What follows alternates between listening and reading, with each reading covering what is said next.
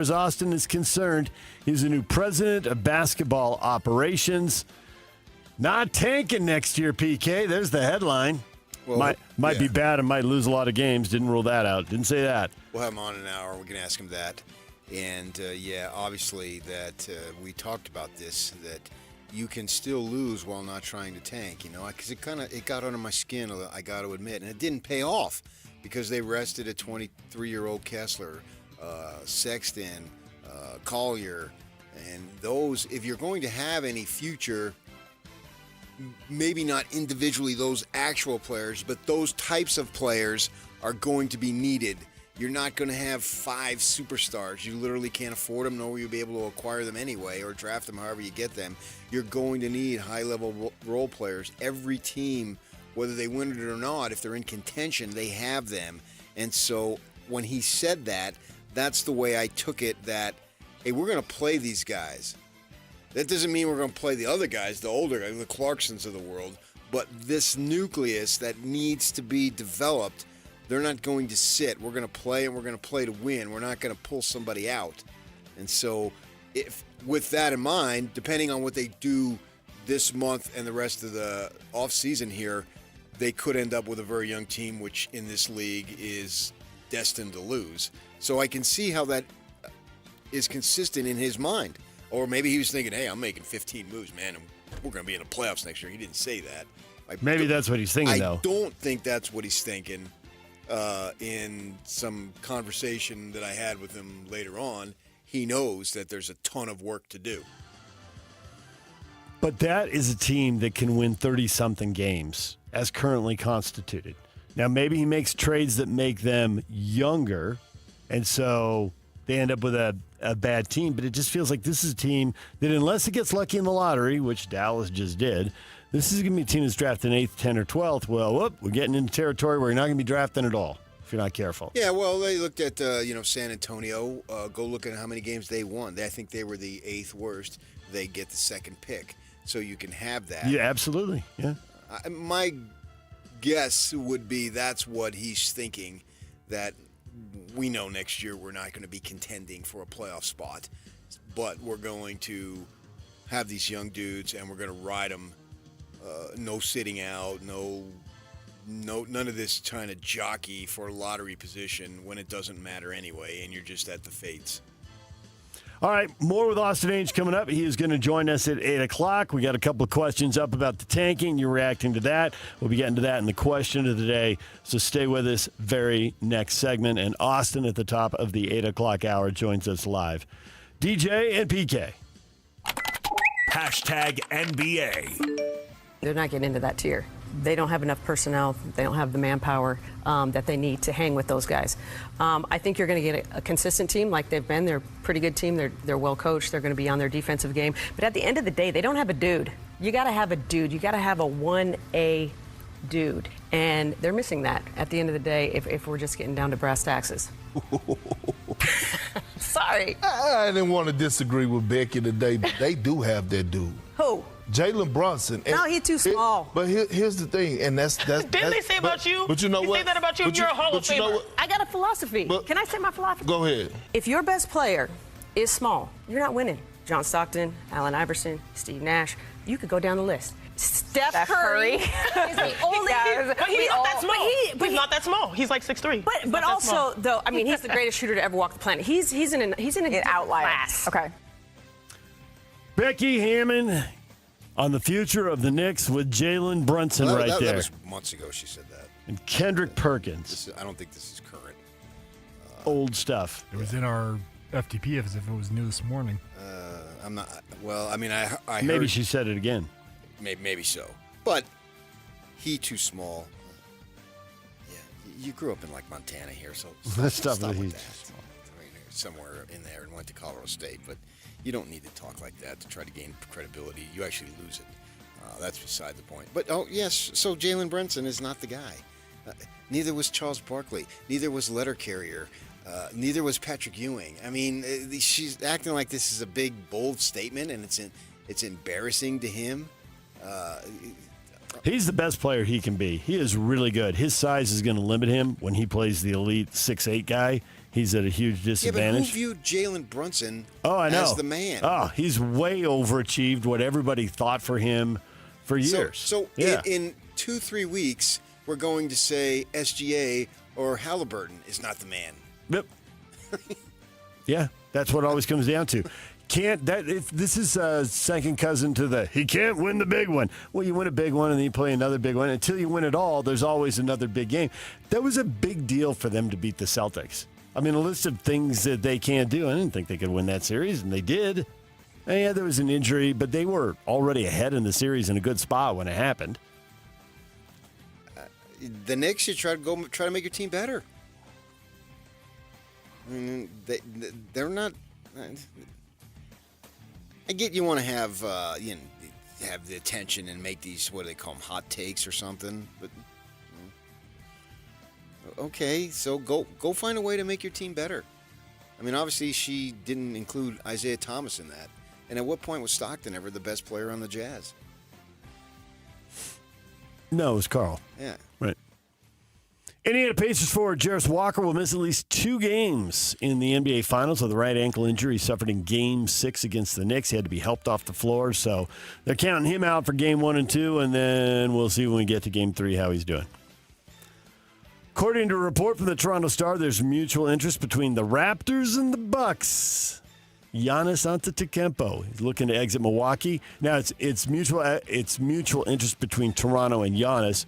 What the Bucks think, and do they want to do it, and what do they get back? Well, we'll see. Typical of all these stars, they want to flee to Canada. Finally do it. I'm sick and tired of them saying, I'm leaving and going to Canada.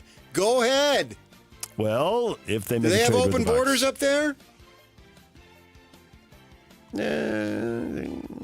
I don't know. Gosh. Their borders are mostly water. I don't know. Can you sail into Canada somewhere? You ever see those boats coming in on San Diego? Land into some cove? Oh, yeah, all the time.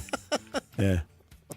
So the answer is yes. Well, no, because that part of the coast is populated. I think a big chunk of Canada not populated. Even better. Well, yeah. You but can then do it gotta- undercover. Then you got to slog all the way across you see the country all those to get to. Cubans in the big leagues? Yes, I have. And some of them are really good. That's true. That's true. DJ, I don't okay. know. I don't know what Toronto has to give, though. I don't, and that's why I don't know if it'll happen. The Raptors want Giannis, and Giannis wants to go to Toronto, but what do they have to give, and is there anything left after that trade to make Toronto an elite team around him? DJ and PK. Hashtag NFL. When you sit up there and say something like, he went in a meeting unprepared, like, dude, Shedeur Sanders, who's had 6 different coordinators, who has still functioned and went up, leveled up every time we brought somebody new in, and you're going to tell me he was... Every situation. You're going to tell me he had on headphones, Shedeur. Anybody know my son, understand he's a professional. Like, he's going to go into a meeting with headphones on. Like, y'all, come on, man. Deion Sanders went on Asante Samuel's podcast and said he was hurt by reports that his son Shedeur was unprepared during pre-draft meetings with NFL teams. Then don't read the reports. Just stay away. Yes. He slipped for some reason. Somebody would have taken him. What happened? Why bother getting into that? It doesn't matter anymore. Got to excel with the Browns now. Yeah. Now it's as it is for every single player. He's getting his chance, deservedly so. I thought he was a great player. That doesn't necessarily mean he'll be a great player in college or pros, but wouldn't surprise me. And let's wait too. Let's see, let's get to the 27-28 season before we even come close to making any form of an assessment on this young man. Patrick Mahomes didn't play year one. Brady was standing on the sideline until the starter got injured. But I give Deion credit. He likes to talk. Yeah, he likes to the talk. Microphones are in front. And it is his kid. It probably does hurt. I think he probably told the truth right there. He didn't like hearing that. He's a Christian, God-fearing man. Are you I've heard that. assuming he's lying, insinuating that he might have lied? No. Well, then he didn't need to say he's telling the truth. Oh, I don't know if other The people truth- thought he was lying, though. I'm not sure. Other You're people here to think him- teach other people about Deion. Oh, God. Jeez. Lions center Frank Ragnow retired yesterday after 7 NFL seasons. The 29-year-old made 4 Pro Bowls, 3-time All-Pro, cited his physical well-being and his family as reasons for retiring. All right, good for him. DJ and PK. Hashtag college football. Former Ute star Eric Weddle was named the College Football Hall of Fame, named to the College Football Hall of Fame ballot that was revealed yesterday. If he makes it, he'll be the second Ute after Alex Smith. If he gets enshrined, we'll see how this plays out. Oh, why wouldn't he? I would think he would, but we'll see. I mean, plus 2, I would have to think that in your mind, you can't divorce yourself from the pro career. You don't need it. Like Ty Detmer doesn't need it to get in. But if you've got it. But if you can't, if you're a voter, I don't know who votes on these things, but if you are, you can't help but think, wait a second, what did he do? Play 15, 20 years and was really good? Yeah. Yeah. So even if I didn't know a whole lot about him in Utah, well, I knew a whole lot about him in the NFL. So I don't know how you separate that. So that would be a slam dunk, and I would think that they put Smith on that Ring of Honor, whatever they're calling it, and Weddle will be up there too. Yeah, a fine college career. Couldn't really ask for more. Weddle joined on the ballot by Cam Newton, RG3, and Ndamukong Suh, Mark Ingram. So a few big names there. Yeah, I think they all are, actually. The ones that you just named. DJ and PK. Hashtag Major League Baseball. 3-2 to Yelly.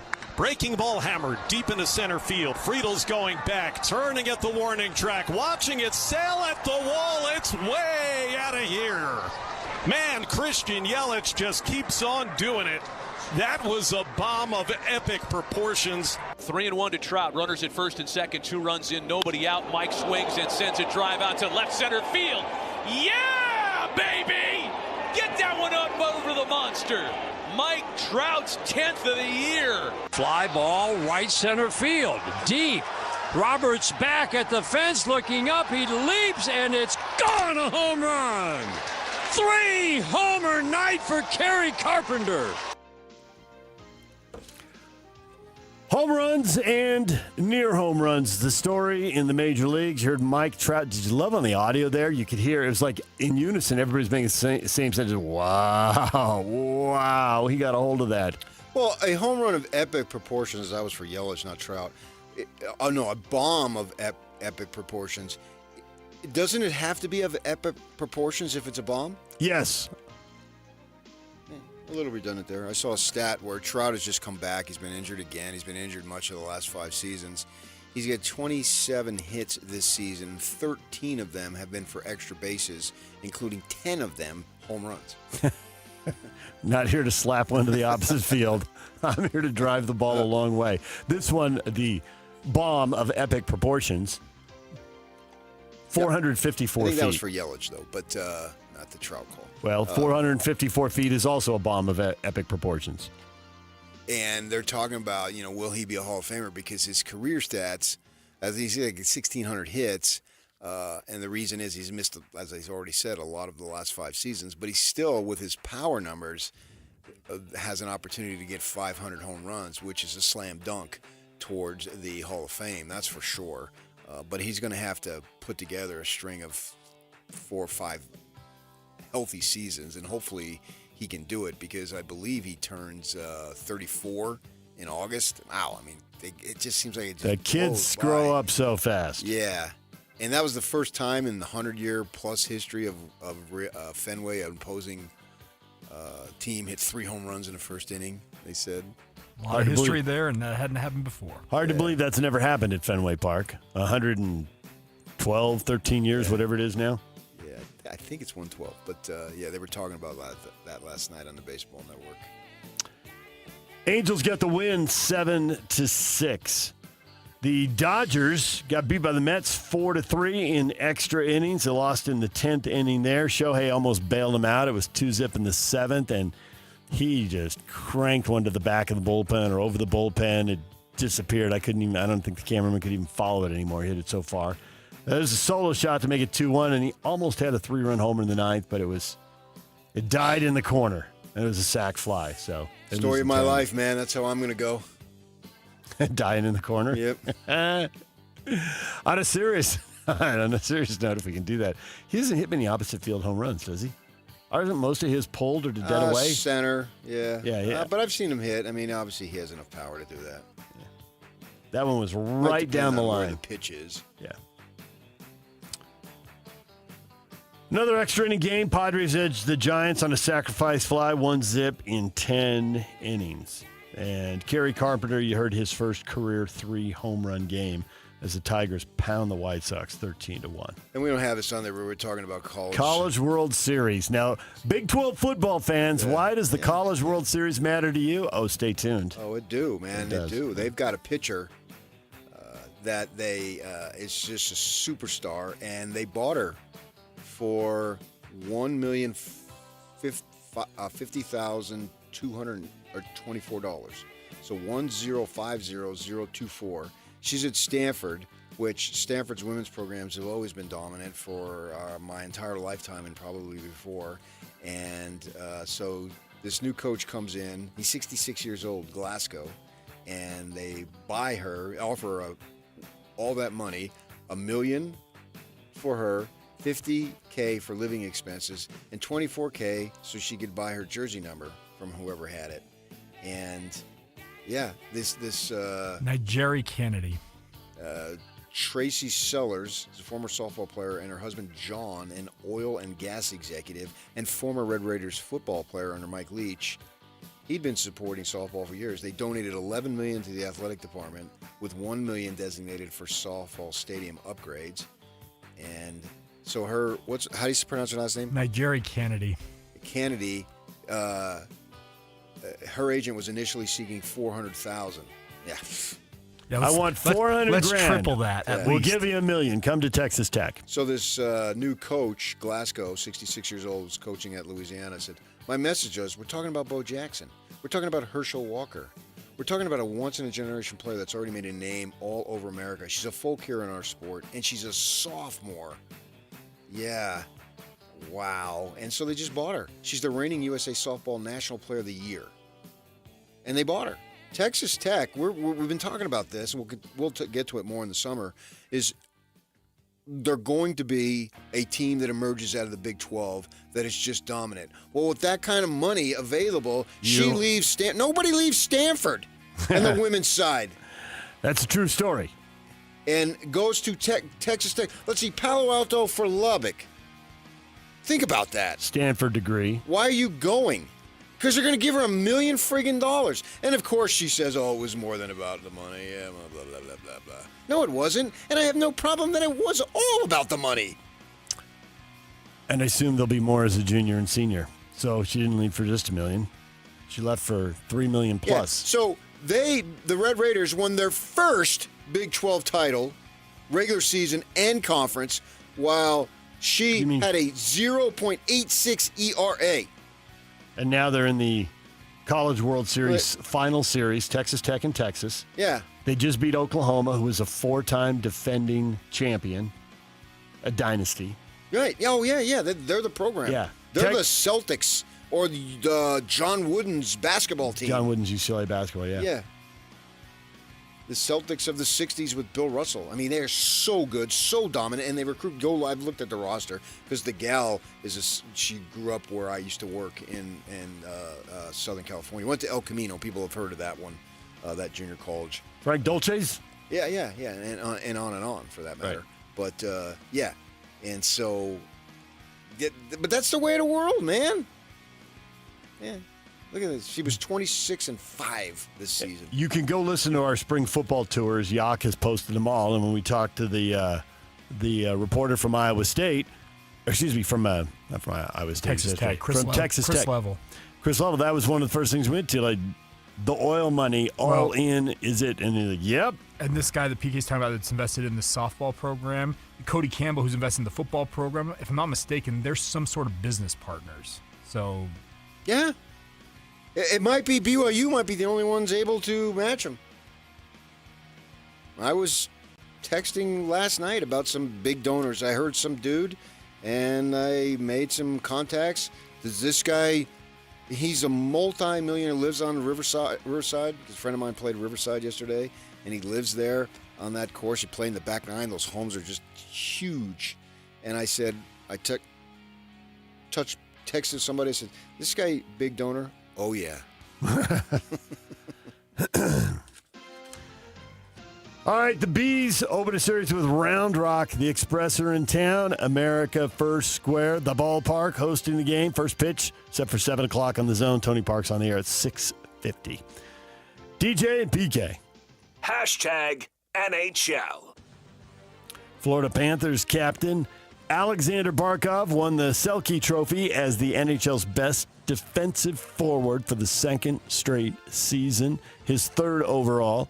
He's also announced as a winner of the King Clancy Memorial Trophy, presented to the player best exemplifies leadership qualities on and off the ice. Has made a noteworthy humanitarian contribution in his community. Panthers, Oilers, Wednesday night, the Stanley Cup Finals get underway. DJ PK, that's what's trending. Brought to you by Shamrock Plumbing. There's no job too big or too small. Get the personal touch with Shamrock Plumbing. All right, Austin A says no more tanking. Your reaction next. The question of the day is on the way. Stay with us.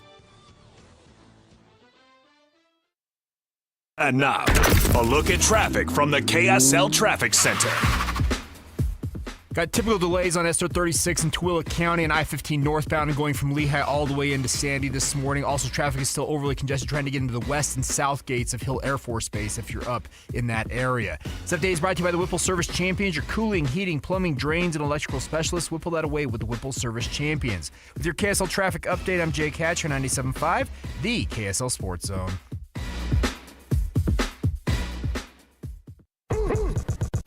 Ladies and gentlemen, may I present... This is JJ and Alex. Tim Reynolds joining us on the program. He writes for the AP. It's 11 conference champions in the last 7 years, too. 11 out of the 14 have been different. So not only has there been a change in who wins it, there's also a change in the teams that get there. I mean, we've had a new CBA and rule changes within it. The aprons, they changed a lot of things for a lot of teams. It's really tough for teams to get good now from the middle. You've either got to bottom out or you've got to get super lucky or you're stuck in the middle. I think it's great that legitimately 20 of the 30 teams can honestly say we have a chance. The NFL doesn't have that. Major League Baseball doesn't have that. It's great for the league because the league didn't have this for a while. Now we just have new things to complain about. We complained about how boring it was when it was Cleveland Golden State every year.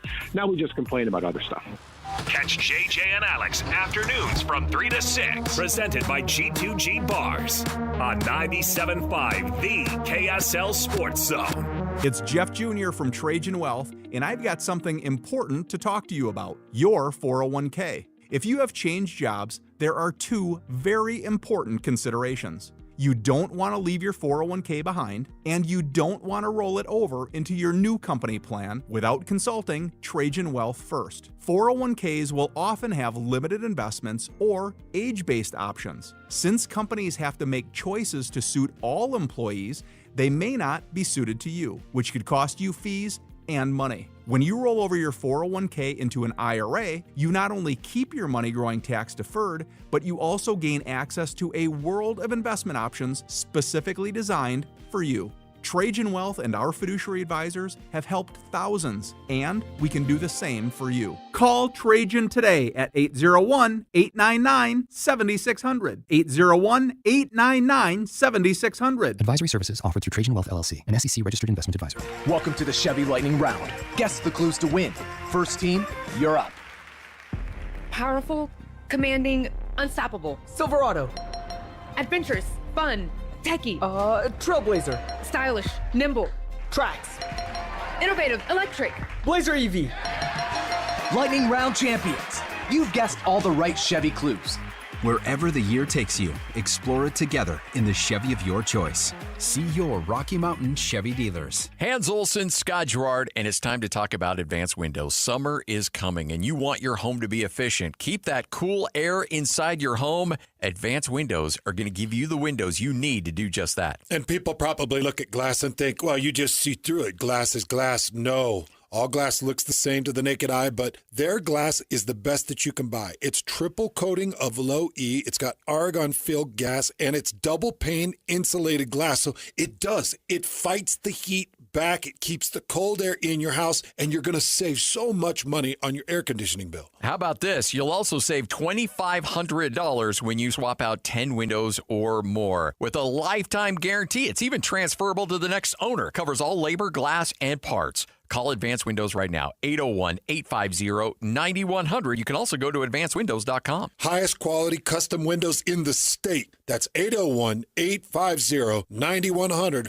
or advancedwindows.com. The Utah RV Palooza is ready for another round of RV savings. But this time, we're hooking you up, South Salt Lake County. June 5th through the 7th, we're bringing our packed inventory of new and used RVs to you on Harriman Main Street, just south of Winco. Shop all the best RV brands fit for any budget and all at show pricing. You'll find payments starting under $139 per month on approved credit on select new RVs and clearance pricing on all remaining new 2024s while they last. You'll also get 90 days of all play and no pay OAC. Start shopping the best deals now at UtahRVPalooza.com. And it's the only show featuring the full lineup from Wayfinder RV, available exclusively through Bish's. Plus, every RV purchase receives a free 1-year RV Fix membership, your fast track to RV service repairs. All this plus free admission to the Utah RV Palooza, June 5th through the 7th on Harriman Main Street, just south of Winco. See you in Harriman. Based on approved credit, 20% down, 8.99% APR for 180 months. Stock number 89922. Subject to prior sale. See dealer for details. Deal number 822B426B.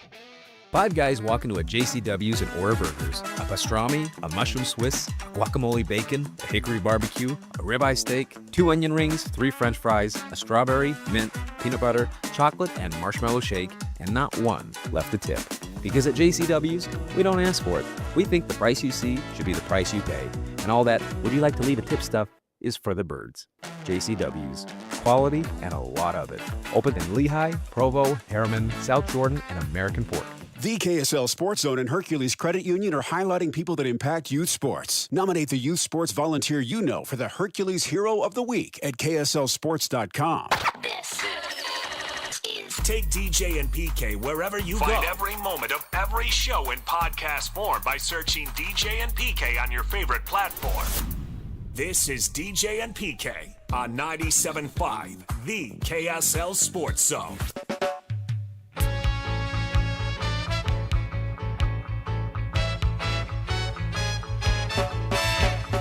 Buffalo soldier, dreadlock rasta. It was a buffalo soldier. Nominate the youth sports volunteer that you know for the Hercules Hero of the Week. Submit your nomination at KSLSports.com/contest and listen every Thursday afternoon to JJ and Alex for the winner. Help us celebrate the efforts of those volunteers making an impact with the Hercules Hero of the Week. And it's sponsored by Hercules First Federal Credit Union. And yeah, you better believe it, Beehive Meals. Austin Ainge, the new boss. Double A, as I call him. He'll join us coming up at 8 o'clock. You call him Double A because of the Arena Auditorium? No, because Wyoming's, Austin Ainge. Yeah, I know, but also Arena Auditorium. Because you guys have such fond memories of going to Wyoming. No, it actually the Double A, they call it Arena Auditorium, or maybe it's sponsored by now. I don't know. No, that wasn't really the reason why. I just always called him Double A. Well, he calls his dad DA, so it's all initials all the time. Yeah, Austin Ainge says the Jazz are done tanking. Is the nightmare over? Papa Dave is having none of it. We won't see that this year. That was awesome. The Jazz are tanking again. Double A is just avoiding getting a silver fine. We won't see that this year. No. I don't even think that was on his mind. I mean, they paid the fine, whoop-de-doo. Who cares? Who even remembers outside of us? I don't think very many people do. Right. It's an annoyance, I think, when you're a multi-billionaire. Right. You just call somebody and tell them, write that person, send that person, wire them some money, write them a check. To me, clearly, Venmo it to the league. Double A was ready for the question. He knew it was coming. Yeah, and what was that answer? We won't see that this year. Boom. You won't see that this year. 6 words. It was also super quick after the question. Right. Sometimes there's a pause because you're hemming and hawing and trying to figure out how to spin it. He just blurted it out. I've got about 20 follow-up questions. I'm grateful that he's coming on this morning because we can ask him the follow-ups. it seems to me that had to have been some form of conversation prior. That was just not an off-the-cuff response. That was, I know the question's coming, we've discussed this, and here's the answer. And there's no need for me to beat around the bush. We won't see that this year. Yeah, that was an awesome answer. When Ryan called him and he said he was in a meeting at the time and couldn't take it, you would think that, I don't know which one of them would broach it first. I think it would matter a lot to both of them. You mean he couldn't take being in a meeting any longer? He couldn't take the phone call because when he's I'm in a meetings, I can't take it either. I'm not a meeting guy. So I love that answer. There left no room for doubt.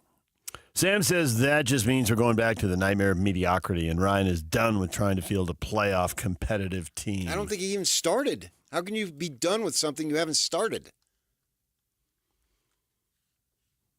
Little chicken and the egg thing going on right there. No, I think that's an absolute fact. You cannot be done with something you haven't started. That would just be never attempted. I don't think they have. Under Ryan.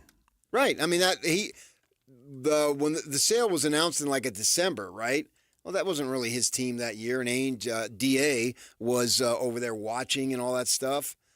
So the crux of his ownership has been a rebuild. And he's committed to the rebuild. And I'm fairly confident, if not totally confident, saying that as painstaking as it is for the fans, it is for him too. He doesn't enjoy the losing. He grew up a fan. Yeah, he's a human being. Yeah, right. You only enjoy losing is for the other guy. So what do you think about the stuck in mediocrity part of that? Well, they're not even in mediocrity, so they're not there yet either. You can't be stuck in something if you've never been there in the first place. Well, this is all premature. But 2 years in a row, though, they were on their way to mediocrity, and then they tanked the last 25 games. Okay, but they weren't. But they did. You cannot. You're on your way implies you're not there. Yeah, but you're on your way to a successful career in media. I'll tell you that. I'm not there yet. No, you're not there yet. A little luck and some more hard work, you might get there. Until you're forced into retirement. You might get there. You're on your way, though. You kind of plateaued. They haven't been there yet. I don't think you can argue whether it's the right thing to do, but I don't think you can argue that this is what they're doing in an attempt to get there. You can argue all day long if you want that was stupid. They never should have done that. Blah blah. I'll listen to all those. The Pacers didn't have to do it, and they're in a different conference also, which I think most of us, I certainly do, think is easier. But nonetheless, they did a 3-year trip to the lottery, kind of in the mold of what the Jazz did after Stockton and Malone. Well, so was OKC. They were 3 years out. These are classic examples. The blueprint is right in front of your face. Both sides, no less. So copy it. That's the attempt. Yeah. And really, every team is trying to get where they're at. There's different ways of getting where these two clubs are at, but that's the goal, to get there. There's 28 teams that would trade places right now because they're there. They got a shot. And in 2 weeks it'll be over, and away we go. And then you start adding pieces. It's a never-ending concept here. Zach says this may sound crazy, but this team needs to tank again. If not, then we're a play-in team for the rest of forever. No. Like never in sports. Things turn around too quick. The rest of forever. Nice expression, but I just can't buy into it. To me, when AA said what he said, that I immediately pictured in my mind, the light at the end of the tunnel. And if for all my LA people, you're on the Harbor Freeway and you're going to Pasadena, you go through that tunnel as you get past downtown. That's what I conjured up in my mind for some reason. But I will say that light, I need a telescope and binoculars. It's not clearly emerging. It's a longer tunnel. Yes. Unless they can really pull off some stuff that none of us foresee. And maybe it's possible. We'll see. It'd be great if it would. Now, we would much rather cover a winning team than a losing team. There's no doubt about it. But it's out there. The light is out there. And this summer, or offseason, I should say, next offseason, these are all, in a sense, just as huge as the games. You could argue bigger. The games are a big deal, but you only win one game any one night. You hit on the right trade, and you're gonna win a bunch of games all at once. Right. There are trades you just know they elevate the team 10 games. I think where the club is at right now, you have to look for short-term positives. And when he said, we're not going to do that next season, whatever those 6 words were, I took that as a positive. Okay, I have an opportunity to see the younger guys play more. It gnawed at me to see Kessler sit. And then you didn't get the reward anyway. Nope.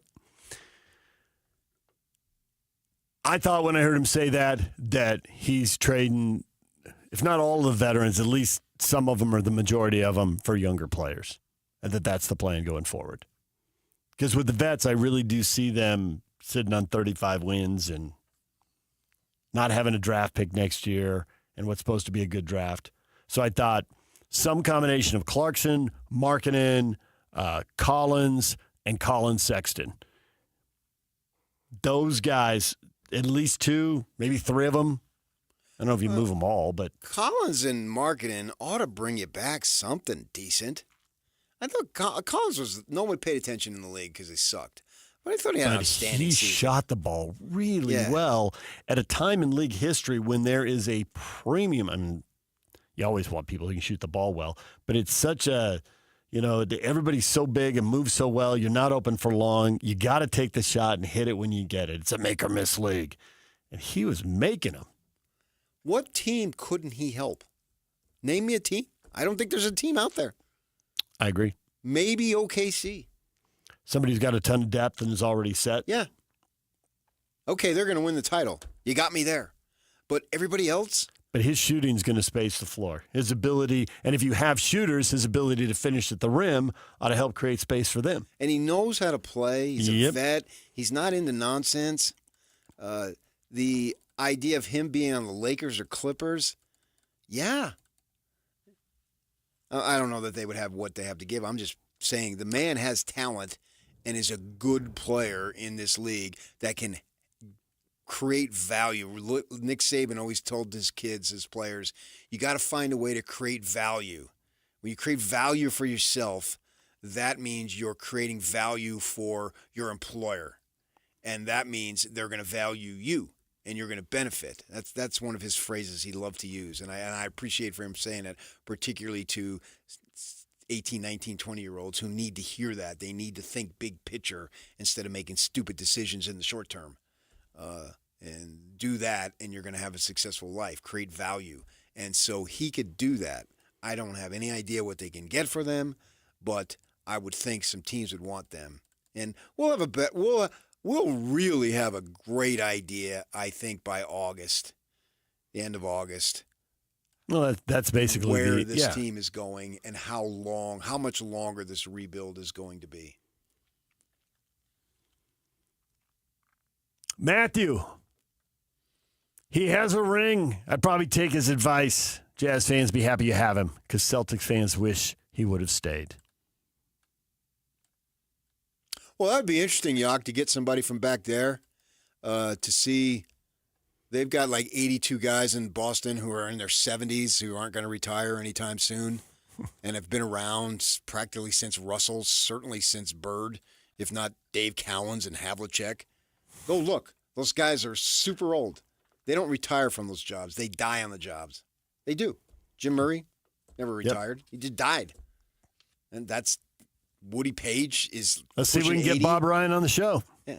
All those, that Shaughnessy dude, they're well into their 70s. What do they think of Double-A? I know what I think, but I haven't been back there. covering that team day to day for the last 20 years. I mean, he's been in administration for the Celtics since 2011. Kevin, I'm not making any decisions. Let's see how we look in December. He'll believe tanking is over when he sees it. Oh, okay. But I want to make sure everybody understands that you can still lose but not tank. Yes, 100%. It's two different things. 100%. 100%, he said. You leave no wiggle room there. No, that was literally discussed in the room on those conversations on the side. What room? The room where the press conference was held. Okay, yeah. All right, yeah. So, yeah, and I'm fine with that. That's part of the process. What are you going to do, man? You can't avoid it. You can't Dennis Lindsay skip steps type thing that he used to talk about. Painful as all get out, sucks as all get out, but it's true. That's the reality of the situation. Tony says, I'll believe it when I see it. We've heard the past 3 years since we broke up the Mitchell and Gobert team. Heard what? Well, I don't really care what I hear as opposed to what I see. Yeah, the done tanking. Right. Now, okay, now you've said that, and we're going to hold Austin on record as saying that because that's definitive. His father says, was it last summer or the summer before? We're gonna go big game hunting. Well, that's nebulous. You can work your butt off going big game hunting, but you can't control that. You can control whether Walker Kessler rests. Yeah. So, yes, that is a definitive statement. There's really no wiggle room in that statement. And we're going to recite that 250 times during the course of next fall, winter, and spring, which is the 25-26 season. Austin Ains joins us in 15 minutes, top of the hour, right here on The Zone. And now, a look at traffic from the KSL Traffic Center.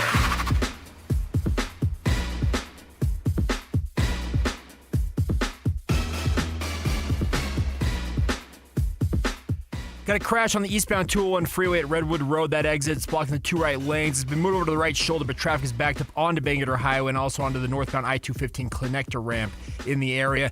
I-15 northbound very slow from 2100 north and Lehigh across Point of the Mountain into Murray if you're headed northbound this morning.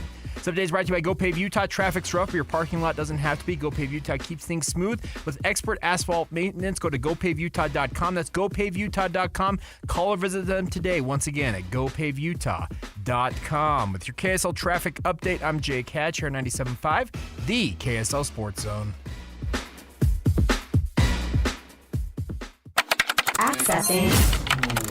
This is Hans Olsen and Scotty G. What I'm observing right now with this Utah Jazz organization as a whole is it's a full-on leveled commitment. When you extended Will Hardy to the 2031 season after a 17-win season, and then you bring in an Austin Ainge, Austin's not coming in for a pit stop, right? No, this is a higher job than a general manager. He's essentially running an NBA team. He's got a general manager that will report to him. He will report to Danny Ainge and Ryan Smith. So Austin Ainge is right now kind of your face of the Utah Jazz. It may not be so publicly, but make no mistake, this is a major hire by the Utah Jazz. Catch Hans and Scotty weekdays from noon to 3 on 97.5, the KSL Sports Zone. Hi, this is Derek Overstreet, president of the New Millennium Group and co-host of Stop Working, Start Living with KSL News Radio. Can you imagine what your life would be like if you could retire 3 to 5 years earlier than you thought possible? The things you could do, the loved ones you could spend time with, the memories that you could create. That's what our team at the New Millennium Group does. We'll walk you through the entire process every step of the way. If you'd like to get a copy of the 5-step proprietary plan that will help you retire 3 to 5 years sooner than you thought possible, give us a shout right now. 888-999-6370. That's 888-999-6370 or utahsfinancialplanner.com. Listen, most of our listeners right now have a tax problem, not a money problem. There's not enough money in Social Security, Medicare as it is. Let us show you how you can significantly reduce your taxes. That's 888-999-6370, 888-999-6370, or utahsfinancialplanner.com. Do you need an electrician? Any Hour Services has a team of licensed electricians that can help with any size electrical project around your house. Whether it's help troubleshooting, installing a ceiling fan, replacing smoke detectors, or upgrading your old electrical panel, the electricians at Any Hour Services can help. All you have to do is call Any Hour Services or schedule an appointment at anyhourservices.com. Help with electrical projects and repairs is closer than you think. Call Any Hour Services or schedule an appointment at anyhourservices.com. No one helps more homeowners than Any Hour Services. At Black Desert Resort, you can truly indulge in luxury your way. Whether you choose a sleek studio or an expansive 4-bedroom suite, you're just moments away from teeing off on a championship golf course, savoring top-tier dining, relaxing poolside, or exploring the rugged beauty of southern Utah. Whatever thrill you seek, it's right outside your door. Your journey awaits at blackdesertresort.com. Get lost and find luxury. Hey, it's JJ here. I love hearing from listeners that have also had success with Salt Lake City fat loss. I'm with Dale. He's also a client. Thanks for coming in. Thank you. Why did you join the Salt Lake City fat loss program? Because it has to do with accountability. I need somebody to hold me accountable. What was your goal with your weight loss? I started out at 330 pounds, and my goal is to get down to 200 pounds. Were you able to meet that goal, and how were you able to do it? I've lost 46 pounds. I still got a ways to go. I figure I probably have 2 more sessions to go with it, so I'm going to stay in as long as it takes. What helped you be successful at losing weight with Salt Lake City fat loss? Because I believe in it. I'm living it. It's a part of my life now. Would you recommend the Salt Lake City fat loss program, and why? Absolutely. It's the best program I've ever been into, and I've tried lots of diet programs. Wow, another great success story with Salt Lake City fat loss. Learn the secret of losing up to 1 pound of unhealthy fat per day and start your own success story at slcfatloss.com. That's slcfatloss.com. Results may vary. This is the story of the one. As a safety manager at a manufacturing plant, he does everything he can to keep his coworkers safe. From finding ways to reduce risks to keeping safety supplies in stock. And for that, he relies on Grainger. Grainger offers a broad range of quality products and next-day delivery, so he can always play it safe. Call 1-800-GRAINGER, click Grainger.com, or just stop by. Grainger, for the ones who get it done. How can you free your team from time-consuming office tasks? Amazon Business. Smart business buying tools enable buyers to find and purchase items fast so they can focus on strategy and growth. Free up your team and focus on your future. Learn more at amazonbusiness.com. Check engine or ABS light on? Take the guesswork out of your warning lights with O'Reilly Veriscan. It's free. Ask for O'Reilly Veriscan. O'Reilly Auto Parts. One of the coolest stations in the world. Utah's highest rated, most listened to sports radio show for over 20 years. Everyone's listening. This is DJ and PK on 97.5, the KSL Sports Zone.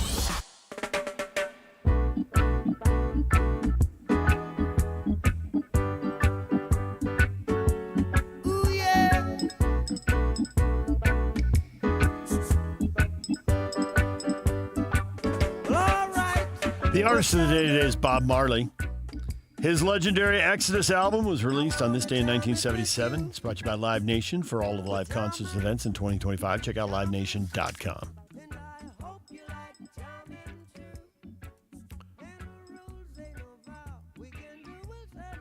Ryan Smith says Austin Ainge will make the final recommendation to him on any moves. How do we feel about the AA having that much authority? That was bold.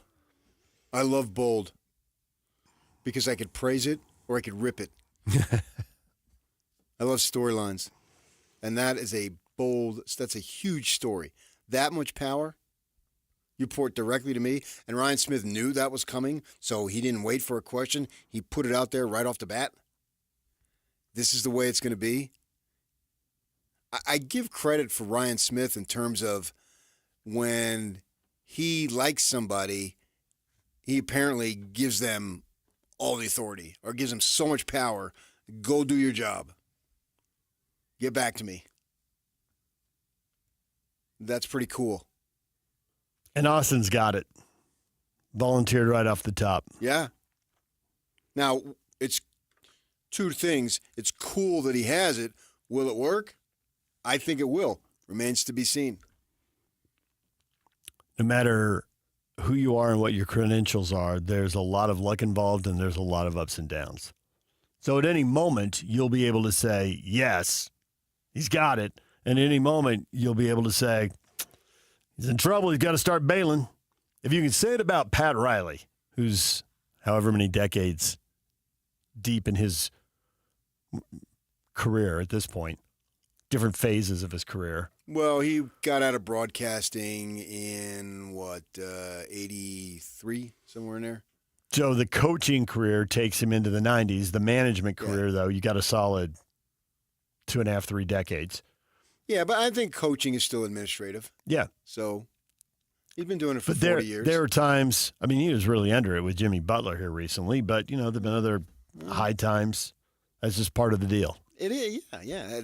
That's like a metaphor for life, practically. A lot of good, some down. You just gotta persevere, man. And sometimes persevering for you is way tougher than me, but it's not as tough as Bob over here. I mean, what are you gonna do, man?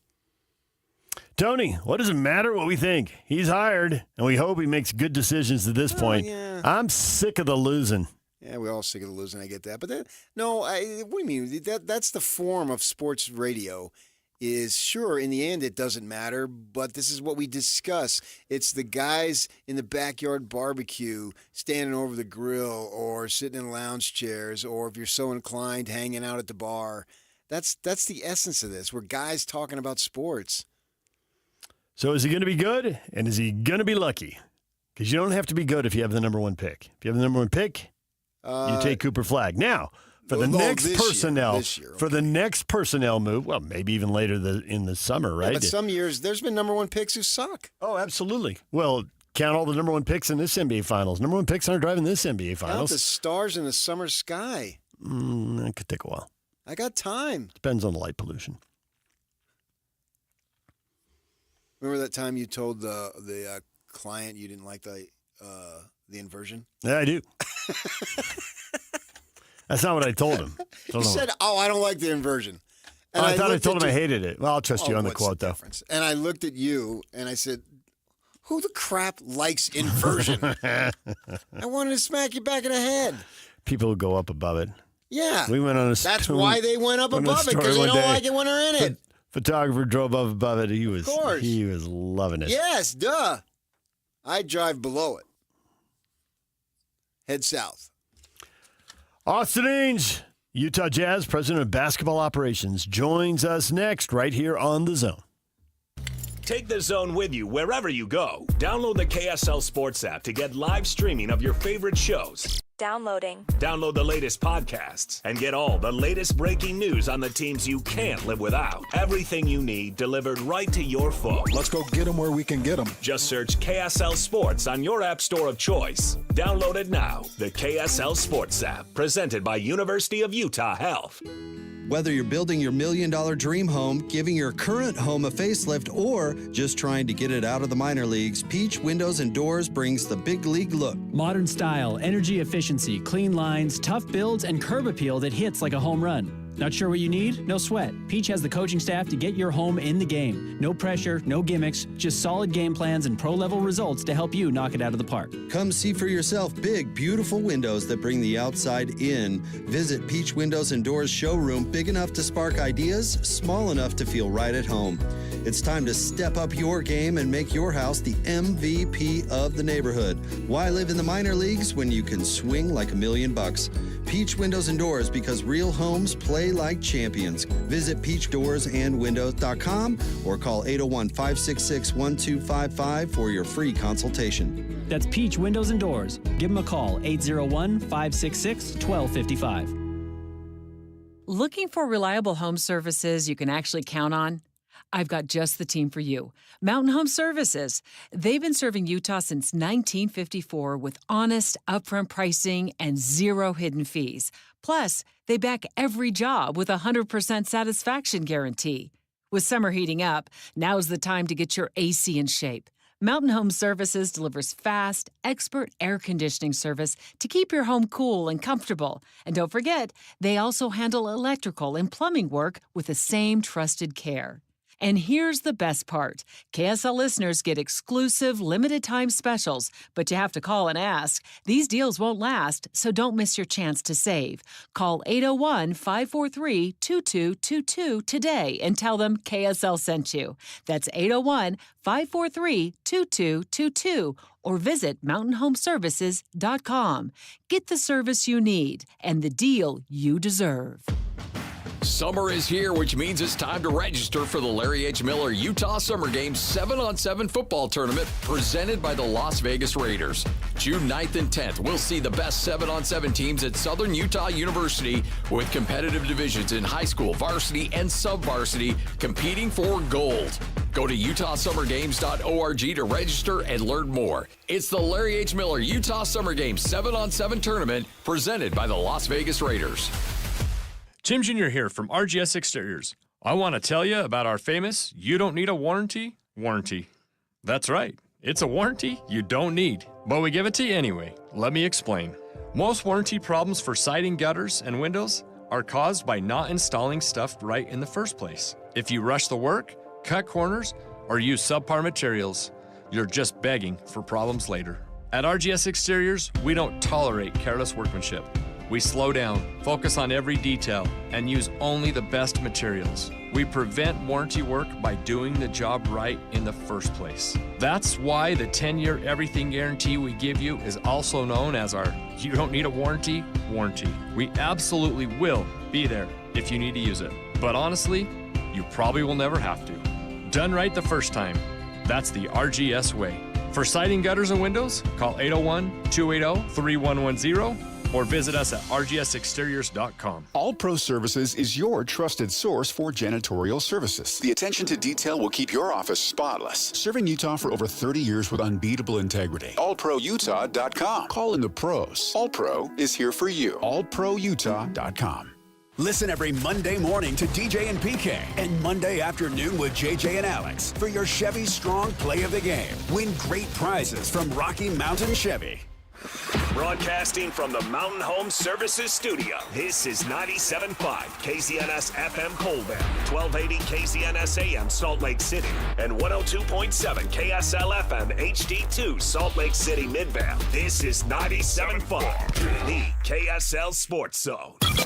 When it comes to the biggest moments in Utah sports history, say these guys have seen it all. This is DJ and PK. DJ and PK on 97.5, the KSL Sports Zone.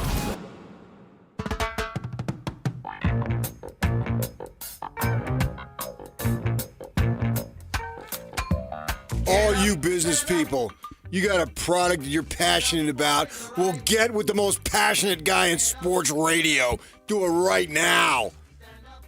That's PK. I want to sell your product. I want you. I'm making money. That I guarantee you. Here's what you do. You text 57500 and our sales staff will take care of the rest. Now, you got to text PK to 57500. Text PK 57500. You got a product. Let us move it for you. Make some money, man. Let's team up and be a winner. Yeah. Family on 3. Just throwing random phrases together there at the end. Family money on 3. Family money on 3. Let's spend it. Let's do it, man. I'm here for you. I've always been here. You can count on me for over 20 years. And I ain't ending anytime soon. Ain't. Irregardless. Some words, they morph into words that weren't words, but now they're words. Austin Ainge scheduled to join us momentarily. Utah Jazz president of basketball operations. Where are the Jazz going from here? How will this be rebuilt? Up, up, and away in my beautiful balloon. What has that got to do with anything? You said where they're going. Up, up. And away? Away from the rest of the Western Conference pretenders. 2030 is going to be a great year. Circle it. Yeah, like Sports Illustrated, didn't they predict like 4 or 5 years before when Houston, the Astros won it? Yeah, they did. They got it right. They got in on that one. Yeah. They did. So I'm calling it. They got in early on Houston. 2030-31. Just remember, the old man said. 2030, the Jazz will be good again. Major League Baseball will expand. College football will reorganize and shuffle the deck on conference realignment. Ohio State coming to Rice Eccles.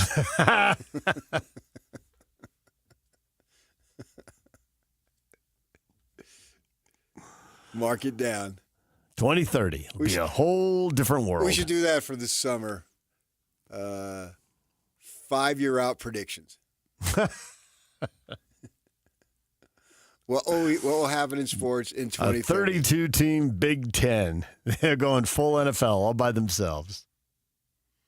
I don't think that'll happen. I think that would turn off people. All right, 2014 Big Ten. So there could be a 2014 Big Ten and a 2014 whatever. Yeah, and so good things are going to happen here, man. Kessel will be 28, right in his prime. Wow, that's amazing. He'll only be 28. That's crazy. Will he still be here? Yeah. I mean, 5 years in the NBA is a long time. Oh, unless he doesn't want to be or has some injury or something. Yeah, I think he has a skill that can. Guys like him. He'll be. No, I'm not questioning him being in the NBA. I'm talking about okay. him being here. I mean, trades happen. Players move around more than ever. Yeah. Yeah, I get that. Understood. I don't know if players move around more than ever. That would be an interesting study to see if that's what level of player movement is there compared to the 90s, the 80s. 10, 20, 30, 40, 50 years ago. All right, DJ and PK. Time to welcome in Austin Ainge, Utah Jazz, president of basketball operations. Austin, good morning. Good morning, guys. Does that sound weird? Have you adjusted to that yet? It does feel weird. It does feel weird. I'm just happy to hear you guys are still in the air all these years. Congrats. It's amazing. So we get that a lot from people who come back. I went over to talk to him after the press conference and told him that. And seriously, PK looks at me and goes, no. Like, yeah, here we are. I was surprised you guys were both alive. Oh, nice. Thank you. Hey, we're younger than your father, big guy. And you look great. Not by much. So you made the news. You answered the question everybody wanted to hear, but that leads to a whole series of questions. Are the Jazz going to tank again? And you're very definitive in your answer there. It's already clipped in our system, and I think Yak's already played it like 3 times this morning. So that you'll hear that over and over again. Won't see that this year. There it is. You won't see that this year. But people wonder what that means, and I know you can't show all the cards right now, but the team could get younger. You know, you could make moves, and younger teams don't tend to win a lot. The team could win a lot more games. When you say that, what are you thinking? Where do you want to see the team to go this year? How is this likely to play out? Because taking you at face value, it could still play out several different ways.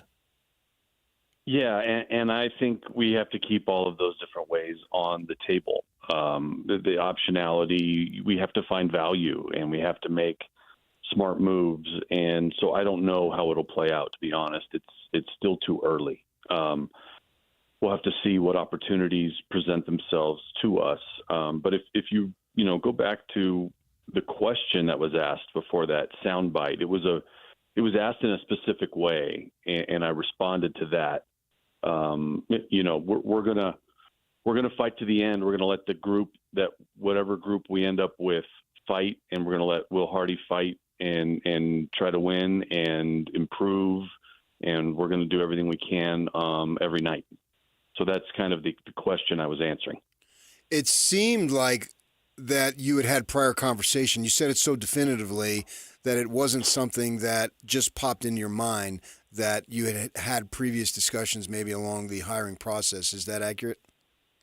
For sure. Yeah. I mean, obviously, these are the things you discuss when considering taking a job.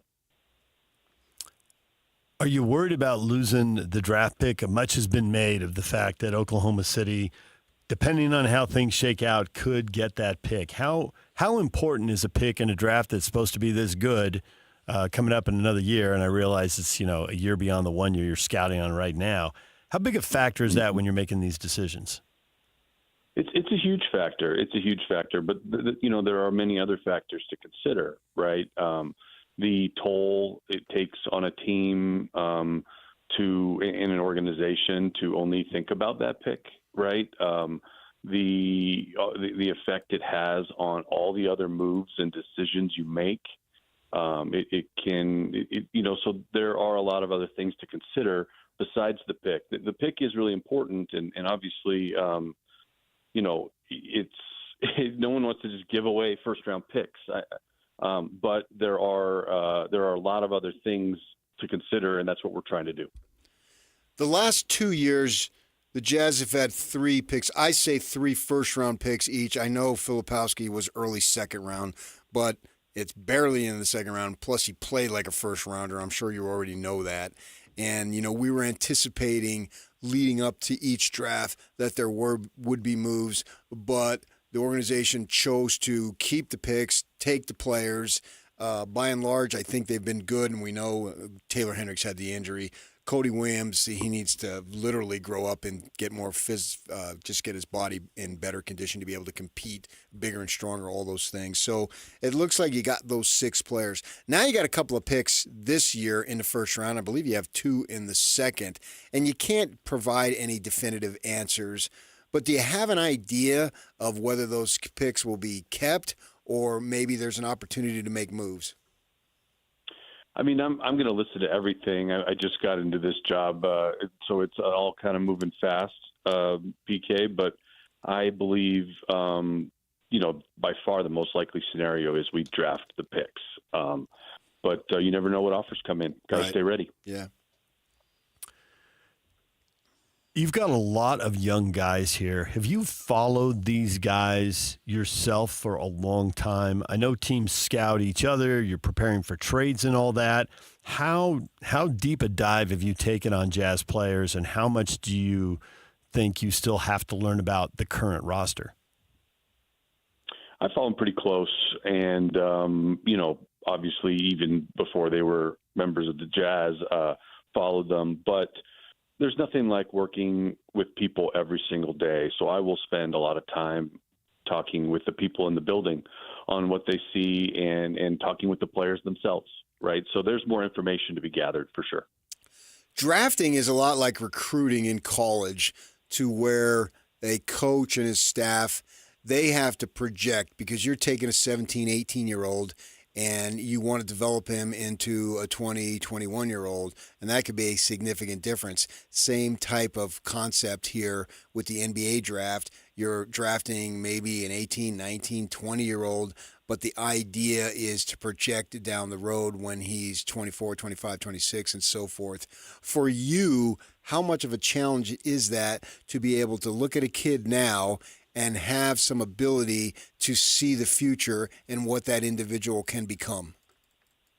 It's really hard. It's really hard. We all do as much work as we possibly can, and it's an educated guess. It's certainly a difficult thing. I usually tell the story of when Doc Rivers was our coach in Boston, and his son, Austin Rivers, was in the draft and a highly rated player, and our whole organization knew Austin since the time he was 4 years old all the way up. We'd seen everything, and we still weren't sure. Mm-hmm. That's how hard this is. Yeah.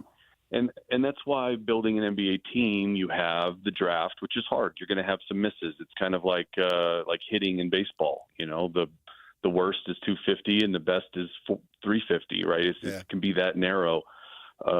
Anyway, it can be that difficult. But you have trades and you have free agency, and so you have to kind of use all the tools to build the team, because the draft is so uncertain. This is an odd, one-of-a-kind situation here with you following your dad, and already so many people have moved from one organization to another. But are you coming by yourself? Are you bringing other people with you? Should we expect more staff changes? No, really happy with the staff here. And we got a draft and free agency just a few weeks away here. So I'm going to jump in with this group of which I do have a lot of previous relationships with. There's only 30 NBA teams, so we all know each other really well and deal with each other. And there are some people I've worked with previously, obviously Will Hardy, who I'm super excited to partner with. And he has a few people on his staff that I worked with in Boston, including Joe Mazzulla's brother, the assistant general manager of the Jazz, Shane Fensky, I worked with for many years in Boston. So anyway, there's a lot of people and a lot of great people to work with, and I'm going to just roll with this group and figure it out. Do you look for specific things when you're drafting a player, whether that be height, length, jump shot, I don't know, whatever goes into it? Is there some things that are just must-haves when you look to take a player? There are a lot of things that you look at. I try everything I can. This is a boring answer, to not have hard and fast rules, because there are just players that break them, right? There are short players that do great. There are slow players that do great. There are non-shooters that find a way to do great. But it's really the combination. It has to add up, but character, hard work, competitiveness. I would say those types of things, the less physical measurement items, I would focus on more and have a little bit stronger rules on. Are you as patient as your dad? I don't know how much time you've spent with him. I'm not sure I would call him patient. In regard to making moves, he's got a reputation for waiting people out on trades and that kind of stuff. Let's just stay there. Yeah, I mean, look, we worked together for 14 years. I found him to be pretty aggressive. But yeah, I mean, look, he drives a hard bargain in the past and all of that. And look, there are lots of things to learn there. Trades are difficult. It has to work for both teams, but I plan on being on the more aggressive side. But that can mean nothing happens for a year. It could mean something happens next month. It's just, you never know. Got to stay ready and find the right opportunities and the right value. What's your confidence level in being able to find guys that are, not stars? You look at what the Oklahoma City Thunder have, those role players coming off the bench, Caruso and maybe even a Lou Dort, who was an undrafted free agent. I know he starts. But those types of guys, you need to have them. And I'm wondering, I've read some stuff since you got the job that you were a part of that and bringing in guys that could help you that weren't necessarily big name guys. So I'm wondering your confidence level and be able to add that to the Jazz. That's a huge part of the job. And the other part that you didn't mention is the development by the coaching staff. Sure. You work together with them, and you do your best to find the diamonds in the rough and the guys who are undervalued or underdrafted, and you work with them and the coaching staff and see if you can't develop them into being winning players. But that's the job. That's the job. It's not just drafting the 5th pick overall. It's drafting the 43rd pick or the undrafted guys or the two ways and seeing if you can't find some guys. We have a big staff of really smart people. We're doing everything we can to do that. Does the world of NIL and the way things are changing college basketball, does that help you prepare? I mean, a lot of these guys are handling a lot of money, and as much as drafting is about physical, you got to get people with the right mental makeup to handle the money and the celebrity and spotlight, and college players are getting that in a way. Well, let's just say they didn't get that a couple decades ago, as you well know. Yeah, it's an interesting question. I'm not sure I've noticed a big difference yet, but we're early in this process with NIL in this era. I haven't seen it, but it's possible. It's possible they could come in a little more prepared. Back in my beat writer days when I was with newspapers and covering teams on a daily basis, I would see guys like, as you call them, DA. They'd show up in the press room, whether it be in Las Vegas or wherever, and you'd see that they would be in-person scouting. How much do you intend to do that as far as being on the road to get your own eyewitness view of potential players? It's what I've lived the last 17 years of my life, and I plan to continue. I believe in both. You have to watch a lot of film, but I believe in seeing in person. I think it helps. It helps me anyway. So I will do a lot of that all over the world, pounding the pavement, shaking the bushes, finding anything I can to find an advantage.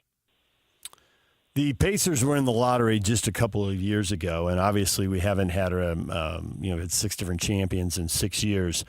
You have been doing this for more than a decade, but do you feel like the rules have changed, how quickly teams are being built, and how short their window is to win, and how quickly they're being taken apart?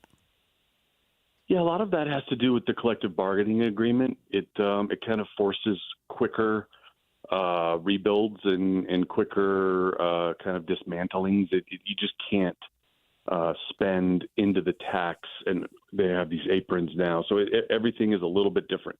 It all happens quicker. Well, is it fair to say it's a dream come true for you? Because I know you've worked on it for a long time, and I remember talking to you when you were a player that this is something that you wanted to do. It's really cool to see from our perspective that you got it and you put your nose to the grindstone, so to speak, and got the job done. I'm wondering if you're looking at it like that. Absolutely. No, absolute dream come true. I've been grinding in the G League and in, gyms in Serbia and Lithuania, finding guys that this is what I love. This is my passion. I'm so excited to do this with Ryan and Ashley Smith and Will Hardy and all the people in the Jazz. I've been interviewing for these jobs the last few years. I actually had some others to talk to this summer, actually. Anyway, I've been exploring and looking at these opportunities, and this one just felt right because of the people involved and the timing in my life. Well, Austin, congratulations and good luck. And later this month, we can't wait to see what you do with the draft. Thanks, guys. Good to talk to you again. Good to talk to you too, Austin. We appreciate it. Thank you. There's Austin Ainge, the new Jazz president of basketball operations. I'm excited for him. Gyms in Serbia and Lithuania. And these are things I knew. And I'd heard. And there's players out there. Right. You got to go find them. Sure. Yeah, whether you're finding a role guy like Joe Ingles or you're finding an MVP and a champion in the Adriatic League, the way the Denver Nuggets did with the Joker. Yeah. You got to look. There are players everywhere. They actually were talking, I think it was Ryan who said it during the press conference, but maybe it was Austin, but talking about every continent. You got to be in Asia. You got to be in Australia. You got to be in Europe. Obviously, you have to be in North America. Is the next Manu Ginobili growing up in South America, inspired by watching Manu Ginobili? I mean, you never know. You don't. And the good thing about it is that, he's got the name. I get that. And people are going to point to that. And I get it. You can't avoid it. And that helps you get in. But I've known this, I want to call him a kid, but he's not a kid anymore. I know what he's been doing this whole time. And he's prepared for this job. Does that mean he's going to have success? Well, I don't know. I hope so. I'll be the first to admit I want him to succeed. I like the guy, and I want the team to win because it's more fun to do that. But if it were a guarantee, then it would be easy. But it's not easy. It's super hard to do these things, and it's like, oh my gosh, if they get to that point, it's going to be unbelievable. Can they get there? I think they can. And they've got to make these right moves, though. These next 2 to 3 years are going to determine so much for the next 12 to 15 years. So much is riding on this. It's exciting. I don't know if that's true. I believe it is. It might be. The next 2 to 3 years determine the next 12 to 15. It can. It might not, but it can. Yeah, yes. just the way teams are spinning. They're just spinning so fast up and down. I mean, it seemed like the Suns were terrible, and suddenly they were in the NBA Finals. They sucked making moves. That's my point. And suddenly they're terrible again. And if they make the right moves, they wouldn't have been terrible. But I just don't know that good or bad moves can do you for 12 or 15 years. Or do you? Yes, it can. 3 years later, just boom, you're back at it again. Look at Charlotte. Look at the crap decisions that Jordan has made. That has doomed them virtually for eternity. And then But New Orleans drafts Zion Williamson. Bust. It's not there. But see, I think the Jordan thing was stacking bad decisions. I don't know that any one decision got him for a decade. I didn't say a singular decision. Okay. All right. It's more like, 20 bad decisions, 2 per year. Got them there for a decade. I think it's undisputed. I'm actually surprised you want to argue this. The decisions you make determine the next 10 years. And especially with this team right now, because they have so many options. The world is their oyster in terms of options. And they have to hit on like 75% of them. And if they do, they've got something really good. If they don't, it's going to be Charlotte. It's going to be Washington. DJ PK, it's 97.5 The Zone. And now, a look at traffic from the KSL Traffic Center. No relief for drivers on northbound I-15 between Main Street and Lehigh over the point of the mountain. It's slow going all the way into South Salt Lake if you're headed towards downtown. The delays remain on eastbound 201 freeway from 5600 west to Redwood Road due to an earlier crash that is still on the right shoulder and obviously holding things up in that area. This update is brought to you by the Garden Restaurant. It's opening June 30th in Salt Lake City. Enjoy a fresh, healthy menu Monday through Thursday from 11 a.m. to 3 p.m. Fresh flavors, iconic location. That's the Garden Restaurant. With your KSL traffic update, I'm Jake Hatch here on 97.5, the KSL Sports Zone. This is Jake Scott and Ben Anderson. That's the advantage to BYU, though. It's not just Provo, Utah. It's Salt Lake City. It's Las Vegas. It's I'm Southern sure they California. have donors all over the country. It's Burley, Idaho. Yeah. All of a sudden, they went from we can't recruit anybody to we can recruit anybody. And you know what? You'll go live the honor code. If you're getting paid $5-6 million, Ben, I'll go live the honor code right now for that kind of dough. Whatever AJ DeBonsa's making. Yeah. For 6 months? Okay. Yeah, I'll put a suit on. It's crazy. They got plenty of money. And honestly, it's going to be a disadvantage for Utah. It's going to be a disadvantage for everybody. If you aren't one of those schools and they don't regulate it to put a cap on how much you can spend, it's a setback for every other team. It will slay some giants. Kook fans should be like, keep the Wild West. Call Mike Lee. Get him on the horn. Tell him, don't do anything. Yeah, don't do it. What are you, Don't crazy? do anything. Yeah. Hear Jake Scott and Ben Anderson every day from 10 to noon on 97.5 The KSL Sports Zone. Go from daydreamer to industry leader with Amazon Business. From office supplies to IT essentials, Amazon Business provides tools that help you save costs and make insight-based decisions. Learn how to bring your visions to life at AmazonBusiness.com. Get a $15 prepaid MasterCard after rebate when you buy 5 quarts of Mobil 1 full synthetic motor oil at O'Reilly Auto Parts.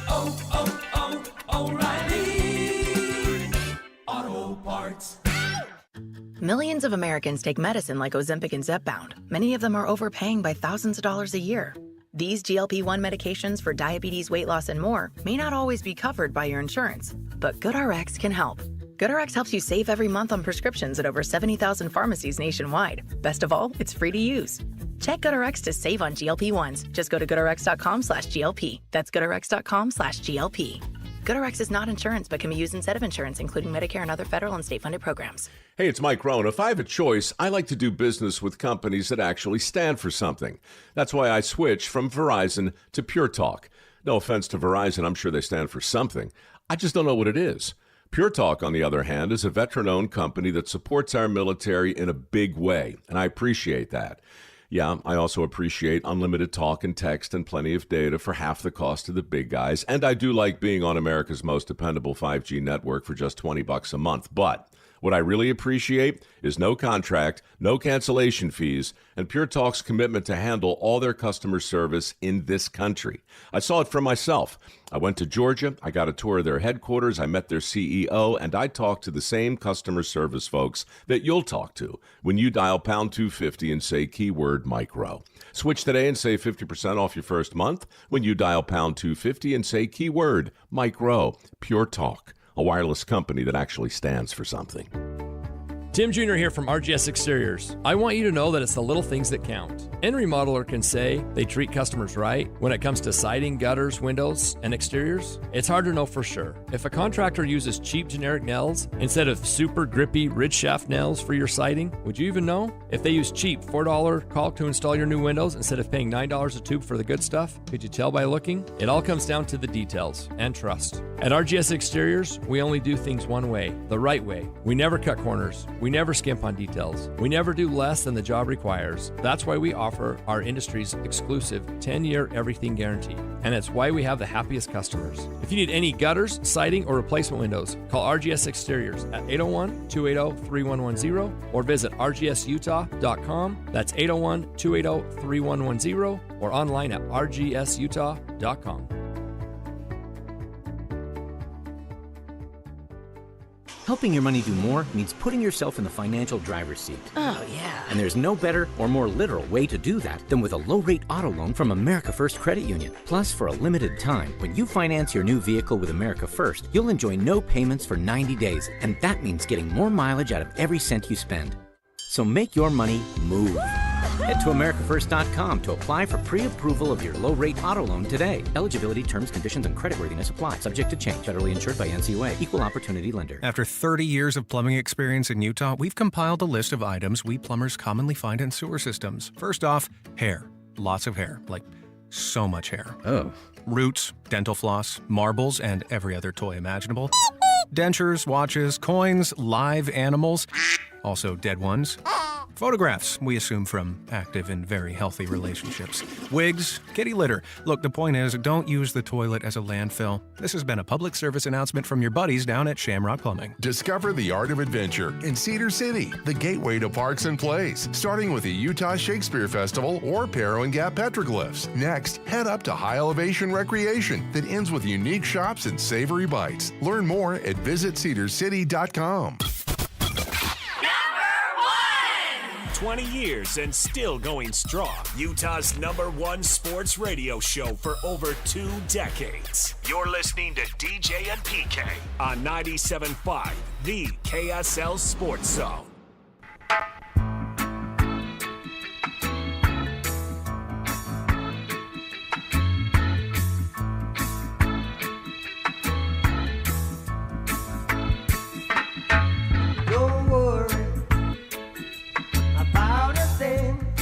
DJ PK, it's 97.5 The Zone. We're joined now by Greg Wyshynski, senior NHL writer for ESPN. Greg, good morning. Good morning. How are you? I'm in Edmonton now. I'm looking out at a beautiful vista, which is a parking lot filled with construction vehicles. I am very much not in Fort Lauderdale yet, which I will be later in the series, but I am definitely in Edmonton. That was quite the vista you painted. I'm glad we can all share in the view there. It's not Hawaii, but what the heck? it's not the Maui Classic, that's for sure. All right, so we obviously have a new NHL team here, and it's going through a rebuild. So let's look at the Stanley Cup Final through the lens of a team that would like to get there one day, but is still probably a few steps away. What lessons should teams that are building learn as they watch this final? What can the Oilers and Florida Panthers teach us all about building a quality team in the NHL? It's a really good question. I mean, like these two teams are a little dissimilar in how they were built. So Edmonton was in the tank for like a decade. Like they had a lot of they had so many first overall picks that they actually changed the rules on how many first overall picks you're allowed to have in like a 3 or 4 year span. That's how many they had. A lot of those guys aren't on the team anymore, but Connor McDavid and Leon Draisaitl are. And they also drafted their best defenseman, Evan Bouchard, and their goalie, Stuart Skinner, and their second best defenseman, Darnell Nurse. Like there's a ton of players on this Edmonton team that are homegrown that they then augmented with veteran players like Matthias Ekholm and Corey Perry and Evander Kane and others. So that's one way to do it, which is to be horrible for 10 years and then eventually you land on a core that is as good as any we've seen maybe since Crosby and Evgeny Malkin in Pittsburgh. Florida, their best player is Sasha Barkov, their captain, and he was drafted. and their top defenseman, Aaron Ekblad, was drafted. But then so many other players that are on this team that won the Cup last year were imported through really smart trades by their GM, Bill Zito. You think about Sam Reinhart, their top-line winger, Sam Bennett, Matthew Tkachuk, now Seth Jones, Brad Marchand. Sergei Bobrovsky famously was a huge money signing as a free agent. So the Paul Maurice, their coach, called Barkov kind of like the sun around which all of the other things orbit. So it still comes back to how you draft in both cases.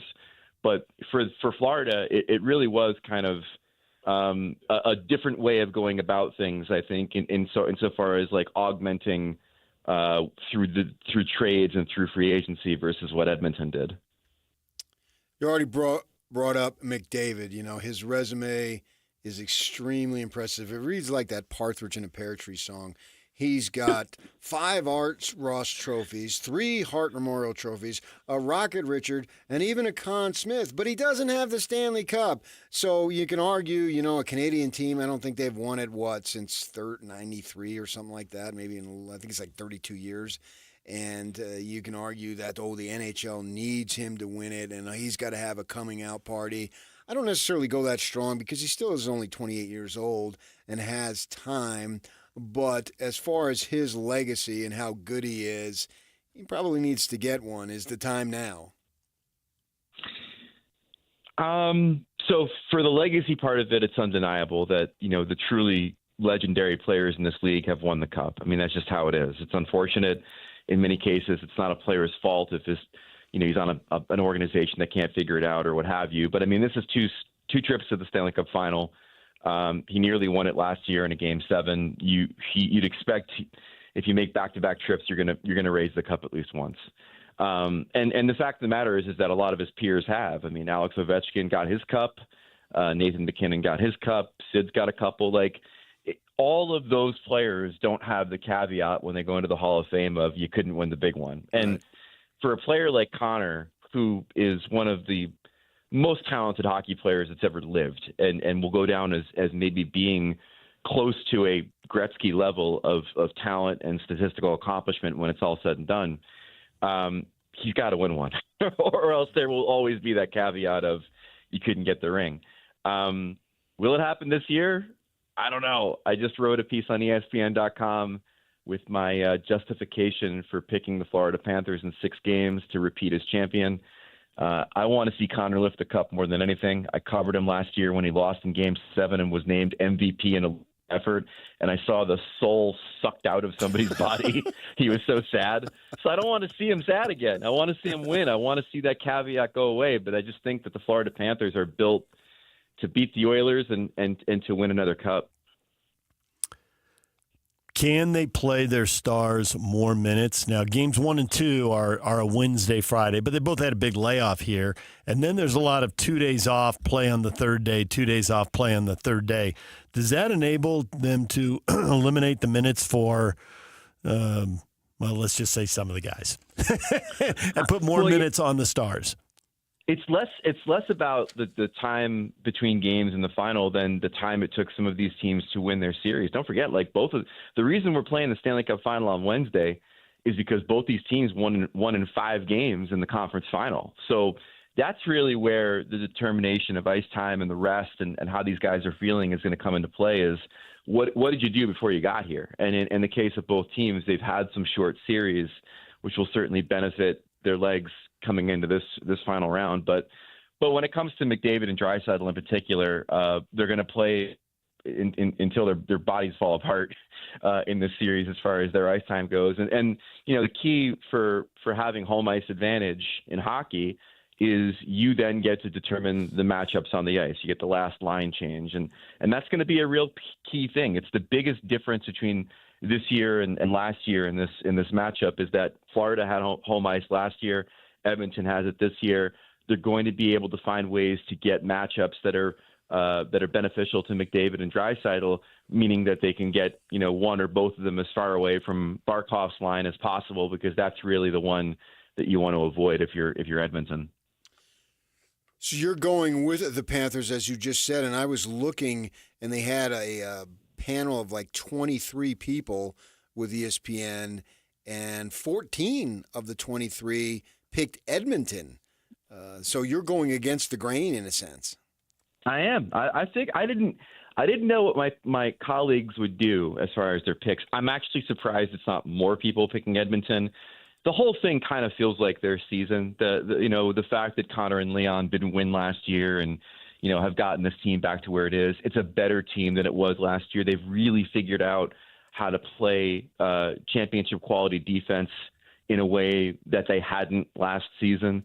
They limited the Dallas Stars to 4 shots on goal in the third period for 3 consecutive wins. Like that's something. That is a significant improvement defensively for this team.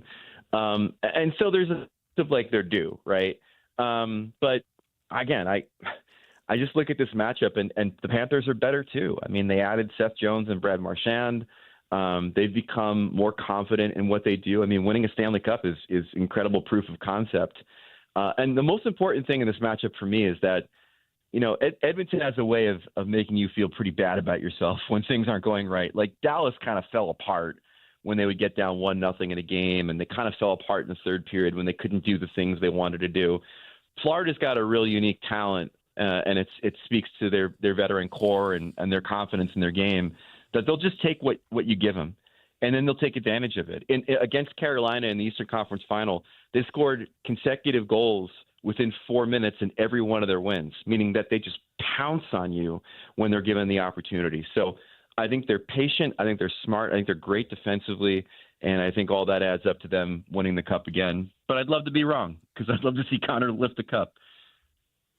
Florida on 98 points and Edmonton on 101. And, the Jets were such a story with the way they started, and they finished on 116 points, and the Capitals pretty much went with them at 111. But does that ever matter in the NHL? I mean, is it just get through the regular season and just get some half-decent seeding, and that's good enough? I think it used to matter more under the old playoff format. Like when it was, I don't know, but this might be a history lesson here, but it used to be 1 through 8 in the NHL. So like the number 1 seed in the conference would play the number 8 team, and sometimes that syncs up now, and sometimes it doesn't. But it also means that you would have an easier path in the second round than you might have now, where you're kind of locked into playing whoever is the next team in your conference. So if you look at the Atlantic Division, for example, you're looking at the Boston Bruins, the Florida Panthers, the Tampa Bay Lightning. Like these are 3 teams that have all won cups or played for cups over the last decade, and so that's really rough.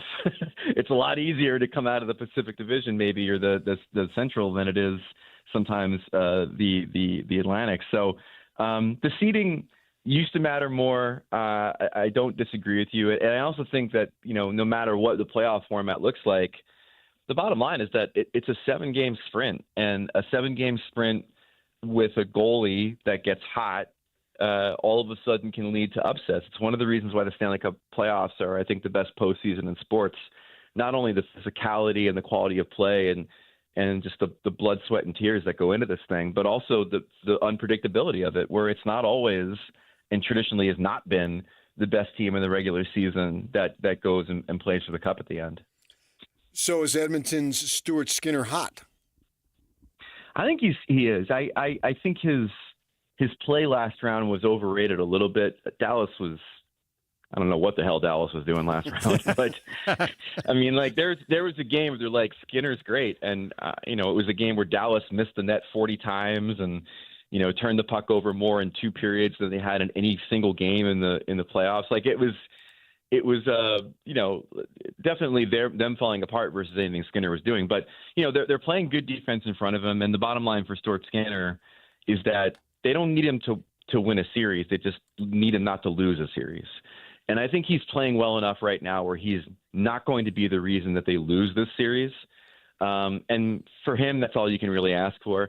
But as I pointed out in my piece on ESPN.com this morning, like the difference between the 2 goalies is that Sergei Bobrovsky, the Florida goalie, could win a series. Like he could be the reason they win. He could be a guy who puts a team on his shoulders for 2 games and wins, and they win because of that. And I think that's a tactical advantage for Florida in the series. We can talk a lot about the physical matchups, but the mental part of the sport. I mean, Edmonton got down 0-3 last year and then forced to Game 7. Do you think either one of these teams can dominate the other or break them mentally? Or is this just a total grind to get to 4 wins, game by game, period by period, shift by shift, and it really is just going to be just a battle of attrition here? Yeah, I mean, that's a really good point. Florida is extremely mentally tough. They're a veteran team, and they're not going to be rattled by really anything. But you bring up a really good point about Edmonton, which is that even if they do get down in the series, I mean, it's less than a year ago where they rallied from a 3-0 deficit and nearly pulled off a Game 7 win against Florida. So, yeah, I don't think either of these teams are really going to get rattled. If it's 2-0 for one of these teams after the first 2 games, I don't think that the other team is going to fold up their tents and start thinking about vacation. It's going to be a really interesting series between 2 teams that are playing with a lot of confidence. I think Edmonton there's a ton of belief in their room right now about what they're doing. And for Florida, I mean, they're the Cup champion, and they're arguably playing better now than they did last season. So it's going to be fascinating. So are they a dynasty if they win again? So really, I mean, I've had that debate about several teams over the last 15 years. Yeah, we love to do that. But it's hard to really define what a dynasty is under the salary cap. Do you have to win 4 straight cups like the Islanders did in the 1980s, or a bunch of cups in a decade like the Edmonton Oilers did? Or can you look at a team like the Tampa Bay Lightning, for example, who won back-to-back Stanley Cups, but then made the final again, and then before that made the conference final a few times? I mean, that's the closest thing to being dynastic that we have. But in the Panthers' case, again, it'd be back-to-back cups plus the trip to the final where they lost to Vegas. It's 3 straight trips to the Stanley Cup final. When you think about this league and the constraints by the salary cap and what these teams are able to do and not do insofar as keeping their teams together, it's the closest thing you're going to get to something that resembles a dynasty, I think, is what the Panthers are doing. And if nothing else, I mean, the more interesting conversation might be, how does this team stack up against the ones that we've seen win multiple cups in the last 15 years? Pittsburgh, Chicago, Los Angeles, Tampa Bay. You could make the argument that this Florida team is the best of the lot. I mean, they are such an impressive group and so well put together. And there's not a whole lot of flaws on this team. And that'd be an interesting debate to have if they end up winning again. PK brought up the Canadian streak. That's to the negative. To the positive, man, Florida and Tampa Bay, a lot of Stanley Cup finals happening in the Sunshine State. When's the rest of the East going to break through and handle these guys? Well, first off, the drought since 1993 has been beautiful as an American hockey fan. Nothing has warmed my heart more than seeing those people miserable about their teams not winning. But it might come to an end pretty soon. I mean, especially if Edmonton wins. But your point about the Floridian teams is an interesting one, because there is an ongoing debate in the NHL right now about the income tax benefits that teams in Florida, Nashville, Vegas, and others have that the Canadian teams don't have. And there's a sense of, these players take less money to play for these teams because they get more money in their pocket because of the tax situation. And is that fair? And it's a whole lot of crying about teams in non-traditional markets winning the Stanley Cup over and over again. If you ask me, I think there's a reason why players just want to play in Florida versus play in Canada, and it's beaches and lovely weather and golf, and also these organizations are really well run, and also they don't have a small army of media people like in Toronto hounding them at all times about how they stink. It's a lot happier life to be in those media markets too. So it's a good point you brought up, which is that there's a reason why people believe that these quote unquote non-traditional market teams keep winning. But I think there's other reasons why these franchises have been successful other than the economic advantages that they have. Well, Greg, we appreciate a few minutes. We want to let you get back to you probably like Bob Ross, just painting a picture, looking out that window, and we'll let you get back to your art. Oh, dude, I appreciate it. Yep, stale hotel coffee, trying to make out the signs in front of fast food places I'm unfamiliar with in Canada.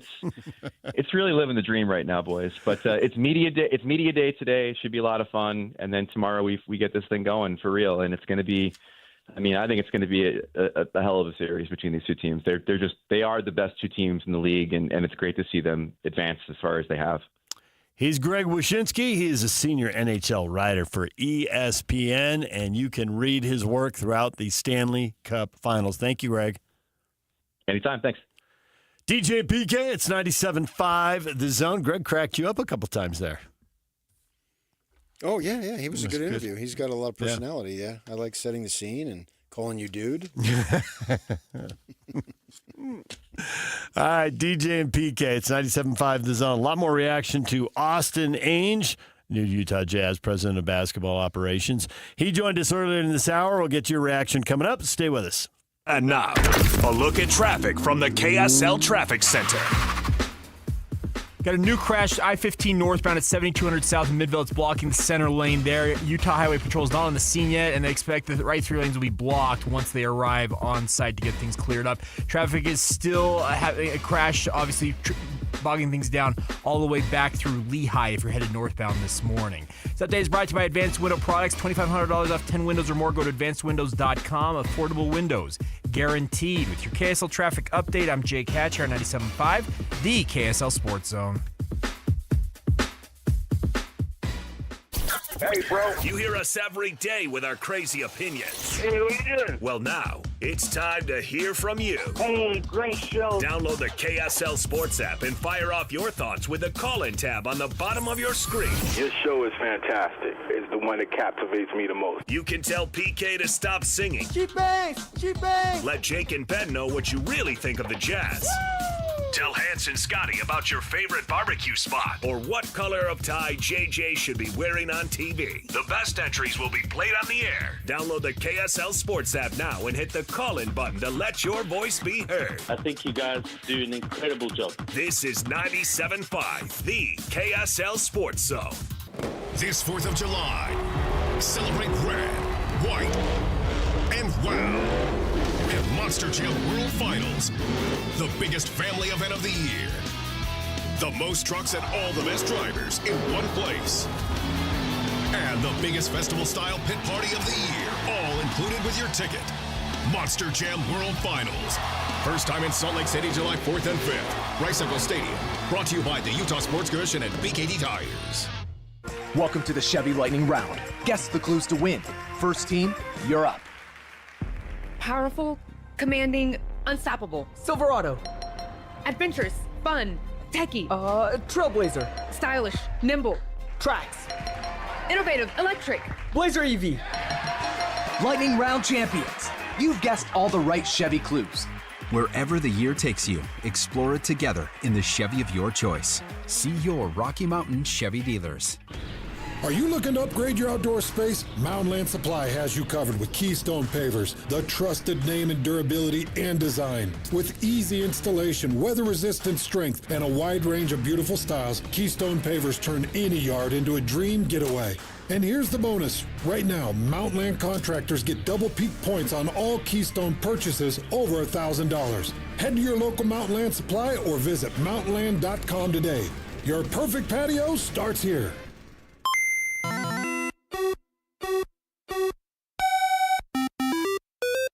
Think road safety's a single-player game? Not so fast.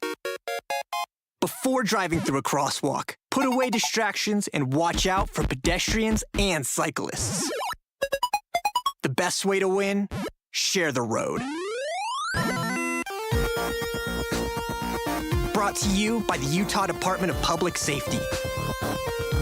Show some love to youth sports volunteers with the Hercules Hero of the Week. Let's praise your favorite youth coach, ref, or maybe the parent that pulls the team together. Your nomination could score them a $100 Visa gift card from Hercules First Federal Credit Union and a $200 gift card from Beehive Meals. Listen to see if they win Thursday afternoons with JJ and Alex. The Hercules Hero of the Week with Hercules First Federal Credit Union and Beehive Meals, helping you take the busy work at a family dinner. Get rules, info, and nominate your hero at KSLSports.com/contests.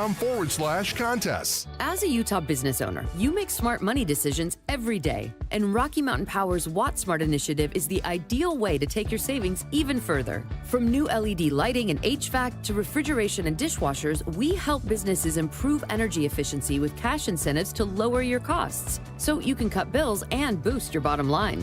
Plus, we have approved contractors to make it easier on you.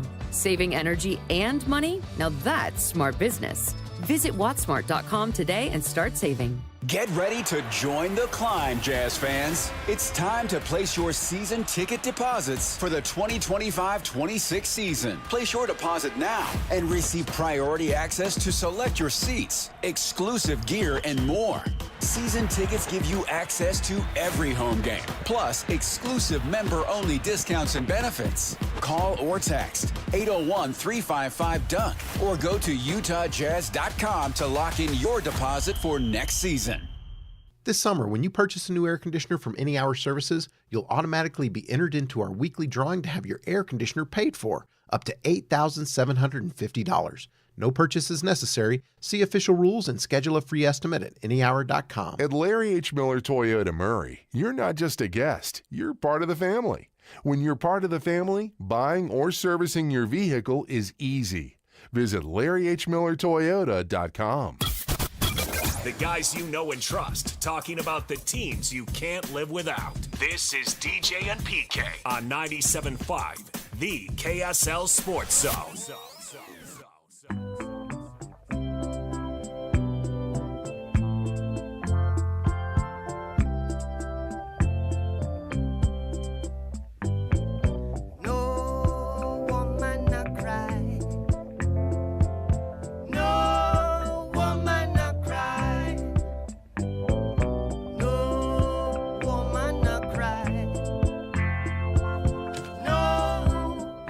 Don't miss your chance to win big every week on The Zone. This week on Win Ticket Wednesday, you can win tickets to Aerofest with Styx, Kevin Cronin, former lead singer of REO Speedwagon, and Don Felder, formerly of the Eagles. June 11th, Utah First Credit Union Amphitheater. Tickets are on sale now at livenation.com. We'll listen to The Zone all day Wednesday for your chance to win. I'm gonna keep on loving you. I don't want to sleep. I'm just going to keep on loving the Jazz. That's what they say. Even when they say, I'm done with them. No, you're not. It's in your blood. It's in your, and I love that it's in your blood. No, that's nothing wrong with that. It's a crappy part now, and I like that they hired a dude who's got everything to prove. I view myself that way. I've been doing this for a long time, but it doesn't matter what I did. It matters what I'm doing. I got to prove it today. That's why I'm showing you my text thing, if you want, from trying to gather information on what was going down. And Austin alluded to it. I think the Jazz knew that it was either now or he's going to get a job someplace else doing the same thing. So if they want him, got to go. It's go time. And I know that he thought he had one last year. He was right there to have one. And so he's been interviewing for leadership positions this year, last year. And so that's like a recruit. You don't want to get a recruit that isn't being recruited by anybody. Sometimes they work out. But sometimes the guy who's recruited by 15 major powers doesn't work out. So you never really know. But the fact is he was a commodity in this league. And he was going to be, in this case, the president, CEO, whatever his basketball ops, he was going to get that job. Whether it was here or someplace else, I am extremely confident in what I've heard that was going to happen. And he basically just told us that, if you listen to him, that was something that was going to go down. It was right there. Yeah. You could hear it. Yeah. He'd been pursuing several of them. Right. And teams have been pursuing him. So the Jazz needed to act in that way. And Ryan Smith decides we're going to make this move now to get this kid, or get this, I got to get away from calling kid, get this man on board. And they did. Now it's go. Work your butt off. And I'm really confident in saying that he will work his butt off. Because sometimes when you've got that name, you then have to work that much harder to prove that the name got me in, but the name didn't keep me in. But you never get the respect because people look at you because it's the name. Or at least you think people look at you. Who knows? And I think that's it, the latter part for sure. They don't really think I've done this. I've got to achieve a little more. And the bar is higher. Right. And It's a weird change, and it's not really because obviously Austin and Danny are going to talk, so you still have access to Danny's basketball brain. Yeah. Oh yeah. But when he came in, and there were parts of the job he didn't want to do that he made clear were being delegated. Speaking of DA, to Jay-Z, right? Yes, that the Danny Ainge wanted to delegate to Jay-Z, and he didn't want to do the 80-hour, 70-hour days, and days. 70-hour days? Weeks. Wow. Long days. Yeah, that would be something, wouldn't it? I'm going to clone myself several times. Can you win on your terms when everyone else is going all out? And it sounds, from what Austin told us, he's going to be going all out. He's talking about where he's comfortable is going to this high school gym, going to that gym, and then traveling internationally. He talked about going to gyms in Lithuania and Latvia and wherever else. Serbia, yeah. Mm-hmm. And I think I am, I know that works, and I've heard people talk about how that works and that's what you have to do. But it's also true that if you get the right player surrounded by the right handful of players, you can win big. And Danny Ainge was so confident he could do it, I was like, maybe he can do it. Maybe he can. Maybe a lot of this is wasted effort, turning over every stone, and there isn't something under every stone. Well, you don't know it until you turn it over, I think. And you don't, right? And as long as we got the Joker in the league, I mean, he just seems to be the ultimate example of that. Playing in a league I had never heard of. I don't think I'd ever heard anyone say or seen anyone write Adriatic League. And yet, there you go. The Nuggets found the guy who finally got them their title. The biggest piece of the puzzle. So having Austin in there, doing it all, and having Danny with his experience sometimes things sound good and they're terrible. And sometimes things sound terrible and they're great. But it sounds good. I don't know if it's going to work out or not. And there's a certain amount of luck to it. Yeah, get the number one pick when Duncan's coming out. Sure. Yeah. But we've got two teams, their best players were drafted double digits. Oh, yeah. This series is not being shaped by 1, 2, and 3 picks. That's cool. Holmgren, yes, he's a 2 pick, right? But most of these guys, I think 4 of the 5 Pacer starters were drafted after the 10th pick, including the guy who looks like the most important one. Yeah.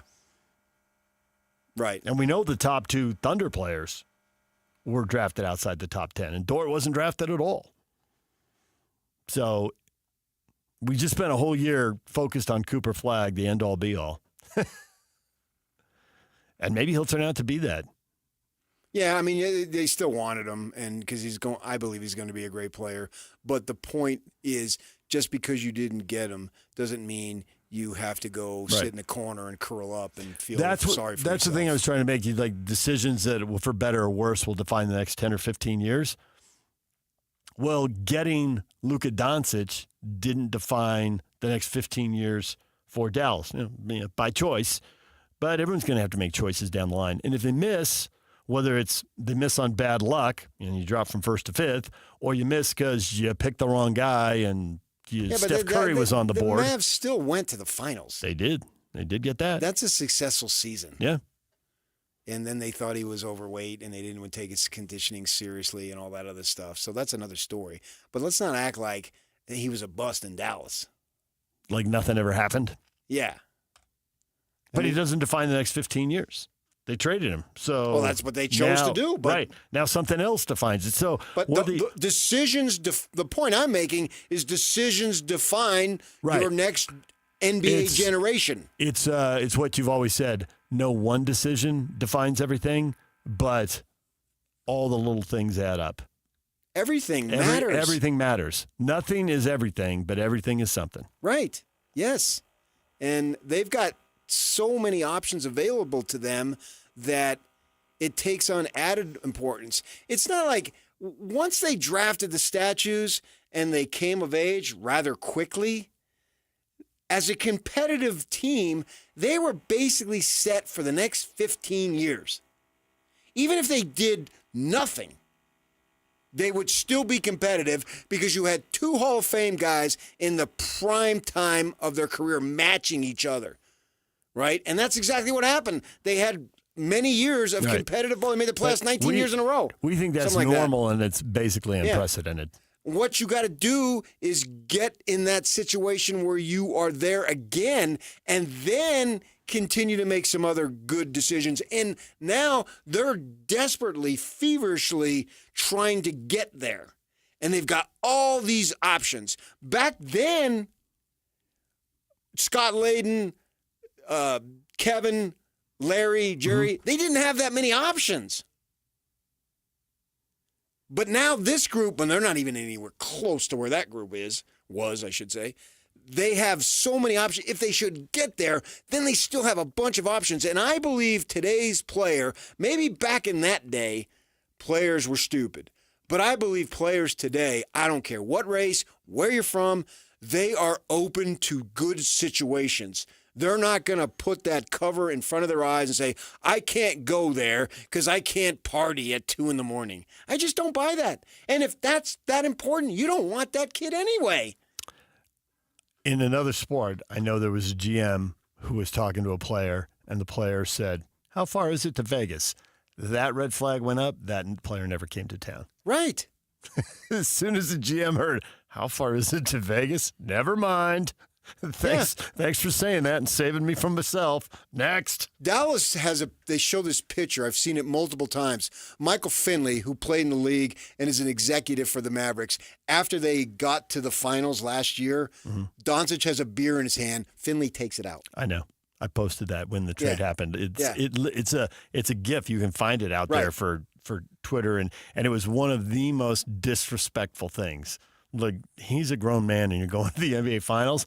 That just screams, oh, this conditioning and the carbs and all these grams of sugar that you must be consuming all the time for a former player who knows what it means to do that to a player, and he did it anyway? Right. Oh, man. And it probably wasn't the first time, and they've got... It's been a long-running discussion.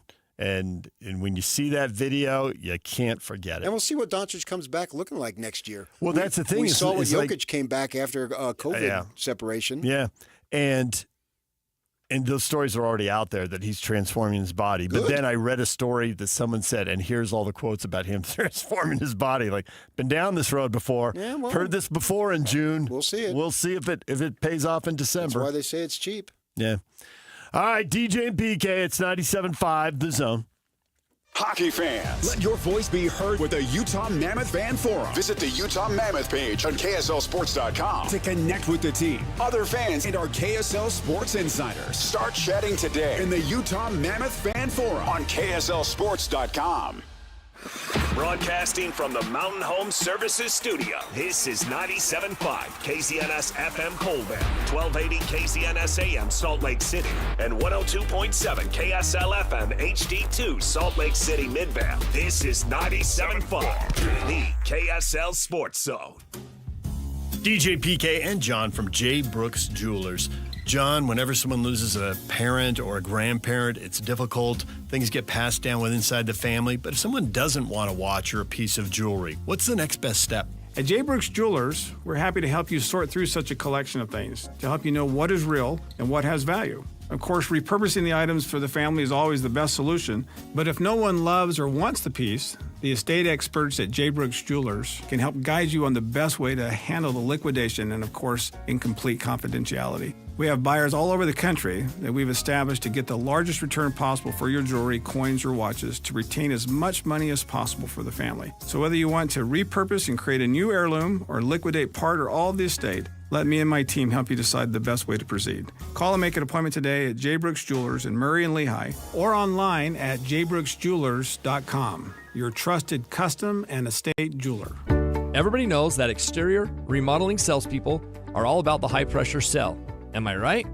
Windows, siding, gutters, those suckers are going to twist your arm and get you to buy, or they won't leave your house at night. Tim Jr. here from RGS Exteriors, and I want you to know we don't have high-pressure sells. In fact, we don't even have salespeople. Nope, we have estimators. That's a huge difference. Estimators are trained to look at the entire scope of the project, to see and know if there are any problems, like rotten wood, wood-borne insects, or construction issues specific to your house or your neighbors. Salespeople are more concerned about playing those silly price games. Buy one, get one free, sign today and get 40% off, as if they didn't just jack the price up to give you a fake discount. RGS Exteriors estimators are going to give you a great quote. No games, no tricks, no nonsense. Call RGS Exteriors to quote your exterior project. Our number is 801-280-3110 or visit us at rgsutah.com. That's rgsutah.com. Stay up to date with everything Utah Jazz related with the new Jazz Notes newsletter. Get draft updates, analysis, and be the first to know about every off-season move. Visit KSLSports.com to sign up for the Jazz Notes newsletter. Hey, my name is Nee Addy, and I'm the Chief Marketing Officer of Philo, the TV streaming service that puts its audience first. What does that mean? It means no hidden fees and no long contracts. It means 24/7 customer support with real people. And it means the easiest and most affordable way to watch the stuff you love to watch. Live TV from networks like A&E, BET, Nickelodeon, and Discovery. All the groundbreaking blockbusters from AMC+. A huge library of movies and shows on demand that you can stream now or save to rewatch for up to a year. And fast forward through commercials. We even have more than 100 channels that are always free, even if you pause or cancel your subscription. And the best part, TV shouldn't break the bank. So all of this is just $28 a month when you sign up at philo.tv. Check us out risk-free, that's philo.tv. It's time for the pro to get everything for the entire job, all from one partner. To get access to over 3 million products, including many products you won't find in our stores. It's time to get delivery on your schedule or next day on over 50,000 products. And time to get dedicated support on the job site or in our stores. From ordering to planning, we've got you. One partner, any job, all in. Ask about all we can now do at the Pro Desk. The Home Depot Pro, it's about time. Every success you've had began with a great opportunity. Now there's another one. Last aid year, University of Maryland Global Campus awarded over $21 million in scholarships to qualified students, including community college students, service members, veterans, and working adults. Now is the time to move your career forward with an online and accredited skills-based education. Learn more at umgc.edu. Certified to operate in Virginia by Chef. Huge spike in your water bill? If you think you might have a leak in your culinary or secondary water line, call Utah Utility Pro. Utah Utility Pro repairs stop and waste and pressure release valves. For a diagnosis or quote, visit utahutilitypro.com. Take DJ and PK wherever you go. Find every moment of every show in podcast form by searching DJ and PK on your favorite platform. This is DJ and PK on 97.5, the KSL Sports Zone.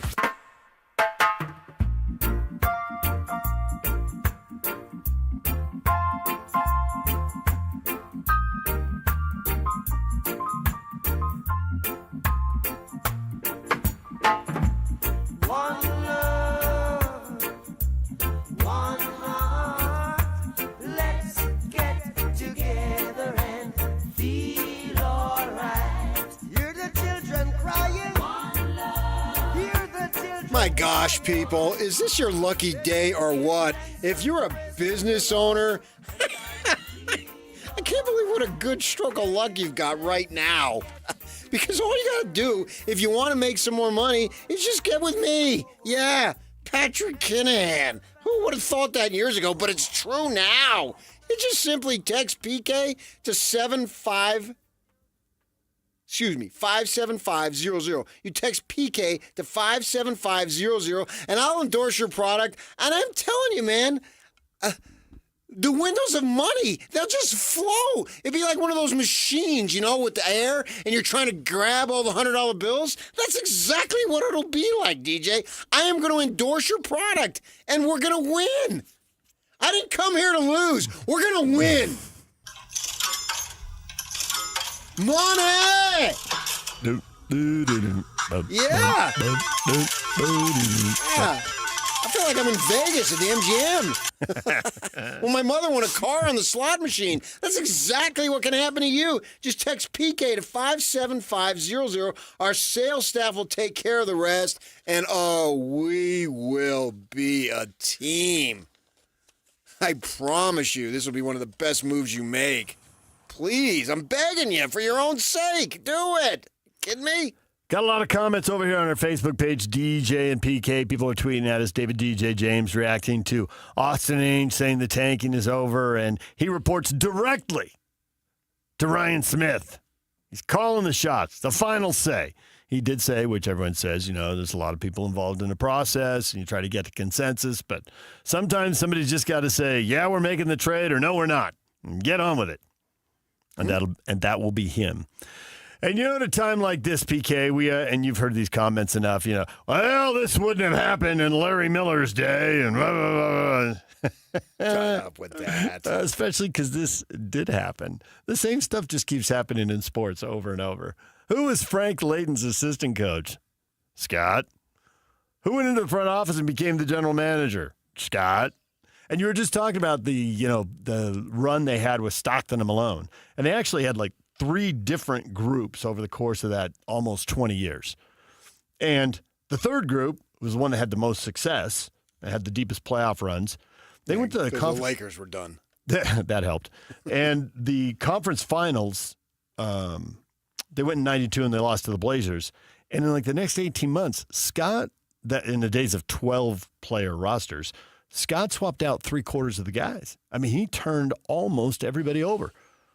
And they went to 4 conference finals in 5 years, and they did have that one first-round series against Houston in 95. But other than that, perennial deep runs. And I'm sure there was nepotism talk back then, and notice the last name, and how to get that job. But you make the deals that get you back to the conference final, or you don't. And to the NBA finals or not. That says, in the NBA, and then I said, and also in sports, nepotism is bounds. But then I changed the second part of it to sports, to professions. Yes, to professions. It's beyond sports. It is. Absolutely. Yeah. So. You see it in the movies all the time, entertainment. You see it in business. Yeah. What don't you see it in? Is the list would be way small. And if you made it on your own like we have, that's great. And I take great pride in succeeding in something when I've sucked over here at other things, and that's great. But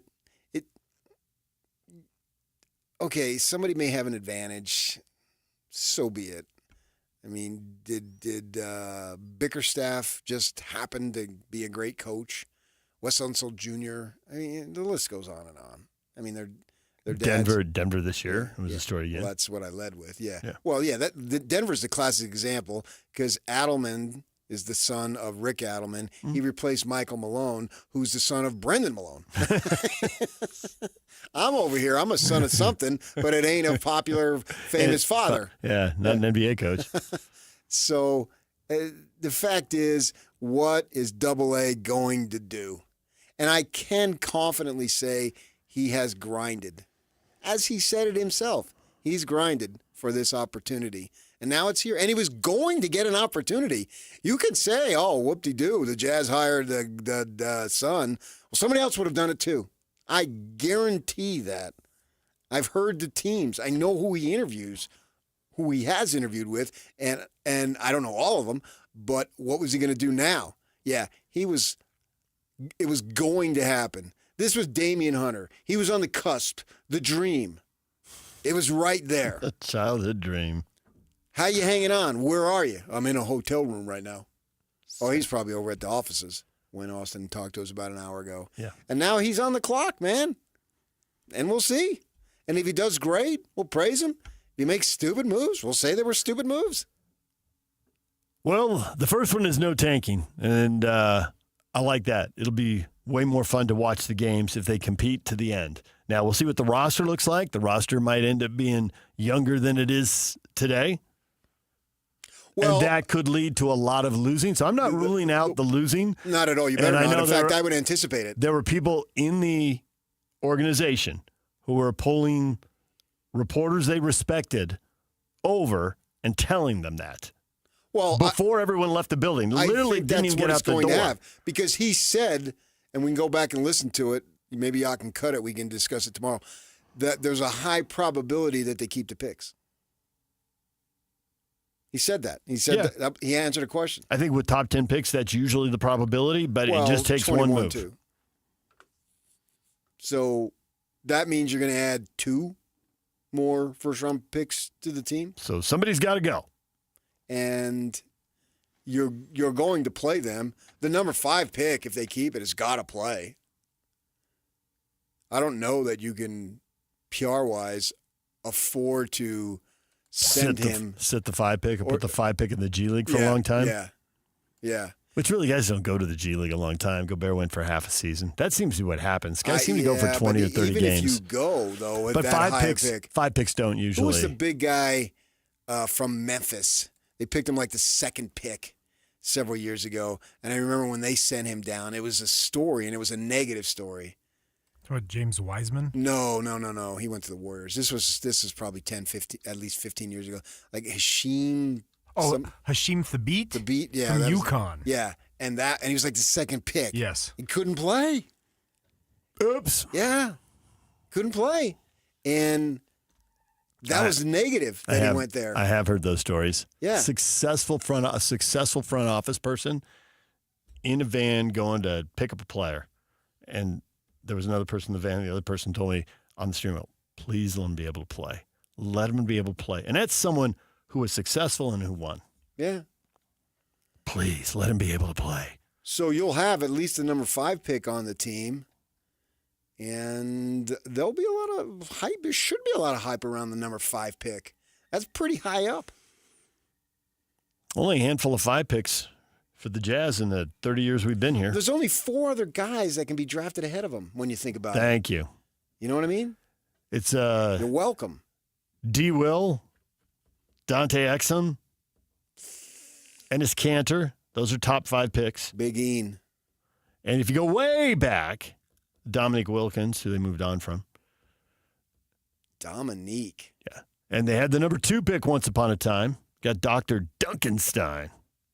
He was okay. Yeah, he was a good player. I'd have to evaluate that draft. I don't remember. And that's, I think that's it. So 5 top 5 picks in the time they've been in Utah.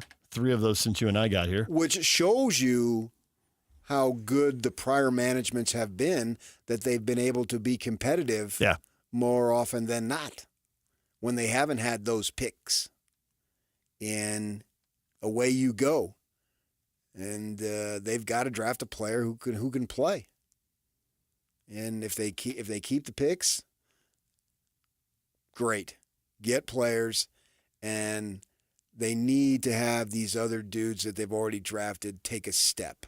Whatever step they're in. You know, there's different steps because some of them are ahead of others. Like Cody Williams, to me, is not completely at step 1, but it's step 1.5. He didn't show us anything. I mean, very little. And I'm not taking any glee. I think it's just a fact. Hendricks, I'm expecting him to pick up where he would have been from year 1. I hope he's physically capable of doing that, because you won't be the only one who expects that. I don't see why he won't be. I think the odds are he will be. We've seen stuff of him doing his thing. And then I think by year 3 or 4 for him, whatever he lost by missing year 2, he could get back. Get back up to speed. Yes.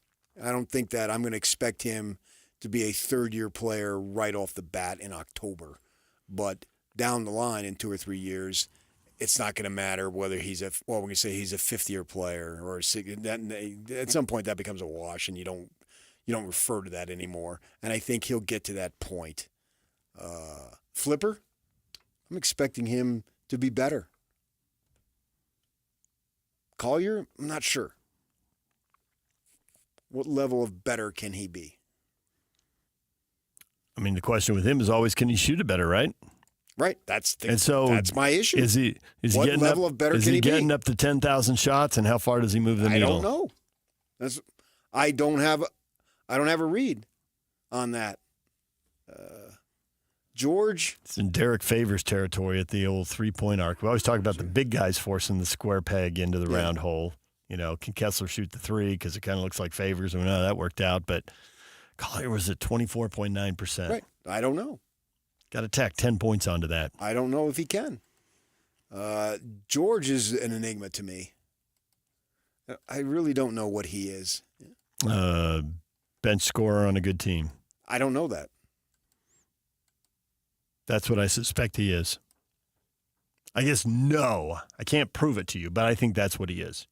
But I feel like he's headed for a the other Jordan guys Clarkson I have a type better role. Oh man, I don't know about that. Jordan Clarkson type, not equal. I'm not saying he's going to be the sixth man of the year, but he's the guy who comes off the bench who has a green light to score. I'm resting the starters. You got to score some buckets and keep us in this thing. I don't know. I'm not going to limit him to that though. Oh, yeah, I am. I'm not. Well, he's 21 years old. I know. You still project people and no. I think he can be better than that. He might not be, but he can. Because Sexton's better than that, isn't he?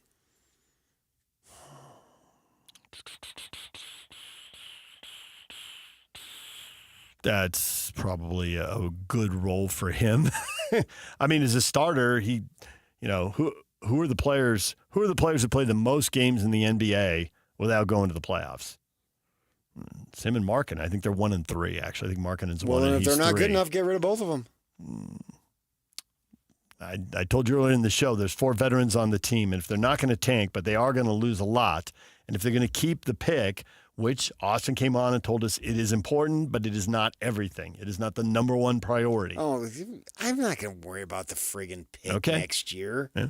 I got a team to build this year. They'll have to about move next year for. They'll have to move 2 of maybe 3 of those. Important, then lose every game and everything will be fine. But that's not the way it's going to be. So what's the point of obsessing about a 27 first-round pick that you may or may not have? If it's that critical to your success, I can guarantee they can get it.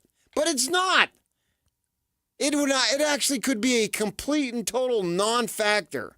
You like to recite history. The Pistons drafted Darko Milicic and won titles. Yep. So who cares? That was a Golden State Warrior type. Got a really good team. If you hit on it, well, you didn't, so never mind. They won 2 titles. Who cares? Detroit won 1. But to your point, not then.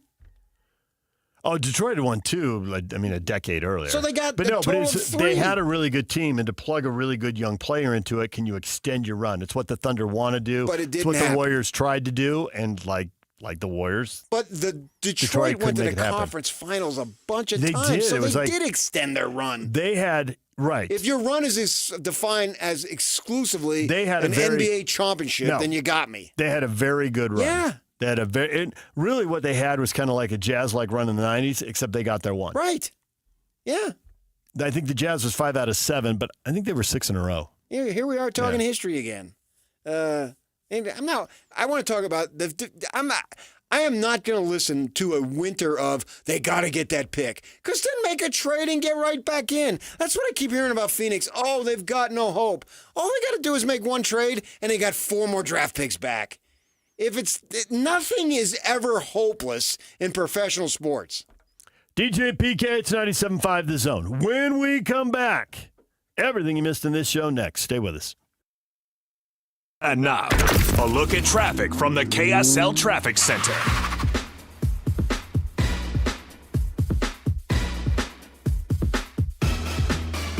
Still got some slowing going over the point of the mountain northbound on I-15 if you're coming towards downtown Salt Lake City. Also a crash on eastbound 201 freeways in the cleanup stages on the right shoulder there near the Redwood Road exit ramp. This update is brought to you by UTA. When you take UTA, you can do just about anything while you ride. You won't even notice all the traffic you're missing along the way. Plan your trip today at rideuta.com. With your KSL traffic update, I'm Jake Hatch here on 97.5, the KSL Sports Zone. Accessing. This is Hans Olsen and Scotty G. Eric Weddle, kind enough to join us. You find out you're up for the College Football Hall of Fame. What's your first thought when you get that phone call? Just humbled by it all, quite honestly. I think I have a real shot is the College Football Hall of Fame. I don't think I have any shot at the NFL Hall of Fame. So when I look at the College Football Hall of Fame, I think, yeah, I belong there at some point, whether it's now or 10 years from now. Like, I think I belong as one of the best college football players to have played the game. So whenever it happens, or if it happens, like, you guys know me, I live life to the fullest. It's not going to change whether I fall asleep at 10 o'clock or midnight. I got many other things that are on my mind. But it's really humbling and truly honored, obviously, and know that it took coaches, players, faculty, family, wife, kids. Like, it doesn't happen alone. Catch Hans and Scotty weekdays from noon to 3 on 97.5, the KSL Sports Zone. What's up, everybody? I'm Mike Wilson with Any Hour Services, and if you want your air conditioner to last, keep a clean filter, rinse the outdoor unit off occasionally, and have it serviced each summer. Small things can help you avoid unexpected breakdowns. But if it does break down, Any Hour technicians service all brands and will never pressure you into thinking that replacing it is your only option. And remember, every week this summer, Any Hour is giving away an air conditioner to one lucky customer as part of our coolest summer sweepstakes. No purchases necessary. See official rules at anyhour.com. Black Desert Resort isn't just your home. It's an endless retreat where life is played your way. From intimate studios to spacious 4-bedroom suites. The raw beauty of southern Utah is your new backyard. Discover our championship golf course, exquisite dining, and world-class outdoor adventures, all yours to conquer. This is luxury your way. Learn more about owning a luxury residence at blackdesertresort.com. Come play, come stay. Hey, it's Mike Rohn. If I have a choice, I like to do business with companies that actually stand for something. That's why I switched from Verizon to Pure Talk. No offense to Verizon, I'm sure they stand for something. I just don't know what it is. Pure Talk, on the other hand, is a veteran-owned company that supports our military in a big way, and I appreciate that. Yeah, I also appreciate unlimited talk and text and plenty of data for half the cost of the big guys, and I do like being on America's most dependable 5G network for just $20 a month. But what I really appreciate is no contract, no cancellation fees, and Pure Talk's commitment to handle all their customer service in this country. I saw it for myself. I went to Georgia, I got a tour of their headquarters, I met their CEO, and I talked to the same customer service folks that you'll talk to when you dial pound 250 and say keyword micro. Switch today and save 50% off your first month when you dial pound 250 and say keyword micro. Pure Talk, a wireless company that actually stands for something. DJ PK and John from J. Brooks Jewelers. John, you refer to yourself as a full-service jeweler. What does that mean? Once upon a time, before national stores and online sites flooded the market, your local family jeweler was the expert in your life that handled all your jewelry and watch needs. J. Brooks is that full-service jeweler today, where everything is handled by us, including appraisals, jewelry repair, watch repairs, as well as general service of all Swiss brands, and the most beautiful custom creations, including our new JBJ Bridal Collection. We can take your existing jewelry and freshen it up, or we can repurpose it completely with a fresh design, but using all of the sentimental parts that you already own. And of course, if she's ready for the upgrade you always promised, we can help you with a selection of a new larger diamond to say, I love you more than ever. So whatever your celebration is, let J. Brooks help you any way you may need. J. Brooks Jewelers, Murray and Lehigh, and online at jbrooksjewelers.com, where women know what women want. If you need to hire, it seems like the whole process can be exhausting. You search resumes, wait for the right candidates to apply, set up initial interviews. It's a lot of time and work. Well, what if you could meet with qualified candidates for your job the very next day? Now you can with Zip Intro from ZipRecruiter. And right now, you can try it for free at ZipRecruiter.com/free. Zip Intro is super easy to use. You simply pick a time, and it does all the work of finding and scheduling qualified candidates for you. Then you can choose who you want to talk to and meet with great people on back-to-back video calls as soon as the next day. Best of all, you save time and energy. Try Zip Intro for free right now at this exclusive web address, ZipRecruiter.com/free. Zip Intro. Post jobs today, talk to qualified candidates tomorrow.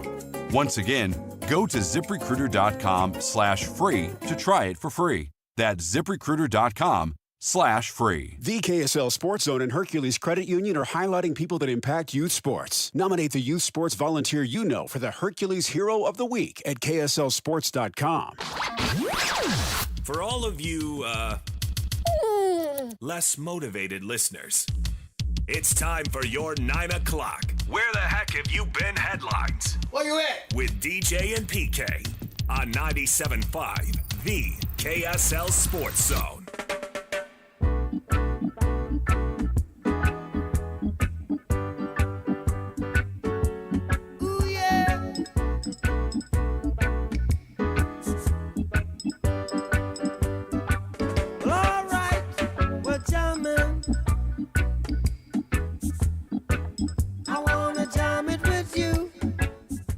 I think it's the same, honestly. I think this is a great place, and I think you build it the right way, stacking good decisions over and over and over. And players want hope, they want to win, they want great culture, they want great coaching, they want great teammates. So that's what we have to give them.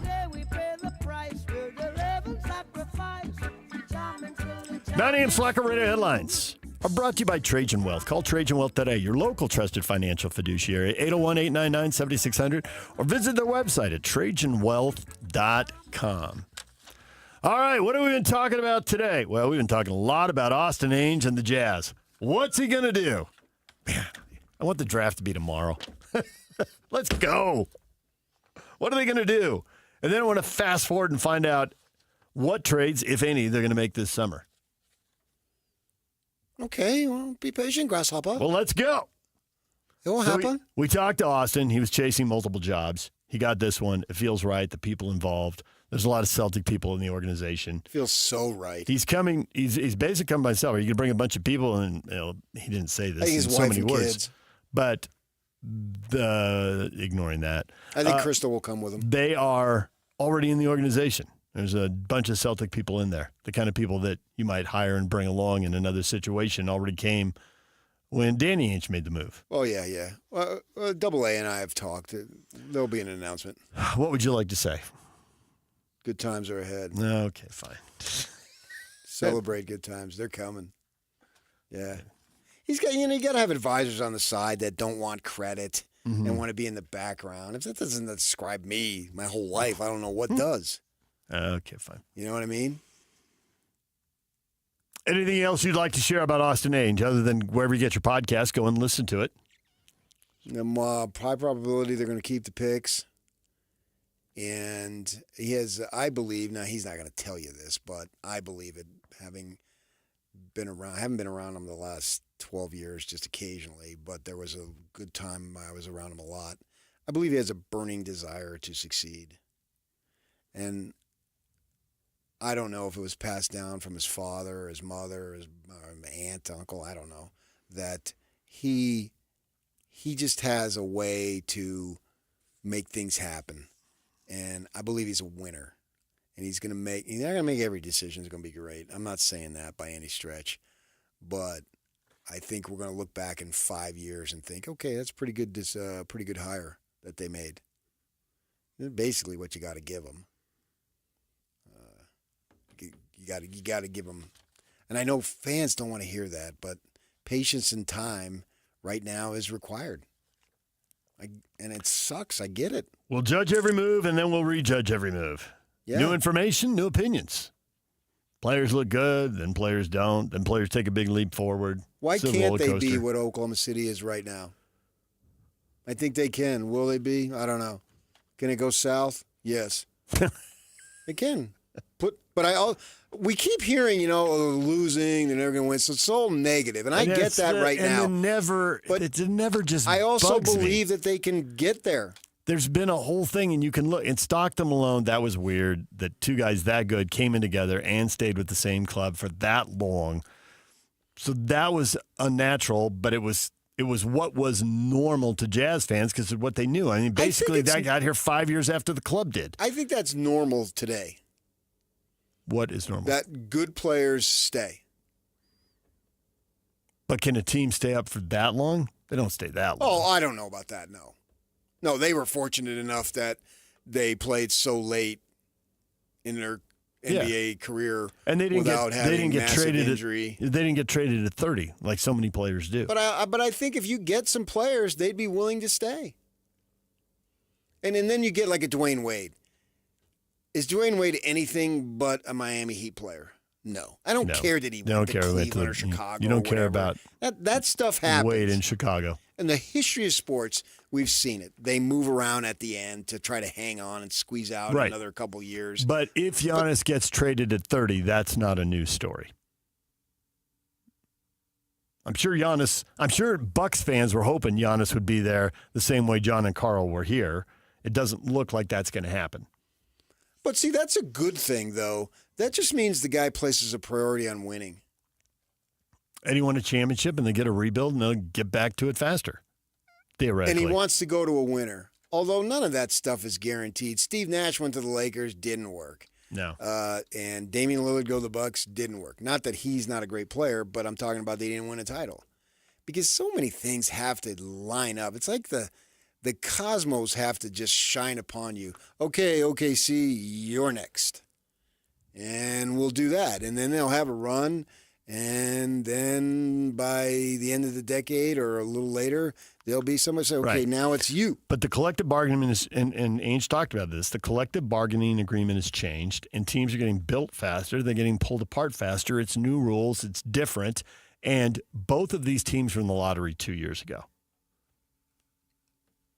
2 years ago, the Thunder and the Pacers missed the playoffs. Last year, they get in and get a taste of success. They're both in the conference final, and now they're both in the NBA final, and somebody's going to win it. And why can't that happen here? It can turn around fast. Yeah. There'll be good times. There'll be 50-win seasons coming up. When? No one knows. When does the move come? But I think we'll have better ideas. And I know we said it last summer. I get it. It's like every election. Oh, this is the most important election of your lifetime. You just said that 4 years ago. What's changed? They get more important and 4 years has passed. But everything is important. And this summer, in this off season, I include all. I just say summer as a synonym for off season. But that's it. It's going to be big now. And now you've got your guy who looks like he's going to be here for the next 15, 20 years. Phoenix Suns are looking for a head coach, and they're going to pick a Cleveland Cavalier assistant. Will it be Jordan Ott or Johnny Bryant, who played at the U and coached with the Jazz? Johnny Bryant's a guy who's been reportedly very close to getting jobs before, and here he is again. Well, I don't know much about the other guy, but I know a lot about Johnny Bryant and what people have said about him because we've been told all that. I would like to see them. I like what they're doing. They're not in any position to win. Get somebody young who can grow with you instead of they've gone down the roads of these guys who've had 2 and 3 jobs and it didn't work. But, to what level is that owner going to find out that he needs to be on the sidelines cheering him on? Not in the Stop making basketball decisions. Leading decision making. Be in the room listening. Yeah, right. Holding people accountable down the line, but letting them be empowered in the moment. But he hired his friend from Michigan State, so I don't know. Well, that's all good news, Jazz fans. The Suns are a mess, so it's 14 teams now competing for one spot in the NBA Finals. Yeah, we'll see. Even the Clippers made the playoffs a time or two. You can't, if you have so many moves just out of dumb luck, you're going to get some of them right. We talked Stanley Cup Finals with Greg Wyshynski, senior NHL writer for ESPN, who was in Edmonton. I'm not a hockey expert by any stretch, but doing my readings, I'm surprised he's going with Florida because it seems to me that Edmonton is ready, and they made a couple moves at the trade deadline and got some guys in there, and their blue line is like 1.9 goals in the postseason, which is a great number, blah, blah, blah. But it's such a fluky sport that you think, well, maybe we talk about the ball bouncing the right way, the puck ricocheting the right way. It just seems like, to me, it is Edmonton's time. So close last year. Did they finally... Yeah, it was Game 7 in double overtime when the winning goal was scored. That's nerve-wracking. That's heartbreaking. Yeah, even for the winning fan base, it's nerve-wracking until it actually happens. Mike Trout is back. Who knows how long he can stay healthy, but a 454-foot home run, that'll get your attention. Well, he's capable of doing that. Don't be late to the game. Top of the first, Angels hit 3 homers. First time that's happened in Fenway Park, and they end up winning 7-6. Yeah. I can remember talking to Austin when he was back in Boston, just saying, man, they talk about the Red Sox a lot on sports radio. He said, they'll spend hours talking. He literally said, they'll spend hours talking about their rotation. And it's like, can we get on to something else? He literally told me that. Nope. Can't do it. He said they obsess over the pitching rotation. Made me laugh when he was saying that. I forget what year, somewhere in the last decade. You hope you have a team that's won enough that creates enough interest that you can obsess about it that way. Yeah, but I think those places back there, it doesn't matter. I was just talking to a younger friend of mine, and he's a Braves fan, and he went back to Washington, Baltimore, and Philly. And and you can train it back and forth very easily. Mm-hmm. And it's not going to take you that long. If you leave breakfast, you'll be there by lunch at the worst, and then between the longest distances. And he was saying, "Oh my gosh, those Philly fans! Oh man!" He said, "I was Ubering to the game, and we had this female driver. Oh yeah, man! I'm telling you, that bullpen. What are they going to do now?" And he's mimicking her smoke-laden cigarette voice, gravelly, yeah. And she's just going deep in depth about the Phillies and how passionate they are, their fan base. Yeah, man, woman, child, it doesn't matter. You get that back there, and it's been generations. I experienced it as a kid. I've had an opportunity to experience it a little bit over the course of the years, and it's not divided. You don't get 5,000 Laker fans showing up to a game in Philadelphia. It just doesn't happen. One, they're probably afraid to go. So there's that. Yes, there's that.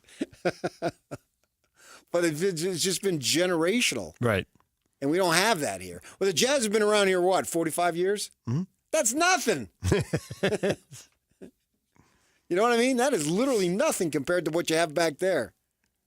Well, this was in the 112-year history of Fenway Park, and the Red Sox have been there longer than that. Right. Yeah, exactly. So you can imagine. All right, DJ and PK, when we come back, your feedback next. Stay with us. And it's all over almost here. Don't go nowhere. Ladies and gentlemen, may I present... This is JJ and Alex. Austin Ainge announces the president of basketball operations for the Utah Jazz. They've got a lot of work, obviously. There's not just a lot of work to be done. There's a lot of years to have to figure some things out. This is not a business-like position. This is a personnel position within the organization, and that is to say, hey, look, we have got to get the right personnel in the building. We've got to figure this thing out. We've got to find exactly where it is that we want to put ourselves. This is a big loss for the Celtics. He played a big role in helping assemble the roster that they currently have. Brad Stevens runs the day-to-day operations of the Boston Celtics, and it says a lot that Brad could have sent Danny's son packing a long time ago if he didn't have value. Instead, he made him the assistant general manager. He helped build that roster that won an NBA championship last year. He has earned the place where he's at in the NBA today. Catch JJ and Alex afternoons from 3 to 6. Presented by G2G Bars on 97.5, the KSL Sports Zone. Market volatility isn't slowing down. If you're nearing retirement, now is not the time to wait and see. Every day of uncertainty can put your future at risk. It's time to diversify. I'm Jeff Jr. with Trajan Wealth, and I want you to know you can create certainty, locking in guaranteed income for life. This means predictable, stable cash flow, even in turbulent times. You've worked too hard to leave your retirement to chance. Right now, there are options to receive up to 30% upfront or annual growth of up to 10% for retirement income. That's up to $30,000 upfront or up to $10,000 per year on $100,000, all guaranteed for retirement income. Don't wait. Call Trajan today at 801-899-7600. 801-899-7600. Annuity guarantees are based on the claims paying ability of the issuing insurance company. Any examples provided are hypothetical. Annuities are issued with prospectus and sales brochures and should be reviewed carefully before funding as features and benefits vary. DBA in most states as Trajan Wealth Insurance Solutions.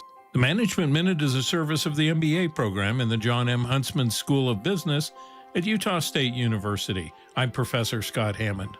If you've lived more than a decade, you've seen organizations die, companies, nonprofits, even nations. We often think that in a turbulent world, stability is our safety net, but the opposite is true. When turbulence abounds, organizations that can adapt survive. It's worth saying that again. When turbulence abounds, organizations that can adapt survive. Having a death grip on the status quo, denying the need for change, and using history as a roadmap is the surest way to become obsolete. Whether at an individual or a corporate level, we should not be asking if we should change, but how can we change? Learn more about dealing with change in an MBA program from Utah State. Go to utahstatemba.com. That's utahstatemba.com. I'm Scott Hammond. Hope to see you in one of our classes. So many commercials you encounter these days include generic people engaged in generic activities, frolicking in generic locations, accompanied by generic music and a generic voiceover. Pharmaceutical commercials are on the cutting edge of this phenomenon. In fact, I find myself less worried about the risk of lockjaw, intermittent loss of smell, or explosive diarrhea, and more concerned that the drug might turn me into a mannequin at Kmart. So what does this have to do with Shamrock Plumbing? Nothing, really. But if you find our commercials over the top, just remember it could be worse. They could be generic. At Tim Daly Mazda Southtown, we understand the value of a dollar going further, especially right now. So we're offering up to $10,000 off almost any brand new 2025 Mazda. Yes, up to $10,000 off. Or get 1.9% APR on a 2025 Mazda CX-50. Yes! You heard right. Get up to $10K off or 1.9%. Make your dollars go farther at Tim Daly Mazda Southtown today. Financing for up to 36 months OAC. See dealer for complete details. Offer ends soon. You've built the dream, the home, the lifestyle, the legacy. Now it's time your windows and doors reflect that same $1 million standard. Whether you're designing a stunning custom home or upgrading the one you've loved for years, Peach Doors and Windows is here to bring that vision to life with precision, style, and craftsmanship. The Peach specialty? High-end custom windows and doors that don't just fit your space, they elevate it. From sleek modern lines to timeless elegant finishes, they offer the kinds of craftsmanship that truly complements a $1 million space. And with Peach, the process is easy. No pressure, no gimmicks, just knowledgeable experts helping you find solutions to turn your someday project into right now. Visit their spacious showroom, get inspired, and create something beautiful together. Peach Doors and Windows for the $1 million home you live in and the $1 million feeling you deserve. Visit peachdoorsandwindows.com or call 801-566-1255 today. That's Peach Windows and Doors. Give them a call, 801-566-1255. The Garden Restaurant is opening June 30th in Salt Lake City. Enjoy a fresh, healthy menu on the ground floor of the Joseph Smith Memorial Building and open Monday through Friday, 11 to 3. Fresh flavors, iconic location. The Garden Restaurant. And now, enough of us. It's time to hear from you. From all your texts, tweets, and posts. This is the best feedback of the day. Ooh, I was there. It's the best game of my life. With DJ and PK on 97.5, the KSL Sports Zone.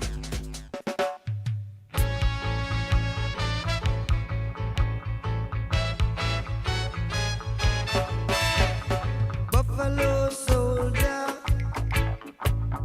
tread like a rasta. It was a buffalo soldier in the heart of America.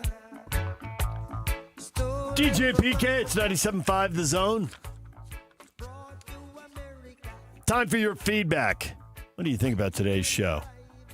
A lot of people think a lot of things about Austin Ainge taking over.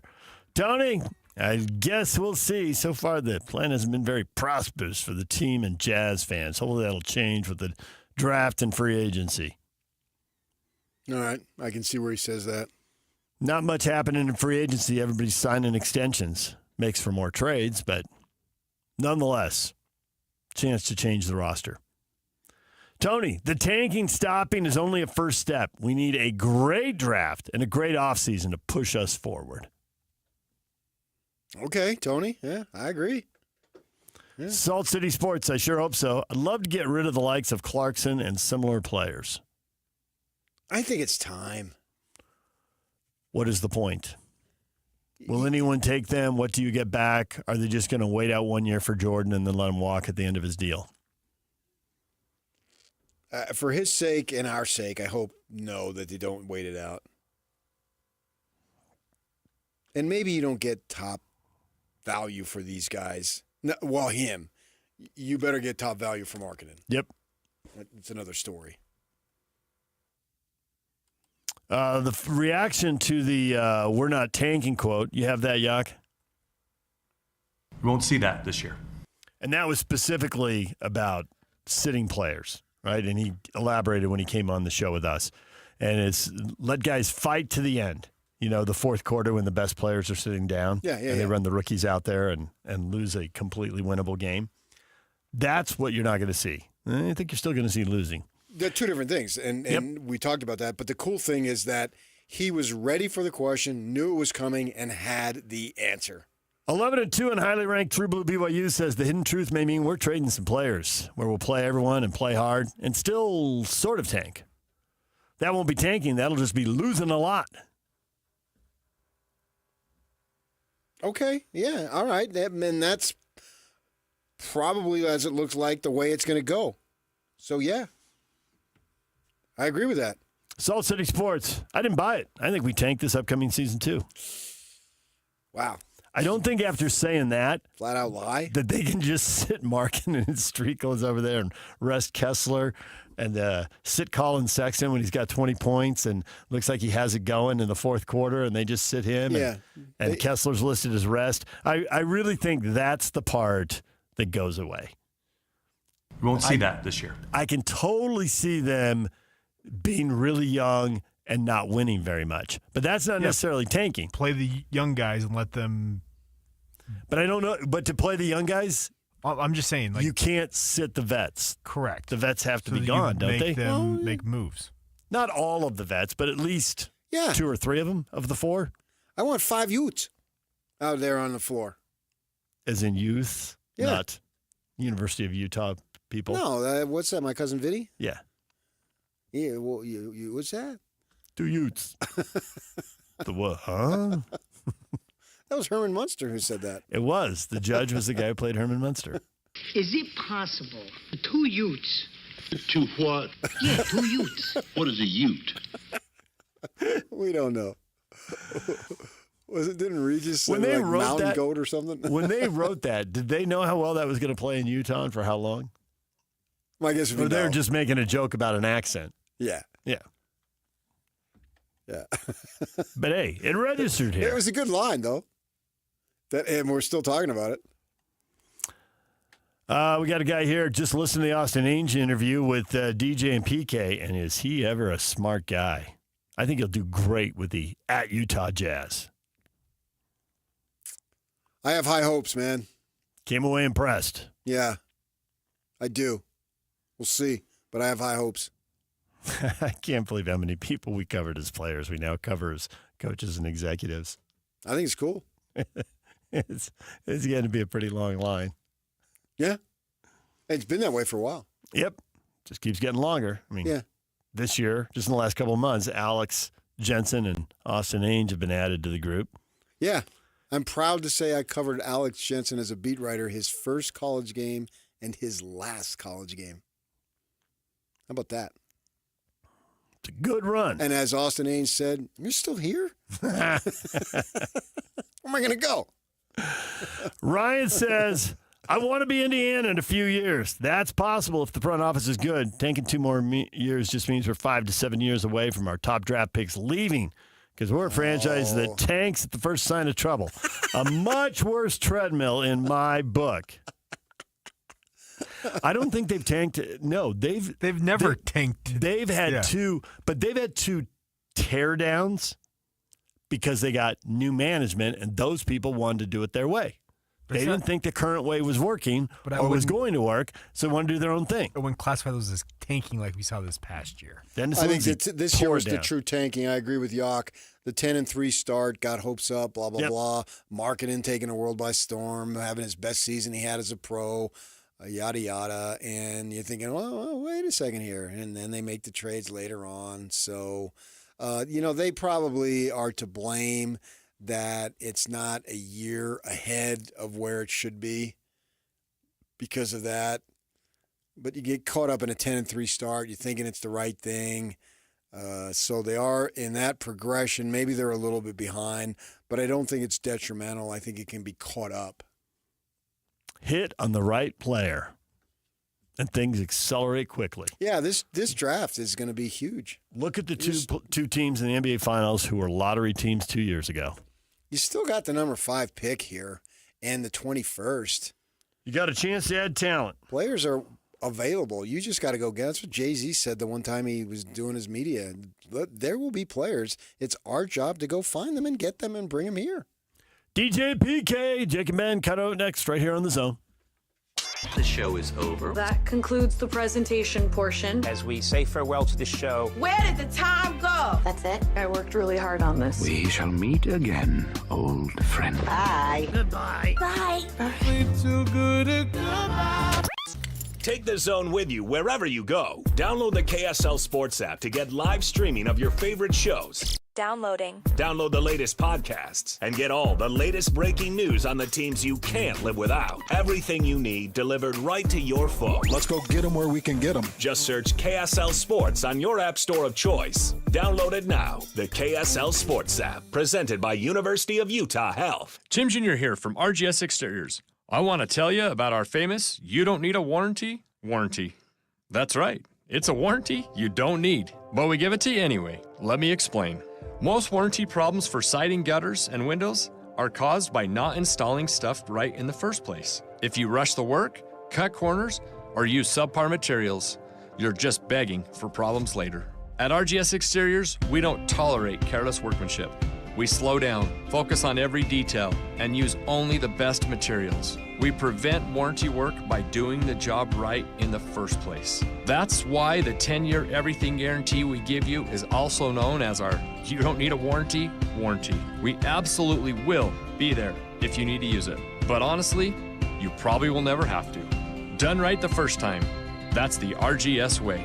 For siding, gutters, and windows, call 801-280-3110 or visit us at rgsexteriors.com. Hans Olsen, Scott Gerard, and it's time to talk about Advanced Windows. Summer is coming, and you want your home to be efficient. Keep that cool air inside your home. Advanced Windows are going to give you the windows you need to do just that. And people probably look at glass and think, well, you just see through it. Glass is glass. No. All glass looks the same to the naked eye, but their glass is the best that you can buy. It's triple coating of low E. It's got argon-filled gas, and it's double pane insulated glass. So it fights the heat back. It keeps the cold air in your house, and you're going to save so much money on your air conditioning bill. How about this? You'll also save $2,500 when you swap out 10 windows or more. With a lifetime guarantee, it's even transferable to the next owner. Covers all labor, glass, and parts. Call Advanced Windows right now, 801-850-9100. You can also go to advancedwindows.com. Highest quality custom windows in the state. That's 801-850-9100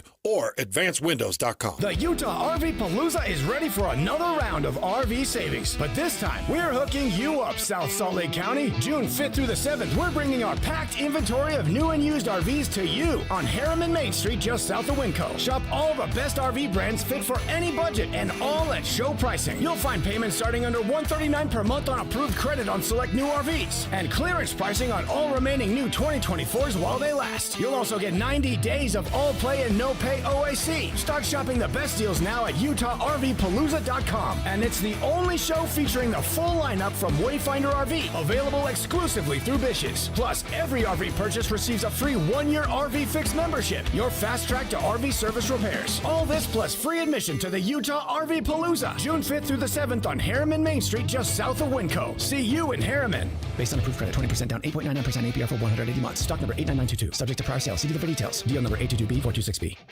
The best moments in life weren't meant to sit in a box, gathering dust in the attic, or stuck on outdated tapes. They're meant to be seen, heard, and shared again and again. That's why Legacy Box exists, to help you preserve and relive your family's history. Imagine being able to text a video of your grandparents to your kids, or share a childhood memory with your siblings in seconds. Legacy Box makes it that easy. Just fill your Legacy Box with all your analog media. Send it to our headquarters in Tennessee, where we digitize everything by hand. And in just a few weeks, we'll send back your originals, digitized, preserved, and stored in the cloud, so you can easily stream, download, and share your memories anytime, anywhere. Join the millions of families that have trusted Legacy Box. Go to legacybox.com/audio for 50% off. That's legacybox.com/audio for 50% off. Broadcasting from the Mountain Home Services Studio, this is 97.5 KZNS FM Colville, 1280 KZNS AM Salt Lake City, and 102.7 KSL FM HD2 Salt Lake City Midvale. This is 97.5, the KSL Sports Zone. And now, it's 10 a.m. Let's just get down to it. And it's time for your sports fix. Strap yourselves in, folks. From two guys who have covered the teams you're passionate about for years. We are professionals. This is Jake Scott and Ben Anderson on 97.5, the KSL Sports Zone.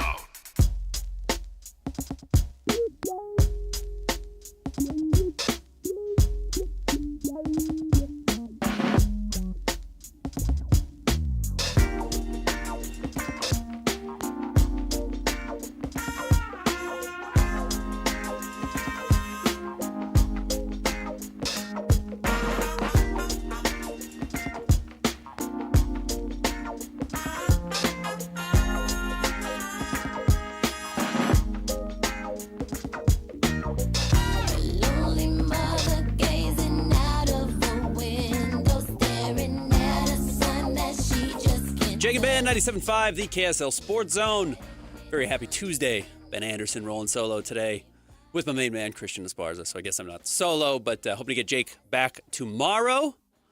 And otherwise, excited for the show today. Going to have Tim Lacombe join us coming up at 11 o'clock. We'll recap what he heard yesterday from Austin Ainge and what he expects to see for the Utah Jazz going forward. Also, in a moment here, going to let you hear from Austin Ainge, who was on this morning with DJ and PK. And I thought had a more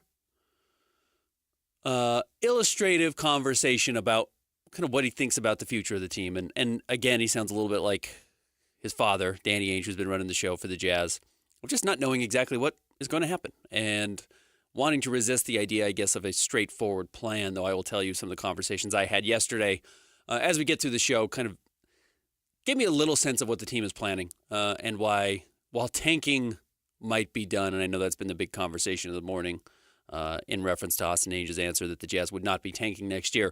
Some of the things I think I gathered about what next year might actually look like for the Utah Jazz. So we will we'll break that down for you. We'll do top three stories coming up here in about 25 minutes, and we'll see. We'll see if we maybe get a surprise, throw somebody else on coming on at 11:30. But let's let you hear from Austin Ainge this morning with DJ and PK.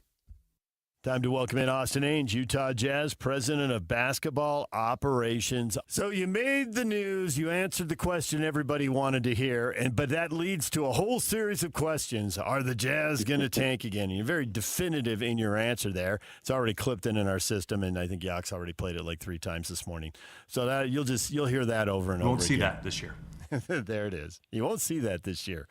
But people wonder what that means, and I know you can't show all the cards right now, but the team could get younger. You could make moves, and younger teams don't tend to win a lot. The team could win a lot more games. When you say that, what are you thinking? Where do you want the team to go this year? How is this likely to play out? Because taking you at face value, it could still play out several different ways. Yeah, and I think we have to keep all of those different ways on the table. The optionality, we have to find value, and we have to make smart moves. And so I don't know how it'll play out, to be honest. It's still too early. We'll have to see what opportunities present themselves to us. But if you go back to the question that was asked before that soundbite, it was asked in a specific way, and I responded to that. We're gonna fight to the end. We're gonna let the group, that whatever group we end up with, fight, and we're gonna let Will Hardy fight and try to win and improve, and we're gonna do everything we can every night. So that's kind of the question I was answering. It seemed like that you had prior conversation. You said it so definitively that it wasn't something that just popped into your mind, that you had previous discussions maybe along the hiring process. Is that accurate? For sure. Yeah. I mean, obviously, these are the things you discuss when considering taking a job. Are you worried about losing the draft pick? Much has been made of the fact that Oklahoma City, depending on how things shake out, could get that pick. How important is a pick in a draft that's supposed to be this good coming up in another year? And I realize it's a year beyond the 1 year you're scouting on right now. How big a factor is that when you're making these decisions? It's a huge factor. It's a huge factor, but there are many other factors to consider, right? The toll it takes on a team in an organization to only think about that pick, right? The effect it has on all the other moves and decisions you make. So there are a lot of other things to consider besides the pick. The pick is really important, and obviously, no one wants to just give away first round picks. But there are a lot of other things to consider, and that's what we're trying to do. The last 2 years, the Jazz have had 3 picks. I say 3 first-round picks each. I know Filipowski was early second round, but it's barely in the second round. Plus, he played like a first-rounder. I'm sure you already know that. And, we were anticipating leading up to each draft that there would be moves, but the organization chose to keep the picks, take the players. By and large, I think they've been good, and we know Taylor Hendricks had the injury. Cody Williams, he needs to literally grow up and get more just get his body in better condition to be able to compete bigger and stronger, all those things. So it looks like you got those 6 players. Now you got a couple of picks this year in the first round. I believe you have 2 in the second, and you can't provide any definitive answers. But do you have an idea of whether those picks will be kept, or maybe there's an opportunity to make moves? I mean, I'm going to listen to everything. I just got into this job, so it's all kind of moving fast, PK. But I believe, by far the most likely scenario is we draft the picks. But you never know what offers come in. Got to stay ready. Yeah. You've got a lot of young guys here. Have you followed these guys yourself for a long time? I know teams scout each other. You're preparing for trades and all that. How deep a dive have you taken on Jazz players, and how much do you think you still have to learn about the current roster? I follow them pretty close, and obviously even before they were members of the Jazz, followed them, but there's nothing like working with people every single day. So I will spend a lot of time talking with the people in the building on what they see and talking with the players themselves, right? So there's more information to be gathered for sure. Drafting is a lot like recruiting in college, to where a coach and his staff, they have to project, because you're taking a 17, 18-year-old and you want to develop him into a 20, 21-year-old, and that could be a significant difference. Same type of concept here with the NBA draft. You're drafting maybe an 18, 19, 20-year-old, but the idea is to project it down the road when he's 24, 25, 26, and so forth. For you, how much of a challenge is that to be able to look at a kid now and have some ability to see the future and what that individual can become? It's really hard. It's really hard. We all do as much work as we possibly can, and it's an educated guess. It's certainly a difficult thing. I usually tell the story of when Doc Rivers was our coach in Boston, and his son, Austin Rivers, was in the draft and a highly rated player. And our whole organization knew Austin since the time he was 4 years old all the way up. We'd seen everything, and we still weren't sure. You know, that's how hard this is.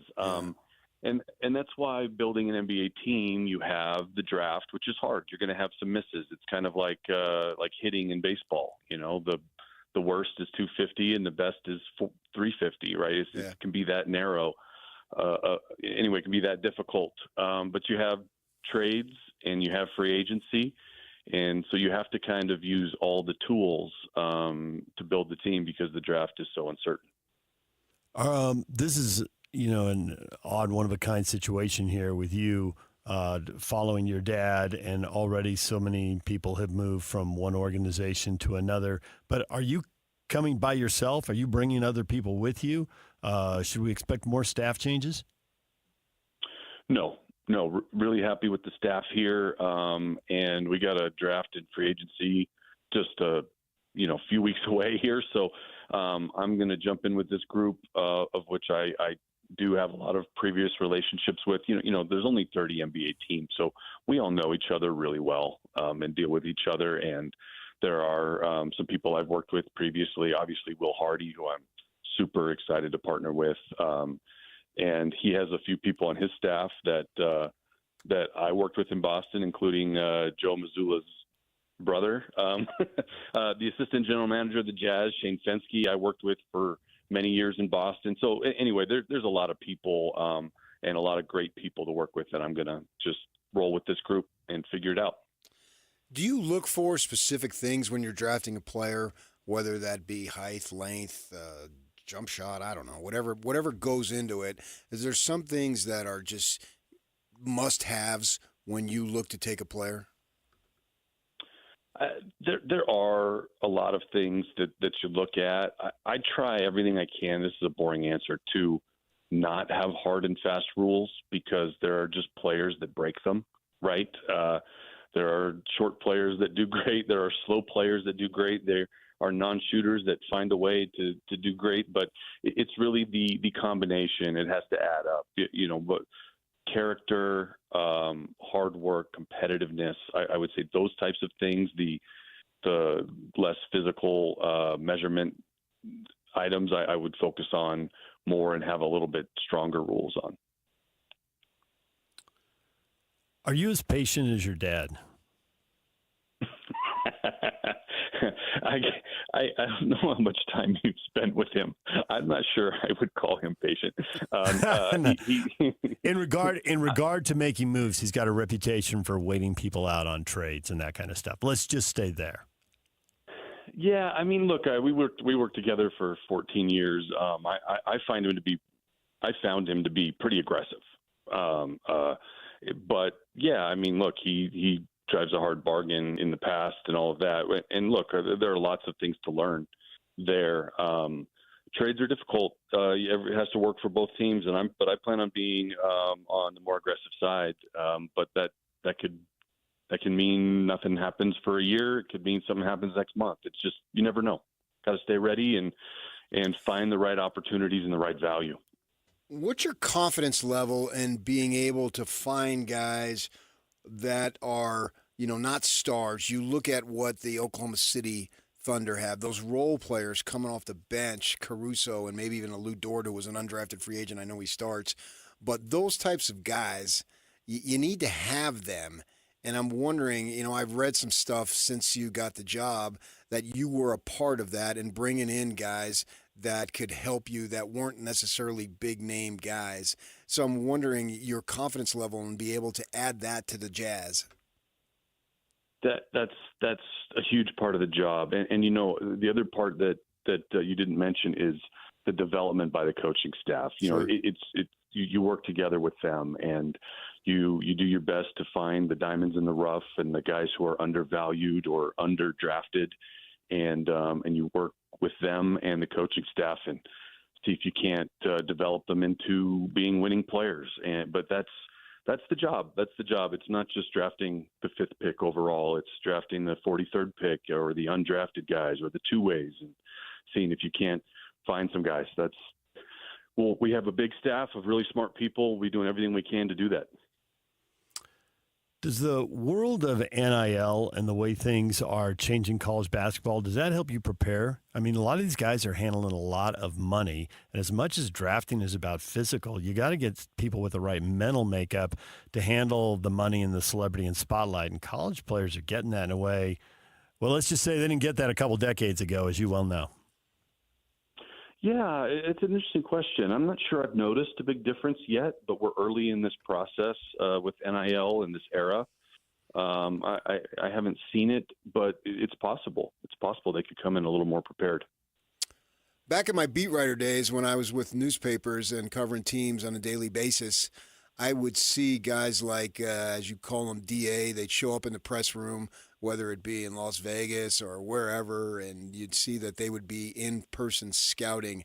How much do you intend to do that as far as being on the road to get your own eyewitness view of potential players? It's what I've lived the last 17 years of my life, and I plan to continue. I believe in both. You have to watch a lot of film. But I believe in seeing in person. I think it helps. It helps me anyway. So I will do a lot of that all over the world, pounding the pavement, shaking the bushes, finding anything I can to find an advantage. The Pacers were in the lottery just a couple of years ago, and obviously we haven't had had 6 different champions in 6 years. You have been doing this for more than a decade, but do you feel like the rules have changed, how quickly teams are being built and how short their window is to win and how quickly they're being taken apart? Yeah, a lot of that has to do with the collective bargaining agreement. It kind of forces quicker rebuilds and quicker kind of dismantlings. You just can't spend into the tax, and they have these aprons now. So everything is a little bit different. It all happens quicker. Well, is it fair to say it's a dream come true for you? Because I know you've worked on it for a long time, and I remember talking to you when you were a player that this is something that you wanted to do. It's really cool to see from our perspective that you got it and you put your nose to the grindstone, so to speak, and got the job done. I'm wondering if you're looking at it like that. Absolutely. No, absolute dream come true. I've been grinding in the G League and in, gyms in Serbia and Lithuania, finding guys that this is what I love. This is my passion. I'm so excited to do this with Ryan and Ashley Smith and Will Hardy and all the people in the Jazz. I've been interviewing for these jobs the last few years. I actually had some others to talk to this summer, actually. Anyway, I've been exploring and looking at these opportunities, and this one just felt right because of the people involved and the timing in my life. Well, Austin, congratulations and good luck. And later this month, we can't wait to see what you do at the draft. Thanks, guys. Good to talk to you again. There he goes, Austin Ainge, the new president of basketball operations for the Utah Jazz. Really good stuff there from DJ and PK as well. I thought an interesting interview and covered a little bit more than what we were able to hear yesterday in a press conference, which is usually the case, and DJ and PK are so good at that. But I think the first question is obviously the most pressing, and is how the Jazz are going to handle tanking next year. And from conversations I had kind of behind the scenes about what the next year is going to look like for the Utah Jazz, I'm not anticipating more wins. Now, maybe more than 17, but I'm not anticipating, 27, 37, certainly not 47 wins next year from the Jazz. I still think, and as you heard Austin Ainge there talk about the value of that top 8 protected pick that they owe to the Oklahoma City Thunder in 2026, and he kind of reiterated over and over, well, you can't focus an entire season on one draft pick because of how hard that can be towards the rest of the players on the roster and everyone in the organization, it's still a very valuable asset for the Jazz, and they don't want to give away a first-round pick for nothing. So they're going to make sure they keep that pick. What I've learned is that the Jazz want to foster a more competitive environment for their young players. They want the young players to have more of a realistic shot to compete in games than maybe presented itself last year in an effort to get the number 1 overall pick and draft Cooper Flagg this season, or this summer, I should say. I think they want to have more realistic opportunities for Will Hardy to coach, for the young players to compete close late in games, and feel like the games are a little more authentic than they were last season, which, by the way, I think is fair for fans to be able to expect that. You shouldn't go into the year expecting that your team's not going to compete. And I think the Jazz don't have a lot of appetite to repeat what last year felt like as far as how the roster was designed on a nightly basis to make sure that the young players aren't winning games or are playing but aren't really in a spot to compete. Now, as I wrote in an article yesterday, KSLSports.com, I don't think you can keep the roster. The reason the Jazz did what they did last year is because the talent on the team doesn't allow you to be competitive and still only win 25 games. Lauri Markkanen, John Collins, Walker Kessler, Colin Sexton, etc.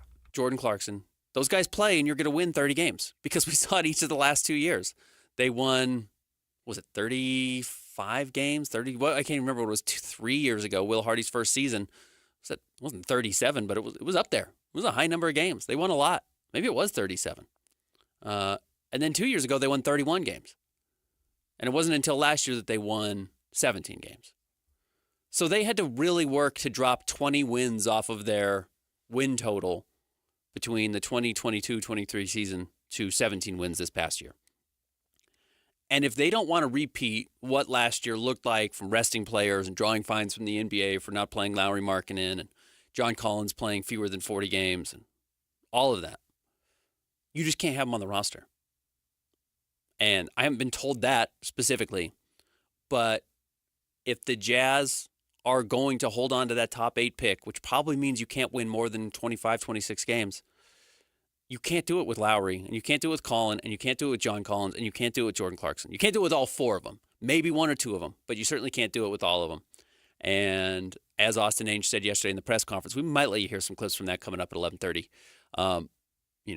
It's a busy season right now. The next 3 weeks and 2 days, 23 days total to get to the NBA draft. It's open season. When the NBA Finals end, they can start beginning negotiations with their own players on contract extensions. I would look at Walker Kessler as being a big name there, but also John Collins and Colin Sexton are available for contract extensions. And if those don't get done, it's probably a good sign that the Jazz are willing to move them, because why would you let them go into the final year of their contract before they become unrestricted free agents in the summer of 2026? So if they don't get a deal done with those guys to extend them, I would expect them to be on the trade block. And Lauri Markkanen was on the trade block last year, and before he signed his contract extension, and the Jazz just couldn't trade him at the deadline. Otherwise, I think they would have explored it. So these next 3 weeks are going to be pretty fascinating for the Utah Jazz, and Austin Ainge has his work cut out for him to put a roster out there that can compete without competing, can play hard and battle in games and let Will Hardy actually, cut his teeth even further in his 3rd year in the NBA without threatening to lose that top 8 pick. And I think that's what next season is going to look like, and I would imagine it will be more digestible from Jazz fans who watch every night. The fans who don't want to watch every night because they don't want to watch a team that's not going to the playoffs, which I think is totally understandable, I think are still going to be critical of the team and be frustrated that the team isn't more competitive. But I think you're going to see a better, more authentic product next year than what you saw last year with the tanking and the chicanery that you saw from trying to lose games to get a draft pick. And that was kind of what I gathered yesterday without any specific real conversations about who would get traded or how they would get traded or what they would look for in return. But you would imagine it would be younger players or future draft assets that don't impact the team's ability to win today. So we will talk more about Austin Ainge throughout the day. We'll talk to Tim Lacombe coming up at 11 o'clock. Top 3 stories coming up next. Stick around. More Jake and Ben, 97.5, the KSL Sports Zone. Ladies and gentlemen, may I present... This is JJ and Alex. Travis Yost, he writes for TSN. What a great gift it is for the Mammoth to get that number 4 overall pick. Do they really need that number 4 overall pick? You're either drafting best available here and reloading the coverage, which may make sense. The second option is, do I find a team that's in some organizational distress and looking to make changes and maybe looking to move off a player that may not make sense for them anymore, but may make more sense for Utah? When you're trading the number 4 overall pick, you don't have to add a lot of sweeteners. That's how valuable that pick is. If Utah is willing to swallow it and say, hey, look, we'll move off our first rounder this year, that is going to be very interesting to teams. So I think that option, until they actually make the selection, that option is going to be on the table. Catch JJ and Alex afternoons from 3 to 6. Presented by G2G Bars on 97.5, the KSL Sports Zone. What's up, everybody? I'm Mike Wilson with Any Hour Services, and if you want your air conditioner to last, keep a clean filter, rinse the outdoor unit off occasionally, and have it serviced each summer. Small things can help you avoid unexpected breakdowns.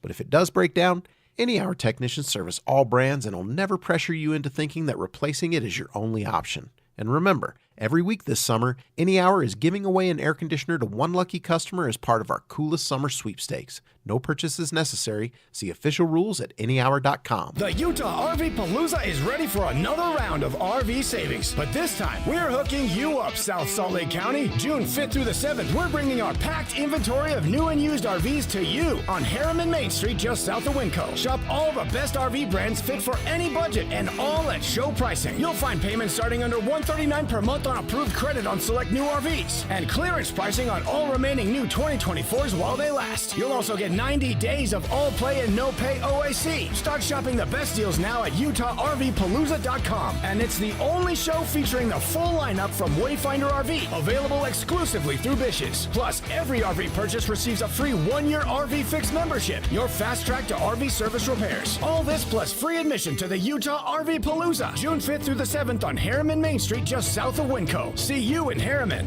Based on approved credit, 20% down, 8.99% APR for 180 months. Stock number 89922. Subject to prior sale. See dealer for details. Deal number 822B426B. Attention sports fans! Elevate your 2025 finances with a Gold Tier checking account from Hercules First Federal Credit Union. Score big with up to 4.25% APY on balances, rewards points for everyday spending, and perks like Ultimate ID credit monitoring and free cellular care coverage, all with no monthly fees. Join Gold Tier today and watch your savings grow. Visit HerculesCU.com to learn more. Hercules First Federal Credit Union, growing stronger together.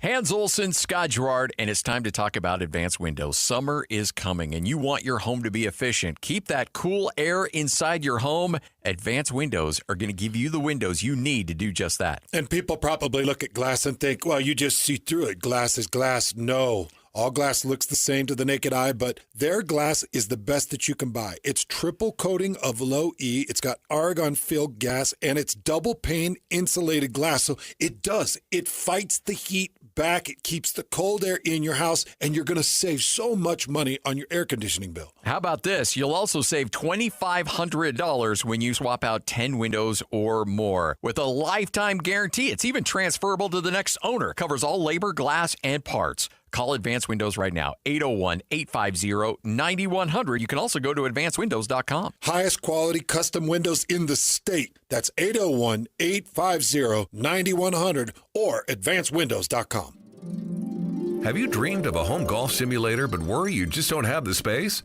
Fairway Hideaway brings that dream to life with the Murphy Golf Simulator. This sleek fold-away closet system transforms any garage, basement, or office into playing Augusta, Pebble Beach, or hundreds of other famous courses around the world. Once you're done, simply push a button and it folds away into a 2-foot closet system that any house designer would be proud of. If you decide to put it in your garage, you still have space to park your cars. From Park City Chalets to Salt Lake Townhomes, Murphy Golf Simulators blend seamlessly into your space with no renovation required. Zone listeners will save $1,000 off their Murphy Golf Simulator by getting your installation scheduled before end of summer. Play iconic courses, perfect your swing, or host your next golf night, all from the comfort of home. Then use a remote control and watch it fold away. Learn more at fairwayhideaway.com. That's fairwayhideaway.com. Hey, you got a second? That's all it takes to use your fire sense. Like the second you notice the campfire isn't completely cold, your fire sense says to douse it again. Or the second you notice your tires look worn out, your fire sense says to get them changed. Or even the second you think you might be towing more than your truck can handle, your fire sense says to make another trip. It only takes a second to use your fire sense. Protect your property, the land, and our great state. Use your fire sense. Learn more at utahfiresense.org. Whether it's the Jazz, Utes, Cougars, or Aggies, these guys have got you covered. Time to eat, fellas. You're locked on to Jake Scott and Ben Anderson. 1, 2, 3, move it. On 97.5, the KSL Sports Zone.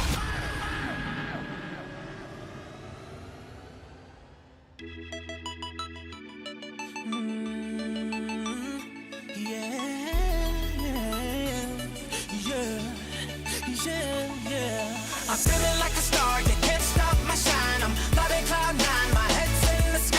I'm solo, I'm riding solo, I'm riding solo. Jake and Ben, 97.5, the KSL Sports Zone. A very happy Tuesday. Tomorrow is Wednesday. Win big every Wednesday on the KSL Sports Zone with Win Ticket Wednesday.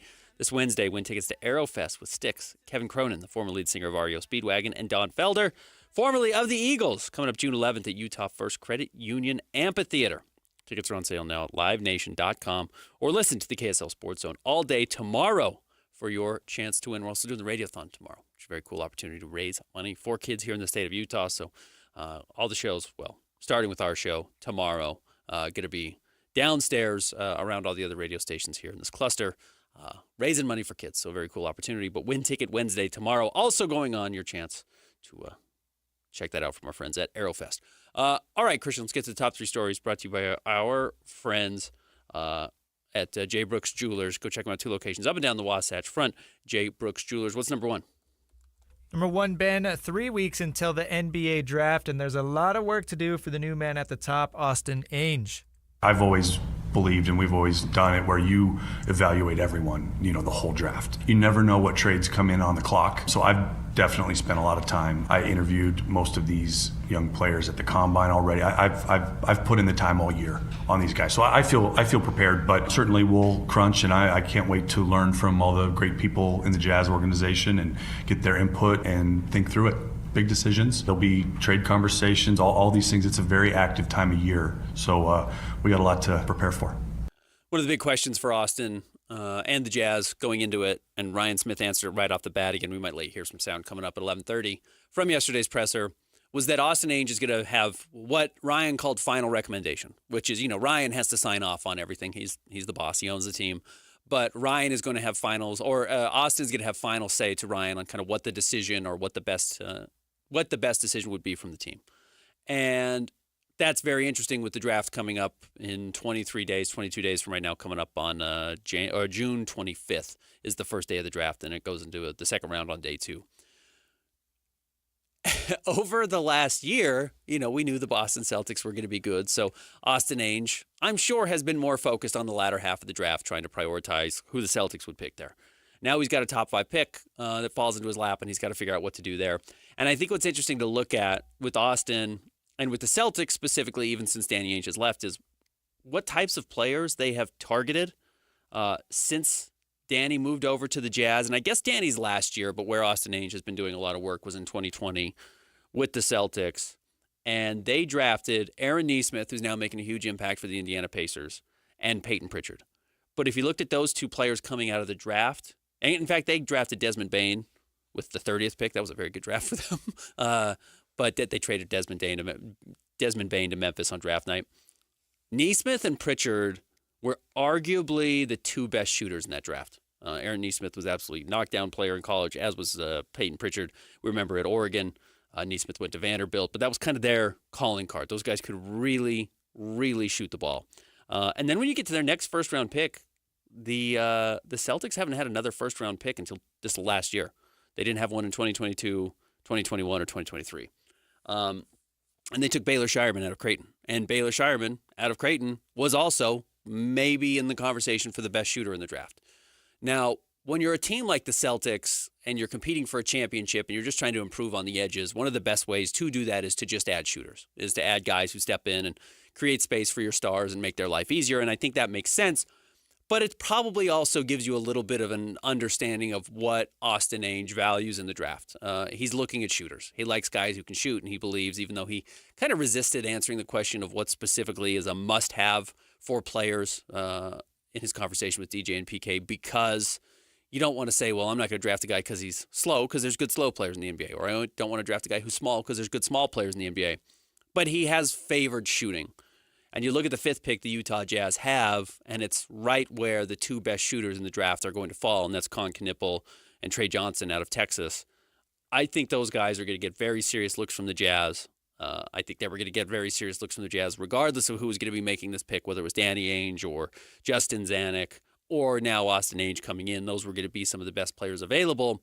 But you look at, what Austin Ainge has looked at and who's going to be on the board, and I think it really trends towards those 2 players. So while there's names like Ace Bailey or VJ Edgecombe, and maybe if they fall to 5, the Jazz just take them and they say there's just too much value there to pass on. And again, when you're talking about drafting for the Celtics and trying to add spacing versus trying to add a potential star player for the Jazz, it's a different conversation. But shooting is something I would circle as maybe a must for the Jazz, and why, some of these other names coming up in the draft, like a Jeremiah Fears, the guard from Oklahoma, who just doesn't shoot the ball well at all, may not be in this conversation.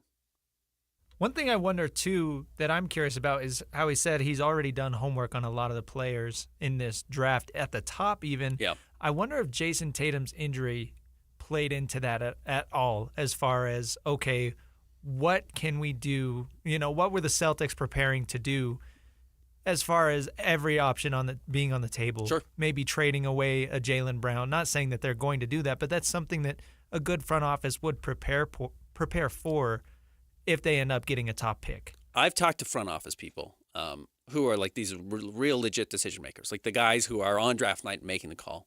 And they have said, we have teams of salary cap people that explore truly every opportunity there is to make a trade of any kind in the NBA. And I know people get on Fanspo or whatever, the ESPN trade machine, and mess around and like to put out these crazy hypotheticals, and everyone shoots them down on the internet. The funny thing is, those have been made by every front office on every team with every single player on their roster and every player on every other roster as well. They play with the trade machine. They probably got their own technology to do it, but they go out and not only have they done it, but they did it 6 months before you thought about it. They are, because they have millions of dollars on the line, and for the owners, billions of dollars on the line, they are thinking about it the same way fans do. How do you improve the team? What's available? What's out there? How do you get better? How do you find, better deals on the edges? How can you take advantage of another team? What's a win-win trade look like? How do you maintain flexibility in the future? So they do all of those things. So yes, to your point, Christian, they looked at, hey, what if Jaylen Brown gets us a top 5 pick in this year's draft? What if we were to trade him? And then we don't want to be caught with our hands in our pockets, so we want to make sure that we know who those top 5 players are in case Jaylen Brown's not on the roster, because there's just a can't-miss trade here that we have to take back. So they do all the work. They do certainly put themselves in a spot where they're prepared for all potential outcomes. And so while I believe Austin Ainge that, he's familiar with these guys in the top of the draft, and they scout those guys, and it's just hard to miss them, because if you're watching some of the other second-round picks that are going to come out of Duke, you're inevitably going to see Con Knippel.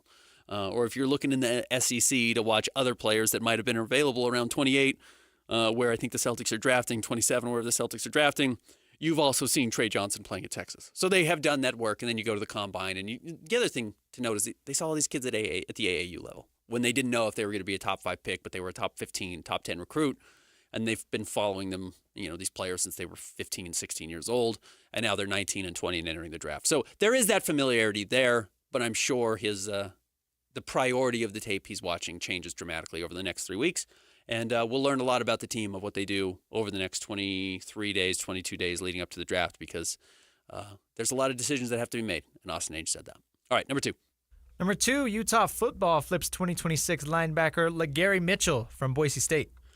I try to not buy too much into a year from now, which is unfortunate. And I think it's one of the real losses in college football is, looking at recruiting and National Letter of Intent Day, used to be such a big celebratory day. And until it's the actual day that they're jumping on campus, until it's for that actual season that they're committing to your program and they're going to be around, this is a placeholder. The same way Boise State had this kid coming in as a placeholder of somebody they thought might be on the roster as soon as 2026, which is still next season.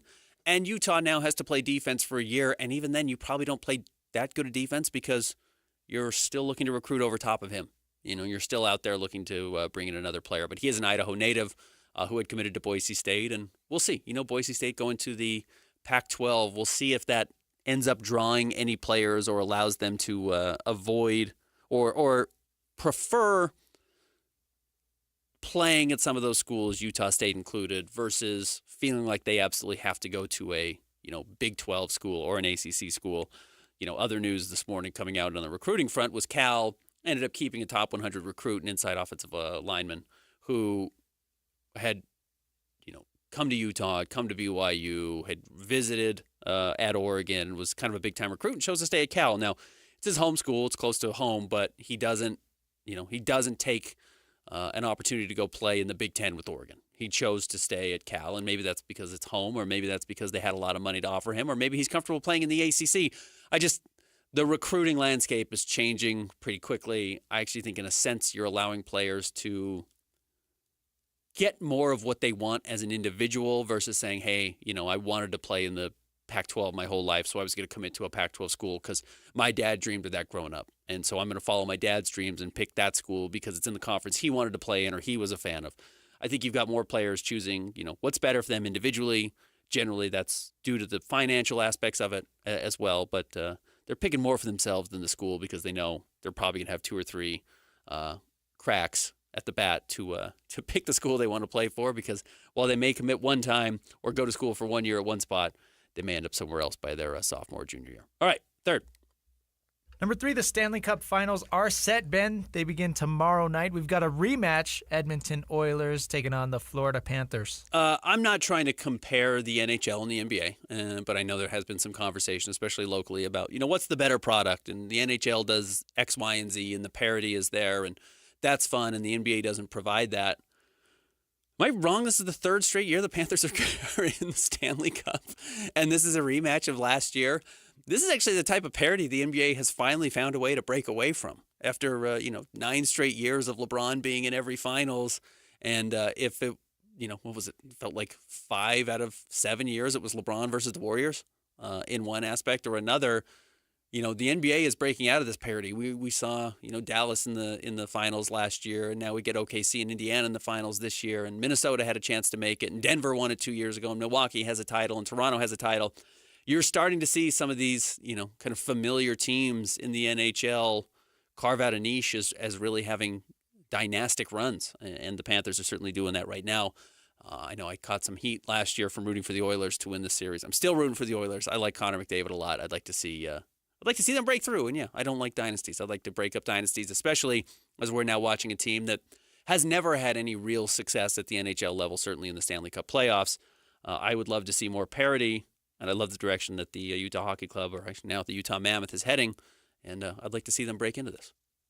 Have you heard all the hubbub about Florida with the tax advantage and being able to basically get players on cheaper deals?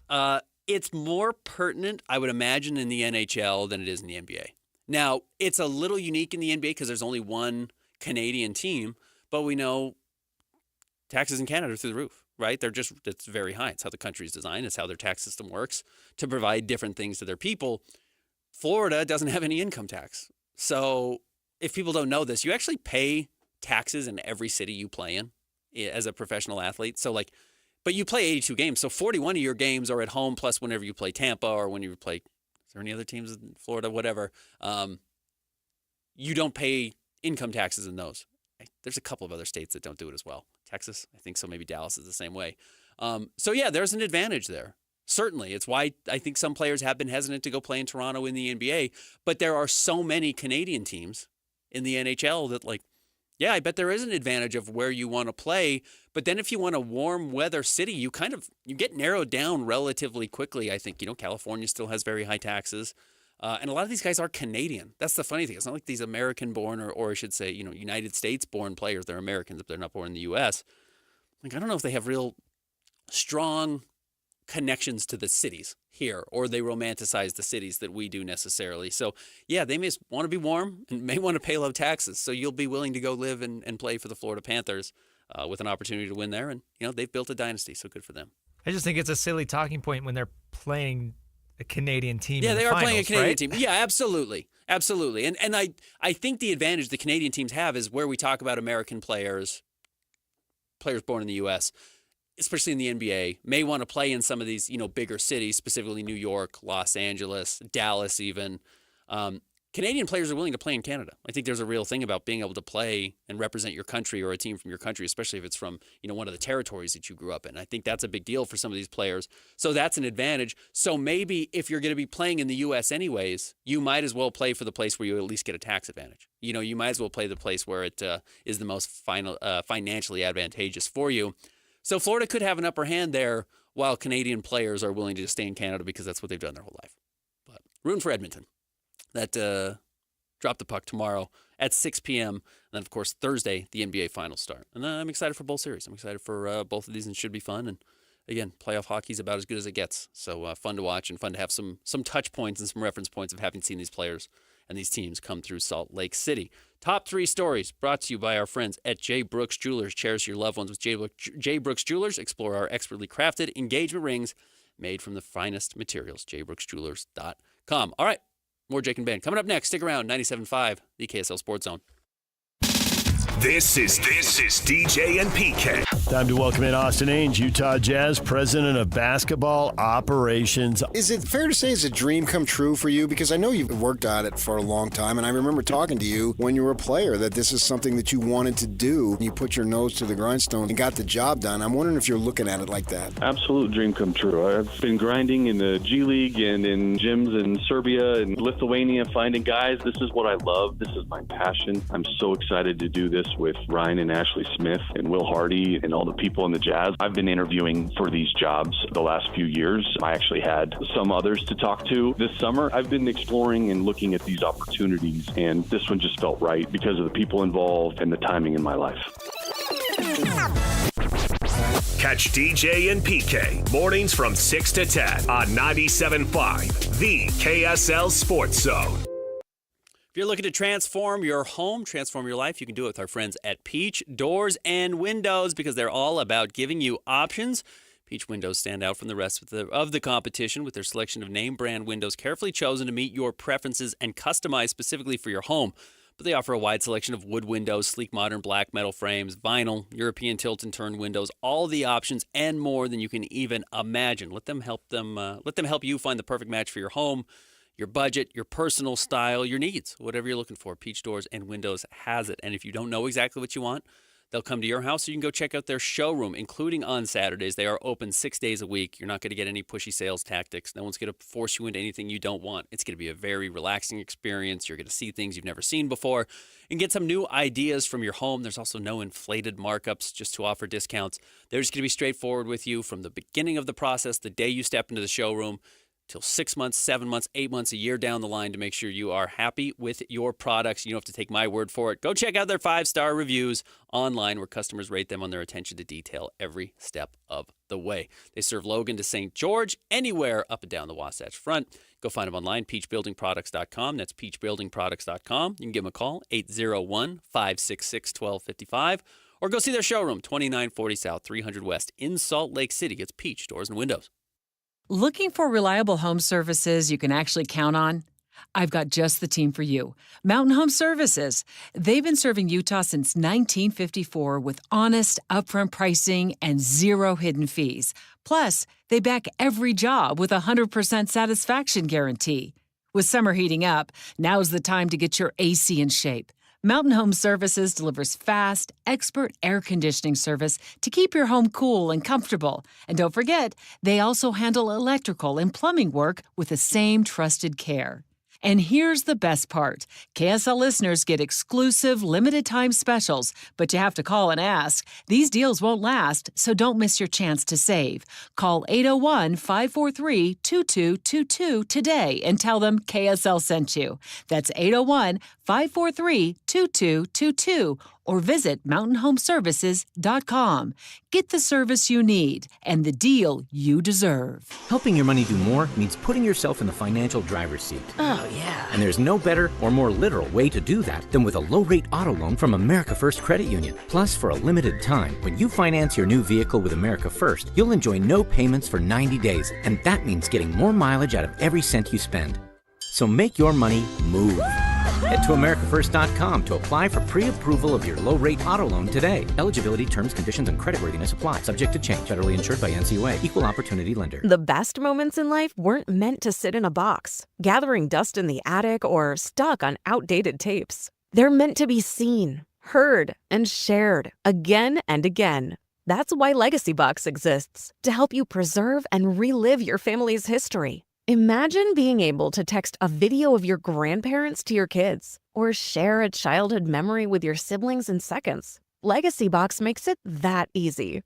Just fill your Legacy Box with all your analog media. Send it to our headquarters in Tennessee, where we digitize everything by hand. And in just a few weeks, we'll send back your originals, digitized, preserved, and stored in the cloud, so you can easily stream, download, and share your memories anytime, anywhere. Join the millions of families that have trusted Legacy Box. Go to legacybox.com/audio for 50% off. That's legacybox.com/audio for 50% off. The Garden Restaurant is opening June 30th in Salt Lake City.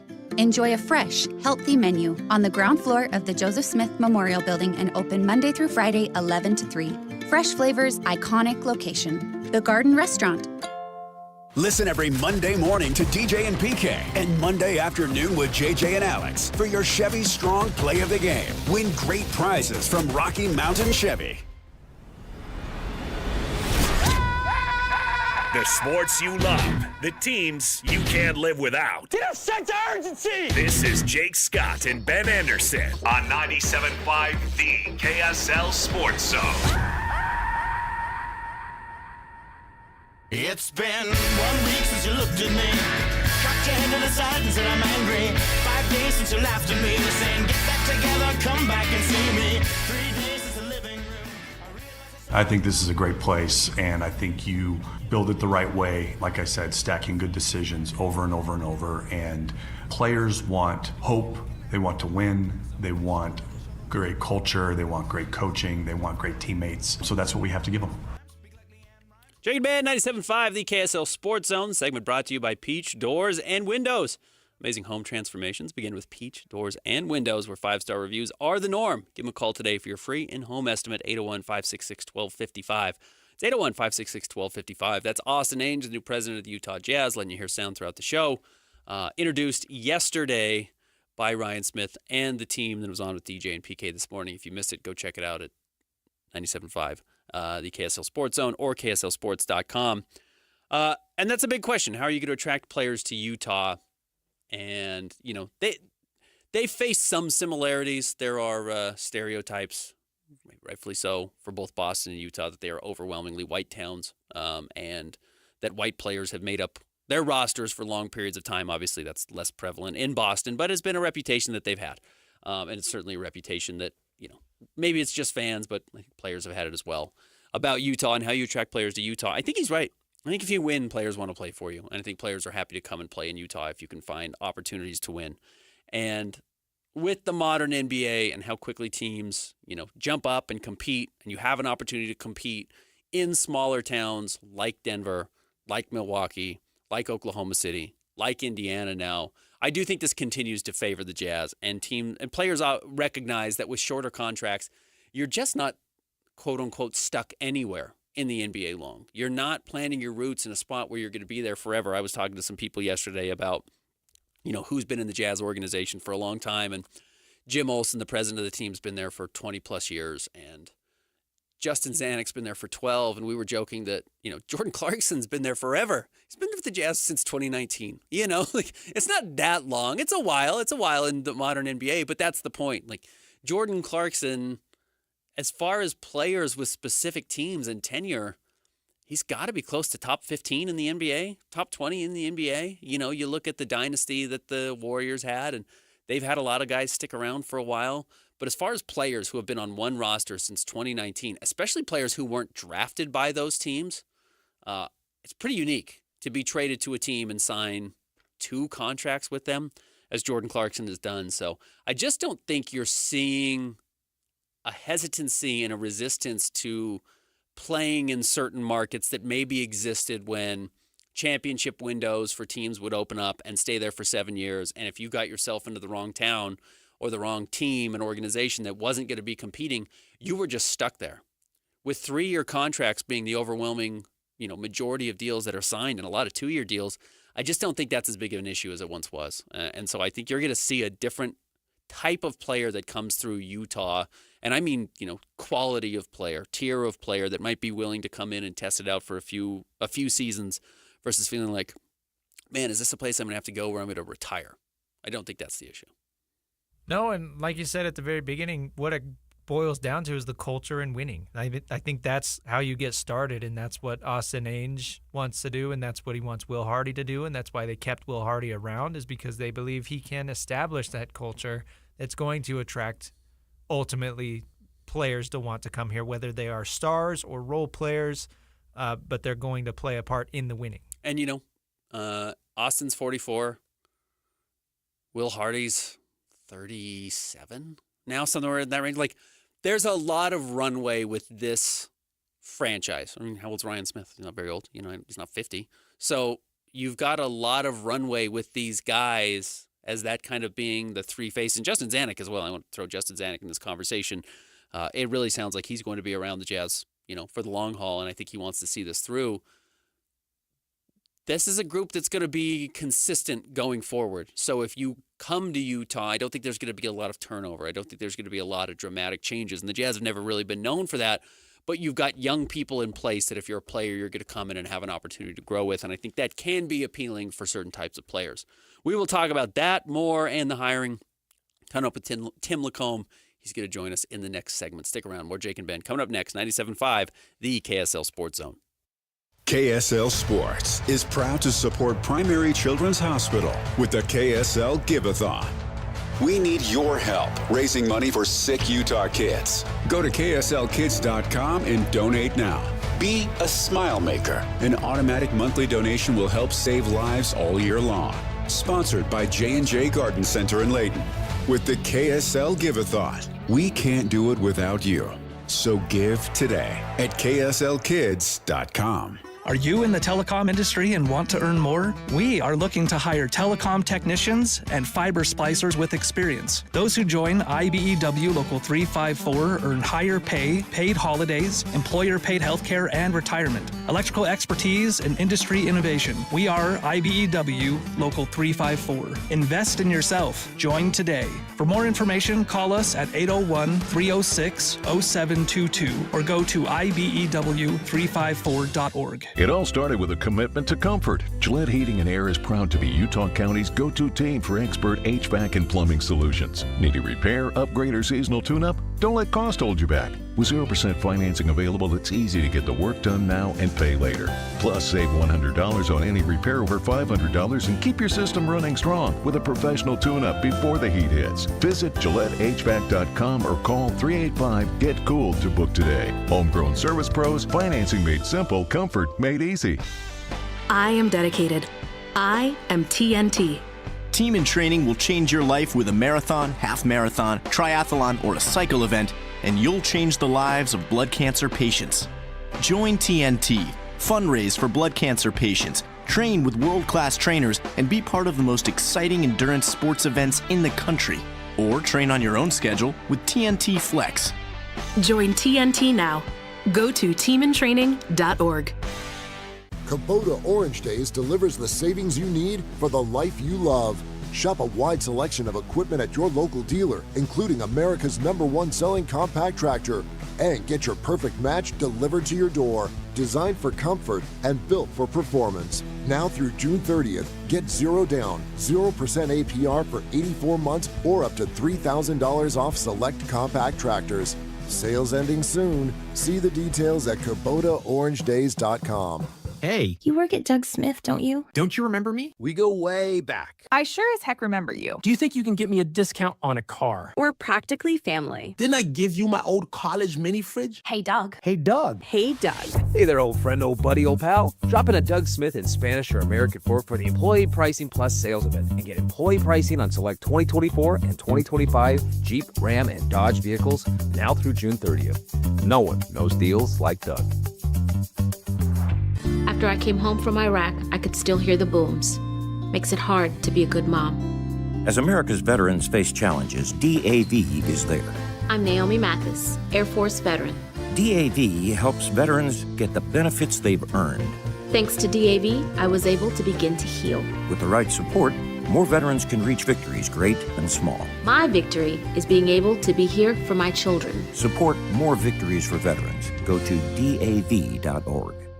Hey, it's Cavino and Rich. And whether you're heading to the office, kicking back to watch the game, or enjoying a night on the town, Travis Matthew has you covered. They create versatile apparel designed to make you look and feel your best, wherever the day takes you. From performance-driven styles to everyday essentials for both men and women, Travis Matthew bridges the gap between style and comfort. Ready to elevate your everyday? Visit TravisMatthew.com and get 20% off your first order when you sign up for email. That's TravisMatthew.com. Ready to put hope on the green? Join BYU head coach Kalani Sitake at the Hope in Motion Invitational, Monday, June 16th at Thanksgiving Point Golf Club. Tee off for more than bragging rights. Support children with developmental disabilities through Kids on the Move. Whether you're swinging clubs or sponsoring holes, your impact drives real change. Grab your foursome and register today at KOTM.org/events. That's KOTM.org/events. Because every great shot deserves a great cause.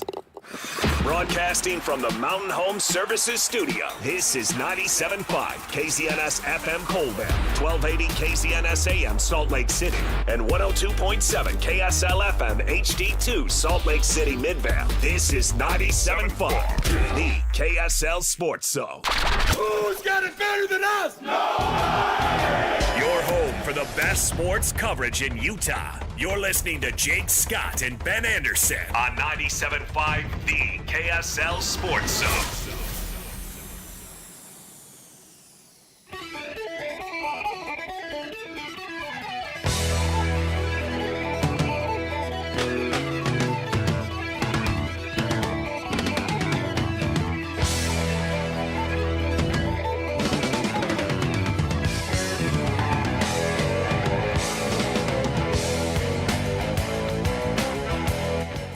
Jake and Ben, 97.5, the KSL Sports Zone. A very happy Tuesday to everybody out there. Nominate the youth sports volunteer that you know for the Hercules Hero of the Week. Submit your nomination at kslsports.com/contest. Listen every Thursday afternoon to JJ and Alex for the winner. Help us celebrate the efforts of those volunteers making an impact with Hercules Hero of the Week, sponsored by Hercules First Credit Union and Beehive Meals. Let's welcome in our next guest, longtime coach in the area at both Utah and BYU, and an NBA insider on the pre-half and post-game show with Jake Scott. It is Coach Tim Lacombe. What's going on, Coach? What's up, my guy? How are you? I'm doing terrific.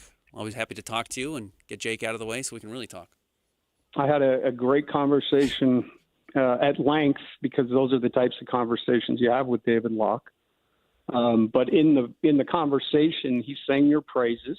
Oh, very nice of him. Saw What a David great yesterday. job you're doing, and I just think he likes the fact that you're in his tree, I guess. He kind of helps you get on at Locked On, and I was an intern for him, so he hangs those trophies on his mantle, I guess. We're both hanging from his mantle. Yep. Let's hope that's the only place we're hanging. Well, that's why, I like you for a lot of reasons, but that's another one. You had to put up with him. Yeah, that's where I got my start, at working on jazz broadcasts with Locke. The best. I love that guy. So, Austin Ainge, I know you've been on the station in the last day or two, but what's your history with Austin, and how well do you know him? Knew Austin really well. Actually was at Utah when Austin played, so coached against him, and we beat him in I think his senior year in the Mountain West Conference tournament down in Denver on a very notorious moving screen by Ricky Johns that freed Luke Neville for a layup. That when I got down to BYU the next year, that's what everybody talked about, was how bad that the missed call was. but got to see Austin, as a competitor. And I would say as a player, his best asset was his mind. I think he was skilled and he worked really hard at it, but I think he had a little bit of the Jokic, vision and could really see the floor and execute plays.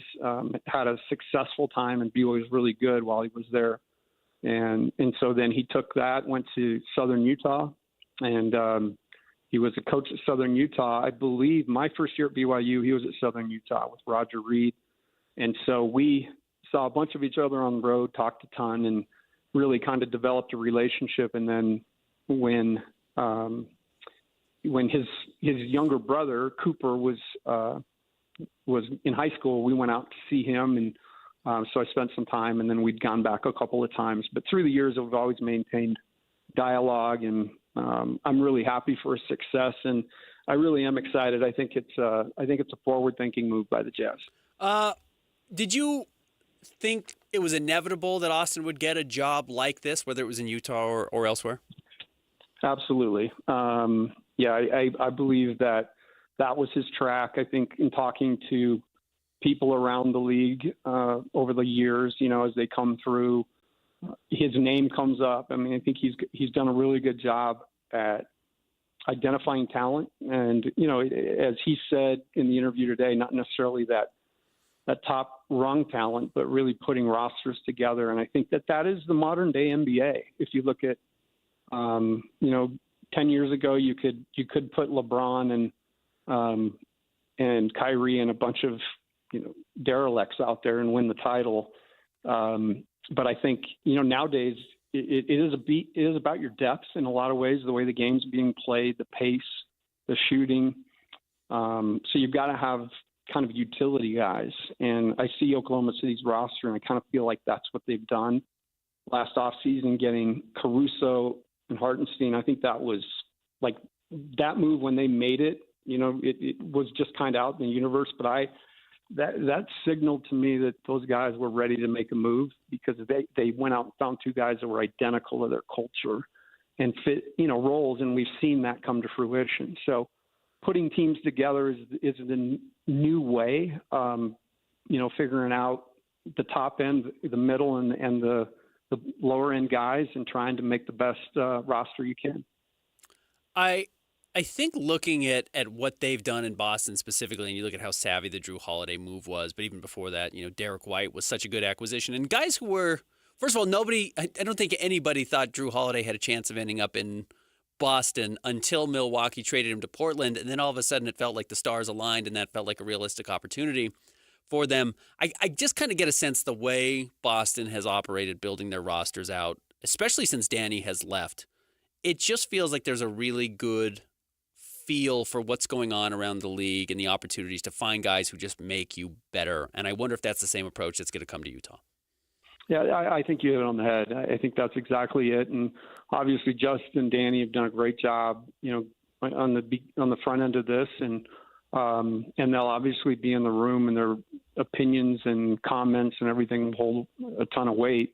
But I do think, having somebody that has actually, recently gone through the process of making that one move, I do believe that Holiday move was the move for them. But you go back, getting Horford to come back was huge. And so there are all of these little nuanced moves, and I think that's where Austin specializes. I tell the story all the time. When I was at BYU, he would call me, and he's like, "Hey, I got a list of guys you need to call from out here. They're going to be really good. They're only ninth graders, but Nerlens Noel, Michael Carter-Williams, George Niang." So, I was calling these guys in the ninth grade because Austin saw them and saw that they were going to, obviously Nerlens Noel was a well-known guy, but he got into the weeds, and he would open up some doors for us that we had hard times getting into. So his ability to see talent is really impressive, and I think that's going to serve him well here. I don't know if it's going to work, but one of the things that I think is the better option of the two, and I don't know if this other option was ever really tenable, other than it had kind of been mentioned in speculation of mostly media or fans, was that the Jazz would build a roster, go through this rebuild, and then as soon as they were ready to win, they were going to move on from Will Hardy and get a more experienced coach. And essentially, Will had to be the sacrificial lamb for development, and then they got to a place where they could win, and they brought in somebody else. They've actually kind of done something unique, which is Danny Ainge, whether he knew it's what he was doing or not, has kind of taken on that role of the sacrifice, right? He saw the dismantling of this team with Rudy and Donovan. He's drafted a bunch of these players. They hit rock bottom, I would think, last year, winning only 17 games, having the worst record in the NBA. How difficult specifically last season felt for, I think, everybody involved. And now, you look at his timeline, I just don't, as much as nobody's going to push Danny Ainge out, and that's not what the Jazz are doing by any means, Austin Ainge probably gets to do the more fun part, which is actually spending some of this money and building these pieces, as opposed to Will Hardy kind of having to be the guy who was the one who was sacrificed and put out to pasture. I think that's a great take. And to that point, I've heard through the years, a lot of things said about Will Hardy, but from somebody that's watched every game he's coached, since he's been here, I think he really understands this new age. And I think he is he's an incredible coach, X's and O's. And we see that with some of the sets after timeouts and start games and, throughout the process. But I think his real skill is he's a connector. I talked with Mark Few about him, and, Mark, he just sang his praises because he's a guy that when people see him, they smile. Because I think he's an authentic person. I think when he goes into the press conferences or goes in front of his team, there's not shtick. He's telling you his thoughts. And I think that authenticity is really important in today's game, especially with these young guys. And so I think that's right on the head. I think Will Hardy was brought here, with the intention of starting it and finishing it. And obviously the Jazz have made a huge commitment to him, which I'm glad to see. But I think Will, I'm really glad that, that he's going to have some runway here. And, as we start to kind of build, we can see some more things that he can do with a more talented roster. And I do think runway is an important key of what we learned yesterday. You look at a 44-year-old now president of basketball operations, which is young. That's pretty young to have that big of a role in the NBA. A lot of these guys, even, Dennis Lindsey was pretty young when he got hired. He might have been 50. He might have almost been 50, but, you've got a young person in Austin Ainge and a very young head coach still in Will Hardy. It feels like this is the future of the team. As much as we talk about the draft picks, the young players, et cetera, the culture is going to be set by the owner, the head coach, and the front office, the main front office member. And it feels like, they've kind of got those three pieces in place. I agree. I think I think their connection too in Boston is really important. The way they work together, the way they already talked about each other. It's a unique relationship. For sure. But I think the fact that they've got history and familiarity, and Austin is, like I talked about Will, Austin's, like I said, through the years, even in his capacity, I'll get a text from time to time. So he's a people person. He's great at what he does, and I think they'll be a good team. What do you know about the Boston culture? For so long, and I'm sorry to put you on the spot with it, we know kind of what, if you were trying to replicate what San Antonio had done, you kind of knew the types of people you were getting. And ironically, Boston is an offshoot of a lot of San Antonio people with Ime Udoka and certainly Will Hardy coming from that cycle as well. But what do you get? You've known Danny for a long time. You've known Austin for a long time. You've known people in that Boston circle. What is there a value system or anything you would say is like a kind of a defining factor? I think that I went back there twice to watch training camp.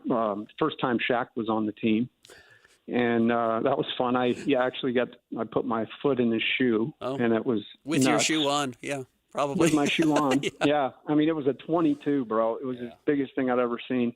And so I went back once, and Doc was the coach.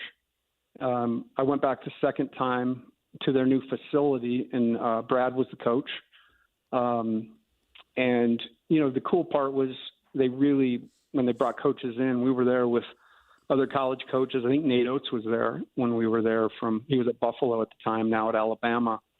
But the cool part was I think there is an openness and authenticity to their program. I think, Brad's a straight shooter and a brilliant basketball guy. I think he showed at Butler his ability at a mid-major to take a team to the championship with a bunch of guys that nobody wanted. So it's an eye for talent and the ability to coach it. So I would say that greatness is their culture, and I think they aspire to that. It was interesting because it was the year Kyrie joined the Celtics, and it was pretty evident that it wasn't going to work just by his attitude, in the first few days. But, those are things you live and learn. But I think that would be what I would say. I would say that their culture is they want to be great. And I hope that, the Jazz, obviously, as you said, bottomed out last year, but that's their goal too. And Ryan talks about that all the time. Austin did say a word that you don't hear a lot of general managers, presidents of basketball operations, CEOs, VPs say, and he said trade a lot. And he wasn't just talking about the ability to trade the draft pick. He said, the next 3.5 weeks leading up to the draft are busy, and they've got to figure out what they're going to do with that 5th overall pick if they make the 5th pick. I think Ryan Smith said if 5th is where they're picking. But he kind of mentioned the idea of making trades, and you go back and you tie it in with the, we're not going to be tanking next year comment. I just think they're still not going to win a lot of games. They're going to want to prioritize getting a good draft pick again next year, but they don't want to tank and make it feel like last year. It makes me feel like there's going to be trades this year and this summer, and certainly more than maybe we even saw last year, where it was teased so much with Lauri Markkanen but didn't come to fruition, and most of the roster stayed intact. Do you think you're going to see a pretty dramatically made-over roster next season? I would bet so. Just the vibe I'm getting. And I also believe it's, on some of the veterans, even the Jazz had a tough year. Some of those guys really had great years. I still can't believe somebody didn't go for John Collins at the deadline the way he was playing. But, so I think that's what they're going to assess is what kind of value could they get in return. How impactful could that be for next year? We'll wait and see. But I think I do get the vibe it's going to be vastly different. I look at guys like Obi Toppin in Indiana who are just having good years and are, really performing well after being kind of cast off out of New York. And I just think that's a John Collins type player. Or you look at Colin Sexton, it's hard to find, an exact match for Colin, but teams need point guards. They need veterans who can step in and play and aren't costing, $35 million. He's only making 18 or 19 next year. That's value. That's a lot. I know he's going to barely make it. It seems like those guys with expiring deals, and again, you're not really married to them for a long time, but you can audition them for a season on teams that I think can win. I just think those guys are going to have more value this year than maybe they even did at this point last season. I totally agree. I think we talked about it. The way you build a roster is you get those valuable pieces that are efficient and affordable, and then they play above their weight. And I talked about John, but Collins, another guy who. You talk about a guy who the minute he comes out on the court, it's in a dead sprint to the ball rack, and he's pretty locked in the rest of the night. And that's hard to find in the NBA. So it's a real quality, a hard-playing guy that has really improved in its time here in Utah. I think we've got a much better Colin Sexton right now than, he had to work through some of that. And Will Hardy did a great job of mentoring him through it. Yeah, those are the things that kind of hang out there, and it's a business. So we talk about it, but I really have enjoyed watching this group of guys, albeit through tough circumstance, kind of develop and grow. It's interesting to look back at the draft picks Austin Ainge has been involved with really over the last, let's say, decade for the Celtics, and when they've had a top 5 pick. They've hit grand slams. They took Jaylen Brown and Jason Tatum, who have both turned into, if not superstars, good enough to win titles and win finals MVPs and make multiple All-Star games. And then when they've had picks in the latter half of the draft, specifically late in the draft, they've really circled in on shooting. You look at Aaron Nesmith with the 14th pick, Peyton Pritchard with the 26th pick, Baylor Shireman last year, who I know we talked about, with the 30th overall pick. They like kind of big, versatile forwards. in the top 5, or they like shooters later in the draft. And it does seem like those types of players might be available when the Jazz are picking both at 5 and at 21. And the other thing I'll add to that is, the guys then below that they acquire, like Hauser. I mean, how big was he for them? Making shots. Cornette was a guy that, really served them well. So it is about finding those pieces that can make your team gel. And I think that's where, Austin's really shined. And I think it's where Danny's great too. And Justin, I feel like this group knows talent. And I saw some good video the other day of Taylor Hendricks knocking shots down, looking lean and mean. Shot looks vastly different mechanically. The coach constantly yelling at him, "Don't twist your shoulder." So it's exciting. Some of these guys they've got, and it's going to be fun to watch it all come together.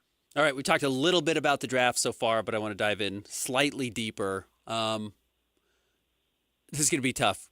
How would you prioritize if you were to go Ace Bailey, VJ Edgecombe, Trey Johnson, and Con Knipple, as far as what you think the Jazz might value? Well, I would say in those 4, obviously Ace Bailey's, he's got unbelievable upside, but I think there's a lot going on. And I think, the biggest part with him is going to be the interviews and the workouts and, feeling like you could really help him get better. And, so that's one. I think the Jazz, they like that talent. And Danny's always talked about liking unique freakness in guys, which makes Con Knipple seem. I mean, Con Knipple to me is probably a very safe pick and a guy that can acclimate. I don't know about top end. Trey Johnson gets me pretty excited when I see him shooting the ball and making shots. His length, had a great combine. So, and then VJ Edgecombe is, I watched a bunch of Baylor this year. They weren't very good. But in big moments, that guy made big shots. Watched him play here in Provo. He's got an electricity to him. I'll say that. And I think Charlotte probably sees that a little bit, how he fits there. Not sure. And then the real difficulty is you don't know what the Spurs are going to do it too. Yeah. Are they going to trade out of there? And somebody comes up there. I mean, obviously, I think Harper's the pick solid at 2, regardless of who gets there. And then I think it's open season. I think it could go a lot of different ways from there. Longtime coach here in the state. You can hear him on Utah Jazz pre-half and post-game shows. It is Coach Tim Lacombe. Coach, thanks for jumping us on as always, and we'll talk to you again next week. Hey, that was fun, and I'm sorry Jake's soft. Jake's doing all right. It's a sick call-in. He'll be back.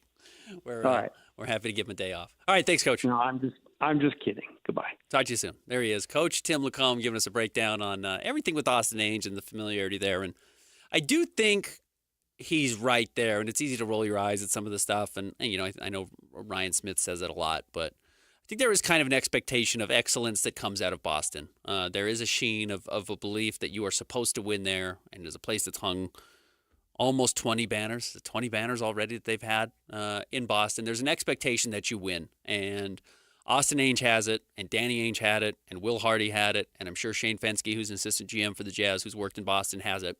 There's a belief that you are supposed to do things at the highest level, and there's no such thing as kind of just good enough. And you bring that to Utah, and then you've got to mold it to what's possible versus, kind of the legacy that Boston has, and you've got to find a way to adapt that and meld the two and find something that works for Utah with some of that expectation of excellence. And I think that's something the Jazz are still working on and still trying to figure out, because they tried to mimic a little bit of what San Antonio did, and San Antonio had that same professionalism and excellence and consistency that has not turned into a championship for the Utah Jazz. And ironically, I think San Antonio pulled it from Utah and what Jerry Sloan and the Ladens built throughout the 90s here in Utah and tried to mimic that to turn themselves into a franchise program or a championship program, and they found a way to do it. Now it had to do with finding the star talent in Tim Duncan, and then vice versa. In Boston, it was Kevin Garnett and Jason Tatum and Jaylen Brown. So it's got to start with the talent and then how you build around it and how you work around it, and that's what the Jazz are still trying to figure out. And they will have the number 5 overall pick to work with to try and find a superstar, whether they make that 5th overall pick, whether they trade it for a star, or try and trade up with a team like San Antonio to get that 2nd overall pick. It's going to be an exciting 3 weeks for Jazz fans, and Austin Ainge is going to be able to prove a lot, I think, over the next couple of weeks, though I thought it was interesting. Maybe we'll be able to pull that clip, but if not, he said on DJ and PK, the overwhelming likelihood is they make those 4 picks. You know, the Jazz have 2 first-rounders, 2 second-rounders. It is hard to make trades. So, you know, Occam's razor, the simplest explanations, the most likely. The Jazz probably end up making these picks, but we'll see. It's going to be a busy couple of weeks and probably fun for a Utah Jazz fan. When we come back, we'll let you hear some clips from Austin Ainge yesterday in his press conference and kind of break down a little bit more of what he said, what I thought when I heard sitting in the press conference with him. Stick around. More Jake and Ben coming up next, 97.5, the KSL Sports Zone. Accessing. This is Hans Olsen and Scotty G. Eric Weddle, kind enough to join us. You find out you're up for the College Football Hall of Fame. What's your first thought when you get that phone call? Just humbled by it all, quite honestly. I think I have a real shot is the College Football Hall of Fame. I don't think I have any shot at the NFL Hall of Fame. So when I look at the College Football Hall of Fame, I think, yeah, I belong there at some point, whether it's now or 10 years from now. Like, I think I belong as one of the best college football players to have played the game. So whenever it happens, or if it happens, like, you guys know me, I live life to the fullest. It's not going to change whether I fall asleep at 10 o'clock or midnight. I got many other things that are on my mind. But it's really humbling and truly honored, obviously, and know that it took coaches, players, faculty, family, wife, kids. Like, it doesn't happen alone.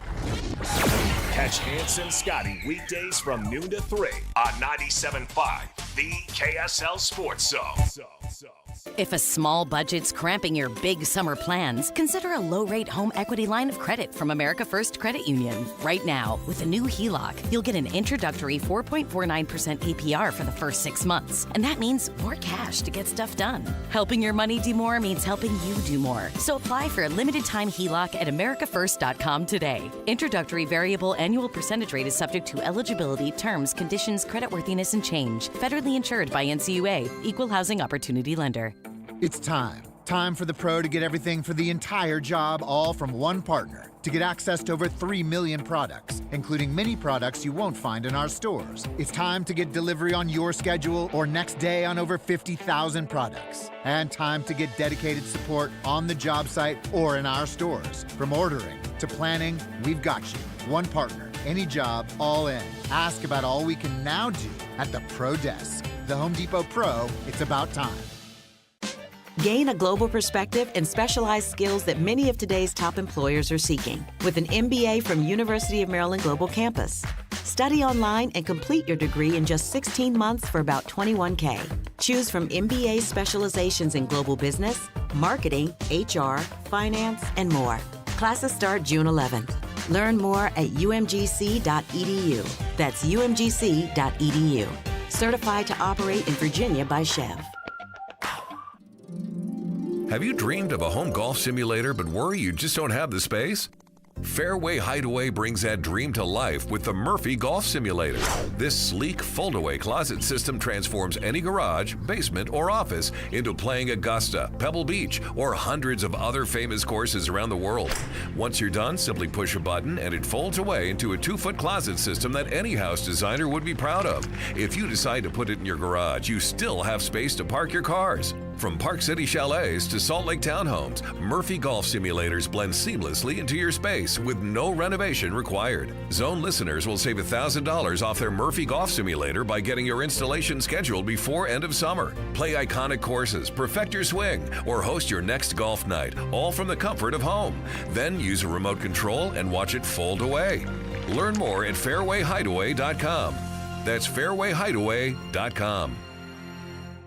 Hans Olsen, Scott Gerard, and it's time to talk about advanced windows. Summer is coming, and you want your home to be efficient. Keep that cool air inside your home. Advanced Windows are going to give you the windows you need to do just that. And people probably look at glass and think, well, you just see through it. Glass is glass. No. All glass looks the same to the naked eye, but their glass is the best that you can buy. It's triple coating of low E. It's got argon-filled gas, and it's double pane insulated glass. So it fights the heat back. It keeps the cold air in your house, and you're going to save so much money on your air conditioning bill. How about this? You'll also save $2,500 when you swap out 10 windows or more. With a lifetime guarantee, it's even transferable to the next owner. Covers all labor, glass, and parts. Call Advanced Windows right now, 801-850-9100. You can also go to advancedwindows.com. Highest quality custom windows in the state. That's 801-850-9100 or advancedwindows.com.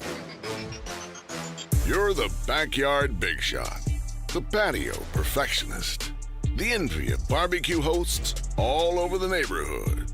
When it comes to your lawn, power moves are the only moves you make. That's why you just applied IFA Spring and Summer Lawn Food for healthy turf that stays green all summer. IFA Spring and Summer Lawn Food. It's the ultimate lawn owner power move.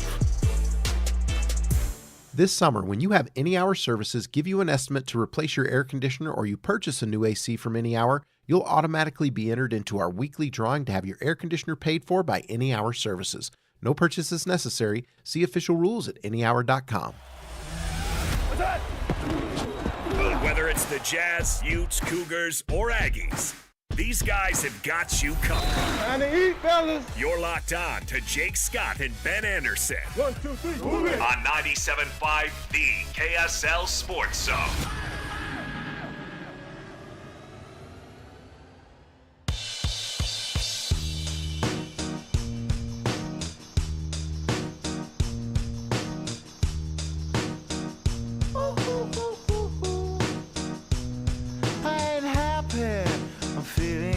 I got sunshine in a bag. I'm useless, but not for long. The future is coming on. I ain't happy. I'm feeling glad. I got sunshine in a bag. I'm useless, but not for long. The future is coming on. It's coming on. It's coming on. It's coming on. It's coming on. Finally, someone let me out of my cage. Jake and Ben, 97.5, the KSL Sports Zone. Very happy Tuesday. Ben Anderson rolling solo alongside producer Christian Esparza. We've been talking a lot about Austin Ainge, but it's a big deal. Bringing in a new president of basketball operations is a massive change. And while there's going to be a lot of continuity as far as not bringing in other names and trying to replace the entire staff, you know, you get new eyeballs in, you get somebody who has a different, I don't want to say agenda. The agenda is to win and rebuild this basketball team. We'll let you hear from Austin. It's a new culture, and it brings things, it brings a different voice in to make the final decision and recommendation to Ryan Smith. I do want to say briefly, one of the things I did gather yesterday is that I get the impression that Justin Zanuck is in for the long haul with the Jazz. And that could change, you know, because you never know what phone call, you know, someone's going to call you up in the middle of work and give you an opportunity, you know, very much like what Ryan Smith revealed yesterday, that he texted Austin. Well, Austin, I think, what did Austin say? He was in a meeting with Brad Stevens, and Ryan was like, hey, can you talk? And he was like, no, but I'll call you. And then called and essentially was like, hey, this job is one we want to fill, and we think you're the guy for the job, and it came together relatively quickly. You just never know what phone call is going to come. So Justin Zanuck very much could get a call from a team that, you know, he's happy to go and run and maybe be a VP of basketball ops or a president of basketball ops and get that opportunity. But I do get the impression that, you know, he's put in a lot of years, put in 2 different stints with the Jazz, well over a decade now. And he's done a lot of this work. A lot of these trades are kind of his doing, his design, that have gotten final approval elsewhere, but were kind of his idea of how to build a roster or how to acquire all these assets. And the Jazz are still, despite the fact that they've made so many draft picks in the last couple of years, still pretty rich with draft capital going forward and young players. I do think, and I would understand why Justin Zanuck would want to see this through. So I would expect Justin to be around. That could change. But again, he has high school age kids, and traditionally, you know, unless you're a player and you're getting traded, if you can stay somewhere in a city and let your kids have a somewhat normal life, I think you see a lot of people favor that in the NBA. So I would expect to see Justin Zanuck around, and his input is weighed heavily, especially when it comes to things like the draft, where Austin Ainge did discuss what the Jazz plans were with their 4 draft picks. This morning he was actually on with DJ and PK. Here's what he had to say.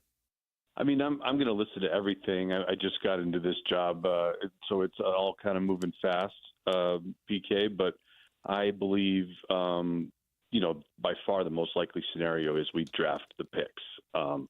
but you never know what offers come in. Got to stay ready. 5th pick is a good pick. It's not as good as the number 1 pick. It's not as good as the 2nd overall pick. I don't know if there's a huge change in the value today of the 3rd pick and the 5th pick. Historically, 3rd pick is much better than the 5th pick because, whoever gets picked 3rd is where talent evaluators at the end of the day have decided is the better player, and that's why they get picked higher, and that's why they have a better chance to pan out and have longer and better careers. But as of now, I don't think there's a very firm understanding of, the guy who's going to be drafted 3rd and why they won't be available at 5. I think as of today, 3 weeks out, there's still a chance that whoever the Jazz may have on the board at 3 right now may be sitting for them at 5 because Philly has a different obligation to their roster to win now than the Jazz do. So maybe they pass on a higher upside player for somebody who's more of a plug-and-play a la Con Knippel. And then Charlotte, we just don't know. Charlotte's pretty poorly run and has a new front office. So we don't know what direction they're going to head. So the Jazz could very well get a player that they've got ranked higher on their board at 5 than maybe some of these other teams have. And then at 21, somebody's going to slip in the draft and the Jazz will take them. This is not terribly unlike when the Jazz drafted Dante Exum, and you hope you get a much better player than Dante Exum at number 5, and that really was mostly due to Dante's injuries. You see, he's turned into a pretty valuable player at the Dallas Mavericks. But in that same draft, the better player the Jazz ended up selecting was Rodney Hood, and the Jazz got Rodney Hood at the 23rd pick, and this was a guy who people thought was going to be maybe a late lottery pick, have an opportunity after a very good year at Duke after transferring from Mississippi State, was a guy who might be able to step in and play for a better team. And he just slipped on draft night because medicals were weird, and the Jazz got access to it because Quinn Snyder was the head coach and knew Duke, and Duke revealed some of the medicals that other teams didn't get. So Rodney Hood fell, and the Jazz were comfortable drafting him and proved that was a good player to grab. And you may see something similar happen here. And it's not uncommon. The Jazz have a history of blowing top 10 picks only to have a better pick in the 20s. And you can go back to Trey Burke at number 9, which was a terrible pick, and a very good pick with Rudy Gobert at number 27. So you hope that's not the case. You'd much rather hit on 5, and what that means when you hit on a player at 5 than, traditionally the value you get at 21. But if you get a future Hall of Famer a la Rudy Gobert out of this draft, you've done a good job, whether you pick them at 5 or 21. Second round picks are interesting. Jake and I talked last week quite a bit about NIL and younger players going back to college and getting fewer freshmen and sophomores in the second round of the NBA draft because you make more guaranteed money now going back and playing at Michigan, going back and playing at, some of these bigger schools as a transfer than you would saying, well, I got to feed my family, I got to take care of my parents, I got to pay off their house, I got to help them retire, whatever it is, and jumping to the NBA for a non-guaranteed contract if you're not going to be picked in the top, 35, 36 spots. Kyle Filipowski got a good contract from the Jazz last year, but he was the second overall pick of the second round. A lot of these guys, once you get into the 40s where the Jazz are drafting 43rd and 53rd, are getting two-way contracts, are getting, that's half of the rookie scale is what you get for a two-way deal. So it's still decent money. It's $1 million, but, a Yaxel Lenenberg who is returning to college to go to Michigan next year might be making $3 million. He might be getting, 3 times, if not more, what he would get in the NBA as a second-round draft pick to go back to college, and that's the type of money we're talking about now if you're an elite high-level transfer who's going back. So the 43rd pick, the 53rd pick never had a whole lot of value, which I think was an astute point from Jake when we talked about this last week, but may even have a little bit less now, though you're probably looking at older players and maybe somebody who can step in and qualify for the roster, whether that's someone you're going to play in the G League the majority of the time is going to audition for a two-way spot, or maybe someone who just doesn't make it, which is not super uncommon. Some second-round picks simply just don't make it on the roster, and that's not a terribly huge loss, especially when you consider the Jazz, I think, got the 53rd overall pick.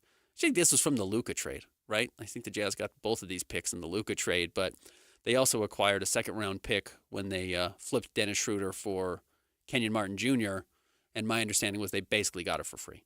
They basically were given a pick for absolutely no value and actually got some money back in the deal because Kenyon Martin was owed less money than Dennis Schroeder, and they got a second-round pick with it. So they were given both money and a second-round draft pick to get off of a player, and they were happy to do that. So the investment is not that high.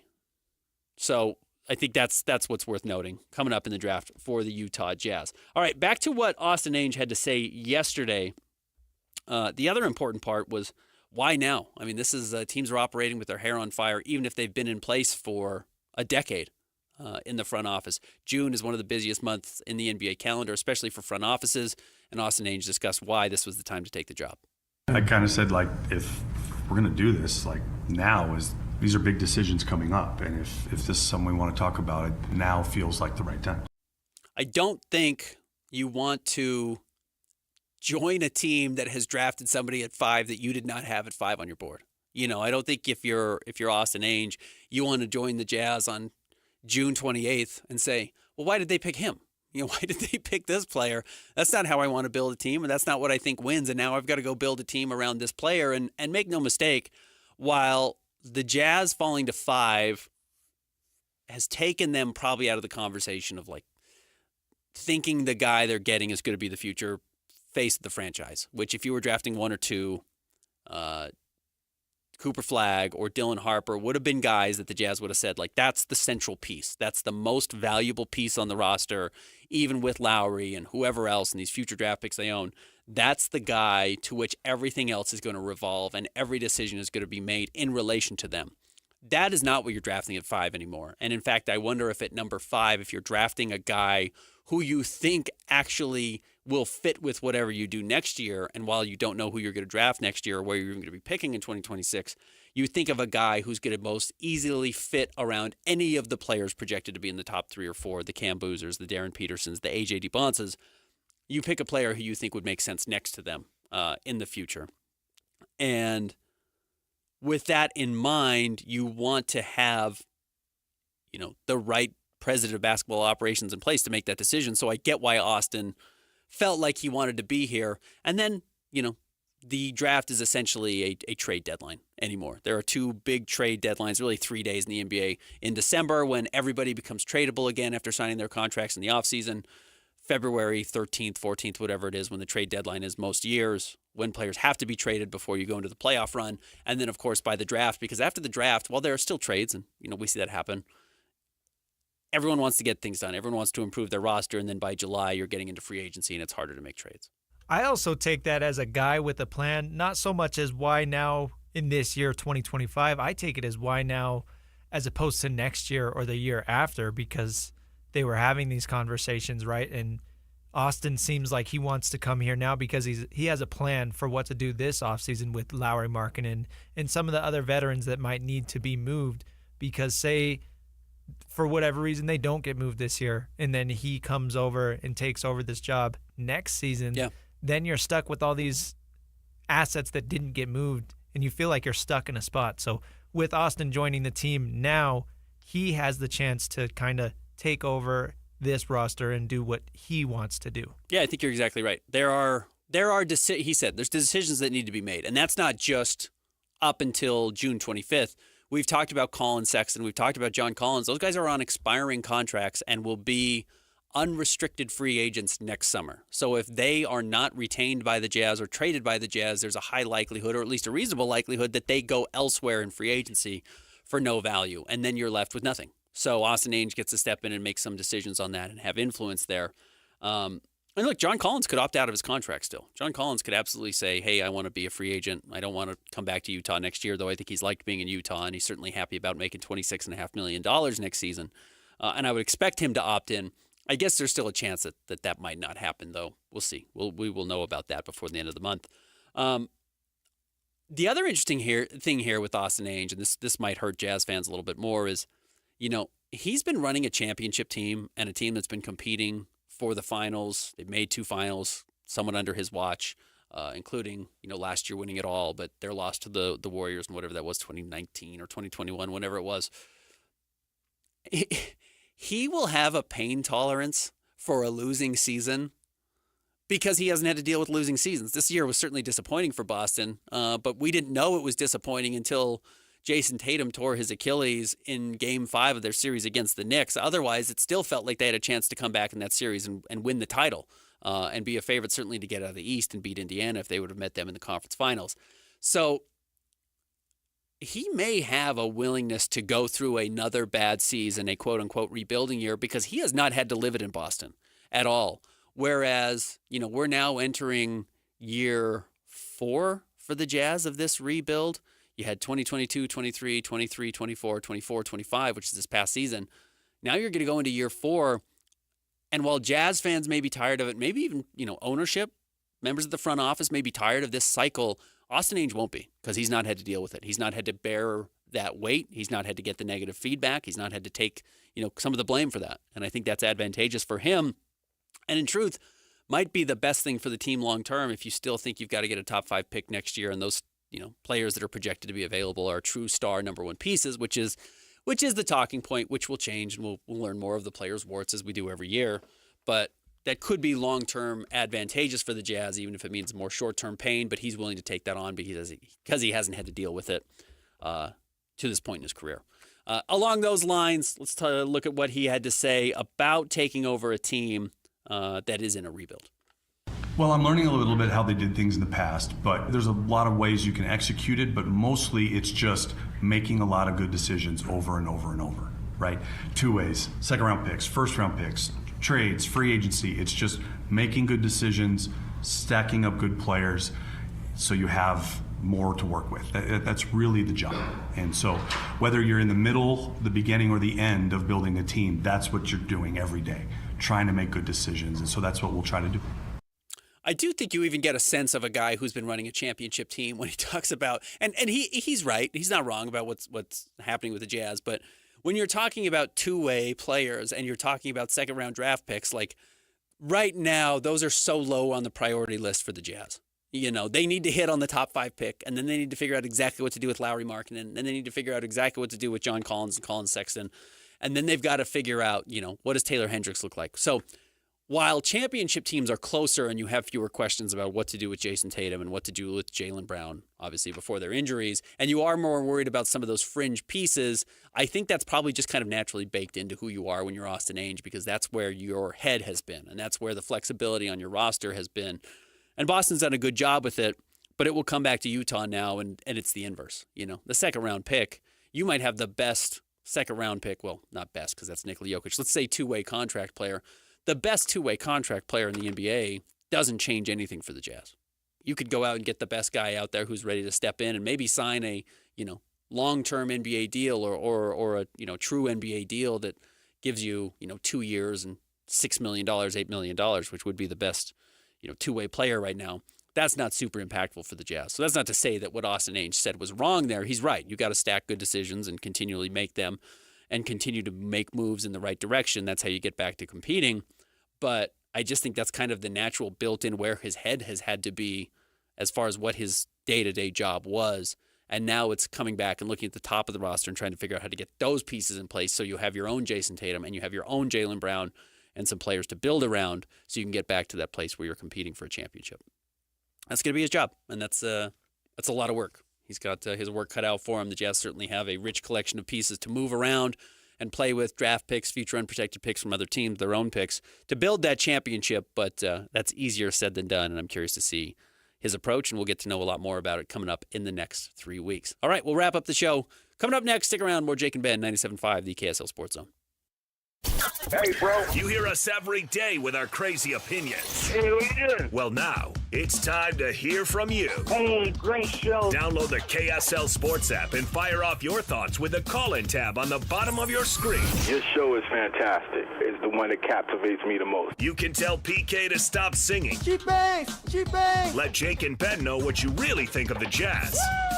Tell Hans and Scotty about your favorite barbecue spot or what color of tie JJ should be wearing on TV. The best entries will be played on the air. Download the KSL Sports app now and hit the call-in button to let your voice be heard. I think you guys do an incredible job. This is 97.5, the KSL Sports Zone. Do you know the secret to losing up to 1 pound of fat every day? At Salt Lake City Fat Loss, we know the secret. Our doctor-developed, easy-to-follow weight loss program helps you lose weight fast, naturally and safely with no drugs or injections. No prepackaged meals, bars, shakes, or exercising required. Our program helps reset your metabolism so you can lose weight quickly and keep the weight off for good with an easy-to-follow maintenance plan that includes ongoing personal support. And our program costs half as much and works up to twice as fast than than most other programs. Go to slcfatloss.com to schedule your free consultation now. Hey guys, Alex here. I dropped 65 pounds on the Salt Lake City Fat Loss Program. It's not just about how much I lost, it's about how I've kept it off. JJ here. I lost 40 pounds in 60 days. If you want to have similar results, this plan is for you. Many clients lose 20 to 30 pounds in about a month or two. That's up to a pound per day. Schedule your free consultation now at slcfatloss.com. That's slcfatloss.com. Results may vary. Hi, this is Derek Overstreet, president of the New Millennium Group and co-host of Stop Working, Start Living with KSL News Radio. Can you imagine what your life would be like if you could retire 3 to 5 years earlier than you thought possible? The things you could do, the loved ones you could spend time with, the memories that you could create. That's what our team at the New Millennium Group does. We'll walk you through the entire process every step of the way. If you'd like to get a copy of the 5-step proprietary plan that will help you retire 3 to 5 years sooner than you thought possible, give us a shout right now. 888-999-6370. That's 888-999-6370 or utahsfinancialplanner.com. Listen, most of our listeners right now have a tax problem, not a money problem. There's not enough money in Social Security Medicare as it is. Let us show you how you can significantly reduce your taxes. That's 888-999-6370. 888-999-6370 or utahsfinancialplanner.com. Ready to put hope on the green? Join BYU head coach Kalani Sitake at the Hope in Motion Invitational, Monday, June 16th at Thanksgiving Point Golf Club. Tee off for more than bragging rights. Support children with developmental disabilities through Kids on the Move. Whether you're swinging clubs or sponsoring holes, your impact drives real change. Grab your foursome and register today at kotm.org/events. That's KOTM.org/events, because every great shot deserves a great cause. DJ PK and John from J. Brooks Jewelers.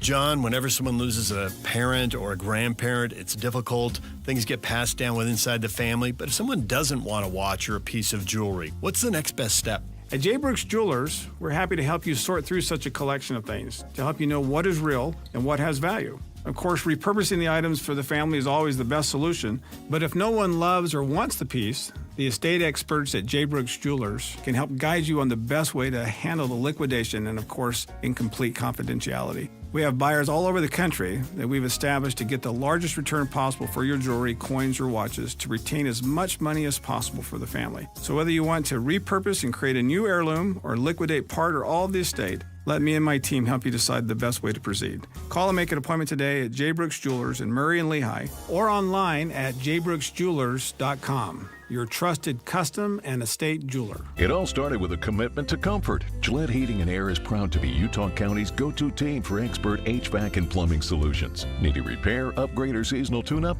Don't let cost hold you back. With 0% financing available, it's easy to get the work done now and pay later. Plus, save $100 on any repair over $500 and keep your system running strong with a professional tune-up before the heat hits. Visit GilletteHVAC.com or call 385-GET-COOL to book today. Homegrown service pros, financing made simple, comfort made easy. The sports you love, the teams you can't live without. Get a sense of urgency! This is Jake Scott and Ben Anderson on 97.5, the KSL Sports Zone. Two amigos on the airwaves, talking sports. They got him made Jason on soul, loves his tie-dye. Jake and Ben, 97.5, the KSL Sports Zone. Rolling solo today, Ben Anderson. A clip on Twitter yesterday I found that I wanted to play. I thought was interesting, because he didn't talk a whole lot, mostly because he wasn't in our country for a while. But Jimmer Fredette, having retired from international basketball and his playing career overall, was on with Andy Katz and kind of talked about how well-positioned BYU athletics is with their NIL and AJ DeBonsa. This clip was from Andy Katz yesterday on Twitter. I wanted to let you hear it. Man, they're really well positioned right now. They really are. Football and basketball, all their programs at BYU are actually doing really well. It's fun to see. They just had an AD change. My guy Brian Santiago is now the AD at BYU, and Tom did such an amazing job putting this program where it is today. Kevin Young is awesome. He's just a great coach. He's a great dude. He's got those guys working hard. He's got a professional system that he's running, and that's why you see all these high and type talent players that want to come and be in that system, because he's running it just like a pro system would.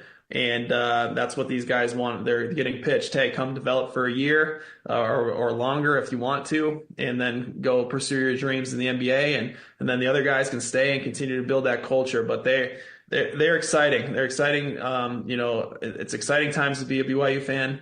AJ's obviously amazing. They got Wright and all these other guys to be super pumped about as well. Richie came back.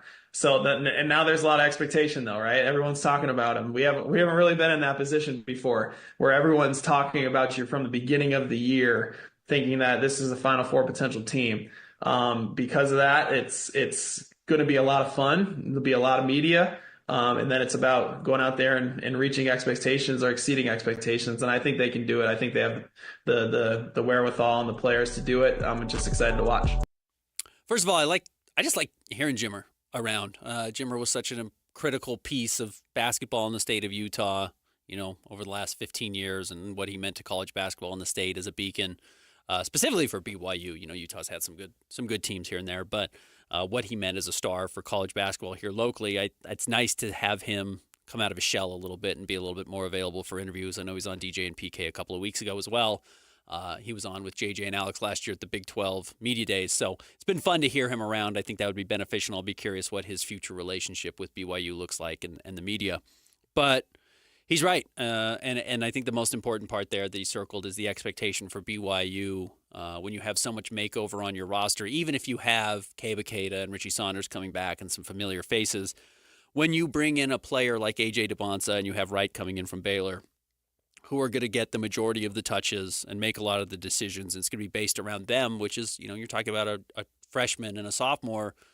It's going to change a lot. And college teams are going to have BYU circled, and BYU's playing a gauntlet of really good teams early in the year in their non-conference schedule. And then it doesn't get easier because you get into the Big 12, because the Big 12 is one of the best, if not the best conferences in college basketball year after year. So I'm really excited to see how this plays out for BYU. I think it's a totally different environment than they've been in.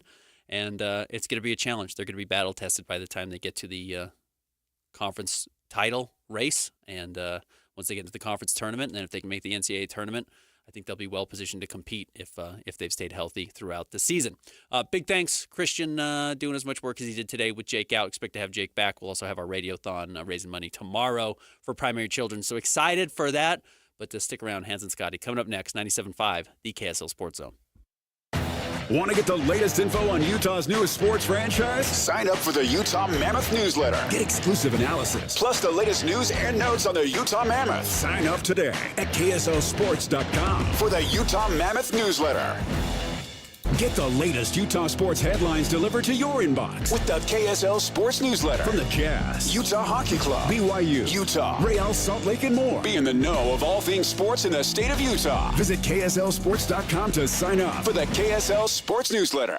Are you in the telecom industry and want to earn more? We are looking to hire telecom technicians and fiber splicers with experience. Those who join IBEW Local 354 earn higher pay, paid holidays, employer-paid healthcare, and retirement. Electrical expertise and industry innovation. We are IBEW Local 354. Invest in yourself. Join today. For more information, call us at 801-306-0722 or go to IBEW354.org. What's up, everybody? I'm Mike Wilson with Any Hour Services, and if you want your air conditioner to last, keep a clean filter, rinse the outdoor unit off occasionally, and have it serviced each summer. Small things can help you avoid unexpected breakdowns. But if it does break down, Any Hour technicians service all brands and will never pressure you into thinking that replacing it is your only option. And remember, every week this summer, Any Hour is giving away an air conditioner to one lucky customer as part of our coolest summer sweepstakes. No purchases necessary. See official rules at anyhour.com. Some people just know they could save hundreds on car insurance by checking Allstate first. Like, to check you have your phone first, before the cab pulls away. Hey, thanks, man. No, wait, my phone! Come back! It's got my boarding pass, credit cards, phone numbers, my life! Come back! Checking first is smart. So check Allstate first for a quote that could save you hundreds. You're in good hands with Allstate. Savings vary. Subject to terms, conditions, and availability. Allstate Fire and Casualty Insurance Company and Affiliates, Northbrook, Illinois. Kubota Orange Days delivers the savings you need for the life you love. Shop a wide selection of equipment at your local dealer, including America's #1 selling compact tractor, and get your perfect match delivered to your door. Designed for comfort and built for performance. Now through June 30th, get 0 down, 0% APR for 84 months or up to $3,000 off select compact tractors. Sales ending soon. See the details at KubotaOrangeDays.com. Hey, it's Mike Rohn. If I have a choice, I like to do business with companies that actually stand for something. That's why I switched from Verizon to Pure Talk. No offense to Verizon, I'm sure they stand for something. I just don't know what it is. Pure Talk, on the other hand, is a veteran-owned company that supports our military in a big way, and I appreciate that. Yeah, I also appreciate unlimited talk and text and plenty of data for half the cost of the big guys, and I do like being on America's most dependable 5G network for just $20 a month, but what I really appreciate is no contract, no cancellation fees, and Pure Talk's commitment to handle all their customer service in this country. I saw it for myself. I went to Georgia, I got a tour of their headquarters, I met their CEO, and I talked to the same customer service folks that you'll talk to when you dial pound 250 and say keyword Mike Rowe. Switch today and save 50% off your first month when you dial pound 250 and say keyword Mike Rowe. Pure Talk. A wireless company that actually stands for something. Hi, I'm Connie Britton, and I want to share with you the experience of Donna in Washington. She writes, I got injured about 5 years ago. I was let go when, because of the injury, I couldn't keep up with my schedule. I've tried to find other work, but I'm 68 now. No one wants to hire someone that old. This week is tough, though, because I had to get my tooth fixed. So I only have $10 in my checking account. But it will be okay. I at least have food because of this pantry. Millions of people face hunger. Some every day, just like Donna. The Feeding America network of food banks helps provide over 6 billion meals to people in need each year. Learn more at feedingamerica.org. Feeding America, 200 food banks strong. Broadcasting from the Mountain Home Services Studio, this is 97.5 KZNS FM Colville, 1280 KZNS AM Salt Lake City, and 102.7 KSL FM HD2 Salt Lake City Midvale. This is 97.5, the KSL Sports Zone. The noon hour is here. Check it out. And you're locked on to Utah's highest rated, most listened to sports radio station. It's my station. It's my station. This is Hans Olsen and Scotty G on 97.5, the KSL Sports Zone.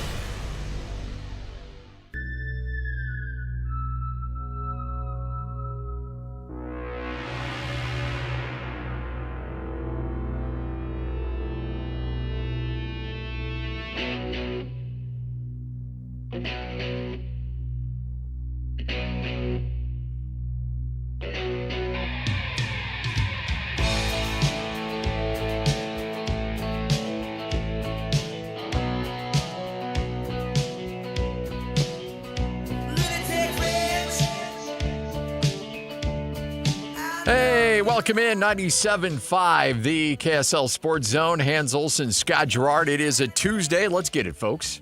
Hope you're all having a good one. We got a busy, incredibly locked and loaded show today. So much to talk about. Yeah, it's fired up, man. It's it's one of those great Tuesdays. You come out of this sit down with Austin Ainge, and holy moly, there's 3 hours of layers of onion we could peel off of that audio. And I misspoke yesterday. I was wrong. I thought that there would be a conversation about how we're all going to be working towards a common goal. We're all going to come in with opinions, but when we leave the room, we're all going to be on the same page, and there would be kind of a nebulous, we're all making the decision together. But no, Ryan Smith said it's Austin Ainge's show, and we all report to him. Well, yeah, but Austin Ainge said what you said. Yeah. So it was kind of conflicting because somebody said specifically, like, Austin, how do you handle all the different voices in the room? And Austin's like, we're going to get in a room and we're going to argue, we're going to fight, we're going to work, we're going to watch film, we're going to do our, and then Ryan's like, no. It's your call. And that's exactly how it needs to be. Like the big boss man needs to say, You're empowered to have the final say. And then the guy who has the final say, no, we're going to talk to everybody. But deep down, he knows, like, yeah, it's on me. It's on me. But he even mentioned Ryan. He's like, by name, he's like, and Ryan will be there, of course. Yeah. And Ryan's going to be a very important piece in all of this. But according to Ryan, there's not a lot of voices that are going to be connecting to Ryan. As Austin Ainge calls him, DA answers to Austin and speaks to Austin. I want to sit in on that employee evaluation day when he's like, Dad, Daniel, why don't you come in here and let's go over your performance report for 2025. Let's go over your strengths and weaknesses. Let's do a SWOT report. Strengths, weaknesses, opportunities, and threats. What is it you say you do here, DA? You weren't in the office. I'm a people person. I deal with people. You weren't in the office yesterday. Where were you? You know good and well, Austin, that your mother needed my help. Well, you know that you need to log on to Workday and you need to submit that time off if you're going to be taking personal days. The next one will be a written warning. This one's a verbal, but we're still good for Sunday dinner though, right? Mom's making pot roast. Yeah. Okay, good. Right. Yeah. That doesn't hurt this, right? Yeah. Because if that does, then we'll renegotiate. However we need to talk and go forward, we'll do that. But I know we're bringing up the 600-pound vanilla gorilla in the room, but it's pretty glaring. And it's on top of everybody's mind. And everybody wants to know what you called it, the Nepo baby? The Nepo baby. No. I didn't call him that. I just saw that term being used, and I thought that was an interesting term being thrown out by Twitter. Let the record made us aware of the term. Let the record show. I do not think that. Well, I just didn't. I thought that was a funny term that I saw yesterday. I'm like, does anybody else heard this? Because it was being used on Twitter like it's like common. And then my kid was like, hey, Dad, I want to get into broadcasting. Can I be a Nepo baby? And I'm like, well, it's a swirling theme. There's no question. It's a swirling theme. Yeah. When your son comes in and takes over as president of basketball operations, the first thing you're like, whoa, that's another Ainge. That's two Ainges. That's direct DNA. That's father and son. And the way I look at it is that's 17 years of Boston Celtics experience. That's how you should look at it. Now, if this was 3 years at the University of Utah experience, yeah, or it was 2 years at Weber and 2 years at BYU, and then you're getting that opportunity because but this is 17 years with the Boston Celtics. Yeah, at all levels too, starting from the ground up and working your way up. Yeah. And then having the success that he's had. Yes. As I mentioned, 6 trips to the Eastern Conference Finals, 2 trips to the finals, and a finals victory.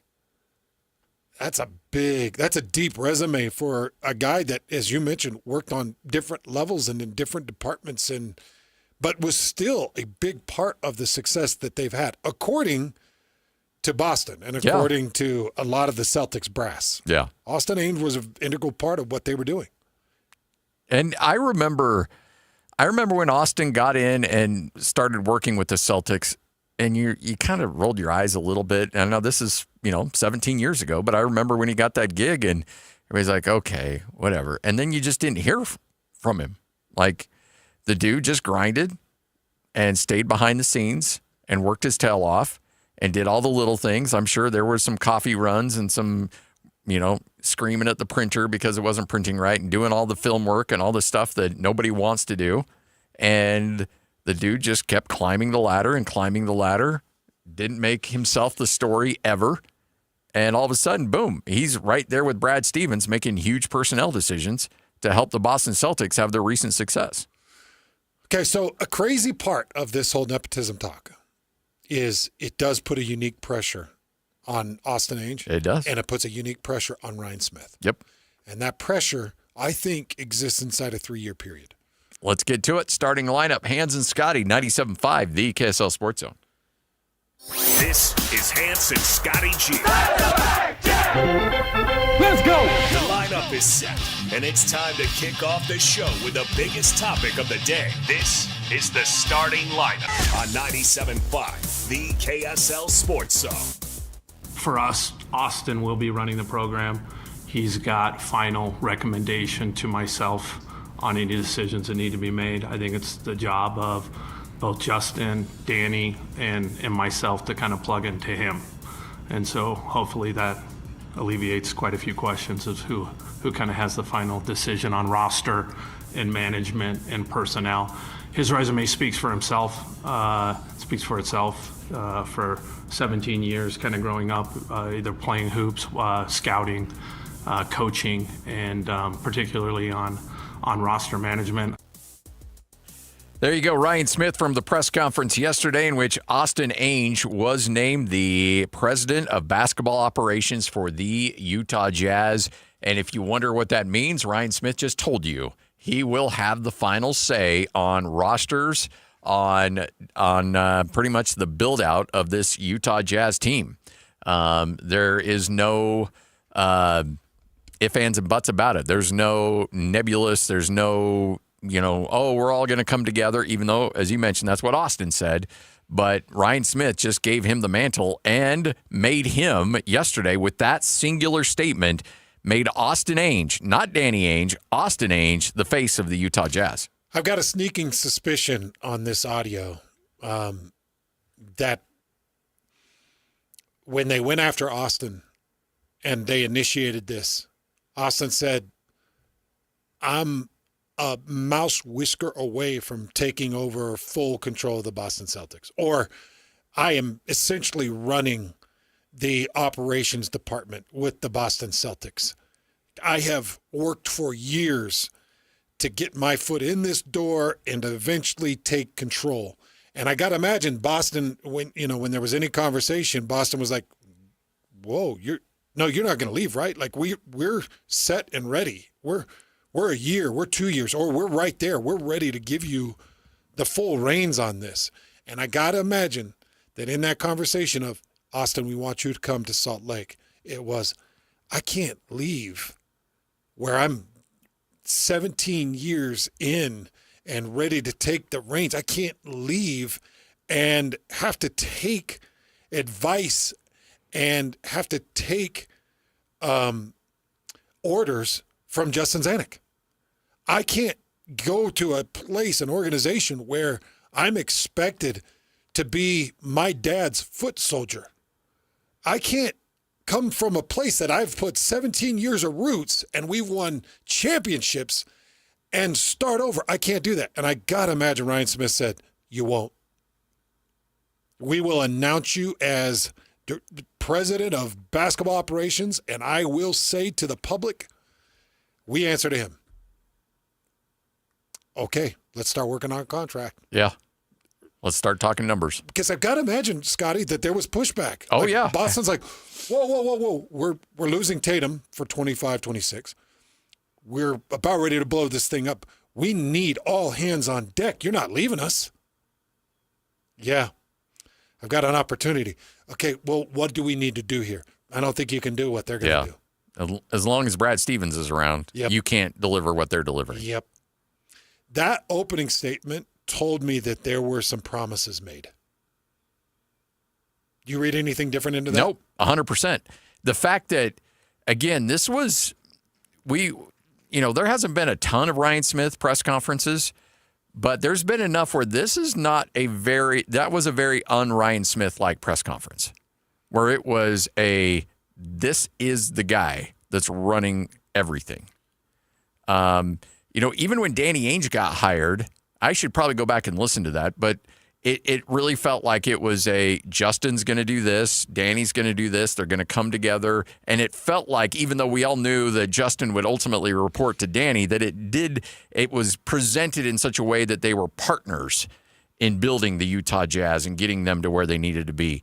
There wasn't a conversation about partners yesterday. It was Austin is the guy, and he is the face of what we're building here. They didn't leave any questions. There was no question. So that tells me Yes. There were promises. Yeah. And it was a commitment. And it was like, no, leave Boston. Leave the hub of sports. Leave a place that has already got a built-in roster, a built-in legacy, multiple championships, multiple conference appearances. Leave that and come here to 17 wins. Yeah. What? Leave a place where you have done 17 years of work and you have the trust and the belief of that Boston Celtics. Leave there and come here. You tell me, Scotty. I'm going to need some assurances. Right. If you and I are doing radio in Boston and we're rocking and rolling and we're leading, sports radio in Boston, and we get a call from Nate Dowdle and he's like, hey, come back to Salt Lake City. What? You guys don't have an NFL team. You don't have a major league team. You don't have. Your NBA team just won 17 games. You don't have 100 years of history. Yeah. You don't have. What are you talking about? Like, what do you? It'll be your market. Name your price. We'll announce it. Then now you got to think about it. Yeah, you got it. Yeah, absolutely. And you have final say on the other shows around you. You get to build out the radio station the way you want to build it out. See, I think this is where people are getting a kind of a misconception. I think that they think that the Jazz had the leverage. No. Understand that Austin had the leverage. Yeah. That's why you heard Ryan Smith open up the way he opened up. Because, and if I'm Austin Ainge too, I'm looking at it from, okay, you want me to give up, as you've mentioned, the 17 years that I built here, a roster that is going to get blown up a little bit, but it's Boston. You can fix things pretty quick in Boston. You can attract free agents to Boston. Like, you're going to be able to rebuild that roster pretty quick. And then, everything else that you have going for you to come to Salt Lake City, and I'm going to need people to know, if I'm Austin Ainge talking to Ryan Smith, I'm going to need other GMs to know they're not calling my dad. They're not calling Justin. I mean, they can talk to those guys, but everybody across the NBA needs to know that if a trade goes down, it's my signature that's going to be needed to make that trade happen. No side deals with anybody else. This is my job. I'm the one responsible for it. And I like that, because he's also saying, if this is awful and you need to blow it up, and somebody needs to hit the unemployment line, that's me. It's me. Very young in this business, but that's me. But it's me. Okay, so back to my statement, my tease before we came into segment. The nepotism conversation is bubbling. You see it on social media. You've probably talked to a couple people that are not real happy about it because they feel like it's nepotism. That's a surface bubble. You've got 3 years before that becomes a volcano. If you're winning 17 games through 3 years and you're not seeing real growth and exciting moves and a big free agent name or two, and you're not seeing all of a sudden you jump from 17 wins and find yourself into a 4 or 5 spot in the Western Conference. If you don't see that, the nepotism bubble becomes a nepotism volcano. Yes. If Austin doesn't prove his worth inside 3 years, then everybody that's angry right now and trying to say this is nepotism, they'll be justified in it. So you are taking a huge leap and saying, we believe in Austin. He believes in himself. He knows the NBA. He knows the design. He knows the steps. His dad will aid in a bit. Justin Zanuck will be on board. We're all working, and we are going to be successful in 3 years. It's 3 years. First year, it's like, oh, he's getting his feet under him. Second year, it's like, okay, need to see some moves. Third year, you've got 6 years now of Danny Ainge draft picks. You've got 6 years of Danny Ainge influence. You've got 6 years of moving Rudy Gobert and Donovan Mitchell and tearing apart what looked to be a Western Conference. You've got 6 years compiled after 3 years of Austin Ainge. If after that, it's like the whole Ainge experiment. It's all on the line. Yeah, you're right. The Ainge name is all on the line. And it's 3 years. You know, you go 25, 26, and you and I are just going to be sitting there like, all right, we know. Which, by the way, that's going to lead us into the next soundbite. It's like, yeah, we know. Yeah. I mean, it's, it's back to that old Bill Parcells line. If I'm Austin Ainge, it's like, all right, if you want me to make your dinner, you got to let me shop for the groceries. And I want to be held accountable for the ultimate success. But if I'm truly going to be held accountable, then I truly need to be able to have final say on everything. And he's well within his rights to do that. Now, the question is, there was a conversation about what happened last year where the team essentially played the system with rosters and injuries and things along those lines to ensure that they had the worst record in the NBA, or right there at the top, and eventually did get that worst record in the NBA. And obviously that did not pan out, as the Jazz are picking 5th and not 1st in the upcoming NBA draft. So with all of that, the question was asked, could there be more of that coming up into next season? You won't see that this year. That's plain and simple. You won't see that next year. Now, Austin Ainge was on with DJ and PK earlier this morning. Great conversation. Highly suggest you listen to that in its entirety. And he clarified that comment a little bit more. And I think we have to keep all of those different ways on the table. The optionality, we have to find value, and we have to make smart moves. And so I don't know how it'll play out, to be honest. It's still too early. We'll have to see what opportunities present themselves to us. But if you go back to the question that was asked before that soundbite, it was asked in a specific way, and I responded to that. We're gonna fight to the end. We're gonna let whatever group we end up with fight, and we're gonna let Will Hardy fight and try to win and improve, and we're gonna do everything we can every night. So that's kind of the question I was answering. So I think it's important to note that tanking and manipulation are different. Yeah, well, yeah, exactly. And this team, I don't think, and I've talked to some people in that organization, they did not like the vibe that last year brought. And it left a lot of people with a bitter taste in their mouth, especially after the lottery. And they're like, that it wasn't worth it. So I do not think that they will manipulate like they did last year. See, that's the difference. There's a nuance in that. Are they going to win? Probably not. That roster is not, as it stands right now, is not a playoff team. It is not a play-in team. It is probably, if you, and Tim Lacombe mentioned this yesterday in talking to Ryan Smith, and I know for a fact this is true, and obviously it's true because Ryan told Tim Lacombe that their analytics, they ran a lot of systems that if everybody was healthy and they didn't manipulate it, they felt like that was a 35 to 38 win team last year. And I think that is probably in the range of what the Jazz are going to be shooting for this year. So this is what I took from Austin Ainge's response to the manipulation / tanking. This is what I took away from it. It's just deeper than a surface question and deeper than a surface answer.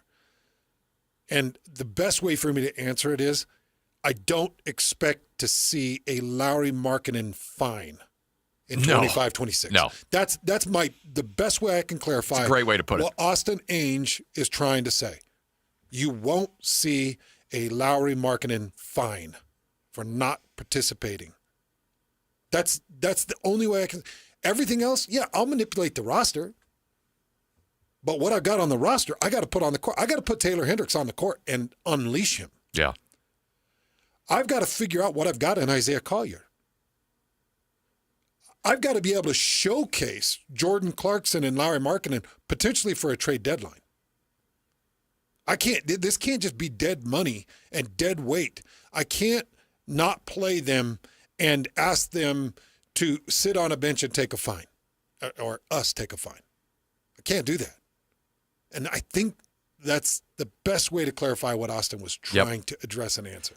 It's well put. And coming up, obviously there is another 600-pound vanilla gorilla in the room, as you mentioned earlier in the show, and that's the number 8 pick next year, or the number 1 overall pick that's protected to number 8. Yeah.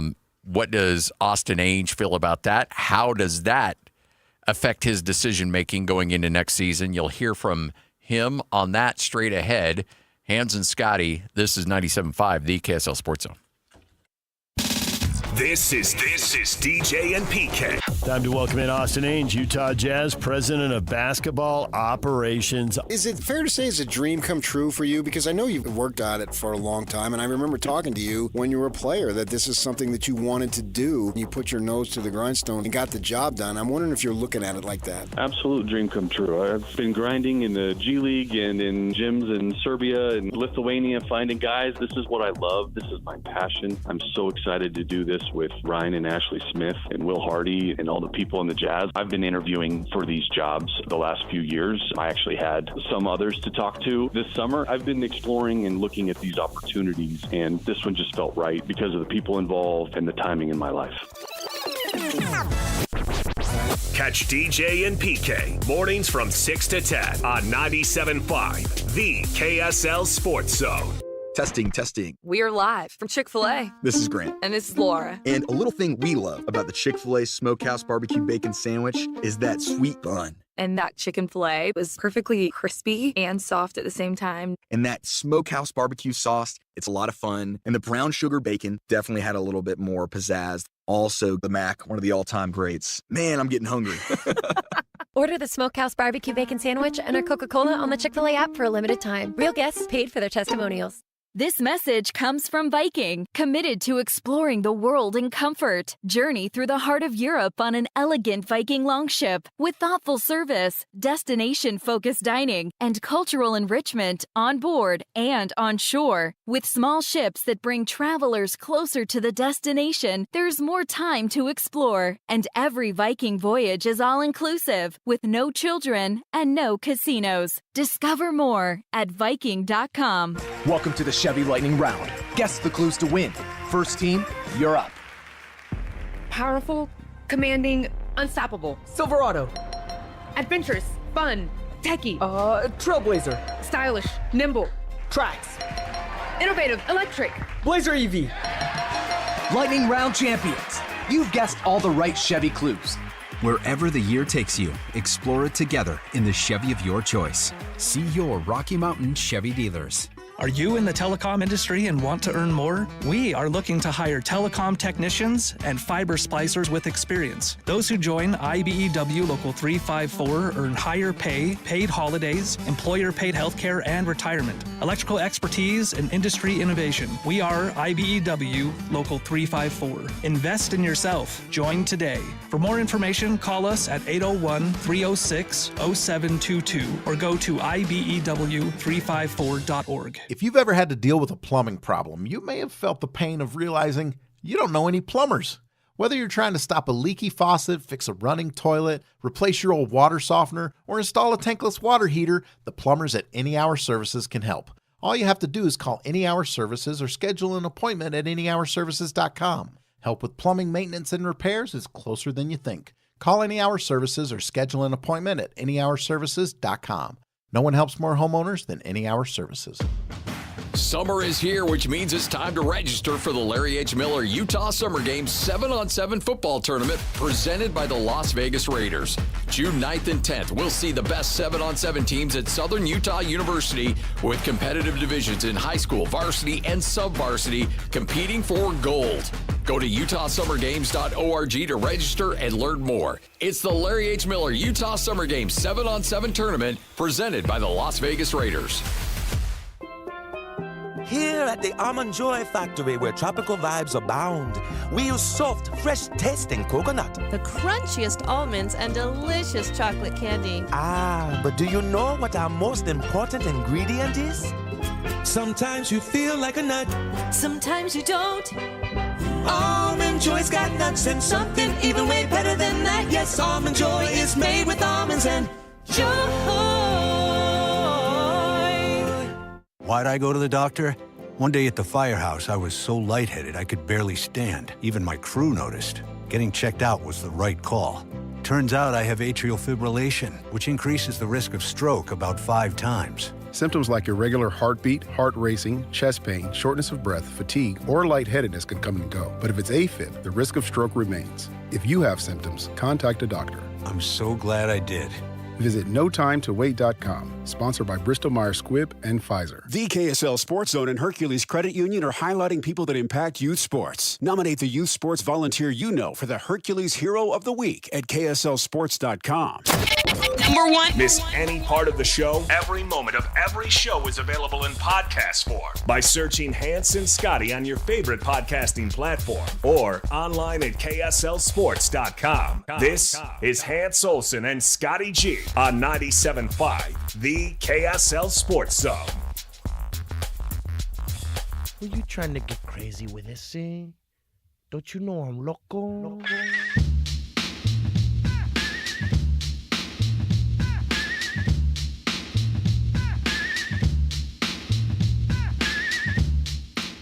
12:31, Hans Olsen, Scott Gerard, 97.5, the KSL Sports Zone. Austin Ainge. I don't know if people really appreciate how big of a story this is. And Austin Ainge has put himself out there. The Jazz have put themselves out there. Ryan Smith has put himself out there. And they have all done that in saying Austin Ainge is the guy. He is Dennis Lindsey. He is Kevin O'Connor. He is the new Danny Ainge. Like, this is, you have a new sheriff in town. This isn't, essentially Justin Zanuck has a new boss, and it's Austin Ainge. Now, we kind of referenced that could be the case yesterday, and Ryan Smith came out and just flat out said, nope, it's Austin's show, and we all will be reporting to Austin. He will have final say in these decisions. Bold opening statement. Yeah. That opening statement, when you start into the press conference, that opening statement, all of a sudden your ears perk up like, whoa. Yeah. What Ryan that was all calculated. He wanted to give a power punch statement right out of the gates, and he said, listen, just so everybody's really clear, and this is going to eliminate a lot of questions. We all answered him. It's like, wow. That's big. Taking over the Utah Jazz. Kind of a homegrown son. BYU pride. And he's taking over the Utah Jazz. That's pretty incredible. And that's a very direct way to start your press conference. Yeah. And that's, as we mentioned, there's no doubt whatsoever that this is his show now. Well, then the press conference leaks into this, the question that I think really stirred the panel with the tanking and the manipulation. And DJ and PK talked about that first-round draft pick, Scotty, that is still protected, but you got to finish in the top 8. I have not heard what Austin had to say to them, DJ and PK. Here's Austin's response as to whether his development of the roster and what he wants the team to look like next year is affected by the fact that if the Jazz finish 9 or higher, they'll lose that pick. It's a huge factor, but there are many other factors to consider, right? The toll it takes on a team and an organization to only think about that pick, right? The effect it has on all the other moves and decisions you make. So there are a lot of other things to consider besides the pick. The pick is really important, and obviously no one wants to just give away first-round picks, but there are a lot of other things to consider, and that's what we're trying to do. That's a very if you just take it at its word, that's a very coach speak answer. Mm-hmm. But if you really take a listen to it, there's a lot that's said there. And he hit on, in fact, Lloyd, replay that first part, because he's hitting on something that you have been just striking the horn on in a big, big way. It's a huge factor, but there are many other factors to consider, right? The toll it takes on a team and an organization to only think about that pick. Right there. the toll that it's taking on the team. And that is something that you've been harping on forever, is culture and what is the price, the pay, the collateral damage to losing. It melts you down, especially when you got young ones. If you're melting down and you got a group of old guys that you're trying to string out for just one more glory run, it's different. When you got a bunch of draft picks, it's horrible. It's damaging. It will degrade your team. It will degrade them as professionals. I don't care how you try to project it to them. 17 wins with 6 first-round picks, essentially. One in beginning of the second round. I always have to, because you always get the people that are like, it's actually 5. Well, actually, Walker. Yeah. Well, Filipowski is right there, the beginning parts of the second, okay? So I always clarify it. So it is damaging, and you can't sustain it. Something has to change. Now, a quick look at this, because we talk about it being a top 8 protected. All right, so what was top 8 this last regular season? Top 8 this last regular season was the San Antonio Spurs at 34-48. That was top 8, protected. So the Jazz can finish 34-48, theoretically, and they could hold on to that first pick, and they could still have a, 4% chance. Yeah. Which we saw how that turned out for San Antonio. Pretty doggone good. I think that's a 4% chance. And that's the way I look at this. Yeah. But that's what Austin Ainge told me with we're not doing that this year. Yeah, exactly. Now, he didn't say we're going to make a push for the playoffs. He just said we're not going to repeat that again because of the collateral damage that it creates to a team. When you know that a front office isn't overly interested in winning games, that affects how much time. I mean, there's no way it wouldn't affect how much time you're putting in preparation in trying to hone your craft and be a better player. When you see that a front office is more interested in, and I'm not saying this was the case in every single situation last year for the Jazz, but you could tell that they were playing the game a little bit down the stretch and making sure that they had that worst record possible. If you're a player, you see that. So you're like, why should I spend extra time in the weight room? Why should I spend extra time on conditioning? You really don't want me to succeed. I got a question for you. I don't know if you can answer this. I hope you can. And if not, I'm sorry I put you on the spot. And if not, hopefully we can get some clarification from people that are listening to our show. In 2024, Utah finished as the 8th worst record. They slipped to number 10 in the draft. Correct. Let's say they repeat that scenario. That gets conveyed. That gets conveyed. So that's why the Jazz have to walk that line. That they have to walk that line very carefully, because then they got to finish in the bottom 6. Yes, exactly. And that I was going to bring that up, because you cannot allow yourself to finish 8th. We've seen over and over and over, if you have that 8th worst record, you're going to lose that pick. You need to give yourself a cushion of at least 2 or 3 spots. You are right. And the only reason I asked that is because I'm just revisionist history, just looking at 24. Jazz finished number 8, slipped to number 10. That would convey to OKC. That would have gone to OKC. You are 1,000% right. Okay. Well, then that changes things. Now, if we're talking about a bottom 6, now we're looking at the Philadelphia 76ers at 24-58. Which, again, that worked out pretty well. It did. It did. Worked out very well. They were bottom 6 at 24-58. And what percentage is that for number 1? Number 6 is 9%. And that was a number that was given to me specifically. Oh, really?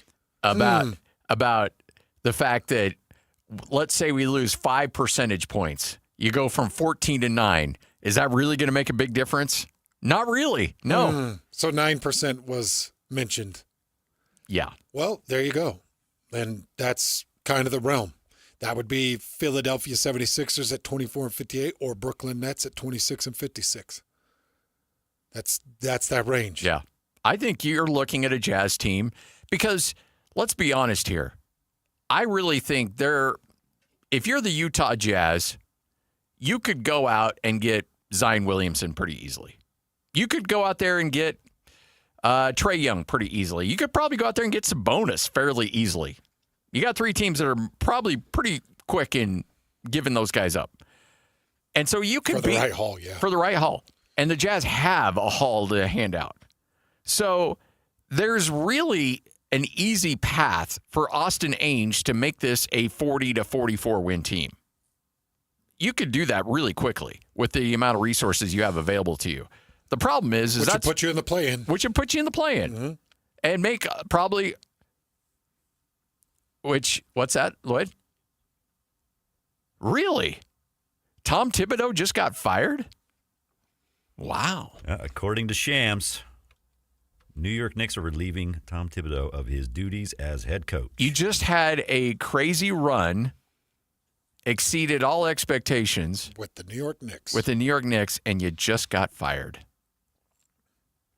Are you sure you're not getting clowned, Lloyd? Is Christian Cox going to call in? And no, I am not. Please tell me you double and triple check that. This Shams got 2.9 million followers, so. Wow. Anyway, the point I was making is that you can get this team to 40, 44 wins. The problem is you'll stay there. You're never going to be much anything past that. And that's not what the Jazz are about right now. The Jazz are about trying to build a championship caliber team, a team that can win 58, 60, 62 games. That's where they want to be. You know, there's a couple of other aspects of bringing in Austin Ainge that we all need to take into consideration. So, Scotty, you heard Austin mention that this has taken a toll on this organization. And it's really tough. Okay, for instance, if you've got an old Ford F-150, like a 92 Ford F-150 that's been sitting in your backyard for the last 10 years, 12 years, unable to start, unable to run. It takes a lot to get back into that F-150, get an engine replaced, change out the alternator, change out this and that and the other thing to get that F-150 going, right? Yeah. If your F-150, just the engine burns out and it's just sitting there for 8 months and you replace the engine, it starts up and things get going again. I have a feeling that there is some internal awareness of we've got a bum F-150 that's sitting here. If we let it sit too long, it's going to get rotten. We've got too many assets. There are too many good players. There are too many things going for us to let this F-150 just sit and rot. We got to get a new engine. And that engine's Austin Ainge. Now, it's got 100,000 miles on it.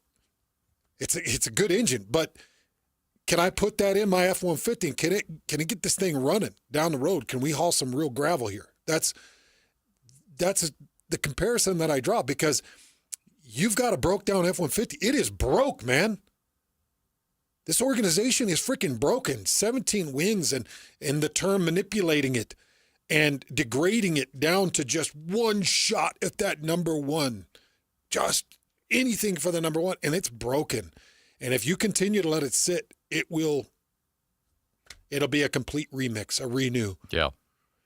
And I'm hoping that there's some salvageable parts on this Utah Jazz organization right now. I'm actually hoping Lauri Markkanen is salvageable. I'm hoping that he is still a player that wants to grow. Not that's like, oh, put me back on the court and I'll hit you a couple baskets. No, you got to be better, Lauri. Like, you're good, but you got to be a lot better, man. You turn your hips and you get blown by pretty quick and pretty easy. You get guys that start to elbow into you and you regress back into the paint really fast. Like, you better bow up And you better become a substantial threat, because if you think, oh, well, we just let you coast in year 2024, 25, and you think you're going to do the same in 25, 26, or you're just going to turn the key and the engine's going again. No, man. Like, Scotty, I just told you the fear I've got of sitting back for 2 years. You know, these kids that make a decision to leave on a church mission and they leave for 2 years, if you don't come back with the right mindset, or if you're not working and doing it right while you're out there, 2 years is enough to take the legs out. Yeah. It's enough to change your mindset. It's enough to melt you down and make you worthless. You are risking a career by going on a church mission. And that's part of the impressiveness of it is, geez, man, you're giving up a lot to go do it. Well, it's the same when a team goes on tank mode. Because I know if I'm Larry Markkinen and I end up with a single double, like Chuck calls it, I'm okay. I'm all right. If I end up getting blown by a couple times and giving up a couple baskets and we lose by 8, I'm okay. I'm all right. How do you turn that engine back on? How do you turn that back on? How do you turn it back on? Yeah. Because that was pretty comfortable. That was pretty easy. I didn't have any expectations to perform. I didn't have any expectations to get better. In fact, I had expectations to act a little more injured. Yeah, oh yeah. I had expectations to try to not get the NBA to find me. Yeah. How do I turn that freaking engine on? Well, you hope it's Austin Ainge. Austin is going to play, according to what I heard from Ryan Smith, he's going to play more of an important role than just the 25 draft. He's going to have to be in the ear of these guys, and he's got to find a way to spark them. Because I think that locker room is there's a lot of death and doom and destruction and meltdown and embarrassment and humiliation and fear of losing my occupation. Yeah. You know what scares me more than all of those adjectives you use is apathy. Yeah. Just like, I'll get by. I show up to practice. I've got $20 million in the bank. I got good money. Coach yells at me if I get blown by, but deep down, does he really want me to make that rotation? Does he really want me to get that stop? Because I helped us lose a lot of games. I'm telling you, Scotty, it's so much more difficult to fix than anybody can think at the professional level. Yeah. When you've got bad habits at the professional level, it is so hard to fix. Because I've got money. What are you going to do? Cut me. Yeah. Fine, I'll go spend more time at Cancun. I'm exhausted. There are guys that are intrinsically driven to be the greatest of all time. Those guys, you don't got to worry about them. And you hope you got those guys on the team. I don't think those guys exist on this Jazz roster. I don't either. I don't think there's one of them. And that's not to say that you can't build a good culture with them. Yeah, I'm just saying the guys, that's just part of their DNA. But how do I ignite it again? Yeah, exactly. How do you get that pilot light back on? That's my fear. Yeah. And that's got to be Ryan Smith's fear. It has to be. And that's got to be everybody kind of in everybody's ear, like, what the hell are we going to do? They're going to see the same front office, which comes with the same expectations, which comes with the same design, the same regimen. We can't have the same expectations. Something has to change. We just signed Will Hardy to a contract that takes him through 2075. What are we going to change? I will tell you this. My belief, you can't change a player's perspective by changing a front office. I just don't think you can. No. I think you change a player's perspective by changing coach or by bringing in a leader. Yeah. By bringing in a Giannis. Yeah, he's whiny. Yeah, he complains and he's ticked off because he's not winning enough in Milwaukee, even though he's got a championship ring and a couple MVPs on his finger. But Giannis comes in here and he's going to look around like, why didn't you show up? Why did you turn your hip? Why didn't you rotate? Why didn't you do this? What are we doing in this locker room? Why is your head down? Why did we not have an extra meeting? And all of a sudden everything's questioned. And then everybody has to show up. Otherwise, you become Giannis's next project. Yeah. That's why when Kobe Bryant told Pau Gasol to put his big boy pants on, when there was a little bit of whining and complaining, was it Pau? Yeah, it was Pau. Powell was questioning how many touches he was getting. There was a little bit of whining, complaining, Yeah. and Kobe's like, put your big boy pants on. Shut your mouth and put your big boy pants on. What are you talking about? Who are you talking to? I'm the standard. The Jazz got to find the standard. You can't change the standard with Austin Ainge. You can change personnel. Yes. Players. Which is what he's intending. And I don't think he anticipates that he will change himself, but the moves that he will make can. Then you've got a lot of faith in Will Hardy being able to turn his engine back on. Yeah. I'm not too overly concerned about that. Okay, then that makes me feel better. That's me speculating a little bit, but just looking at the disgust on the face of Will Hardy a lot last year, like I think Will's ready to get this thing going too. You think he's intrinsically geared? I think so. Then I hope I'm right. Then last year would be like pure torture. Oh, and I think you saw that on his countenance. If you're that guy that is so driven and you're having somebody say, hey, we got to get to 17 wins. That's hard to put your name on an extension, but you do because there's only 30 of those, you know. Mm-hmm. It's only 30 of those jobs. I currently have one, and you're offering me 7 more years in it. All right. Yeah. Sign me up. But that had to be gut-wrenching. If he's the guy that can turn the engine back on and just be full go, and it's 6 a.m. to 10 p.m., and we're learning, and we're getting better, and we're driven, and I don't care about your ego. Your ego doesn't matter, and you being a rookie doesn't matter. We got to find a way to win a basketball game. Then I'm good with that. But that's really tough too, Scotty. Yeah. All right, Hans and Scotty, 12:51. Take a quick break. Come back. What you may have missed straight ahead. This is 97.5, the KSL Sports Zone. This is Jake Scott and Ben Anderson.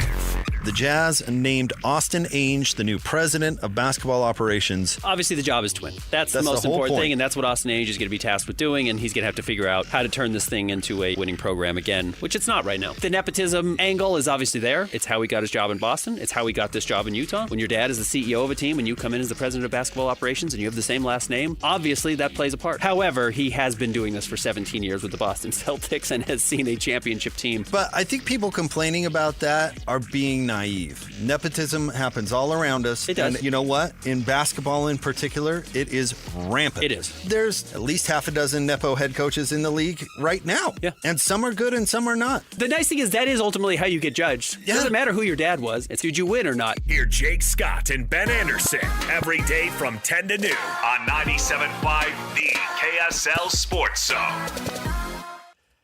Hey, you've heard me talk about the executive MBA program at Utah State University. I'm passionate about it simply because I want you as a listener, you as a dad, a father, a supporter of your family to take the next step in your employment, to better your skill set, to get yourself to a point where you feel like you can better support your family based on your earning potential. And what better way to do that than to have an executive MBA? With that executive MBA program, you're going to learn the strategies of business, how to make good decisions as a leader, how to help develop teamwork and team development within your business. Those are all great assets you'll learn. Now, we understand you don't have a lot of time on your hands. You got a lot of irons in the fire. Okay, well, guess what? They'll let you knock that MBA program out in a year. Maybe you need to take 6 years. You need a satellite location in Vernal or St. George or Blanding. Guess what? They've got all those locations ready to go for you, or you can do it completely online. They'll even waive your registration fee and start in whatever semester you'd like. It's all available for you at the Executive MBA program, available now at the John M. Huntsman School of Business at Utah State University. Everyone has a fave Wendy's Frosty flavor. And when you're choosing from chocolate or vanilla, it's not that hard. But now, there's all new Frosty Swirls and Frosty Fusions. So try picking your fave from Oreo Brownie Fusion, Pop-Tarts Strawberry Fusion, Strawberry Swirl, Brownie Batter Swirl, Caramel Swirl, and Caramel Crunch Fusion. Not so easy now, huh? For a fresh way to Frosty, gotta be Wendy's. Open till midnight or later. At participating U.S. Wendy's. Hours may vary by location. Oreo is a trademark of Mondelez International Group. Pop-Tarts is a trademark of Kellogg North America Co., LLC. Used with permission.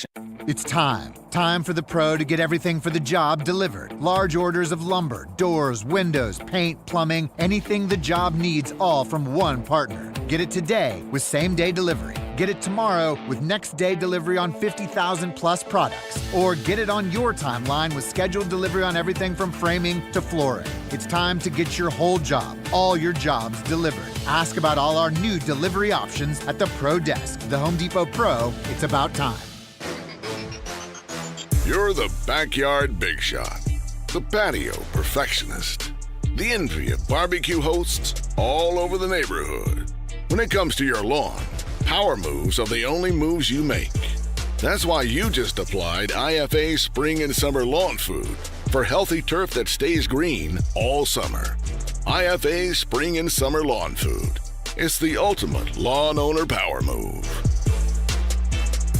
Patrick was way behind on his IRS taxes. I was in way over my head. The total amount ended up being somewhere just over $30,000. $30,000. Then the IRS came to collect. Started getting letter after letter. A lien had been filed against me. They were going to basically hang me completely out to dry. He had to do something. That's when I reached out to Optima Tax Relief. Patrick's life quickly got a lot easier. It was very easy, pretty much hands off. They picked up the ball and ran with it. And how'd it go? I couldn't believe it. I had to ask 2 or 3 times. I saved an incredible amount of money. How does Patrick feel about Optima? Couldn't be happier. They definitely helped me. Optima Tax Relief, the best place to call. They're the best in the business. Do what Patrick did and call Optima Tax Relief for a free consultation. Call 800-343-6460. 800-343-6460. 800-343-6460. Optima Tax Relief.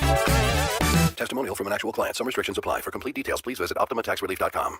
An Australian hiker travels to the American West to walk a wilderness trail. Wasn't afraid to be out on his own. But Eric Robinson vanished in the high Uinta Mountains.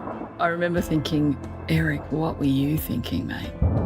I'm Dave Cawley. Join me on my podcast, Uinta Triangle, where I travel the world to answer the question, what happened to Eric Robinson? Follow Uinta Triangle. That's UINTA Triangle on Apple Podcasts or wherever you listen. The Garden Restaurant is opening June 30th in Salt Lake City.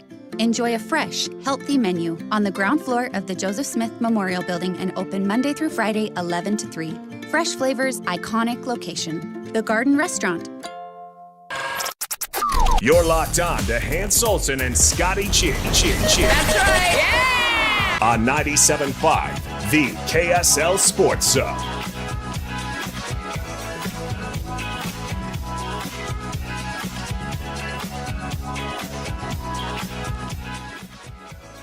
Hans and Scotty, 97.5, the KSL Sports Zone. I asked Lloyd for a number during the break. He sent me a screenshot. You can blame that guy right I there. know, but have I ever sent you a screenshot of a number? I don't think so, but I just wanted you. Trust me, the reaction was worth it. It really was.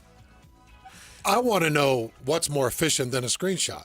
There's, I don't know, sharing a contact with since we all 3 of us have Apple phones, sharing it that way is. So that you could save it easily. So you can save it easily. Honest question. Done. How is that any better than a screenshot? Because a screenshot, you have to memorize the number and then punch it in. You do a share a contact, you can just hit save, create new contact, hit one button, and it's right there. Done. See, that sounds more No, it's not. Trust me. To me. It's not. That sounds way more Somebody difficult. that's always claiming CTE should know that trying to remember a number, not that easy. Well, I just revert back to the picture. So I'll do 801, then pull up the And then picture. again. 214, Okay, pull up the picture, 3124. Why did you give away Jake Scott's number like that? Oh, call it your own risk. Enjoy that one. Hey, what you may have missed, we're still hands a day away from the NHL Stanley Cup. Part of me woke up this morning and I was like, all right, NHL tonight. And I'm that would be so fun. And it's like, oh, no, I have to wait another day. Yeah, we're going to check in with somebody from Florida, by the way, tomorrow. Good. To preview that matchup. Okay. I want to get all 3 of us consensus. More excited for NHL Finals or NBA Finals? NHL. And be honest. Oh, NHL by a mile. Yeah. NHL by a mile. NBA is going to be an absolute blowout. So, yes, NHL. Though NHL, Florida very well could I mean, you got them at least taking on. You're right. You have them at least taking on the best player in the world. Yeah. Connor McDavid. Florida could win this thing in 5 games, too. Yeah. Or this could go Game 7. It could, and I hope it does. Now, look, if both series go to a Game 7, then I'll say NBA. But I don't anticipate the NBA going to 7 games. Ooh. You think a Game 7 NBA better than a Game 7 NHL? Yes. That's still the NBA fan in me there. I can't quite turn that page. But just my excitement, anticipation level for both of these, and that's assuming what's going to happen, it's way more NHL right now. Listen to this, Scotty. This is crazy, Lloyd. Connor McDavid and Leon Draisaitl, they have combined for 51 points in the postseason alone. Jeez. I'm having to blink the sleep out of my eyes to double-check these numbers. Connor McDavid and Leon Draisaitl for the Edmonton Oilers have combined for 51 points. So everybody understands, because I think a lot of people that are listening to us are still learning, points are assists and goals combined. Yes. Draisaitl has 7 goals. McDavid has 6. Draisaitl has 18 assists. McDavid has 20. That combo, that duo is just unstoppable offensively. So then you throw in a Florida defensive mastermind, a juggernaut. Push comes to shove. This is just the perfect rise and excitement and matchup for NHL postseason. Yeah.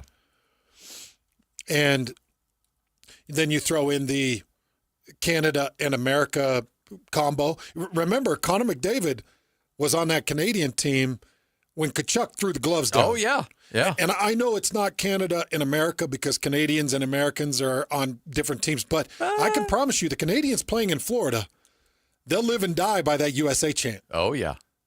Because that's their home, that's their ice, that's where they're residing and playing. And then when you go to Edmonton and you're hearing the anthem get booed, because I'm sure the anthem's going to get booed, you can't help but get a little bit of boiling blood. And the Americans that are playing for Edmonton, they're all excited about it because that's their home ice advantage. Yeah. This is a spectacular matchup of bad blood, hatred, and a renewal of last year. Oh, yeah. Where there was really bad blood last year. Yeah. This is going to be a fun one. This is going to be an absolute blast. Hey, tickets available for the Larry H. Miller Utah Summer Games opening ceremony, June 6th at Southern Utah, featuring live music and the biggest fireworks show in Summer Games history. Tickets available at tbirdtickets.com. Hans and Scotty, 97.5, the KSL Sports Zone. Get the latest Utah sports headlines delivered to your inbox with the KSL Sports Newsletter. From the Jazz, Utah Hockey Club, BYU, Utah, Real Salt Lake, and more. Be in the know of all things sports in the state of Utah. Visit KSLSports.com to sign up for the KSL Sports Newsletter. Stay up to date with everything Utah Jazz related with the new Jazz Notes newsletter. Get draft updates, analysis, and be the first to know about every off-season move. Visit KSLSports.com to sign up for the Jazz Notes newsletter. Do you need an electrician? Any Hour Services has a team of licensed electricians that can help with any size electrical project around your house. Whether it's help troubleshooting, installing a ceiling fan, replacing smoke detectors, or upgrading your old electrical panel, the electricians at Any Hour Services can help. All you have to do is call Any Hour Services or schedule an appointment at anyhourservices.com. Help with electrical projects and repairs is closer than you think. Call Any Hour Services or schedule an appointment at anyhourservices.com. No one helps more homeowners than Any Hour Services. Are you in the telecom industry and want to earn more? We are looking to hire telecom technicians and fiber splicers with experience. Those who join IBEW Local 354 earn higher pay, paid holidays, employer-paid healthcare, and retirement. Electrical expertise and industry innovation. We are IBEW Local 354. Invest in yourself. Join today. For more information, call us at 801-306-0722 or go to IBEW354.org. Hi, this is Derek Overstreet, president of the New Millennium Group and co-host of Stop Working, Start Living with KSL News Radio. Can you imagine what your life would be like if you could retire 3 to 5 years earlier than you thought possible? The things you could do, the loved ones you could spend time with, the memories that you could create. That's what our team at the New Millennium Group does. We'll walk you through the entire process every step of the way. If you'd like to get a copy of the 5-step proprietary plan that will help you retire 3 to 5 years sooner than you thought possible, give us a shout right now. 888-999-6370. That's 888-999-6370 or utahsfinancialplanner.com. Listen, most of our listeners right now have a tax problem, not a money problem. There's not enough money in Social Security Medicare as it is. Let us show you how you can significantly reduce your taxes. That's 888-999-6370. 888-999-6370 or utahsfinancialplanner.com. Hey guys, Alex Curie from the KSL Sports Zone. I'm sitting down here with Dale today, who has also been on the same program I've been on. Thank you. Why did you join the SLC Fat Loss program? Because it has to do with accountability. I need somebody to hold me accountable. What were your particular goals with weight loss? I know it changes for everybody. I started out at 330 pounds, and my goal is to get down to 200 pounds. Tell me about the goal then. Have you been able to meet it? I've lost 46 pounds. I still got a ways to go. I figure I probably have 2 more sessions to go with it, so I'm going to stay in as long as it takes. What do you think helped you the most with that success at being able to drop the weight with SLC Fat Loss? Because I believe in it. I'm living it. It's a part of my life now. All right, so would you recommend SLC Fat Loss to somebody, and why? Absolutely. It's the best program I've ever been into, and I've tried lots of diet programs. Thank you so much, Dale. To learn the success of losing up to 1 pound of healthy fat a day and to start that own success story of your own, get a hold of the folks at slcfatloss.com. Here's the website again. That's slcfatloss.com. Results may vary. Have you dreamed of a home golf simulator but worry you just don't have the space? Fairway Hideaway brings that dream to life with the Murphy Golf Simulator. This sleek fold-away closet system transforms any garage, basement, or office into playing Augusta, Pebble Beach, or hundreds of other famous courses around the world.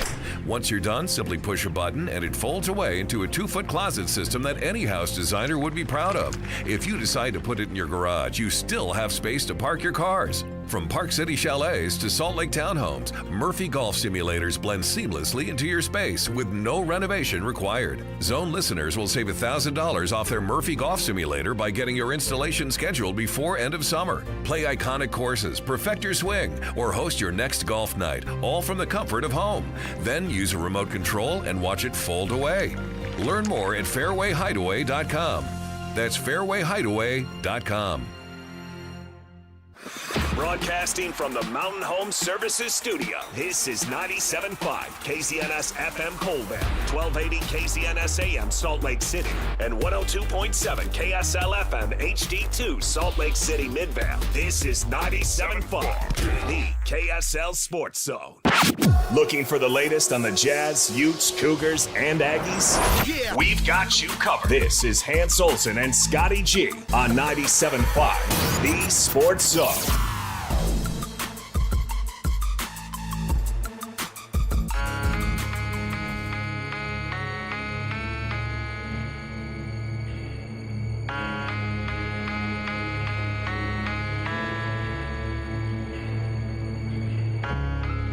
All right, time to classy up the joint. Shehan Jayaraja, kind enough to join us, one of the best dudes on the planet, breaking down some college football as it cannot get here soon enough. You know, Shehan, there's a moment like a week or two after the season where you're like, okay, you know what, this is good. I've got Saturdays at home, catching up, reacquainting myself with my family. And then, you know, you settle in after about a month and it's like, okay, let's get the games going again.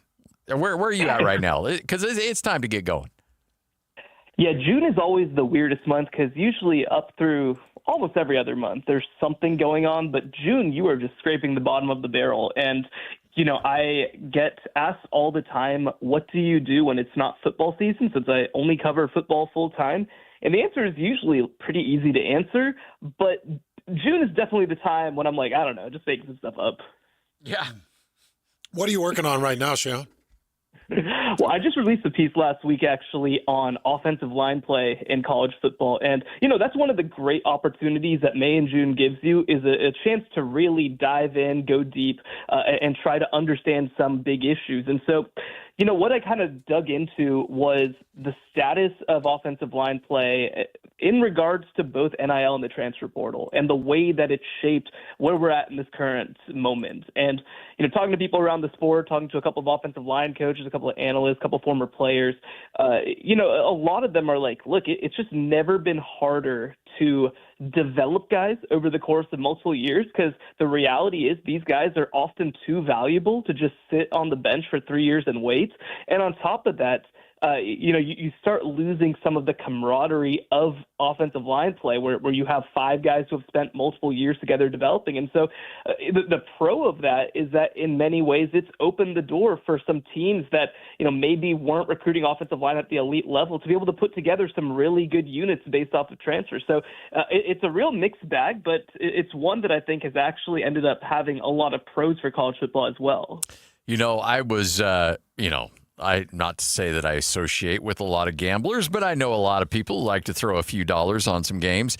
And back in the day, they would always get the what's the magazine that everybody reads? Phil Steele. Phil Steele. They get the Phil Steele because Phil Steele would always have these numbers, and he would rank the teams in terms of returning starts of offensive linemen. And I know that there were some gamblers out there who would say, like, okay, find that first weekend and find the biggest discrepancy between a team that has the most returning starts with an offensive line and the least, and bet the house on that team with the most returning. Now, the problem is now a lot of those guys are in the transfer portal. They're moving around. They might have a lot of starts, but they may not have a lot of starts together. And it'll be interesting to see how that plays out when you have a lot of experience, but maybe not a lot of experience working together as a cohesive unit.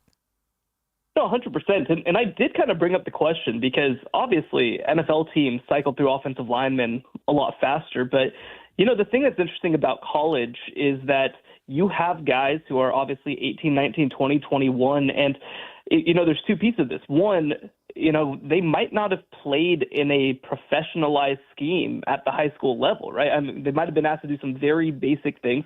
So they might not just physically know how to play in a lot of different schemes, whereas obviously an older player who's playing in the NFL has probably gone through multiple rounds of training camps and worked with a lot of good offensive line coaches. And, the other thing too is especially at the college level, I mean, you look at some of these numbers and when you give up a sack or if you give up a tackle for loss, it is such a drive killer, especially at the college level, because you just don't have the same level of floor for your offense, especially in the passing game, to be able to make up a 3rd and 9 or to make up a 2nd and 13. And so, so it really compounds on itself in so many ways. One quote that actually Sam Pittman gave me, the coach at Arkansas, a longtime offensive line coach, was, you don't have to have 5 guys who are all, sort of dogs is how we described it, but you need to have at least one, because then they can instill in the second guy and the second guy can instill in the third guy and so on.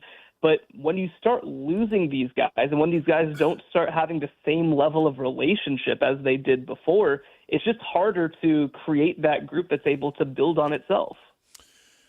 Well, Sean, let's talk a little bit about this Big 12 as you're just reorganizing and putting together returning pieces and some of the portal things that you've seen. We talk about these quarterbacks. Sam Levitt, I think, is going to be great. Rocco Beck, I think Avery Johnson is going to be incredible. Josh Hoover's back. Jalen Daniels is back.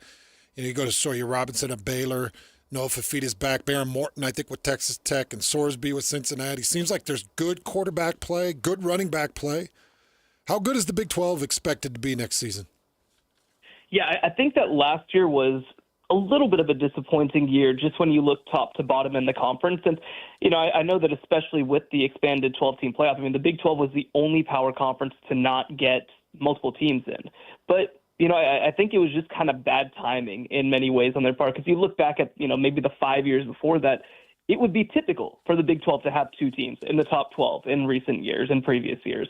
So I think that it's going to be an improvement, certainly. I mean, you look at the number of teams, like you mentioned, that have quarterbacks who I think will rank among the nation's best. I think that Sam Levitt kind of comes in as that guy at Arizona State after helping to lead them to the playoff. I think Sawyer Robertson is probably the best quarterback that people don't know over at Baylor. He was unbelievable during their 6-game winning streak that got them to 8 wins.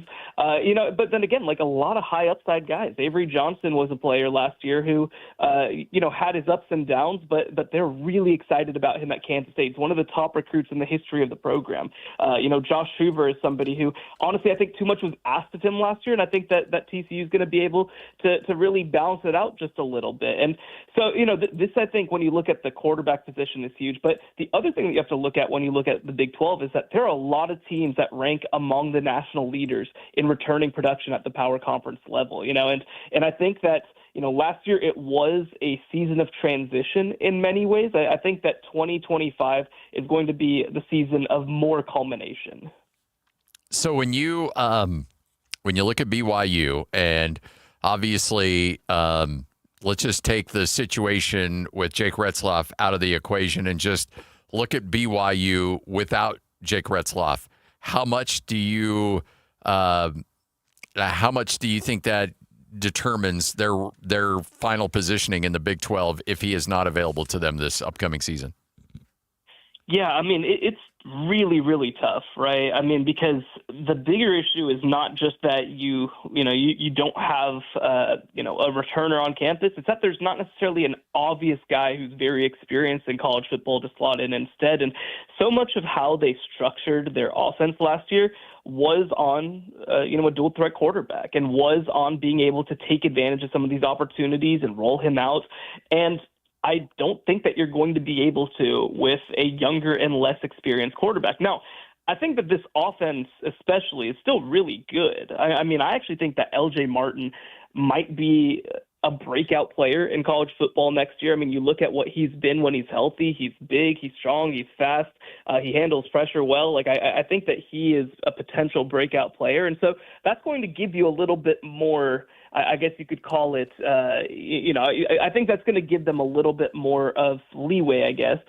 And then defensively, I mean, you look at what this team has transformed into over the past 2 years. I mean, statistically, they were one of the best pass defenses in all of college football last year, and I expect that their front seven is actually going to be the star of the show in 2025. So this is still a team that I think will be there at the end of the year. But, again, when you're playing a lot of close games, when you're playing a lot of big moments, I do worry that not having that stability at the quarterback position really could be a huge damper on, a team that I thought was very underrated as a Big 12 contender coming into the offseason. All right, Shehan, I'm going to put you on the spot a little bit. If you had to put a bell on the lead cow of this conference, who does that bell go on?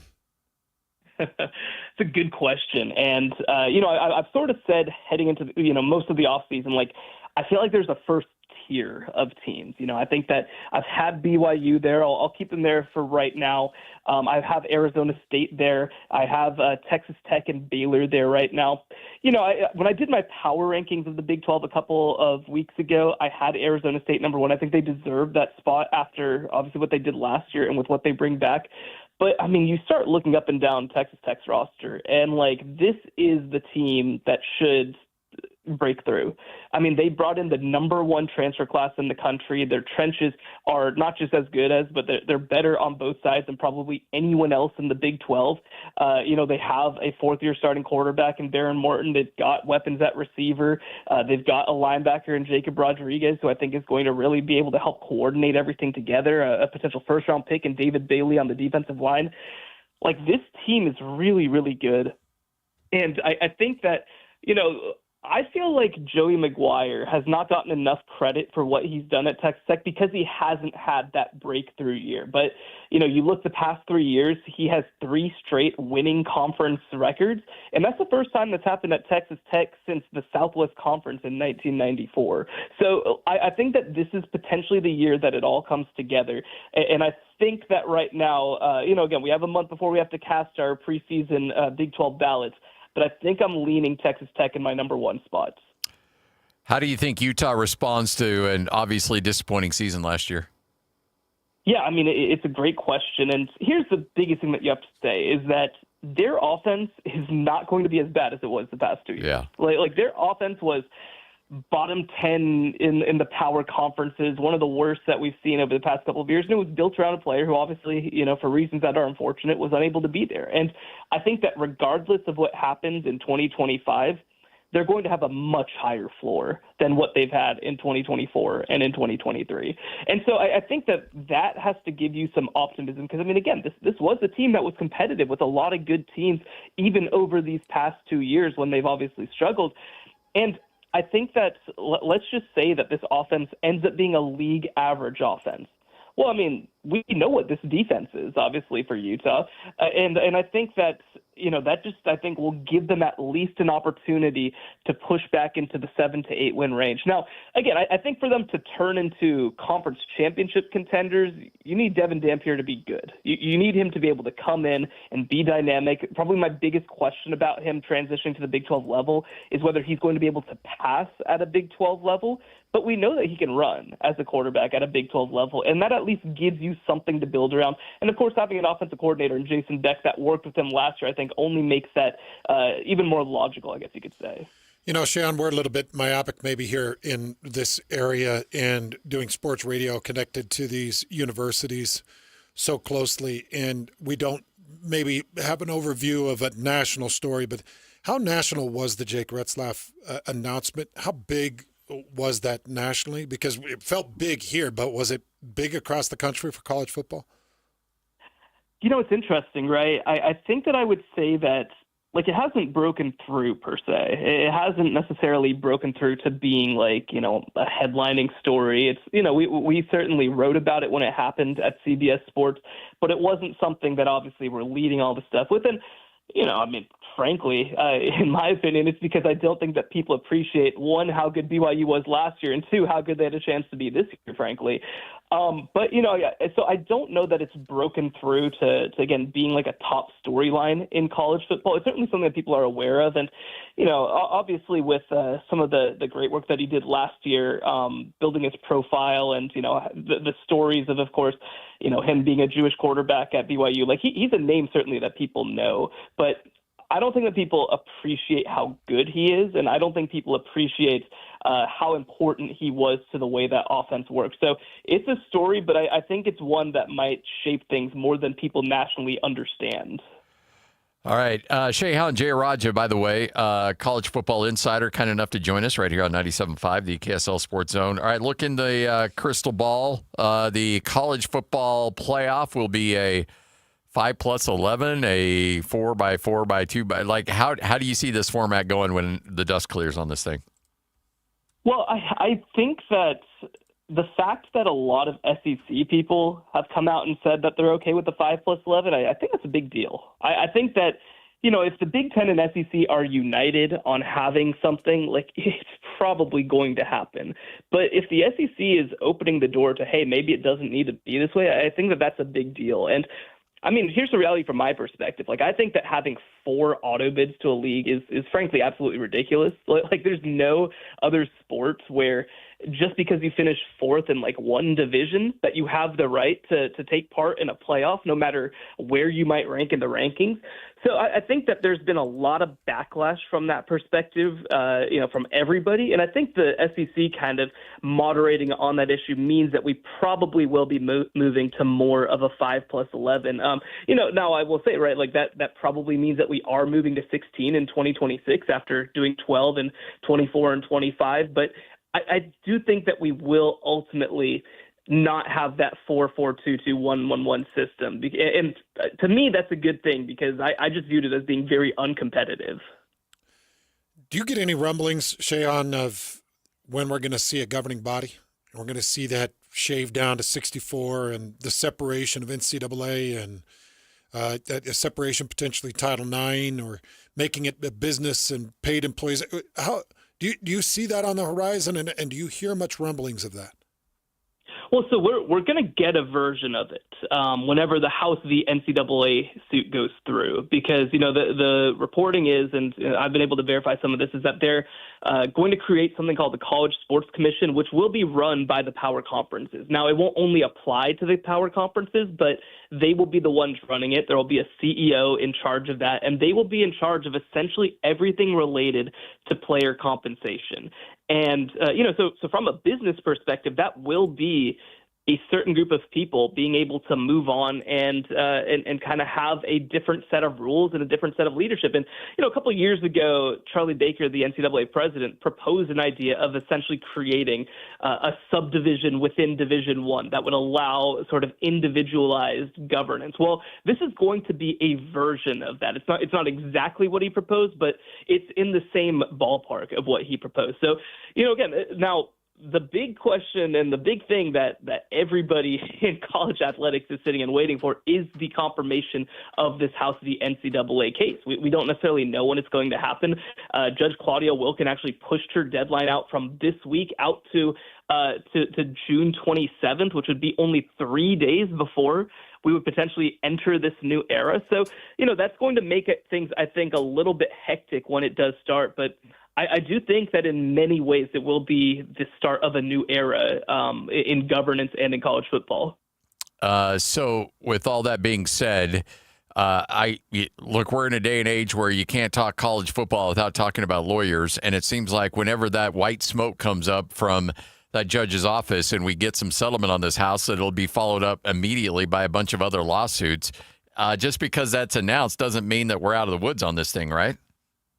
No, definitely not. And, talking to people around the NCAA, they hope that basically by approving the settlement, it will give them more legal cover than they've ever had before. But, we don't necessarily know how that's going to go until it's appealed or until it goes to an appeals court or a Supreme Court. Now, the thing is, and, I've been talking to sources, some of my other colleagues have been talking to sources, and one of the reasons they believe for some of this delay is that Judge Wilken and her clerks want to create the most airtight possible language for this settlement so that it could, so that it wasn't subject to antitrust or wasn't subject to whatever kind of lawsuits. And people are going to try. There's certainly no doubt about that.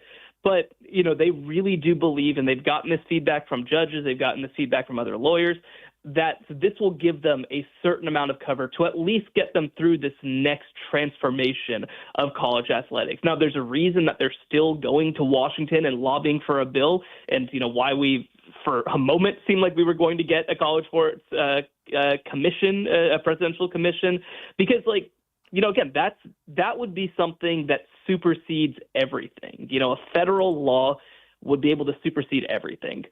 So, that's going to be the only thing that sort of permanently puts this to bed is when you have a federal law. But they do really believe, hey, this is going to give us a lot of legal cover, especially because, again, here's the reality. There's all this talk about the idea of unionization and all of this, but a class action lawsuit is as, comprehensive a sort of negotiation as you're ever going to find with two groups as varied as college athletics and the players that play in it. Shehan, you're the best, man. We appreciate it. Thanks for hanging out with us. Enjoy the rest of hopefully a calm June, and let's get back at it in July. Should be fun. Thank you so much for having me. You got it. Shehan Jayaraja, one of the best when it comes to college football, and we'll see him down in Frisco for Big 12 Media Days, I'm sure. You know what's weird? I was just going over some of the leaders through different categories in the 2024 season for Big 12. Like your TFL leaders, all 5 are gone except for Glasgow. Your sack leaders, all 5 are gone. Your interception leaders, all except for 2 are gone. Outside of your quarterbacks, you're losing everything. For instance, your running backs, okay? Taj Brooks led the league, gone. Cam Scadaboo, second, gone. R.J. Harvey, third, gone. DJ Giddens was fourth. Did he declare for the draft, or is he coming back to Kansas State? That's a good question. I think Giddens may have declared because I know he was a junior. Yeah, he's with the Colts. He's with the Colts? Yep. So there you go. Okay, so Taj Brooks, Cam Scadaboo, R.J. Harvey, DJ Giddens, Devin Neal, fifth. Corey Kiner, sixth, gone. You got to go all the way down to seventh to find your leading rushing back returning, and that's Bryson Washington with Baylor. Yeah. Mekhi Bernard was eighth. He's gone. Yeah. I mean, that's what we talked about going into last year, how great the running backs were. And now the NFL agreed, and they're all gone. They're all gone. Yeah. But Here's the difference. Your quarterbacks. Only 2 of your top 10 are gone. Shedeur Sanders led the league in receiving yards, passing yards. Okay. At 4,134, he's gone. And Alan Bowman was 10th at 2,423 yards. Josh Hoover, Baron Morton, Sawyer Robinson, Rocco Beck, Noah Fifita, Brendan Sorsby, Jake Retzlaff, and Sam Levitt, all back. Yeah. And Sam Levitt could be your preseason player of the year. Hate him all you want. He could be a problem. Now, what happens when you don't have the safety blanket of Cam Scadaboo? Great point. Because he is a beautiful confidence piece to have behind you. Because it wasn't just about being able to give it to Cam. Cam would break you in half. If you came in on a blitz, you hit on a quick stunt. If he was on a chip, he was low to the ground and so heavy in his lower body that when he'd throw a chip, you'd see defenders move. And he was so helpful in pocket sets, and he was so familiar with the offensive scheme. You never saw him out of position. So what happens now without Cam, who was a draft pick? What round did he? You know what? I was just about to ask that. I know.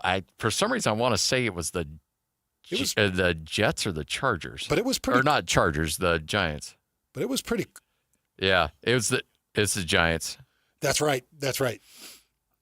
Let's see here. I'm trying to figure out what draft pick he went. Because 4th round. Because the Giants took Dak, or who was the local quarterback? Yeah. Oh, Roberts. Or not Roberts. Yeah, he played at Corner Canyon. Dart. Yeah. Jeez, man. One of those days. Well, out of sight, out of mind. But they took Jackson Dart, and then they took Cam Scadaboo. Yeah. He was a 2nd round? 4th round. Oh, 4th round.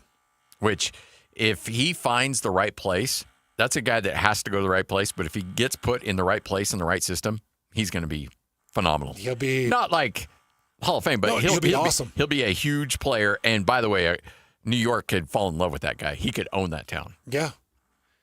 I think he's going to be good. Yeah. At the very minimum, he's something to look forward to. Yep. But your quarterbacks are back. Outside of your quarterbacks, your receivers are gone. Oh, yeah. McMillan, Travis Hunter, those are your 2 leaders. Jaden Higgins, gone. Jack Besh, gone. Josh Kelly, gone. Jalen Node, gone. LeJonte Wester, gone. All these guys. Offense may take a step backwards this year. Your tackles are gone. Your best offensive tackles are gone. So that's I don't know if the Big 12. I think the Big 12 may regress, but they've got the quarterbacks. But they got the quarterbacks. All right, 132. Good, the bad, the ugly. Coming up next, it's all straight ahead. This is 97.5, the KSL Sports Zone. Ladies and gentlemen, may I present... This is JJ and Alex. Austin Ainge announced as the president of basketball operations for the Utah Jazz. They've got a lot of work, obviously. There's not just a lot of work to be done. There's a lot of years to have to figure some things out. This is not a business-like position. This is a personnel position within the organization, and that is to say, hey, look, we have got to get the right personnel in the building. We've got to figure this thing out. We've got to find exactly where it is that we want to put ourselves. This is a big loss for the Celtics. He played a big role in helping assemble the roster that they currently have. Brad Stevens runs the day-to-day operations of the Boston Celtics, and it says a lot that Brad could have sent Danny's son packing a long time ago if he didn't have value. Instead, he made him the assistant general manager. He helped build that roster that won an NBA championship last year. He has earned the place where he's at in the NBA today. Catch JJ and Alex afternoons from 3 to 6. Presented by G2G Bars on 97.5, the KSL Sports Zone. At Black Desert Resort, you can truly indulge in luxury your way. Whether you choose a sleek studio or an expansive 4-bedroom suite, you're just moments away from teeing off on a championship golf course, savoring top-tier dining, relaxing poolside, or exploring the rugged beauty of southern Utah. Whatever thrill you seek, it's right outside your door. Your journey awaits at blackdesertresort.com. Get lost and find luxury. Out here, you'll find a community of hardworking creators with loyal followers, along with proud moments worth sharing. And farm to table, well, that's just supper. And whether it's a raised garden bed, acres of land, or something for your animals, we've got all the supplies and are happy to share a little know-how. Welcome to Tractor Supply. Into life out here. Summer's here, and you can now get almost anything you need for your sunny days delivered with Uber Eats. What do we mean by almost? Well, you can't get a well-groomed lawn delivered, but you can get a chicken parmesan delivered. A cabana? That's a no. But a banana? That's a yes. A nice tan? Sorry, nope. But a box fan? Happily, yes. A day of sunshine? No. A box of fine wines? Yes. Uber Eats can definitely get you that. Get almost anything delivered with Uber Eats. Order now. Alcohol in select markets. Product availability may vary by region. See app for details. The Utah RV Palooza is ready for another round of RV savings. But this time, we're hooking you up, South Salt Lake County. June 5th through the 7th, we're bringing our packed inventory of new and used RVs to you on Harriman Main Street, just south of Winco. Shop all the best RV brands fit for any budget and all at show pricing. You'll find payments starting under $139 per month on approved credit on select new RVs and clearance pricing on all remaining new 2024s while they last. You'll also get 90 days of all play and no pay OAC. Start shopping the best deals now at UtahRVPalooza.com. And it's the only show featuring the full lineup from Wayfinder RV, available exclusively through Bish's. Plus, every RV purchase receives a free 1-year RV Fix membership, your fast track to RV service repairs. All this plus free admission to the Utah RV Palooza, June 5th through the 7th on Harriman Main Street, just south of Winco. See you in Harriman. Based on approved credit, 20% down, 8.99% APR for 180 months. Stock number 89922. Subject to prior sale. See dealer for details. Deal number 822B426B. Protein, protein, protein. Everyone is trying to get protein in their diet, but we need fats too. Healthy fat, that is, like the rich, natural peanut and almond butters found in G2G protein bars. Most bars don't have it because, well, most bars aren't real food or refrigerated. Fortunately for you, we aren't most bars. At G2G, you'll find a balanced helping of protein and healthy fat. The fact that they're delicious is just a bonus. They're fast, easy, and perfect for on-the-go families. G2G protein bars. Find them at Costco, Harmon's, Maverick, and now at Smith's. Hey, you got a second? That's all it takes to use your fire sense. Like the second you notice the campfire isn't completely cold, your fire sense says to douse it again. Or the second you notice your tires look worn out, your fire sense says to get them changed. Or even the second you think you might be towing more than your truck can handle, your fire sense says to make another trip. It only takes a second to use your fire sense. Protect your property, the land, and our great state. Use your fire sense. Learn more at utahfiresense.org. You're the backyard big shot, the patio perfectionist, the envy of barbecue hosts all over the neighborhood. When it comes to your lawn, power moves are the only moves you make. That's why you just applied IFA Spring and Summer Lawn Food for healthy turf that stays green all summer. IFA Spring and Summer Lawn Food. It's the ultimate lawn owner power move. The KSL Sports Zone and Hercules Credit Union are highlighting people that impact youth sports. Nominate the youth sports volunteer you know for the Hercules Hero of the Week at KSLSports.com.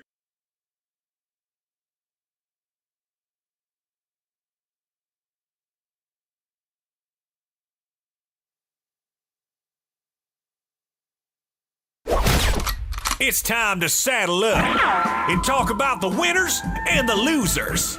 This is the good, the bad, and the ugly. Now, here's the good.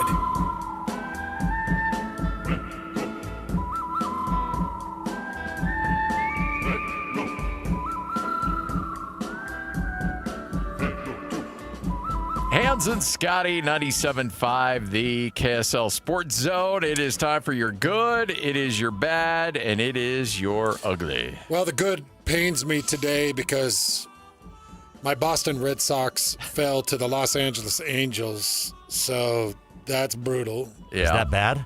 It's bad. But Mike Trout, anytime you can put some of your big names and big guns in a top storyline for Major League Baseball, I think it's good all around. And Mike Trout is looking renewed and restored and ready to make a pretty sweet run. Well, he's only played 20 games over the last 4 years. Yeah. So yeah. He should be rested up. He's got a rebuilt knee.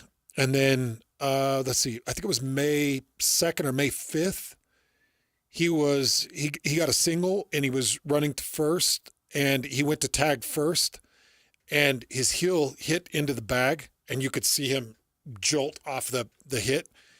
His shin bone butted into his femur, and it bruised the two bones on that knee that had been rebuilt.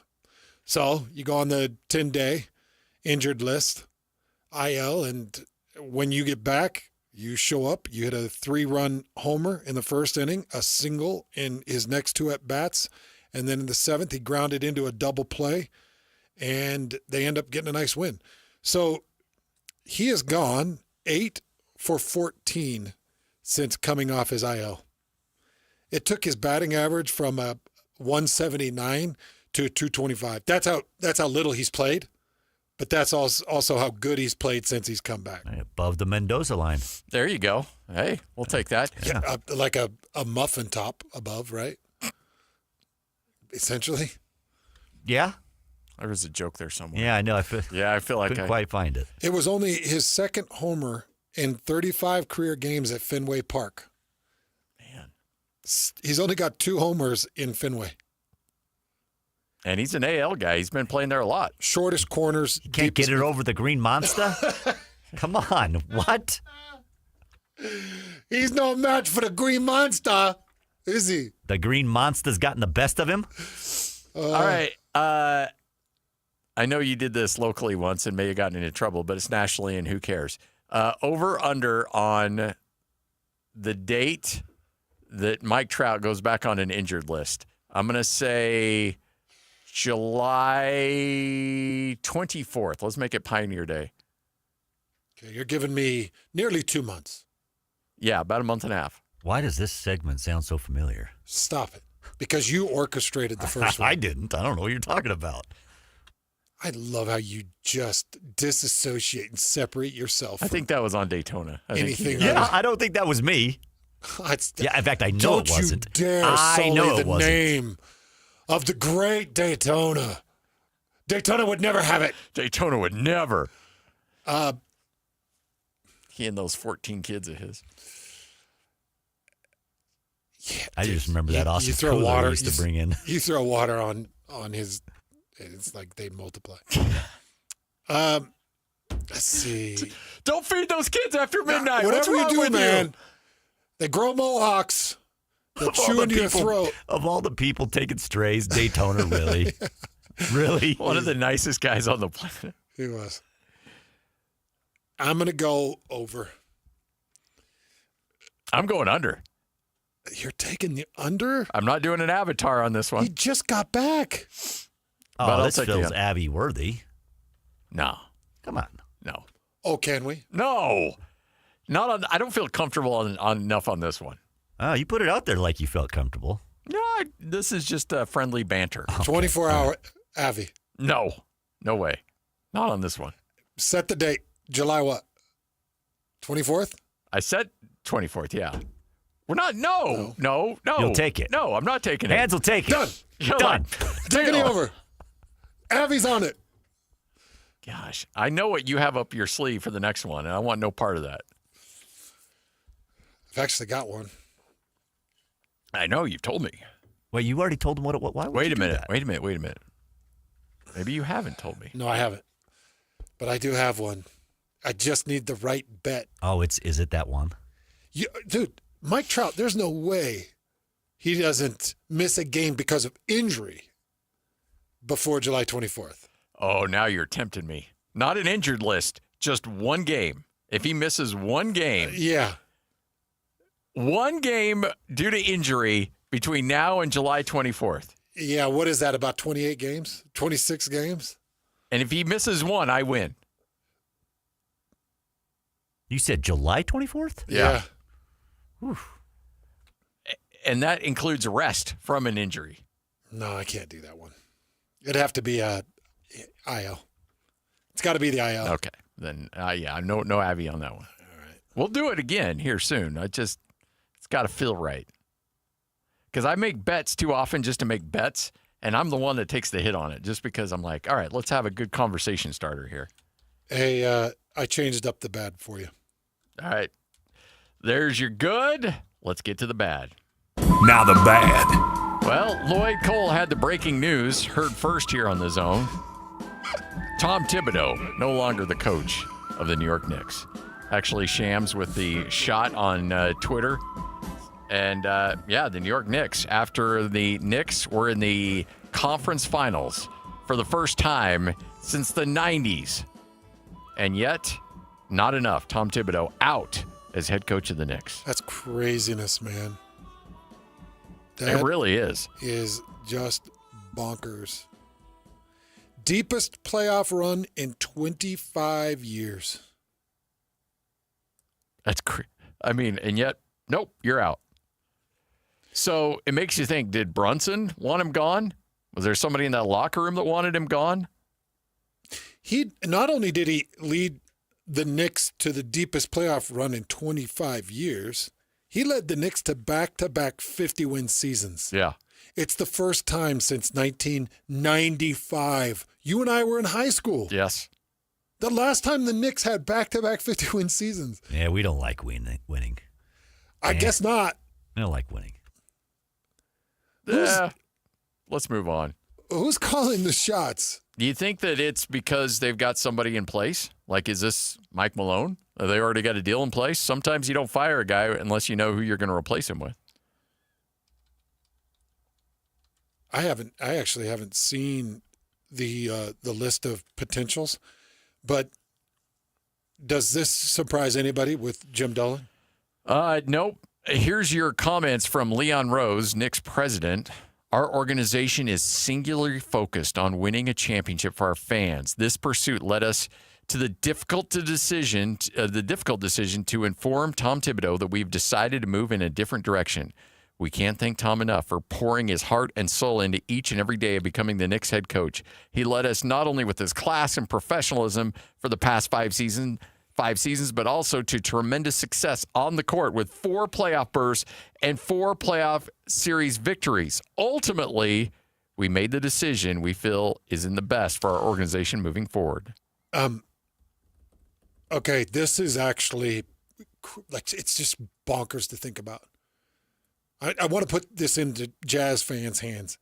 Imagine back-to-back 50-win seasons and a run to the Western Conference Finals, which realistically maybe you should have been in, maybe you shouldn't. You know, Cleveland and Boston had to suffer big losses and big injuries, and that's just how it played out. And New York, great job capitalizing on those big injuries and those moments. Great job. That's what you needed to do. And also think in these terms. The moves that they made, moving Julius Randle and Dante DiVincenzo and getting Karl Anthony Towns, and then the picks that you got for Bridges and, all the little moves that we saw under Thibodeau to get to your back-to-back 50, to get to the Eastern Conference Finals. Now, Jazz fans, picture waking up today and hearing that Will Hardy was fired after back-to-back 50s. After all of that. After a Western Conference Finals. How are New York fans, how do you do this with James Dolan? How do you continue to just take wounds and be like, he sings in a band. Gosh, that guy's a dope. He really is. He owns the greatest logo in the NBA. It's the number one brand in the NBA. And the greatest arena in sports. As we saw in postseason, it was pretty incredible. Yeah. They did a really good job of creating kind of a home crowd environment. I don't like the hanger-ons. I don't like the Kardashians showing up, and I don't like Timothy Chalamet, that guy, or Ben Stiller, or but it is a draw for the NBA. I mean, at least Spike's been there for every year for the last 30 years. Well, and he was buried. Like I didn't even see Spike mentioned. Spike's a lifer. I'll give him credit for that. Timothy In Chalamet. his defense, he was at a film festival for the first couple of games, I think. Who? Spike Lee. Is he even still making movies? Yeah, he is. He's still doing Spike Lee joints? Yes. Well, they did an incredible job, but crazy. Tom Thibodeau, gone. Makes no sense. Well, here's the deal. It's like, never mind. Oh. I get hungry. And I know Will Hardy is the future of the Jazz, but when you got Mike Malone and Tom Thibodeau out there, and it's like, geez, those guys. Now, Wheeler's proven as an assistant, and obviously the Jazz would never because they just signed him to an extension, too. Yeah, they gave him 45% of the team ownership. And by the way, guess what? Tom Thibodeau recently signed an extension, I think last year. He's still owed roughly about $30 million. They're paying Tom Thibodeau $30 million to leave. To go away. How do we get that gig? Oh, okay. Wait a second then. With that being said, are we on the cusp of a major controversy? Like, did he get arrested? Did he? I don't think so. I don't think. I don't think something could have happened in New York without it becoming being public. quiet. Yeah, we would have heard the news before the firing. Yeah, I think so. Yeah, but this is weird. It's crazy weird, and there's a lot of people across the NBA that are just like, wait, what? Like a lot of talking heads that should be in the know that are like, I didn't see this coming. Doesn't this give you a bit of hunger eyes though, with Mike Malone and Tom Thibodeau out there? Or no? Not Mike Malone, Thibodeau a little bit. Oh, see, with Mike Malone, it's like just come in and hate everybody, be mean, tick everybody off, demand difference. Make sure you call me Michael. Yeah. Oh, yeah. Michael Malone. I forgot. He did say that at the podium, didn't he? Oh, Been Mike Malone for so long. And guess what? The Knicks are going to hire they'll probably hire like Jason Kidd or something like that. And he'll be fired in a year and a half. No. They'll go and get Kendrick Perkins. Oh, there you go. Yeah, they're looking for probably get that. They're looking for them. They're looking at LA like, man, the JJ Redick thing really made waves. Let's go that route. All right, whole world news coming up. David Locke will join us at 2:05. It's all straight ahead. 97.5, the KSL Sports Zone. This is DJ and PK. Time to welcome in Austin Ainge, Utah Jazz president of basketball operations. Is it fair to say it's a dream come true for you? Because I know you've worked on it for a long time, and I remember talking to you when you were a player that this is something that you wanted to do. You put your nose to the grindstone and got the job done. I'm wondering if you're looking at it like that. Absolute dream come true. I've been grinding in the G League and in gyms in Serbia and Lithuania, finding guys. This is what I love. This is my passion. I'm so excited to do this with Ryan and Ashley Smith and Will Hardy and all the people in the Jazz. I've been interviewing for these jobs the last few years. I actually had some others to talk to this summer. I've been exploring and looking at these opportunities, and this one just felt right because of the people involved and the timing in my life. Catch DJ and PK mornings from 6 to 10 on 97.5, the KSL Sports Zone. Summer is here, which means it's time to register for the Larry H. Miller Utah Summer Games 7-on-7 football tournament presented by the Las Vegas Raiders. June 9th and 10th, we'll see the best 7-on-7 teams at Southern Utah University with competitive divisions in high school, varsity, and sub-varsity competing for gold. Go to utahsummergames.org to register and learn more. It's the Larry H. Miller Utah Summer Games 7-on-7 tournament presented by the Las Vegas Raiders.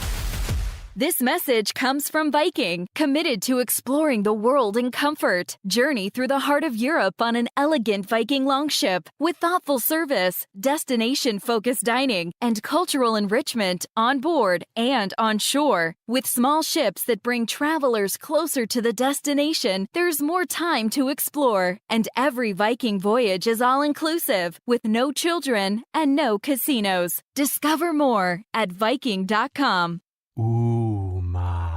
What was that? That is business phone bliss with the Ooma Cloud phone system. It handles all our voice, video, and messaging needs. You sound very calm. I am. Ooma has everything I need to run my business more efficiently, like virtual receptionist, call routing, and video conferencing. And it starts at just $19.95 per month per user, plus taxes and fees. Ooma. Nice. Find your business comm at ooma.com/radio.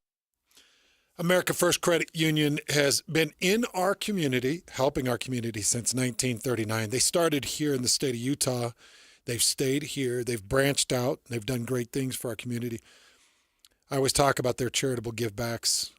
I've worked with them on a couple of different things, and it's pretty incredible just to stand in the room and witness what they put together, the magnitude of it. Whether they're teaming up with Real Soccer and putting together a shoe drive for a bunch of children that can't afford shoes, and they're putting these new Adidas on them, and watching the kids with the big smiles on their faces, and then watching all the America First employees with the big smiles on their faces, and watching Real and their team up and all of their accomplishments. It's awesome.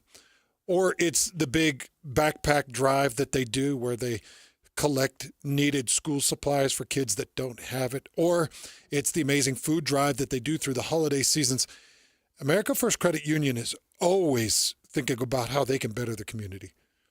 And I love to think about them. How can I use them? Can I use them through a credit card? 0% interest for 6 months. Think about that. If you need cash right now, you could get into America First, whether you're a customer or not, and you could get access to cash right now, 0% for 6 months.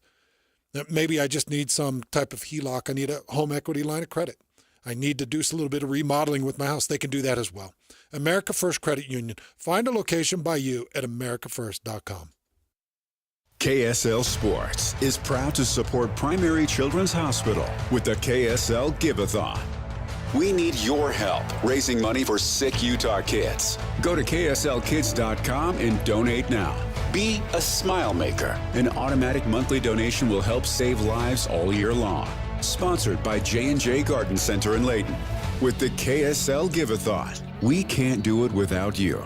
So give today at kslkids.com.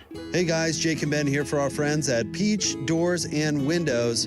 If you're looking for a way to invest in your home to improve its livability and its value, well, there's no better place to start than doors and windows, and there's no better place to do it than with Peach Doors and Windows. Peach has 5-star customer service with no exceptions. They love their customers with an eye on every detail from the beginning of the process to the very end, and years down the road, you can check out their 5-star reviews on Google. Whether you're looking for French doors, sliding glass doors, customization is the name of the game with Peach. Peach can do renovations that other companies will not touch. So you can check out those reviews on Google. You can go online to peachbuildingproducts.com. You can call and set up a free in-home estimate, 801-566-1255. Or better yet, go see them in person, 2940 South 300 West in Salt Lake City. They're open Monday through Saturday, 6 days a week. It's Peach Doors and Windows. Go! It's time to span the globe for the hard-hitting news you care about. Well, not really.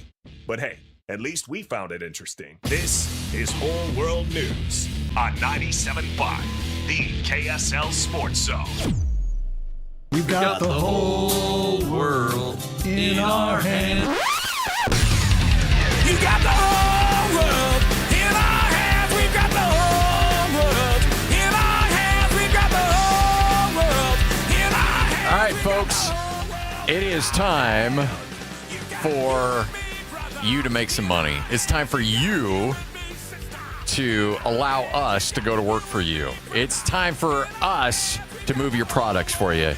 You got a business, you got a service. Guess what? Hans and I are ready to go to work for you. All you have to do is text keyword HANS, H-A-N-S, to 57500, and our sales staff will go to work and take care of the rest.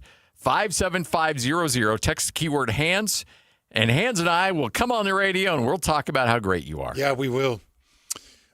Scotty and I are looking at a couple of new endorsements that are actually coming up. We're excited about it.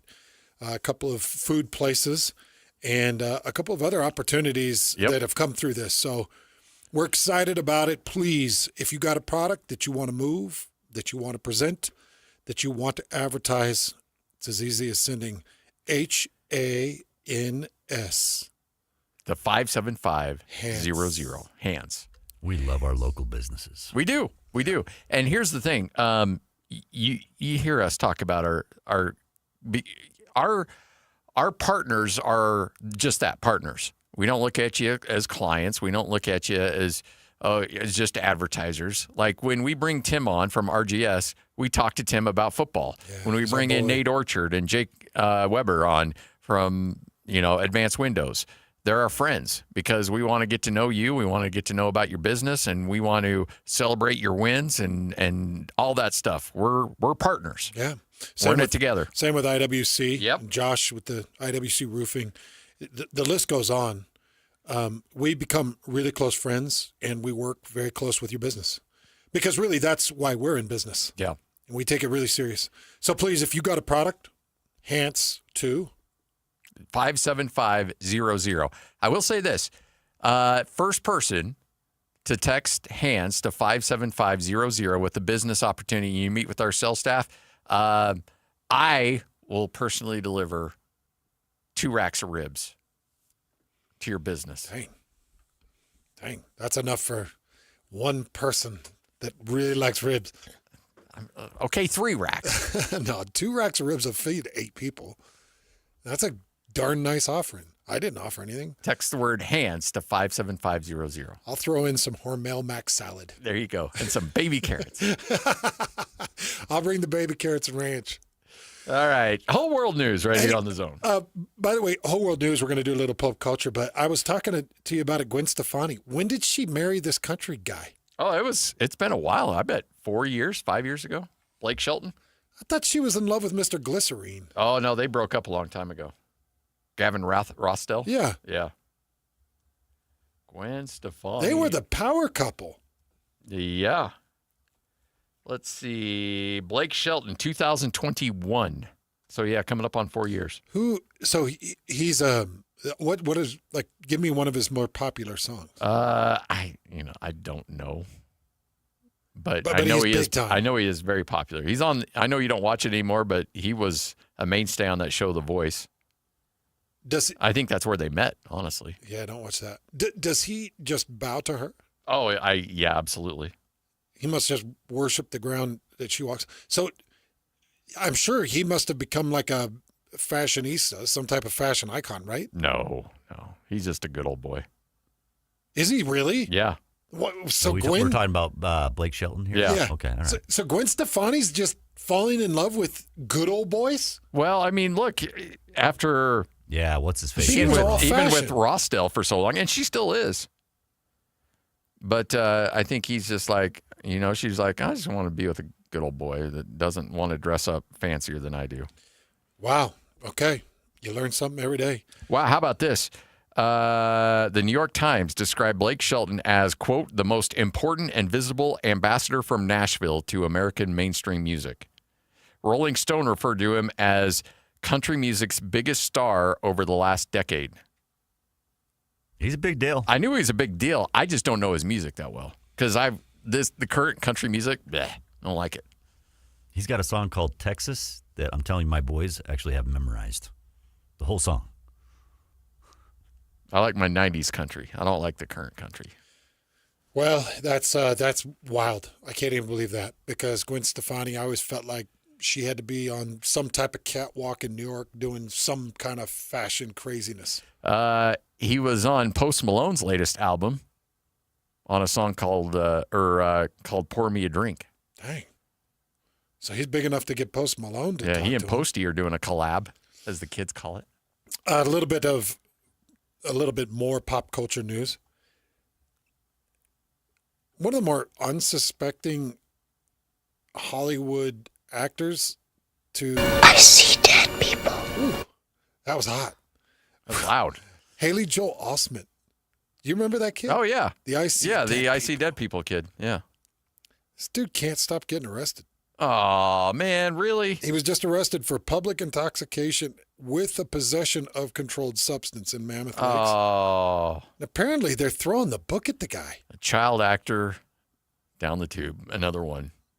So when he was 18, he got charged with a misdemeanor driving under the influence of alcohol. And then it was a hit-and-run situation. And he got a major DUI, got in all kinds of trouble. And because of that, now in the public intoxication with the possession of controlled substance, who would have thought that little kid, Haley Joel Osment, cute little kid. He was. Hey, you know what? Got traumatized. Poor guy. Saw a lot of dead people. From the dead people? Yeah. You gotta tamp down that trauma somehow. Still, his best movie is Pay It Forward. No. 6 Sense way better. You like that? Well, it's only good for one time. But yes, on the one time it was good. Can't just keep watching The Sixth Sense. It's just not one of those you can rewatch.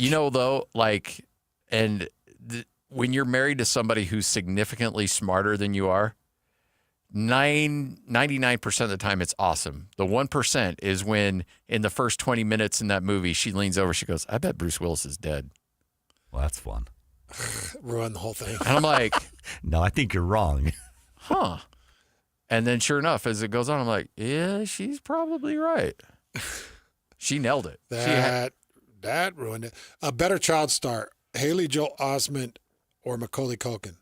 Oh. Macaulay? No, I don't think Macaulay could have done The Sixth Sense. Haley Joel could have done. Macaulay did do The Good Son. Yes. Yeah. But I don't think, but I think he was a one genre kind of guy. Well, actually, no, you're right. That was a pretty rough. Very dark. Yeah. He had an evil side to him, yes. He was a murderer. He killed his sister. Yeah, and tried to kill. He did. And He tried drowned his sister. And tried to kill Frodo Baggins or whichever Yeah. Baggins it was.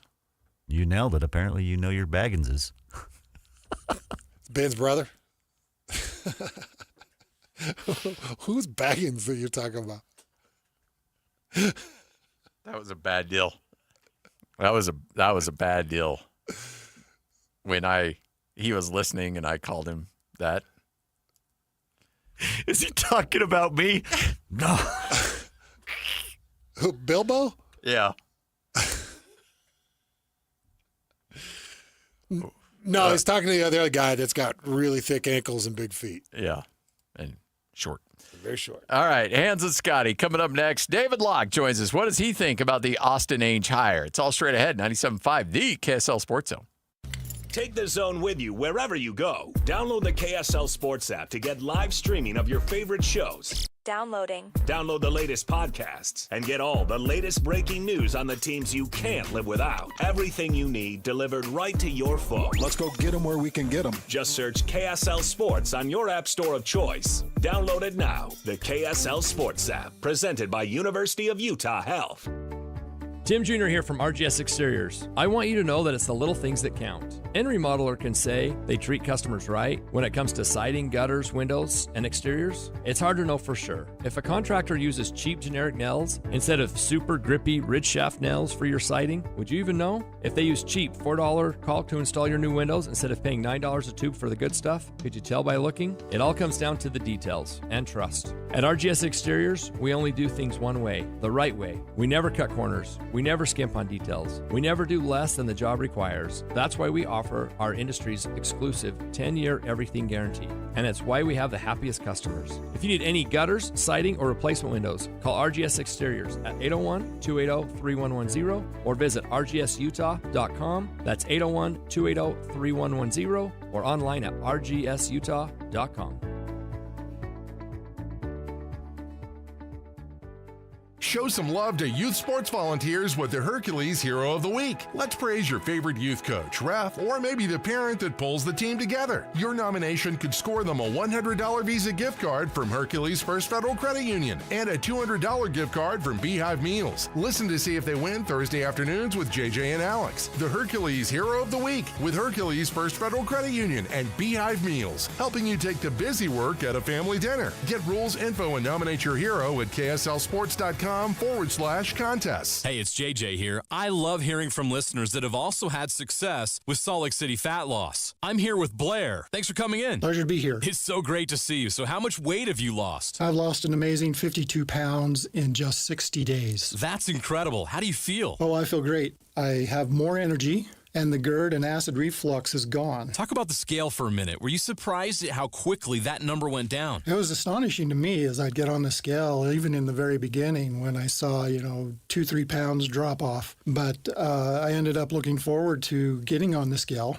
to see how much I'd lost in the last day. Tell me about the biggest benefits that you've seen with Salt Lake City fat loss. I have much more confidence in myself, lots more energy, much more adventurous walks with my dogs. Thanks so much for sharing another great success story with Salt Lake City fat loss. Learn the secret of losing up to 1 pound of unhealthy fat per day and start your own success story at slcfatloss.com. That's slcfatloss.com. Results may vary. It's Jeff Jr. from Trajan Wealth, and I've got something important to talk to you about. Your 401k. If you have changed jobs, there are 2 very important considerations. You don't want to leave your 401k behind, and you don't want to roll it over into your new company plan without consulting Trajan Wealth first. 401ks will often have limited investments or age-based options. Since companies have to make choices to suit all employees, they may not be suited to you, which could cost you fees and money. When you roll over your 401k into an IRA, you not only keep your money growing tax deferred,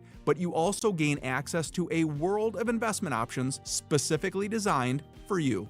Trajan Wealth and our fiduciary advisors have helped thousands, and we can do the same for you. Call Trajan today at 801-899-7600. 801-899-7600. Advisory services offered through Trajan Wealth LLC, an SEC registered investment advisor. Discover the art of adventure in Cedar City, the gateway to parks and plays, starting with the Utah Shakespeare Festival or Perro and Gap petroglyphs. Next, head up to high elevation recreation that ends with unique shops and savory bites. Learn more at visitcedarcity.com. Broadcasting from the Mountain Home Services Studio, this is 97.5 KZNS FM Colville, 1280 KZNS AM Salt Lake City, and 102.7 KSL FM HD2 Salt Lake City Midvale. This is 97.5, the KSL Sports Zone. Number one. Miss any part of the show? Every moment of every show is available in podcast form by searching Hans and Scotty on your favorite podcasting platform or online at KSLSports.com. This is Hans Olsen and Scotty G on 97.5, the KSL Sports Zone.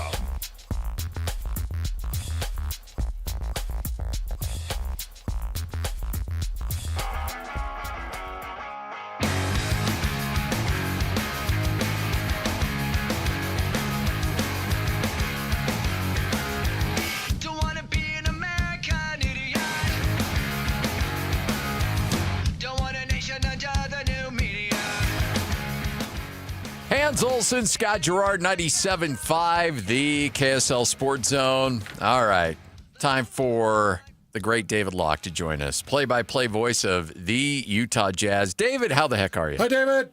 Well, that Green Day fired me up a little bit. Love a little Green Day.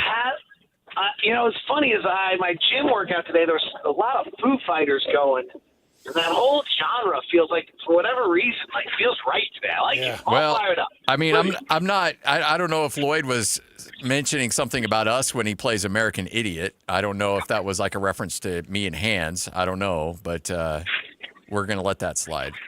Have you? Did you ever get fortunate enough to see the Green Day American Idiot Broadway? Oh, I did. It was really great.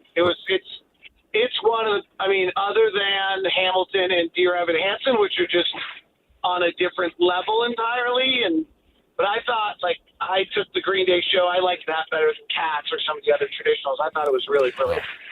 Well, David, I caught a couple of your questions at the presser. What was your overall take of the initial presser for your new president of basketball operations? It's Austin Ainge's show. That was the comment that got me. Yep. Brian Smith said, this is Austin's show. And I'm not sure I fully understood that when I walked in the room. I'm not sure I can entirely understand, where president of basketball operations fits in the realm of all these titles. I got it now. It's clear to me now. So that was, the two comments that I thought were most newsworthy or most important to me were not the ones that were most newsworthy. I think number one was it's Austin's show. And then the second one that I thought was most interesting was players want to have hope and they want to win. And I took that as a more important comment than the soundbite everyone's grabbing on about tanking. I thought that they want to have hope and they want to win was a far more important cultural, philosophical philosophy of what's going to move forward with the Utah Jazz than anything else.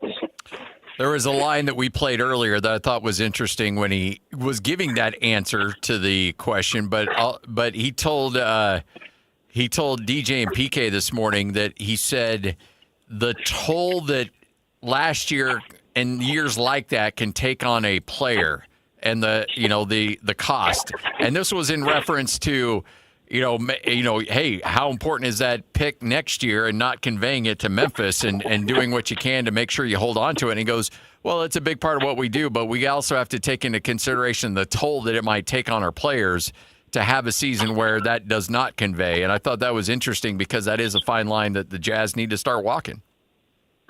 So, yes, I will go on the record, and Austin Ainge can tell me I'm wrong. This could be our first conversation we've ever had in our lives with him telling me I'm wrong.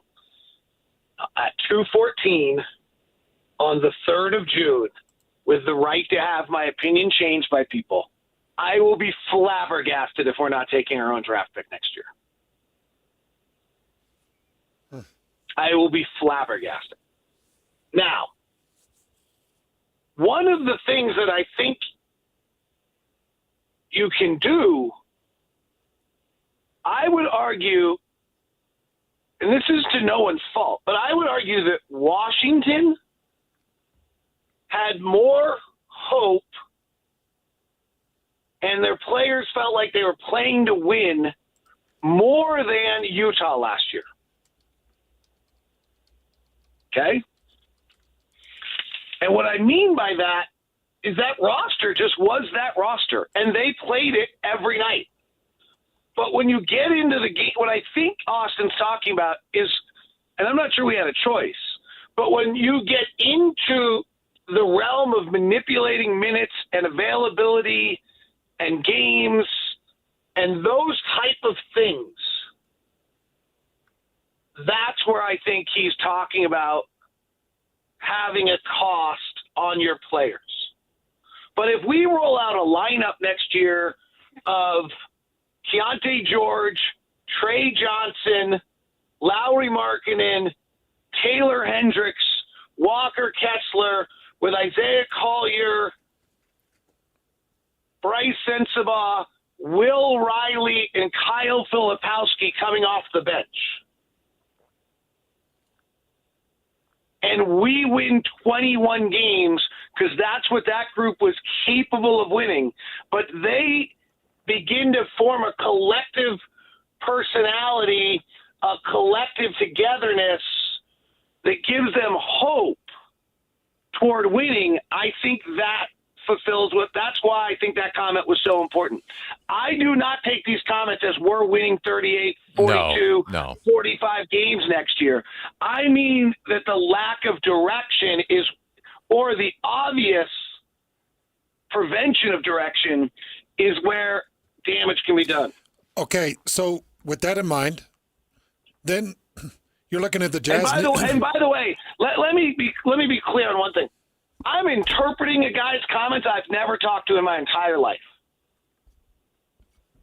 Like, usually I know these guys really well. When they say something, I understand where they're coming. I don't know Austin Ainge in the slightest. Never talked to him. No criticism here. I'm not upset about it. Well, there's no reason he and I should have ever interacted in our lifetime. It just hasn't happened. So for me to put words in his mouth is pretty suspect. But that's what I thought he meant by that. But that's the same thing I would think about someone who I've, really, truly never talked to in my whole life. So my credibility here is really slim. Well, I think you can have hope, and hope doesn't have to be where you're going to finish April 15th of 2025 or April 15th of 2026.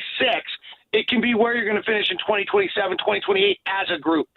I think Oklahoma City has had a hope now for quite some time.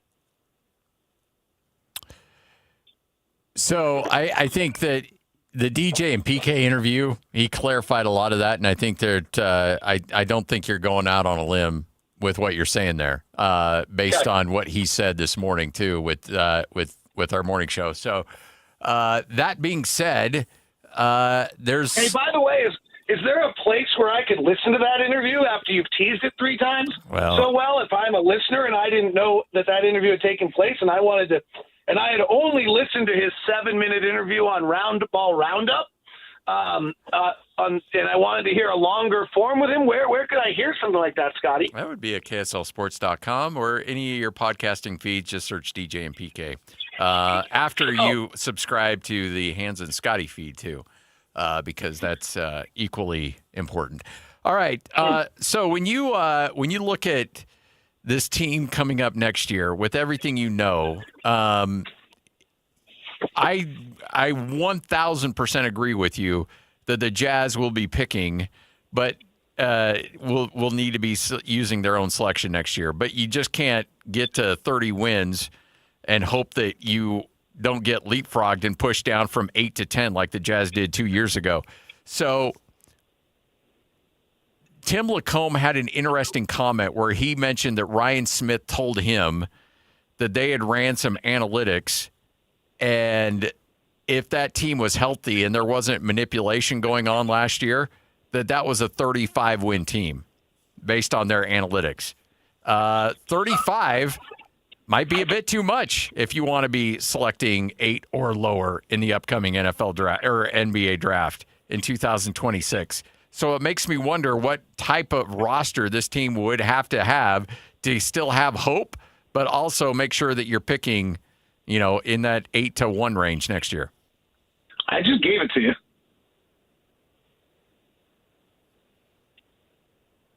You didn't think that?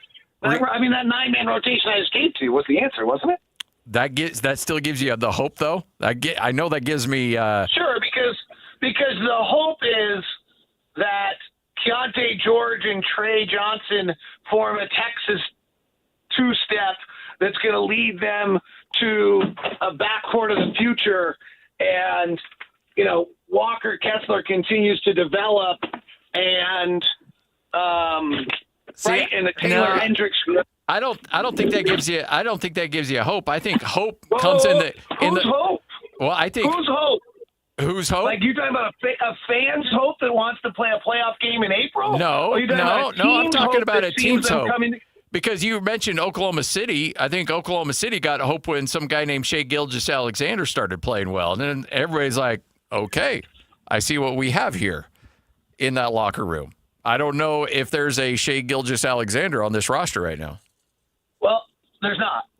And so the question is, does Trey Johnson become that, or does our draft pick next year become that? Or in a day and age where trades are easier to make, which is what Austin Ainge said yesterday in the press conference, are we suddenly able to acquire talent in a much easier fashion than you used to be? I could do a thought exercise with you here on how am beginning to think rebuilds are going to be faster and easier than ever before under this new collective bargaining agreement. And that's the next piece. Like, the first piece of the impact of that collective bargaining agreement is that super teams or super combinations of high-paid players is now a losing combination. That's over. That's the big, huge change that just happened. Yeah, right? We've discussed that, yeah. Yeah, this was like, by the way, they signed the new collective bargaining agreement. They put in this weird first apron, second apron. We all talked about it for trying to figure out. This might have been one of the most transformational things that's ever happened in this league. Because I think the next one is when you suddenly can't have more than two superstars on your team or two really high-paid players, like Trae Young's got to get traded. Karl Anthony Towns has got to get traded again. Like, there's guys that have got to get moved here. Teams have got to move them. And so you're going to distribute these players more around the 30 teams much more than they've ever been before if they want to get paid or going to be on winning teams. And so I'm beginning to wonder if the next thing that's going to happen is that rebuilds happen just much faster than ever before, because the two best players on the best teams are Shai Gilgeous-Alexander and Chet Holmgren, but Jalen Williams got to go eventually. Yeah. Now, they're 3 years away from that. But, Tyrese Halliburton and Pascal Siakam stay, but Miles Turner's got to go. And OG Anunoby and, Jalen Brunson and Miles Bridges stay, but Karl Anthony Towns has got to go. And so there's just players available everywhere. Before we let you go, how surprised are you with the Tom Thibodeau news? Pretty stunned. They just went to the Eastern Conference Finals, right? Yeah. First time since the 90s, yeah. he's a really good coach. I mean, it did sound, the one thing I would say is, boy, it sounded like there's a lot of turmoil there, right? Yeah. Like you had the Miles Bridges thing about them not wanting to play minutes. And then it does sound like they had like 3 players-only meetings during the playoffs. Well, I mean, a players-only meeting is kind of cute once, but 3 of them mean you're only talking about one person. They're not invited, right? Yep. Like, if you're having a family-only meeting without Scotty G 3 times in the span of 3 weeks, who do you think they're talking about? Well, yeah. And who are they talking about? Sounds like a Tuesday at the Girard house. That license is coming in handy, isn't it? I know, right? Hans, what happens if they have an Olsen family meeting and Hans isn't invited? No such thing exists, David. Okay. Because otherwise you just give them a big bear hug when they come on their way out? That's about it. Okay. David. Just want to make sure. Appreciate it as always. Thanks for your time.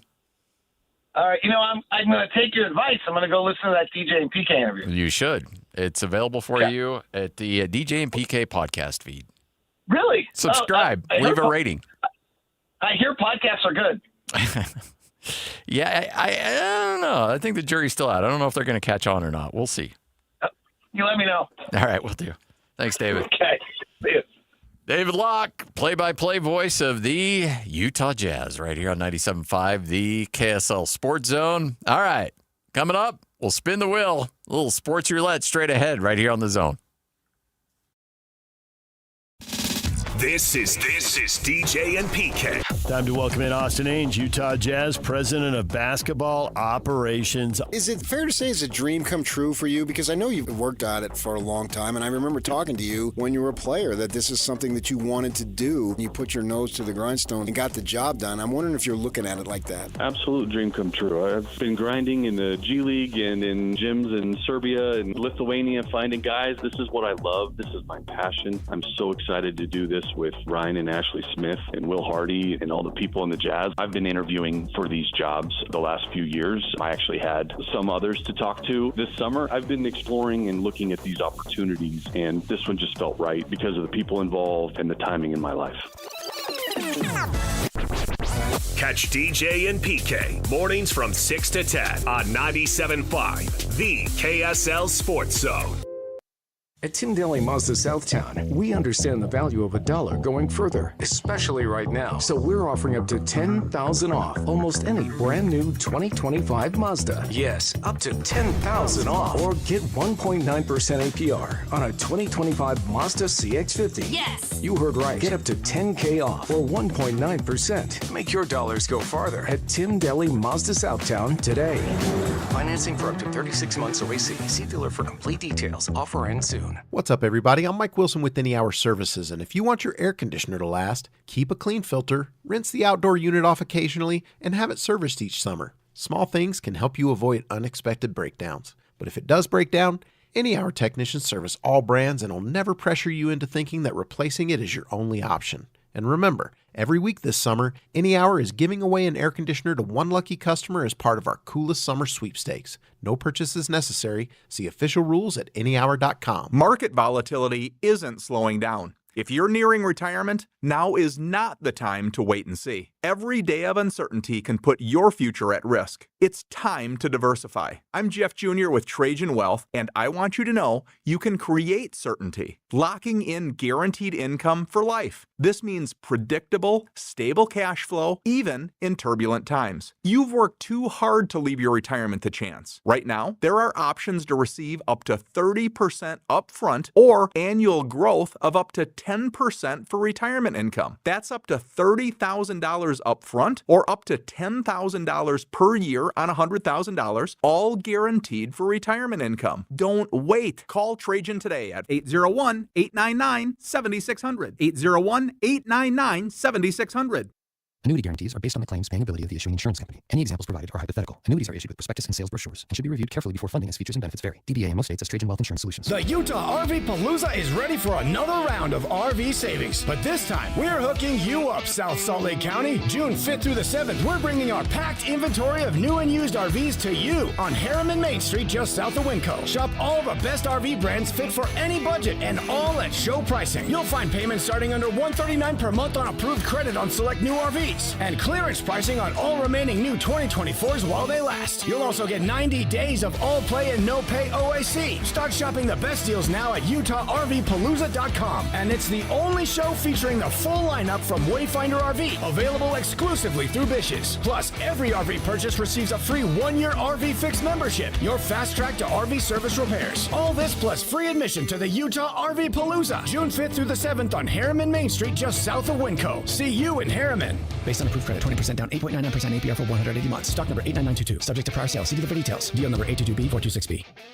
If a small budget's cramping your big summer plans, consider a low-rate home equity line of credit from America First Credit Union. Right now, with a new HELOC, you'll get an introductory 4.49% APR for the first 6 months. And that means more cash to get stuff done. Helping your money do more means helping you do more. So apply for a limited-time HELOC at americafirst.com today. Introductory variable annual percentage rate is subject to eligibility, terms, conditions, creditworthiness, and change. Federally insured by NCUA. Equal Housing Opportunity Lender. It's springtime in the Rockies, and it's time to apply Revive Organic Soil Treatment. A Revive treatment with fertilization, aeration, and good watering is the key to building stronger roots for a healthy, lush green lawn. Revive fertilizes and moves water and nutrients deeper into the soil. Take advantage of spring storms with an application of Revive now. Protect yourself from drought later this summer and skyrocketing water costs. With Revive, if you water 2 times a week, it's like watering 4. Apply Revive Organic Soil Treatment today. It works.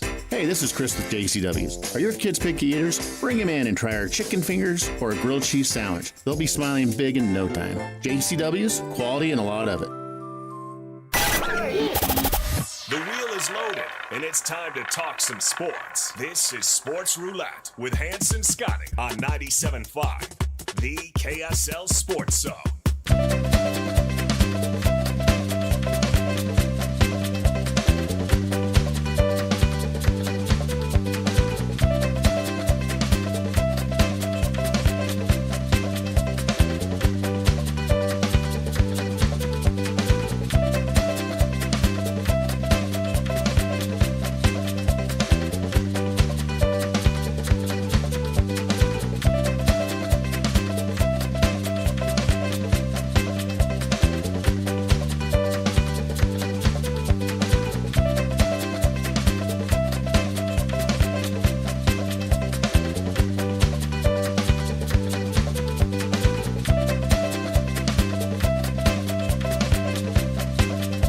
Scotty, 97.5, the KSL Sports Zone. It is time for another edition of Sports Roulette.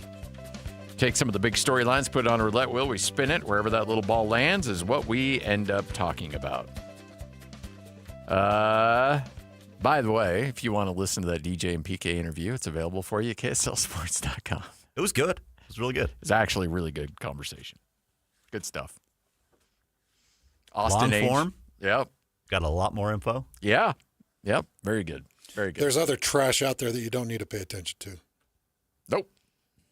Don't need to worry about that nonsense. Not going to do you any good at all. All right. Lloyd, fire up that wheel. Let's do it.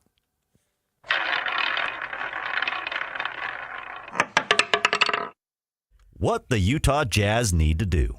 All right, so a point that I was trying to make before I was cut off for the third time. Something interesting about the Utah Jazz current situation, and going back to the DJ and PK conversation, where they asked about the conveyance of this year's first-round pick, next year's first-round pick, and how important it is that they finish with at least the top 8 pick or better. And just doing a little bit of research and figuring out where that puts you, the Jazz really need to avoid finishing 5th, 6th, 7th, 8th, or 9th. If they finish with one of those 5 records, the 5th worst, 6th, 7th, 8th, or 9th worst record, that puts them in the draft lottery potential to hit at number 9. So it gets taken out of your hands. Yeah. So you better control what you can control, which means that you got to finish with at least the 4th worst, but one of the top 4 worst records in the NBA to completely avoid it. I'll give you the percentage breakdown. If you finish with the 5th worst record, it gives you a 0.62% chance, which it's still a chance. Yeah. And with the Jazz luck, who the hell knows anymore? Exactly. If you finish with the 6th worst record, 3.68% chance. 7th, 12.8. 8th, 32.10%. So if I'm trying to, I want the 8th pick. Yeah. If I finish with the 8th worst record, I've actually got a 32% chance. Nearly, and not triple, but more than double the percent chance you just had at number 1 when you finished in the bottom 3. So you got to completely avoid being around that 8th. And then if I finish with the 9th, it's 50%. It's actually 51%.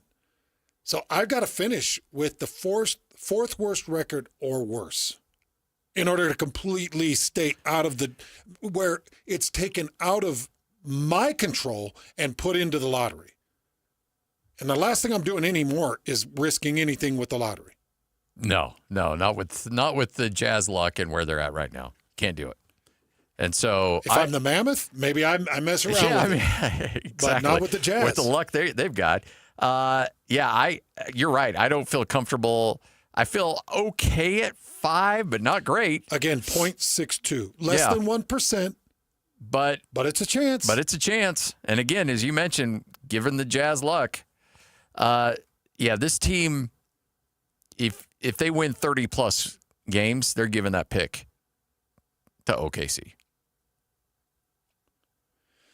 So yes. So they need to be in that. That would be. They need to be in that 20 to 24 range. That would be absolutely accurate. That would put you around 5th or 6th. Geez, even then, that's not. So 30 wins. Yeah. Was 7th this year. Yeah, that's not. Yeah, not good. You're giving that pick. You're giving that pick up. Yep. So you got to look at 24 to 25 wins. That's another tank job. That's another quote unquote manipulated season. Yeah. And you have to manufacture 24 wins. And David and I got a little sideways. He thinks that you can have hope with this roster. No, you can't. You can't because you have hope when you have a guy named Shai Gilgeous-Alexander, and you knew really quickly he was going to be good. There's no hope. No. With that roster. There's none. And that's like you have to figure out who you're going to be. You can't walk both sides. You're either getting better or you're playing for draft position next year. Now, after that, do whatever you need to do.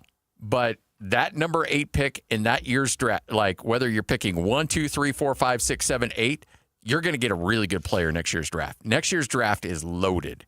You can't, even if you sacrifice a little hope and a little culture, you don't want to screw with next year's draft. Well, and I got to tell you, just so people understand, because they're probably tuning in, they're like, what are you even talking about? 1st, 2nd worst, 8th pick, conveyance, what are you talking about?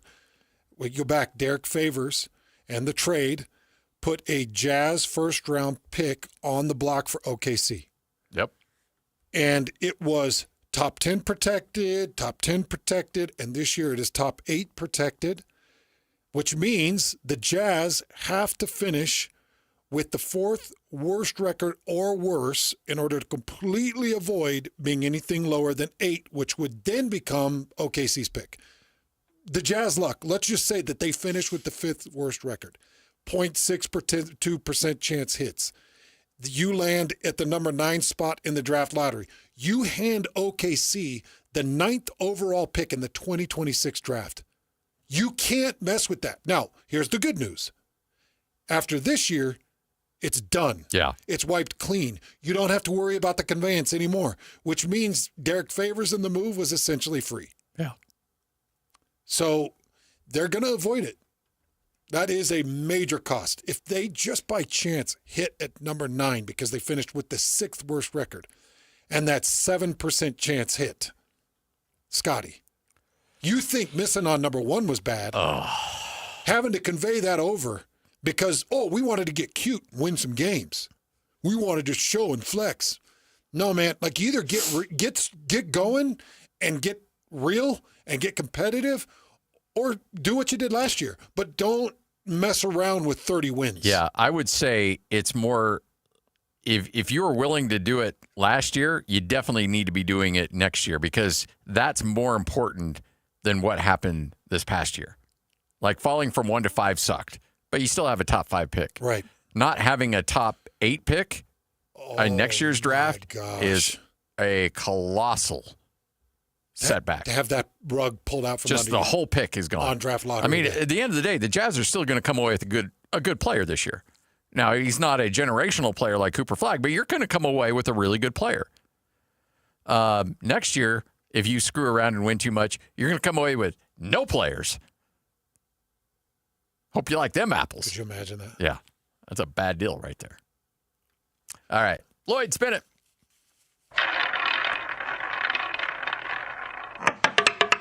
Would you spend $160 on this ticket? I love asking you these questions because a lot of people will say you, Hans Olsen, are frugal. I will not. I don't necessarily agree with that. You're just very picky with how you spend your money. If there's something you're passionate about, you'll spend the money. Yeah, I spent $220 per ticket on a David Gray concert. So if it's important to you, you'll spend it. Yeah. So let me ask you this. You have a chance to go get a one-day pass. And I'm not going to tell you what day it is, whether it's a Thursday or whether it's a Sunday, a one-day pass to the Masters. Would you spend $160 on that ticket? What does that pass give me access to? You're in the gallery. You're running from hole to hole. Wander the grounds? Yeah. Oh, just a chance. No, you get that. You get a ticket. Oh, yeah. $160, you get it. Yeah. You get it. Oh, yeah. One-day pass. Yeah. And it's not a full tournament. Yeah. And it could be a Thursday or it could be a Sunday. That'd be amazing. You're sitting there having pimento cheese sandwiches. Yep. Yeah, I'm in. For sure. So they've actually raised the prices. It was $140. Now, next year, it's going to $160. Wait. I've heard the passes are like, you can't find anything less than $4,000. No, but the problem is it's a lottery and trying to get into it. Now, when they hit the secondary market, that's when prices get crazy. So, but the Masters wants no part of that.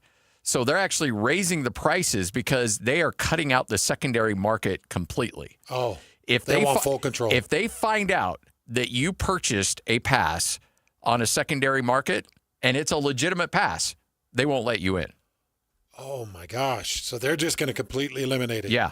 Because everything that I've ever heard of was purchased off a secondary market. Yeah. So they want complete control over their ticket distribution, and it's all via their organization's website. So you go into the lottery, and if you get a pass, it's only $160 for a day pass. I don't know what a whole tournament pass or if that's even available. But just know you're going to spend that $160, and only you can go into that thing. So, by the way, that's the only course that I'd do it on. Like, I wouldn't do that for the Open. I wouldn't do that for any one of the 15. St. Andrews? No. Okay. Nope. Pebble Beach? Nope. Don't care. Okay. Only one course. That's Augusta. That I'd pay the $160. I'd pay up to probably $450 to $500. Really? Yeah, and it would be a one-time thing. Yep. I would never pay it again. I would pay it once. I'm the same way. And I would want to walk the grounds, and I would take in every sight and every sound and every color and every flower that I possibly could. And I would eat everything on the menu, and I would just take in a full Masters day. I'd pay $450 to $500. What about you? Yeah, I'd do that for one day on the tour. But I'm the same. I'd never do it in any other course. Pebble Beach doesn't move the meter for me. St. Andrews. Pinehurst, maybe just because I've got some emotional ties to that area, but probably even they're not. But The Masters, yeah, I would do that. So and I would never do it again. You're not telling me that I have to put in the $160 to get in the lottery. No, you put in the lottery, and if you win, now granted, there's millions of people. The chances of you winning the lottery and getting are slim to none. But is the lottery anyone can admit? Yeah. In fact, you go to. In fact, I saw a link the other day that you could submit your name. I think it's open now. They'll close it in July, or you'll find out in the end of July if you've won or not. But then at that point, you get a $160 ticket. But then we got to fly to Atlanta, get tickets to Atlanta. Then we got to get a rental car to go to Augusta. We got to get housing, which is going to be crazy expensive. Yeah, you're going to have to house over an hour away. Yeah. To find anything for less than $1,000 a night. Yeah. Imagine being a homeowner in Augusta.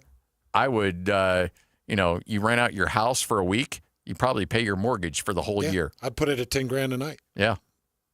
There's people that show up with that kind of money. They don't care. If you're in walking distance of the course, heck yeah, you're making bank. Yeah. Just on that 1 week. Well, that's why the Olympics coming back around. That's what a lot of people here in Utah did for the Olympics, wasn't it? Yeah. They put their house up for the week or for 2 weeks or whatever it was, and people came in and rented it at whatever number somebody wanted to sign. I know at the time my uncle had a house on Deer Valley. Yeah. The slope. Oh, I bet he did well. He had a house on Deer Valley on the slope. And he was like, yeah, don't need it for that week. 2 weeks. Yeah. Take it. I think they made a lot of money. That'd be nice. All right, Hans and Scotty, 97.5, the KSL Sports Zone. Coming up next, we'll wrap up the show, get you ready for JJ and Alex. It's all straight ahead right here on The Zone. This is Jake Scott and Ben Anderson.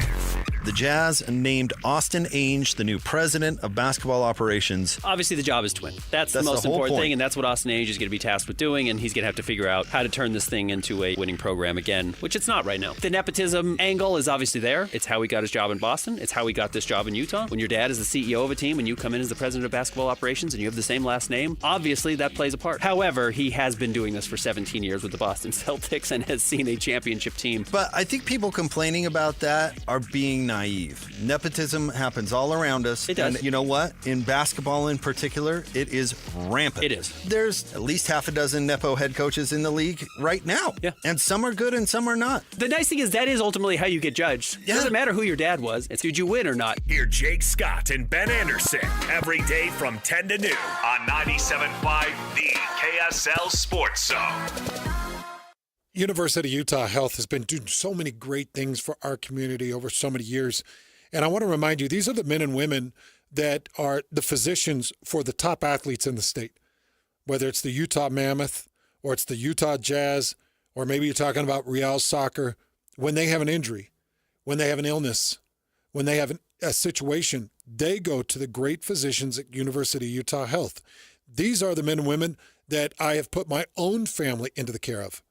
University of Utah Health, the top physicians, and you have full access by going to uofuhealth.org. That's uofuhealth.org. You can search by physician. You could search by need. And don't forget, it's not just orthopedic surgery. This is primary care. It's pediatrics, and it's so much more. It's comprehensive health care. They'll help you put together a game plan to get you back on the field, get you back in your office, get you back to good health at uviewhealth.org. You're the backyard big shot, the patio perfectionist, the envy of barbecue hosts all over the neighborhood. When it comes to your lawn, power moves are the only moves you make. That's why you just applied IFA Spring and Summer Lawn Food for healthy turf that stays green all summer. IFA Spring and Summer Lawn Food. It's the ultimate lawn owner power move. Hi, this is Derek Overstreet, president of the New Millennium Group and co-host of Stop Working, Start Living with KSL News Radio. Can you imagine what your life would be like if you could retire 3 to 5 years earlier than you thought possible? The things you could do, the loved ones you could spend time with, the memories that you could create. That's what our team at the New Millennium Group does. We'll walk you through the entire process every step of the way. If you'd like to get a copy of the 5-step proprietary plan that will help you retire 3 to 5 years sooner than you thought possible, give us a shout right now. 888-999-6370. That's 888-999-6370 or utahsfinancialplanner.com. Listen, most of our listeners right now have a tax problem, not a money problem. There's not enough money in Social Security Medicare as it is. Let us show you how you can significantly reduce your taxes. That's 888-999-6370, 888-999-6370 or utahsfinancialplanner.com. The Management Minute is a service of the MBA program in the John M. Huntsman School of Business at Utah State University. I'm Professor Scott Hammond. If you've lived more than a decade, you've seen organizations die, companies, nonprofits, even nations. We often think that in a turbulent world, stability is our safety net, but the opposite is true. When turbulence abounds, organizations that can adapt survive. It's worth saying that again. When turbulence abounds, organizations that can adapt survive. Having a death grip on the status quo, denying the need for change, and using history as a roadmap is the surest way to become obsolete. Whether at an individual or a corporate level, we should not be asking if we should change, but how can we change? Learn more about dealing with change in an MBA program from Utah State. Go to utahstatemba.com. That's utahstatemba.com. I'm Scott Hammond. Hope to see you in one of our classes. Summer is here, which means it's time to register for the Larry H. Miller Utah Summer Games 7-on-7 football tournament presented by the Las Vegas Raiders. June 9th and 10th, we'll see the best 7-on-7 teams at Southern Utah University with competitive divisions in high school, varsity, and sub-varsity competing for gold. Go to utahsummergames.org to register and learn more. It's the Larry H. Miller Utah Summer Games 7-on-7 tournament presented by the Las Vegas Raiders.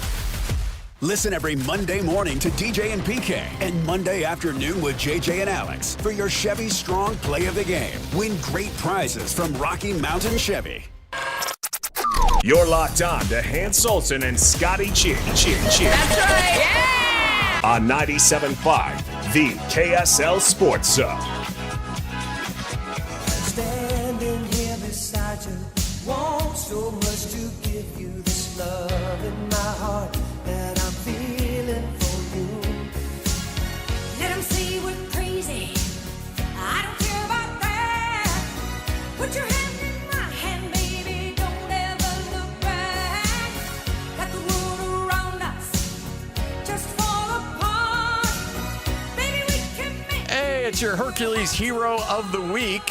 We do it every week right here on 97.5, the KSL Sports Zone. Remember, it's your chance to nominate the local sports hero that's volunteering their time and their effort. Go to kslsports.com/contest, submit your nominations, and then JJ and Alex will announce a winner every Thursday. It's your Hercules Hero of the Week, brought to you by Hercules Credit Union as well as Beehive Mills. It's a little bit of a Christmas Eve for me, just a little bit, because we'll sleep tonight, and then tomorrow we get NHL Finals action between the Panthers and the Oilers. And game one, I just know, just based off the Panthers, game one is going to be a flex off. Oh, yeah. And mark my words. In fact, I'd put a big bet on this. Whoever wins game one, series is over. They win the series. Whoever wins game one, series is over. They win the series. Okay, tell you what. I'll go like a 2-for-1 on that. Really? Yeah, I'll give you odds on that.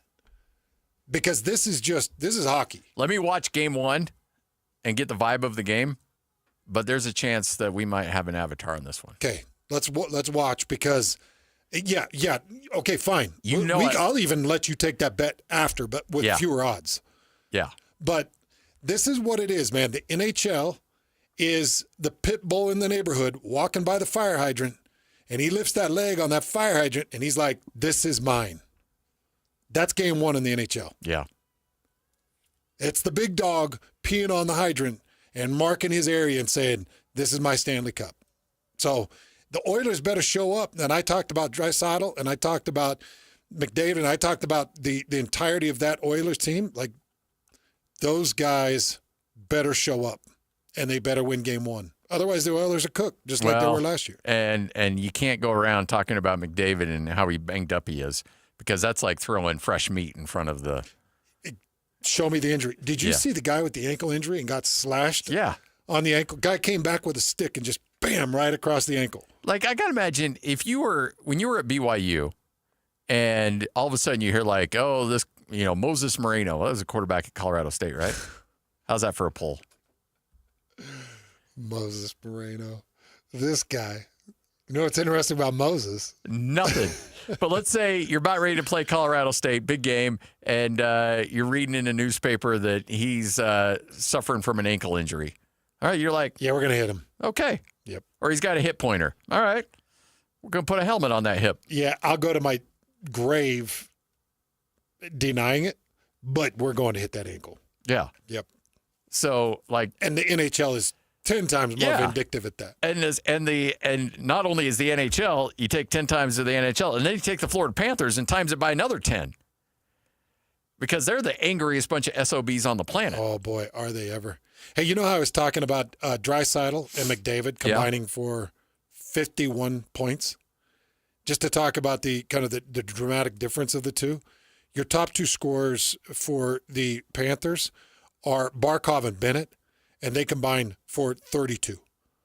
So 51 between your top 2 for Oilers, 32 between the top 2 for Florida, because this is the way I want to build an NHL team. I want to build, there are, let's see, 1, 2, 3, 4, 5, 6, 7, 8, 9, 10. There are 10 Florida Panthers in double-digit scoring in postseason play alone. Just in postseason play. And it's quite the opposite with the Oilers. Now, the Oilers know who their guys are. You don't know who Florida's coming at you with. No. You don't know what the exact attack is. You just know you're going to get brutally beat. That's how I want to build a team. That's why I want. And I know that we argued this a little bit, but I really want Sam Bennett on this Utah Mammoth team next year. I do too. But I'd still take Marner over Bennett. I know.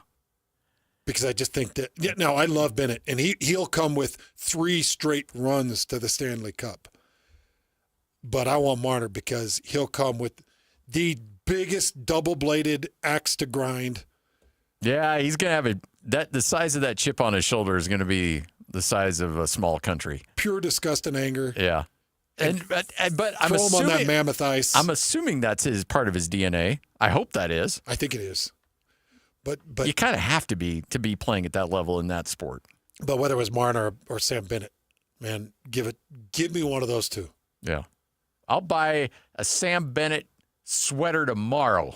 If he's announced as a Mammoth? And I'm not even a jersey wearing guy, but I'll buy a Sam Bennett sweater.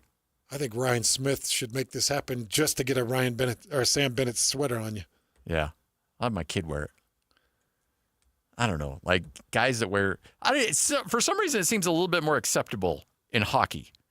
Like a guy wearing a basketball jersey, nuh-uh. If you're over 26 years old, you should not be wearing a basketball jersey, especially if you don't have the T-shirt on underneath it. A football jersey, same thing, maybe a little bit older, but for whatever reason, and Lloyd, jump in.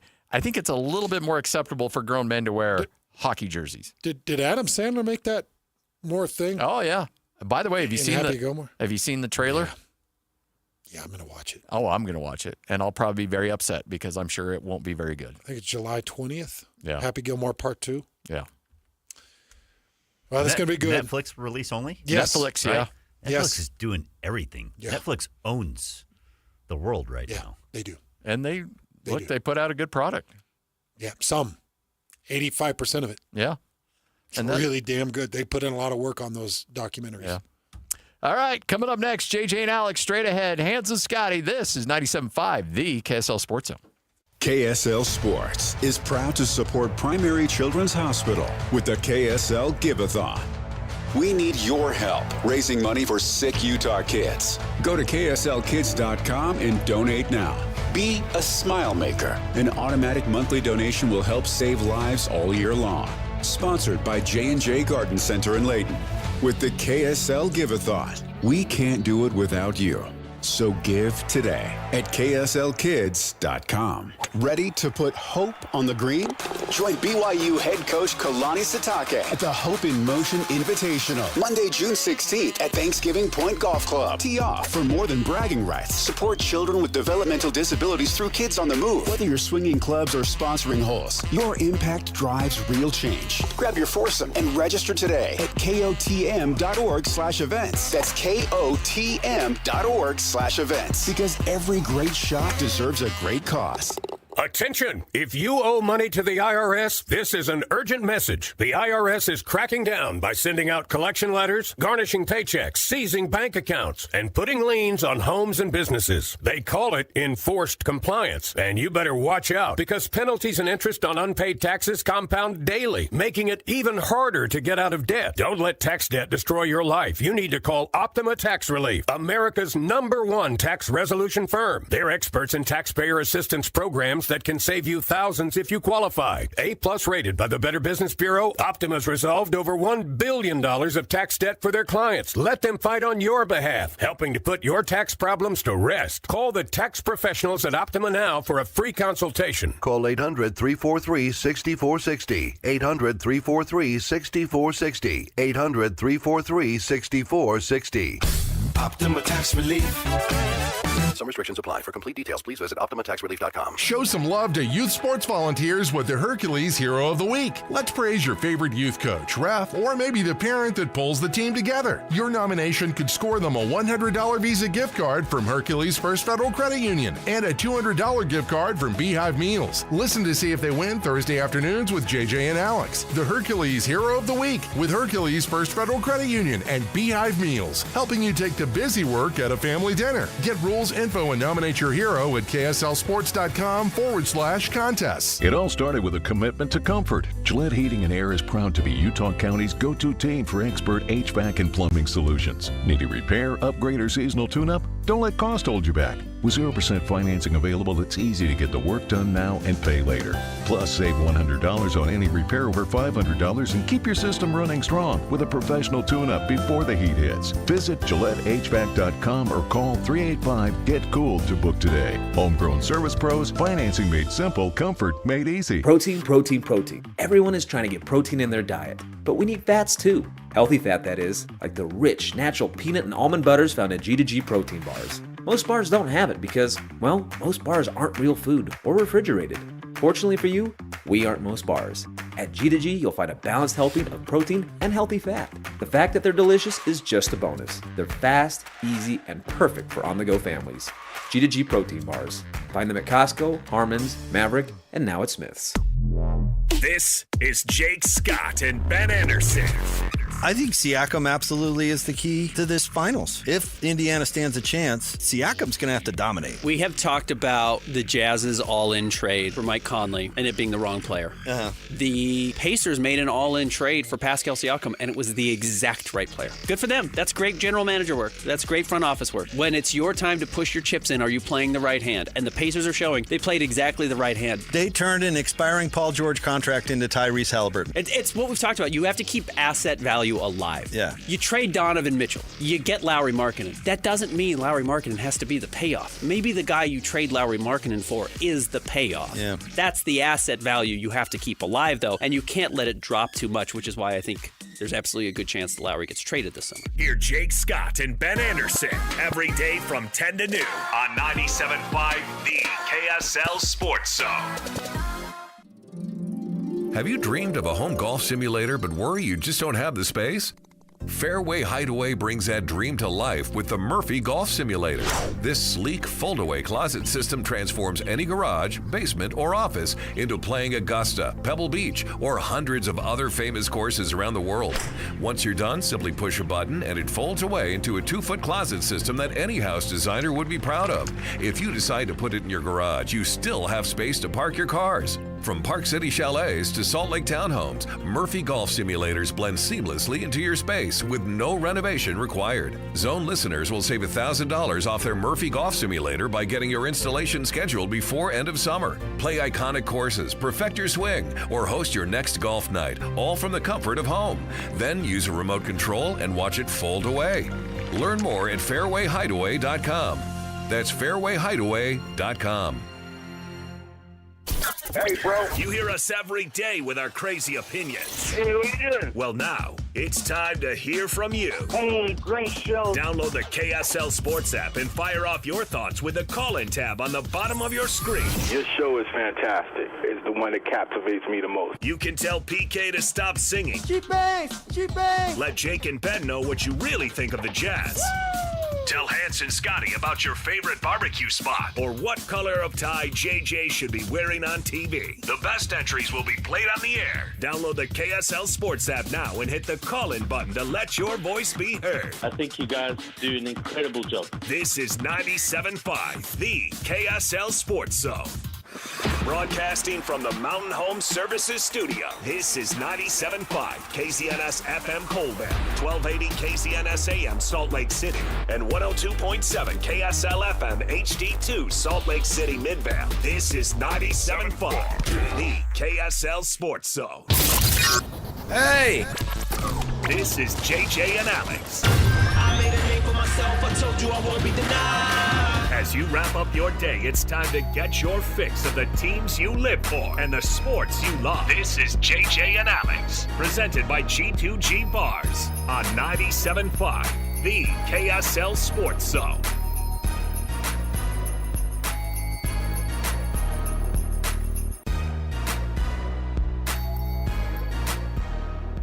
All right, everybody, welcome on in. It's another edition of JJ and Alex right here, 97.5, the KSL Sports Zone. Alex Curie, Jeremiah Jensen. JJ, what's up, man? Everything good?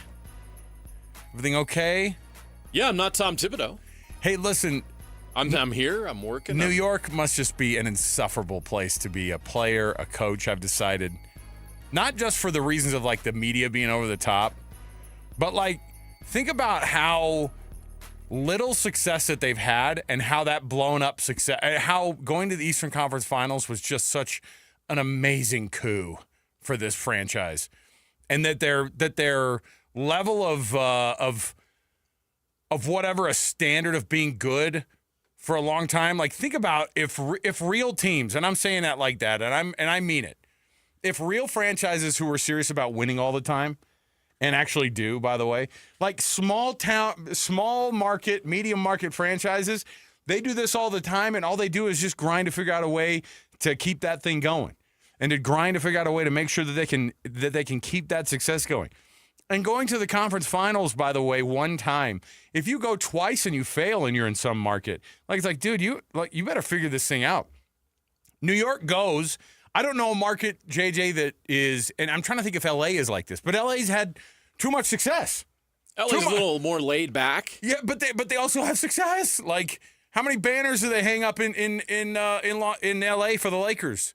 I hate the Lakers, but you can't deny what having Jerry West, at the head of your franchise for a long time has meant. 17 championships. 17 championships. The Lakers or the Knicks haven't won one in 50 something years, 51, 1973. 52. So 52 years. Yeah. They haven't won a title, and they get to the Eastern Conference Finals, and they're like, "Man, that was so awesome. That was so cool." First time in 25 years. A quarter of a freaking century since they've been to that spot.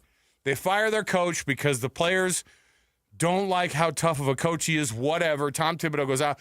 But I'm trying to think of a place that is more apathetic toward the losing side, because all they just have gotten used to just complaining about not winning, right? That's their vibe. Oh, yeah. It feels very Cleveland Browns-esque. If you don't win a championship in New York, no one cares. No one cares. But they bag on you. Like, the Knicks had a great season. Yes. They beat the defending champion Boston Celtics in a 7-game series. People in New York should be thrilled. Can you imagine if the Jazz had a team that made it as far as the Knicks did, but lost 4-1 in a Western Conference final? Would you be distraught and calling for the coach to be fired? Oh my goodness! And saying this team sucks, asking for the team to trade key players? Oh, look, when you told me that there were 3 player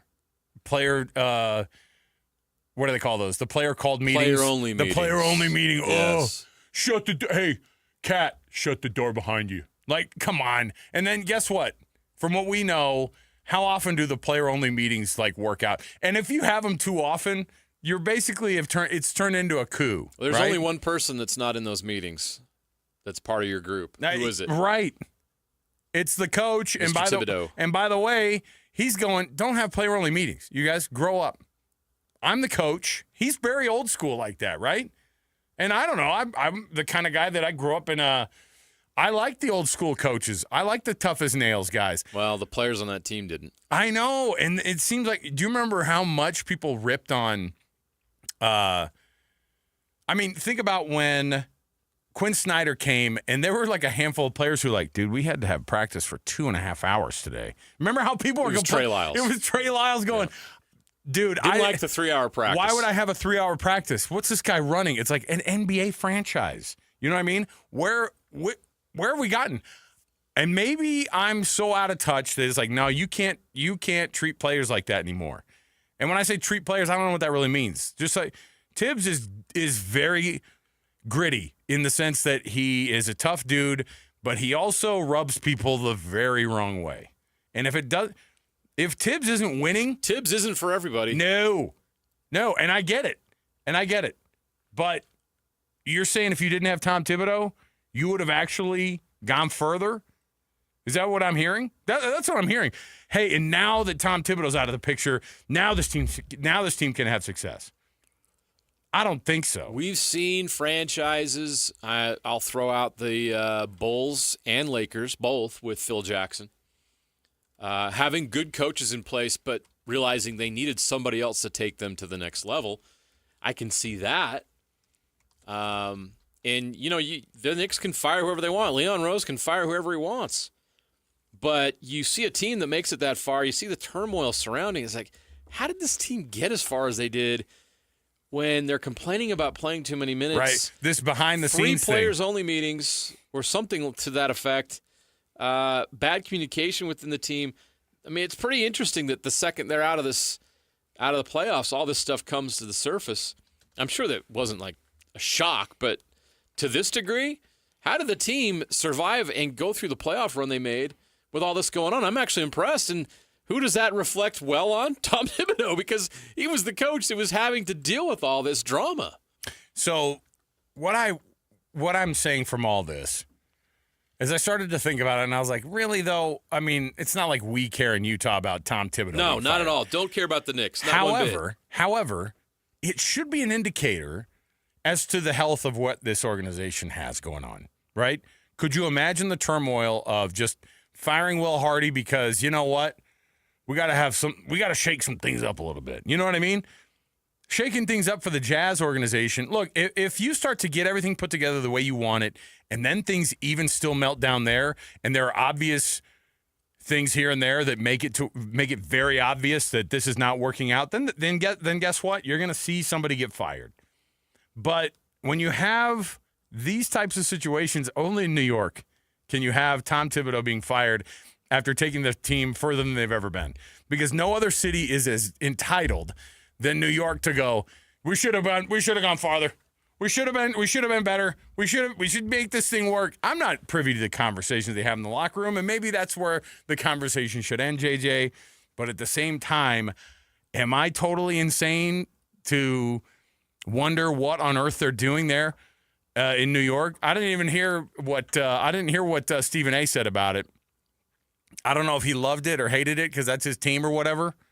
He did not love it. But it is weird. He ripped Leon Rose. It's weird. And I guess you've got to make these organizational calls. And did the Knicks hold a press conference? No, they did not. Yeah, press release. Is Leon that all they Rose got? doesn't talk to the media. No. And that's, as the kids would say, a little sus. And if it the definitely guy comes making across. all your decisions isn't willing to do even a press conference for big events like this, it comes across as you fire a coach after 5 years that took you to the Eastern Conference Finals. You got to show up and explain your decision to people. You have to.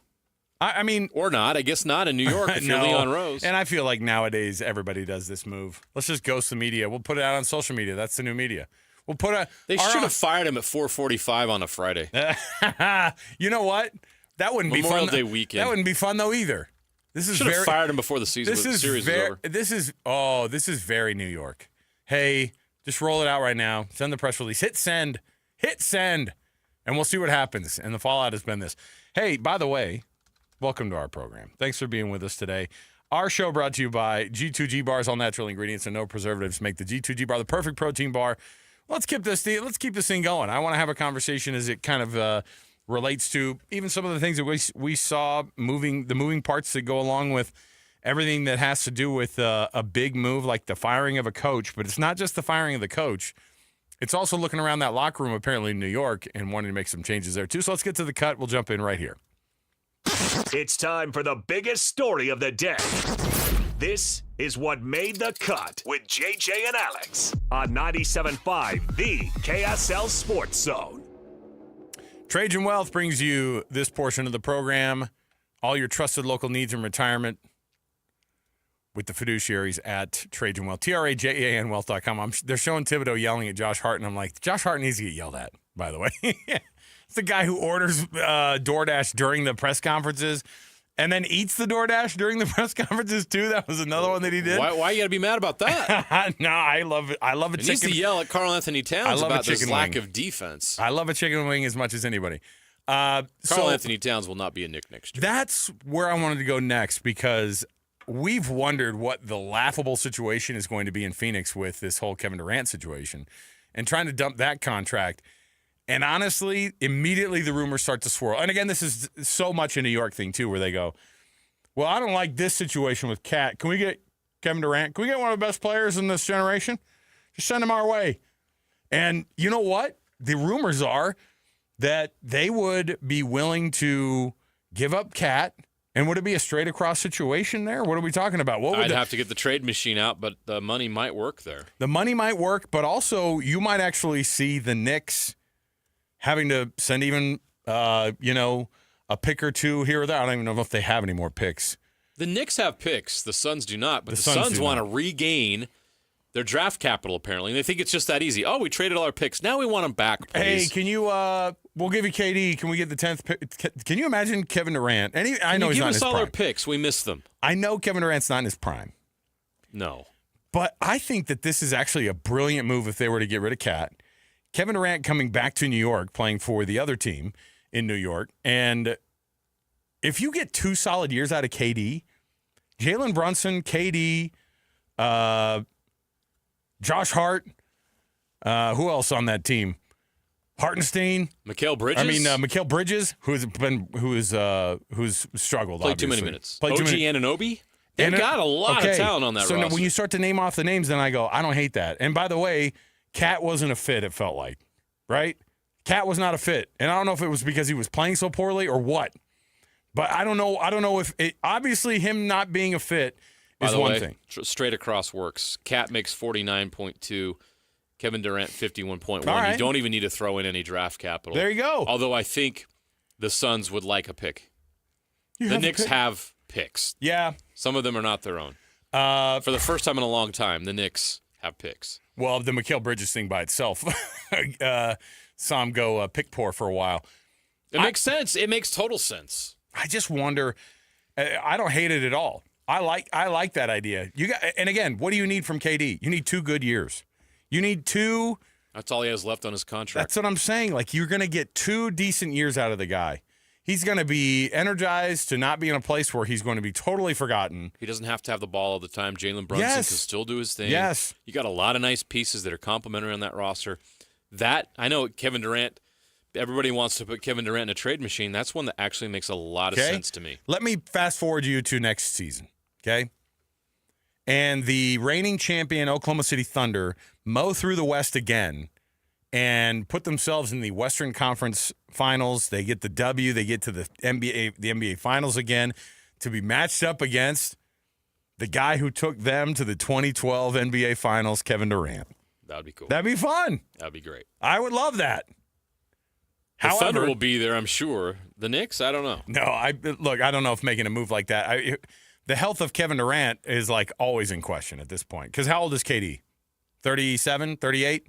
In my mind, he's 42 because that's the way it's felt like he's 36 or 37 in the last 3 years. But I think that's what he actually is now. He's 36. Yeah. And it's an old 36 because he will be 37 when next season begins. What injuries have piled up in his career? The Achilles in the finals is the one that really stands out. Was tough. And he just has never looked like a guy who's, it always looks like he was on the verge of tearing an ACL or an Achilles. Let me say this, anyway. though. I mean, is Kevin Durant the explosive, energetic player he once was? Probably not, but 26.6 points per game last year, 6 rebounds, 4.2 assists, shot the ball well. As an afterthought, because it barely felt like that they were. He was on a bad team, and they were not interested. He's one of the reasons why they were bad, right? He has to take responsibility for the failure in Phoenix. So I was hearing Jake and Ben. I don't know if it was one of their promos or something, but they talked about like the flawed player, right? It's like, don't pick up a flawed, expensive player. And does KD fall in that category of way too expensive and way too flawed? That you would have to, that you go out, and Karl Anthony Towns, who's 26 or 27 or whatever it is now, like that guy is still supposedly. But he's also flawed. Doesn't play defense. Former number 1 pick. Yes. Who's an exceptional offensive talent. Yeah, four-tool guy. The fifth one is 40% three-point shooting center. Yeah. But he can't defend a lick. And you wonder, all those years in Minnesota, they were bad. As soon as he leaves, or once they bring in other guys, they're good. As soon as he's not the best player on that Timberwolves team, they're good. I think you really have to be concerned about that. And he wasn't the best player on the Knicks. And in fact, if you go through the playoffs, he had moments for sure. That game they beat the Pacers in, when they were down 20, and he literally by himself brought them back into that game. He has that ability offensively, but it's just not consistent enough, and the defense really hurts you. And I think there's criticism, fair or not, that he just hasn't been a winner as an NBA player, at least as a number 1, which is what he wants. That's what he's being paid like. He makes $49 million a year. You expect him to be a number 1. And if he was traded to the Suns and they decide to keep Devin Booker, then that's your new pair moving forward. Similar in age, they're both Kentucky guys. It makes a lot of sense, right?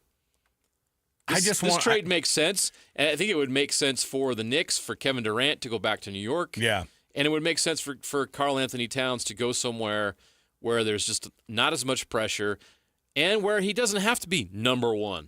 Devin Booker's the number 1 guy in Phoenix. Yep.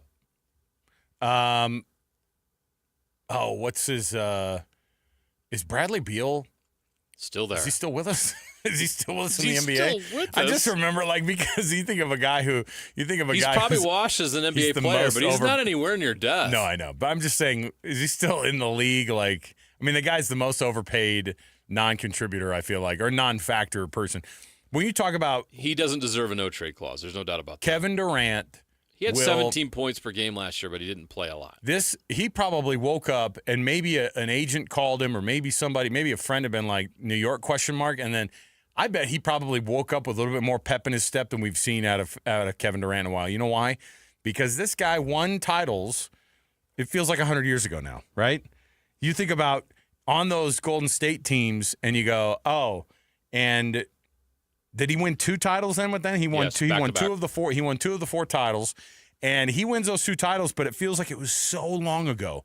And for him to be able to, because he's only ever cared about the playing part, right? He's a super weird dude to try to crack off the court. He's not exceptionally fun with the media. He is a social media guy, even though he pretends like he's not. And I'll tell you, he's sneaky fun with the media. He plays the he does play the antagonist a little bit. I don't even care kind of attitude. But he does a pretty good job, actually. Well, I think that this and this but is you're a guy, right. He's a tough nut to crack. He's an odd dude. There's no doubt about that. This is a guy who played already in New York, right? So when you think about that stretch with the Nets, which was a massive fail. Oh, for sure. This could turn into something that it would be the last moment in his career where he could really legitimately talk about being in the conference semifinals, the conference finals in the East, and maybe even a push to the NBA Finals.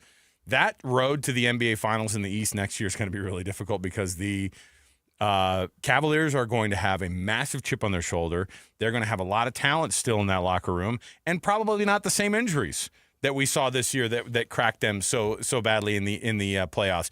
And if you think the Celtics are going away anytime soon, I don't think that's the case either. They did just lose Austin Ains in the front office, though, right? What do the Celtics look like? I mean, you look at the East. I'm glad you brought it up because it's really an interesting conversation.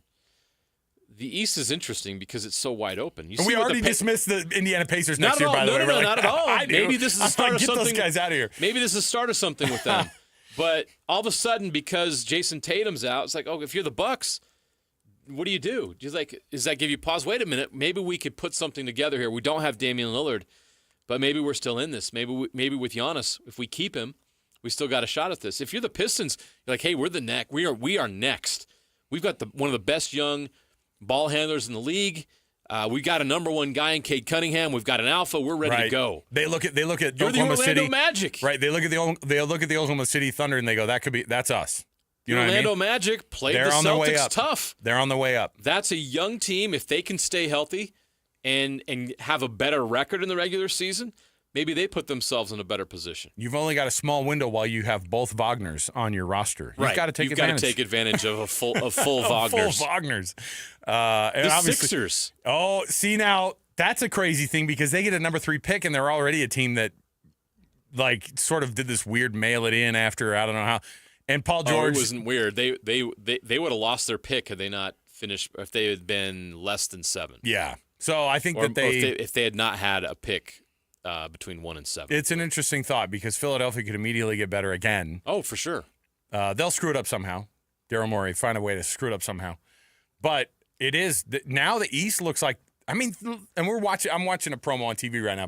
They're showing the Pacers and the Thunder with a finals promo on TV, and you're like, man, that Pacers team, I don't hate it for a long-term situation. They're good. But the Knicks could immediately make themselves, I think if KD gets on that team, and I know maybe I'm dissing Cat too much on this, and maybe I'm giving KD too much credit. Cat's not a good fit there. They already had Mitchell Robinson at center. I think this makes so much sense for everybody involved. It's the only trade we've heard with KD's name mentioned where we go, you know what? That makes sense. That makes sense. And so going to the Rockets doesn't make sense to me outside of the numbers, or where all these other places. They're trying to shove an old superstar in San Antonio. Why? Why do the Spurs have to do that? They don't. You know what the wildest rumor was that I read today? The possibility of somehow figuring out how to get Rudy Gobert to New York to play defense. That tells you how bad. That's all you need to know about the situation with Cat. Chris Herring wrote it up for ESPN. Someone like Mitchell Robinson could give Towns a back end defender more along the lines of someone like Rudy Gobert, who also could be an interesting prospect if you could make the numbers work. The numbers don't work for Rudy Gobert ever going to New York. Okay. Oh, here comes the trade machine. Here comes JJ with the trade machine. We got to take a break. We'll come back. We've got more to go around the corner. When we return, we're going to chat a little bit about. I'm interested in so many things today, but the Austin Ainge, he was on with DJ and PK today. I got to hear chunks of this while it was going on live. I was just, no, it's not a good trade. You got to throw in anroanother player. The Wolves would have to throw another player. We had to throw in you'd have to throw in a lot of players, right? Wait, the T-Wolves would have to throw in more players? Yes, that's how expensive Karl Anthony Towns is. As much money as Rudy Gobert makes. I was going to say, I thought it was going to be off by $10 million. Rudy makes 43 per, Towns 49.2. Oh, wow. Yeah. You know what? You trade him back to Minnesota again. It's not even him. It's not even. Look, he sees what they're doing there. He wants to get back to that. He wants to hang out with Chris Finch again. Missed that whole situation. Some stability. Somebody was pointing out, they're like, listen to Karl Anthony Towns and his fake New York accent during all these interviews. That was the new one. Oh. Is they're pointing out his fake New York accent, and you're like, come on, let this kid play basketball and just try to like the city that he's in. Come on, can't you just like him? All right. When we come back, we've got a conversation to have about Austin Ainge and some of the things that he said. The tanking question from yesterday, which was followed up with a very terse response, ended up being the thing that blew up so much overnight after we heard it yesterday. So a couple of things in there. They asked him about the tanking situation. They asked him about the protected pick impact and how that's going to go for this season. So we'll listen to those next. Stay right here with us. More to go on a Tuesday edition of the program, 97.5, the KSL Sports Zone. And now, a look at traffic from the KSL Traffic Center. Eastbound and westbound slowing on 21 North and Lehigh approaching Triumph Boulevard in both cases. In Weber County, southbound on US 89 is at delayed speeds heading from Harrison Boulevard down the hill to I-84. Whipple Service Champions, your cooling, heating, plumbing, drains, and electrical specialists. Whipple that away with your traffic update. I'm Alex Napolis here on 97.5, the KSL Sports Zone.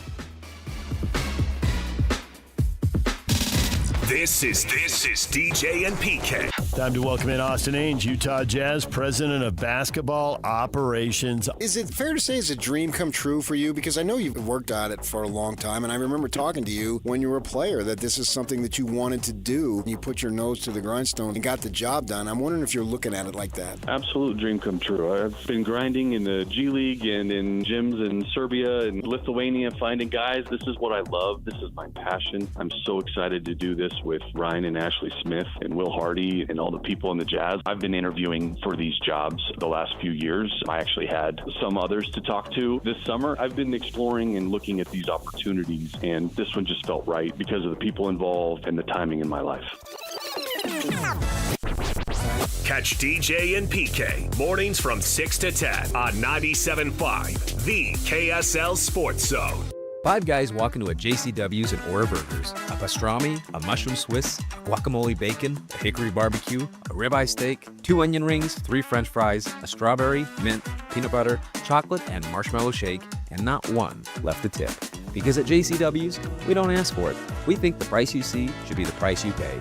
And all that, would you like to leave a tip stuff, is for the birds. JCW's. Quality and a lot of it. Open in Lehigh, Provo, Harriman, South Jordan, and American Fork. Summer is here, which means it's time to register for the Larry H. Miller Utah Summer Games 7-on-7 football tournament presented by the Las Vegas Raiders. June 9th and 10th, we'll see the best 7-on-7 teams at Southern Utah University with competitive divisions in high school, varsity, and sub-varsity competing for gold. Go to utahsummergames.org to register and learn more. It's the Larry H. Miller Utah Summer Games 7-on-7 tournament presented by the Las Vegas Raiders.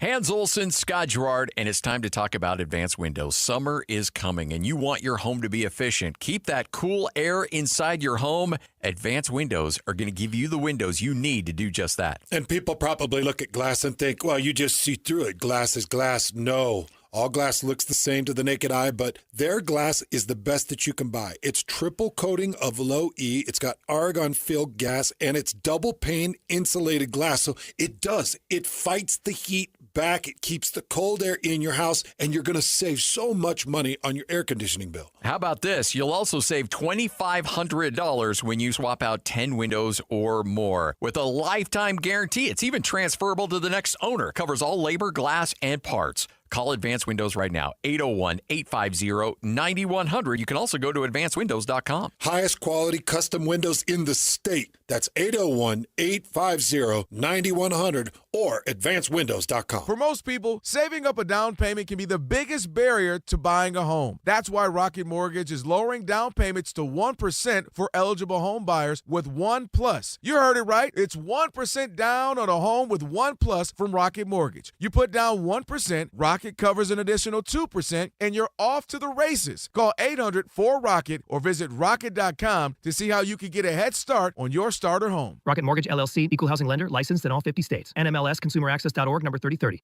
This is the story of the one. As a safety manager at a manufacturing plant, he does everything he can to keep his coworkers safe.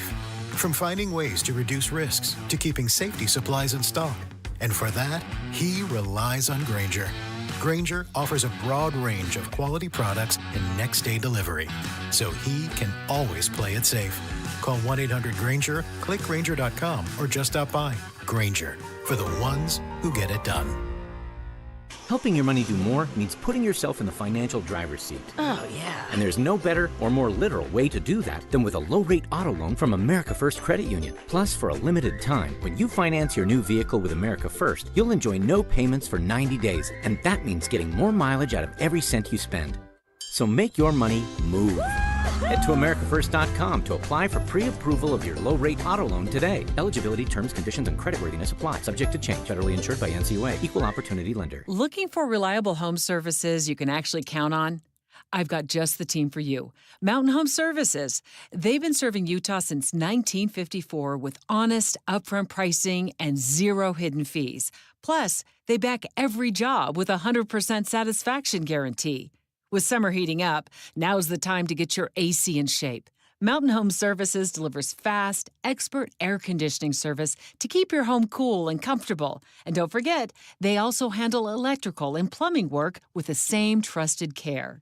And here's the best part. KSL listeners get exclusive limited-time specials, but you have to call and ask. These deals won't last, so don't miss your chance to save. Call 801-543-2222 today and tell them KSL sent you. That's 801-543-2222 or visit mountainhomeservices.com. Get the service you need and the deal you deserve. Ladies and gentlemen, You're locked into JJ and Alex. With the insight and analysis on the teams you can't live without. Presented by G2G Bars. This is 97.5, the KSL Sports Zone.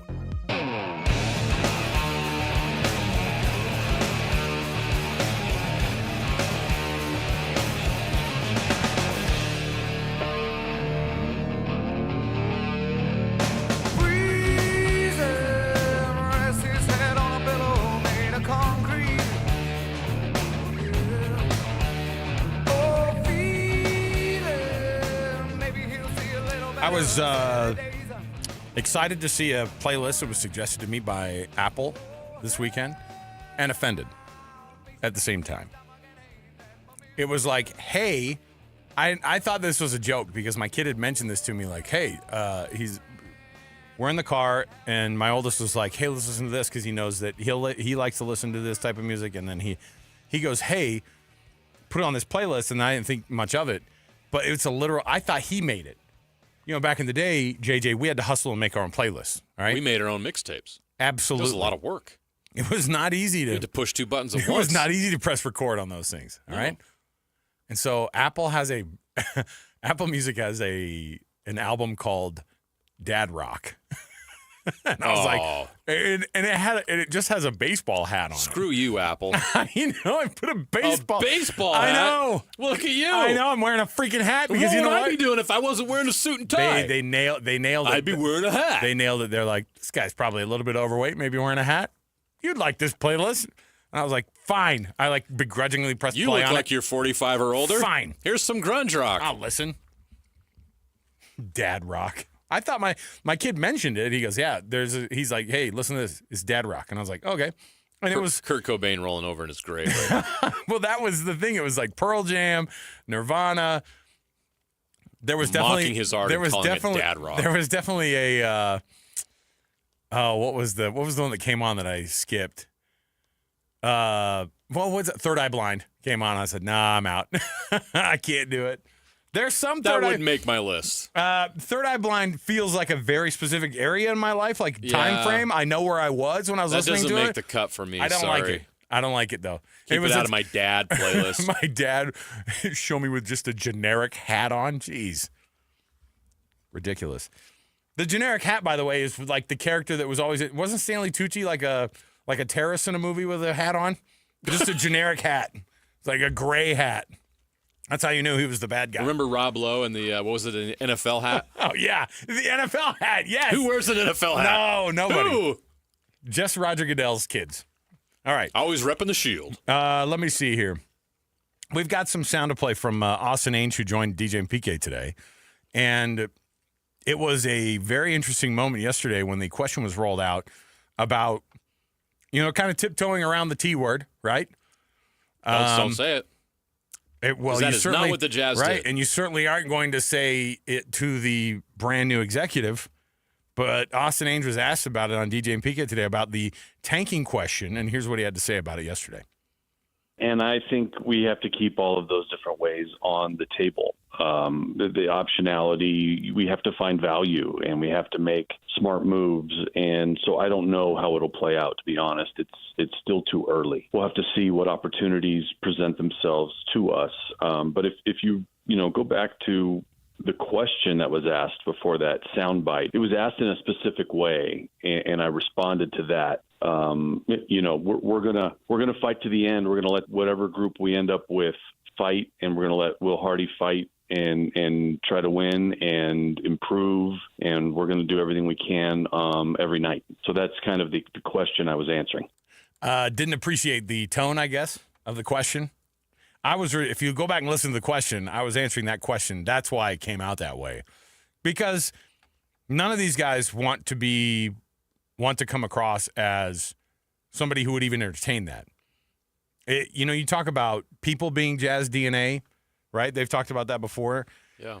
There's a behavior that's Jazz DNA too, and losing basketball games has never felt it's felt more off-brand for this franchise than any of the other ones that we know about in the league. I can't think of another team that it would be more strange to just tank games than the Utah Jazz. One, because we haven't been used to it here. Two, because of the ownership that has had a hold of this franchise, the last two groups of ownership. Like, it just doesn't – they're too competitive. It comes across – it's not the way they do business, and which I appreciate, right? And I think the fans appreciate. That's why it makes it so hard, right? And then what did Ben Anderson tell us yesterday? The way he put it, he goes to purposefully do it or something along those lines. It was like engineering. Yeah, losses, it was basically manipulating. Like yeah, and it was like doing it on purpose versus not doing it on purpose, and that's really what you're coming down to.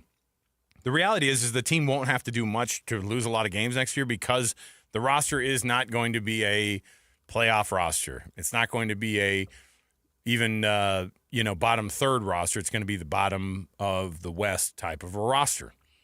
Again, well, we don't know. I just can't imagine that it would turn around in 1 year.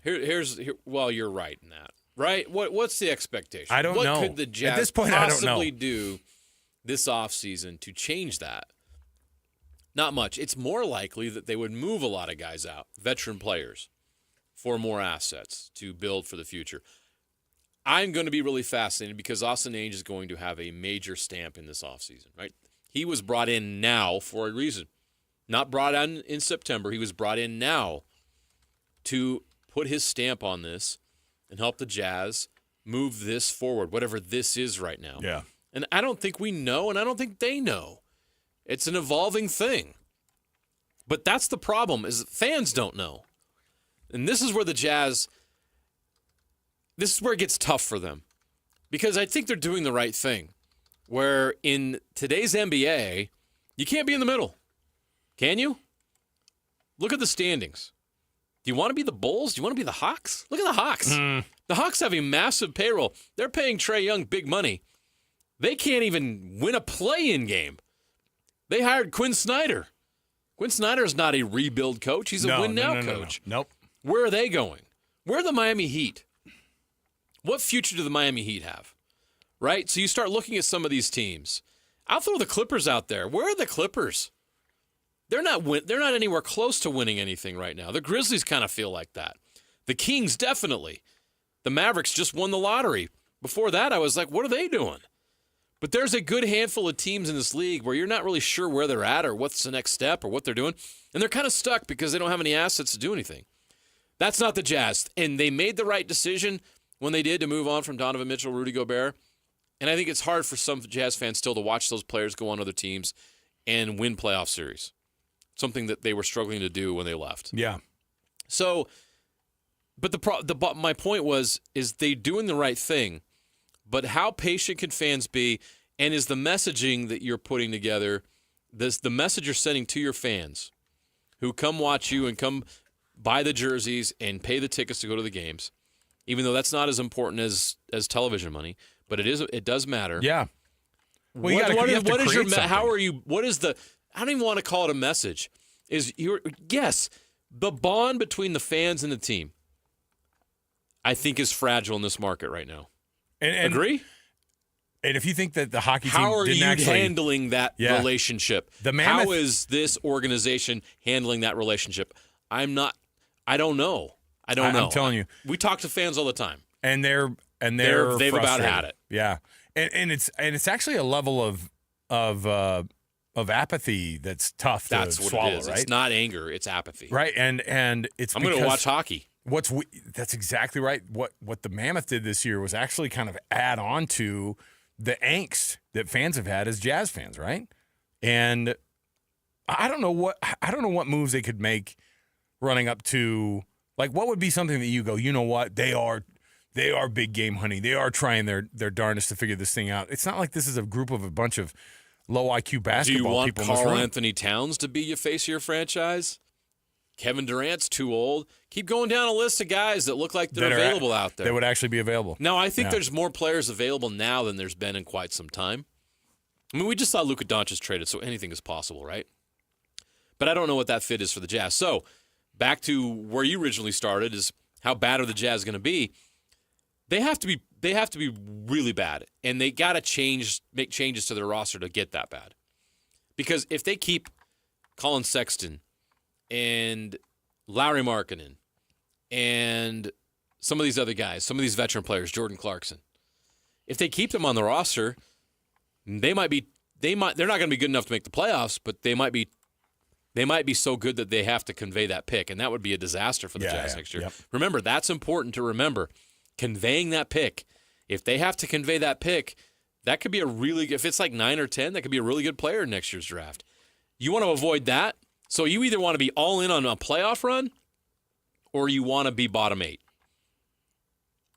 Yeah, it's and then That's hard. And then you get into a and prospect feels like of. But again, back to the original question that got all this started is, don't you have to manufacture that too? Yeah. But I you got to either make trades in the offseason or you're going to have to manipulate minutes during the regular season. What if that team's too good and you end up being, what if you drop 2 spots in the lottery and you end up having to convey it? That would be a disaster. I think the reality is that you're actually going to have to manufacture it less next year. Unfortunately, it's like legitimate bad, right?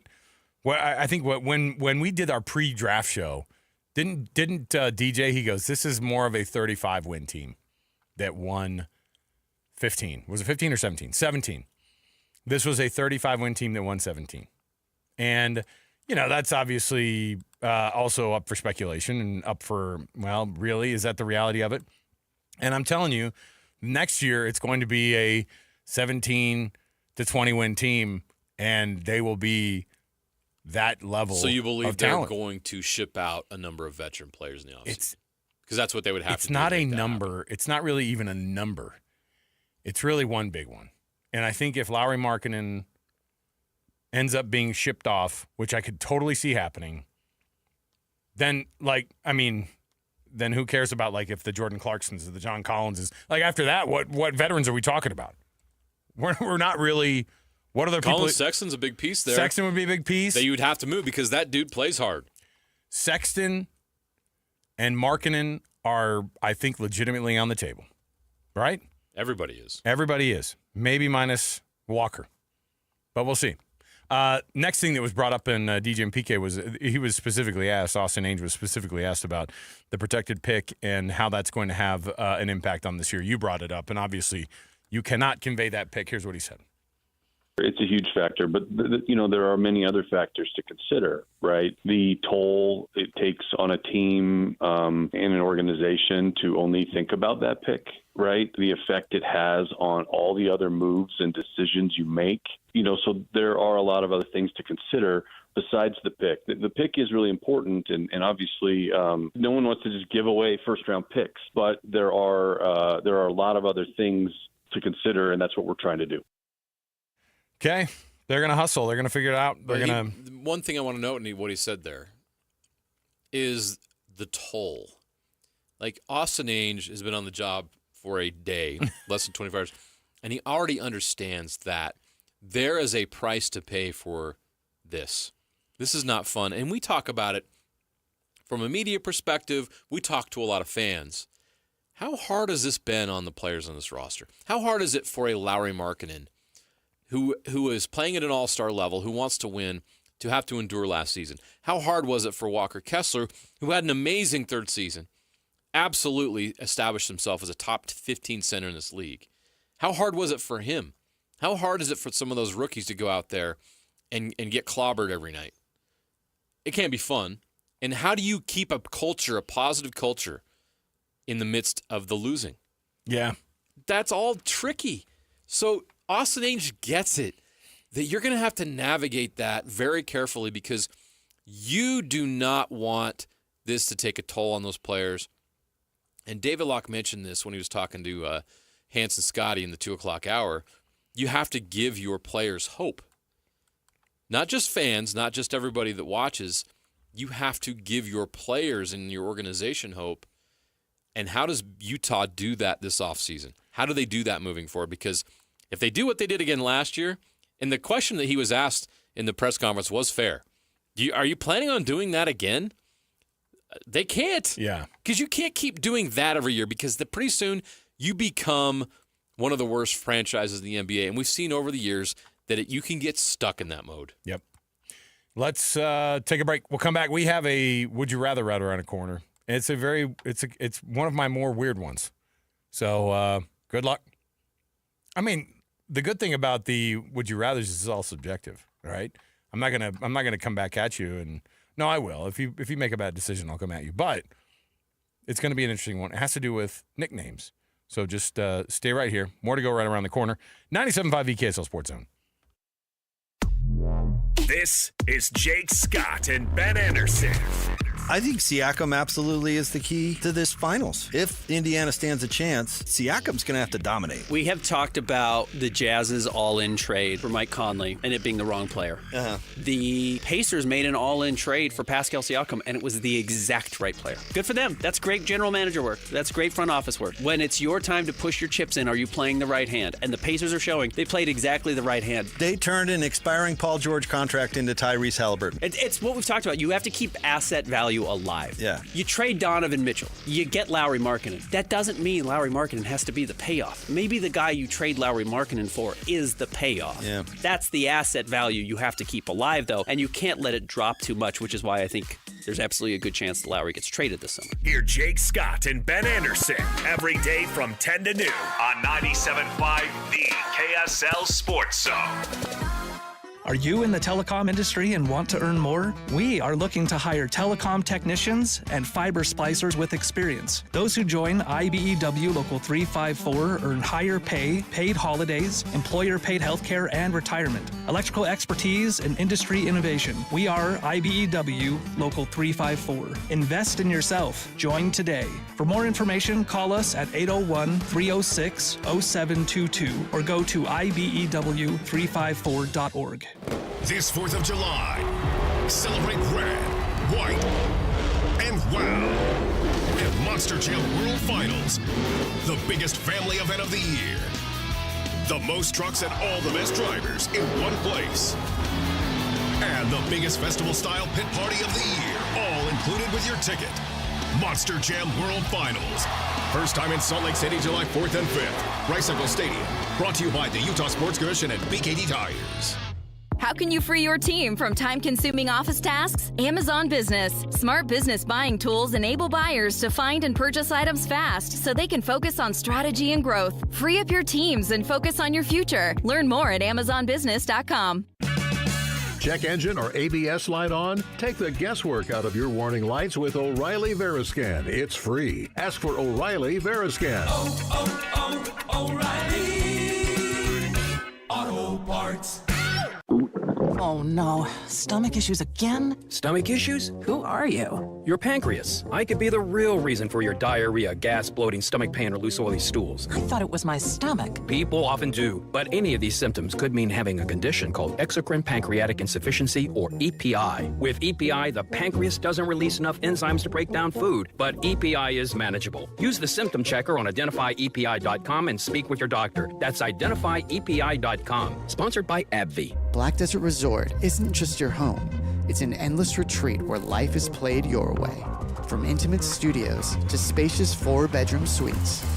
The raw beauty of southern Utah is your new backyard. Discover our championship golf course, exquisite dining, and world-class outdoor adventures, all yours to conquer. This is luxury your way. Learn more about owning a luxury residence at blackdesertresort.com. Come play, come stay. Hi, this is Derek Overstreet, president of the New Millennium Group and co-host of Stop Working, Start Living with KSL News Radio. Can you imagine what your life would be like if you could retire 3 to 5 years earlier than you thought possible? The things you could do, the loved ones you could spend time with, the memories that you could create. That's what our team at the New Millennium Group does. We'll walk you through the entire process every step of the way. If you'd like to get a copy of the 5-step proprietary plan that will help you retire 3 to 5 years sooner than you thought possible, give us a shout right now. 888-999-6370. That's 888-999-6370 or utahsfinancialplanner.com. Listen, most of our listeners right now have a tax problem, not a money problem. There's not enough money in Social Security Medicare as it is. Let us show you how you can significantly reduce your taxes. That's 888-999-6370, 888-999-6370, or utahsfinancialplanner.com. Any Hour Services can help with any size plumbing project around the house. All you have to do is call Any Hour Services or schedule an appointment at anyhourservices.com. Help with plumbing maintenance or plumbing repairs are closer than you think. Call Any Hour Services or visit anyhourservices.com. Hey, this is Chris from JCW's. If anything rivals our burgers, it's our bacon. It makes the perfect combination with our guacamole, jalapeno, or our hickory barbecue burgers. JCW's, quality and a lot of it. Listen, everybody! Real life hypotheticals to get your brain churning. As JJ and Alex ask, would you rather?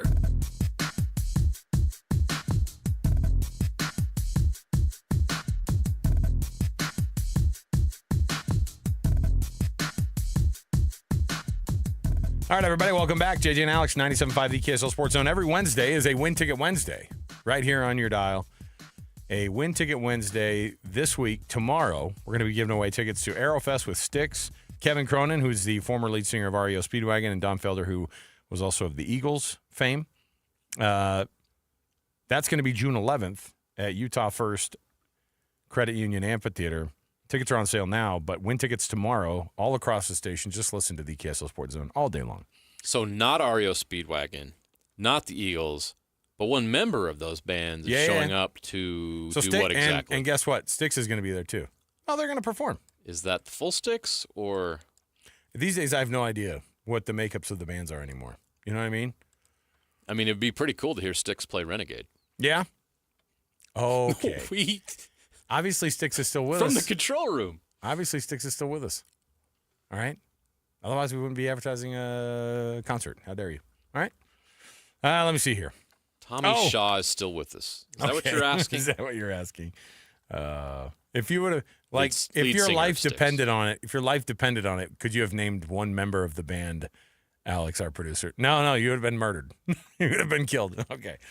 I was just wondering. JJ, Cal Rowley, who's having a heck of a season for my Seattle Mariners. I don't know if you know this. Not paying any attention. He leads. Will you stop? Will you stop? You lost me at Mariners. No, listen. He and Shohei Ohtani are tied for the most home runs in the league. Don't do your petty fake clap, okay? But don't worry, because I had forgotten about this, but they kept bringing it up because do you know what his nickname is? Big Dumper. Big Dumper. His nickname is Big Dumper. All right. Okay. Now, I thought. And why might that be? I thought, hey, you know what? Not a good look if you're trying to be, because somebody brought up like he should be in the conversation of MVP. Aaron Judge, it's his award to lose this year. He's batting almost 400. He's at like 393. He has 21 home runs compared to Ohtani and Raleigh's 23. He has, I think, second or has the most. He has the most hits in the league. He has almost the most RBI. He's legitimately having an insane year, and that's with Shohei Ohtani, who has obviously insane years. Aaron Judge hitting 391 while hitting 21 home runs. Not bad. Is insane. Not bad for a guy who's 6'7", 285, right? Right. So he goes in. But Big Dumper is having a heck of a year. Okay, he's a great defensive catcher. It's awesome. However, I will say this. I've pulled up a list of the worst nicknames in sports history. Wow. Yes. And you tell me. Worse than Big Dumper. Worse than Big Dumper. Oh yeah. Well, because there are a lot of bad ones out there. All right. So I'm going to just start it off. I found a list of the worst in the history of nicknames. Now, do you remember? It never took, but people tried to call him this periodically. So Big Dumper or the Big Fundamental. Tim Duncan. Big Dumper is at least funny. The Big Fundamental is the most boring. Big Fundamental matches his freaking game, though, the right? most boring nickname for the most boring superstar of my lifetime. Ever. Right. Best player to never be remembered ever again. Like, half the people, like, if you tell my kid, hey, blah, blah, blah, Tim Duncan, he's like, who's that? I'm like, oh, probably the best power forward in the history of the game. Yeah, but if you put a Tim Duncan highlight reel on YouTube, it'd have like 15 views. It'd be a lot of baby hooks, all right? Wow, 15-foot jumper off the glass. 11 feet from the baseline. Wow. Okay. So so you chose Big Fundamental or Big Dumper? No, I'm still with Big Dumper. Big Dumper or Big Donkey? Big Donkey. Yeah, Adam Dunn. That's right. Was known as the Cincinnati Big Donkey. Reds. Big Donkey. We went from Dumper to Donkey. Now, I don't know if you know this, but Coco Crisp, his real name isn't Coco Crisp. It's Covelli Coco Crisp. So, Big Donkey or Coco Crisp? Still Big Donkey. Big Donkey or... the mailman made the list with a bad nickname. It is a terrible pun. It is bad. It is bad. He's the mailman because it's a bad he dad delivers. Joke. Yes, it's a bad dad joke. So mailman or Big Donkey? Big Donkey's better than the mailman. Big Donkey or the hick from French Lick? Like, that is bad. Look at Alex's hick from face. French Lick. Hold on. Do you know who the hick from French Lick is? You don't? He's one of the greatest basketball players of all time. It's Larry freaking Bird, my guy. He's from French Lick, Indiana. Nah, he's from French. But the hick from French Lick is not, well, yeah, because people weren't trying to say it out there very often. I don't think we mentioned it very much, right? How about... So you got a honky and a donkey. I like it. Yeah, you do. Yeah, you got the hick from French Lick. All right, so did you go with the hick from French Lick? Yeah, let's go with the hick from French Lick. So the hick from French Lick or the Flying Tomato? Do you know who the Flying Tomato is? I do know who the Flying Tomato is. You don't know? This is like your generation, guy. Snowboarder. Shaun White. Come on. That's his nickname? Oh, yeah. The Flying Tomato. It's not a good nickname. That's why it's on the list of worst nicknames. But that's where it is. Oh, okay. Now this one, we're skipping that one. That's not good. You don't want to be called any of those things. Oh, do you remember? Okay. Well, we did read Big Dumper over the air. Well, Big Dumper is his real nickname. Well, those are real nicknames, too. Why Cal can't you say Raleigh, those? Because there are children listening. Alex, our producer, was one of them. Nate Dowdle's in the room, too. Well, Nate's in there. That didn't help either. There's lots of... now hold on a minute. Did you know that Icky Wood's actual name was Elbert? Oh, sure. I did not know it was Elbert. What, I just thought it was Icky Woods. He thought his mom named him Icky? Icky, yeah, man. Of course that's a nickname. Okay. Do you remember Vinny the Microwave Johnson? Oh, yeah. So the Microwave or the hick from French Lick? The hick from French Lick. Okay. The Microwave makes sense. All right. The Microwave makes sense. Oh, boy. Okay. There's some. These are all good ones. These are all really good ones. It's still tough to beat Big Dumper, though. Big Dumper is like... Big Donkey did it for I'm me. telling you right now, you're not. You're having a good season in baseball, and your nickname is Big Dumper. You're going to... We can't make you the MVP of the league. It's tough, man. You're going to have to change that. And plus, the narrative of Major League Baseball is we will allow two players to be the MVP of the league. We're talking about Aaron Judge. We took all rise. And right? yes. And Aaron Judge and Shohei Ohtani. Those are the only names that Major League Baseball right now want to pimp. They do not want to talk about a guy named the Big Dumper, even though he's hitting home run after home run. Sorry, Cal. He's also very much a catcher, and that is he's batting like 250.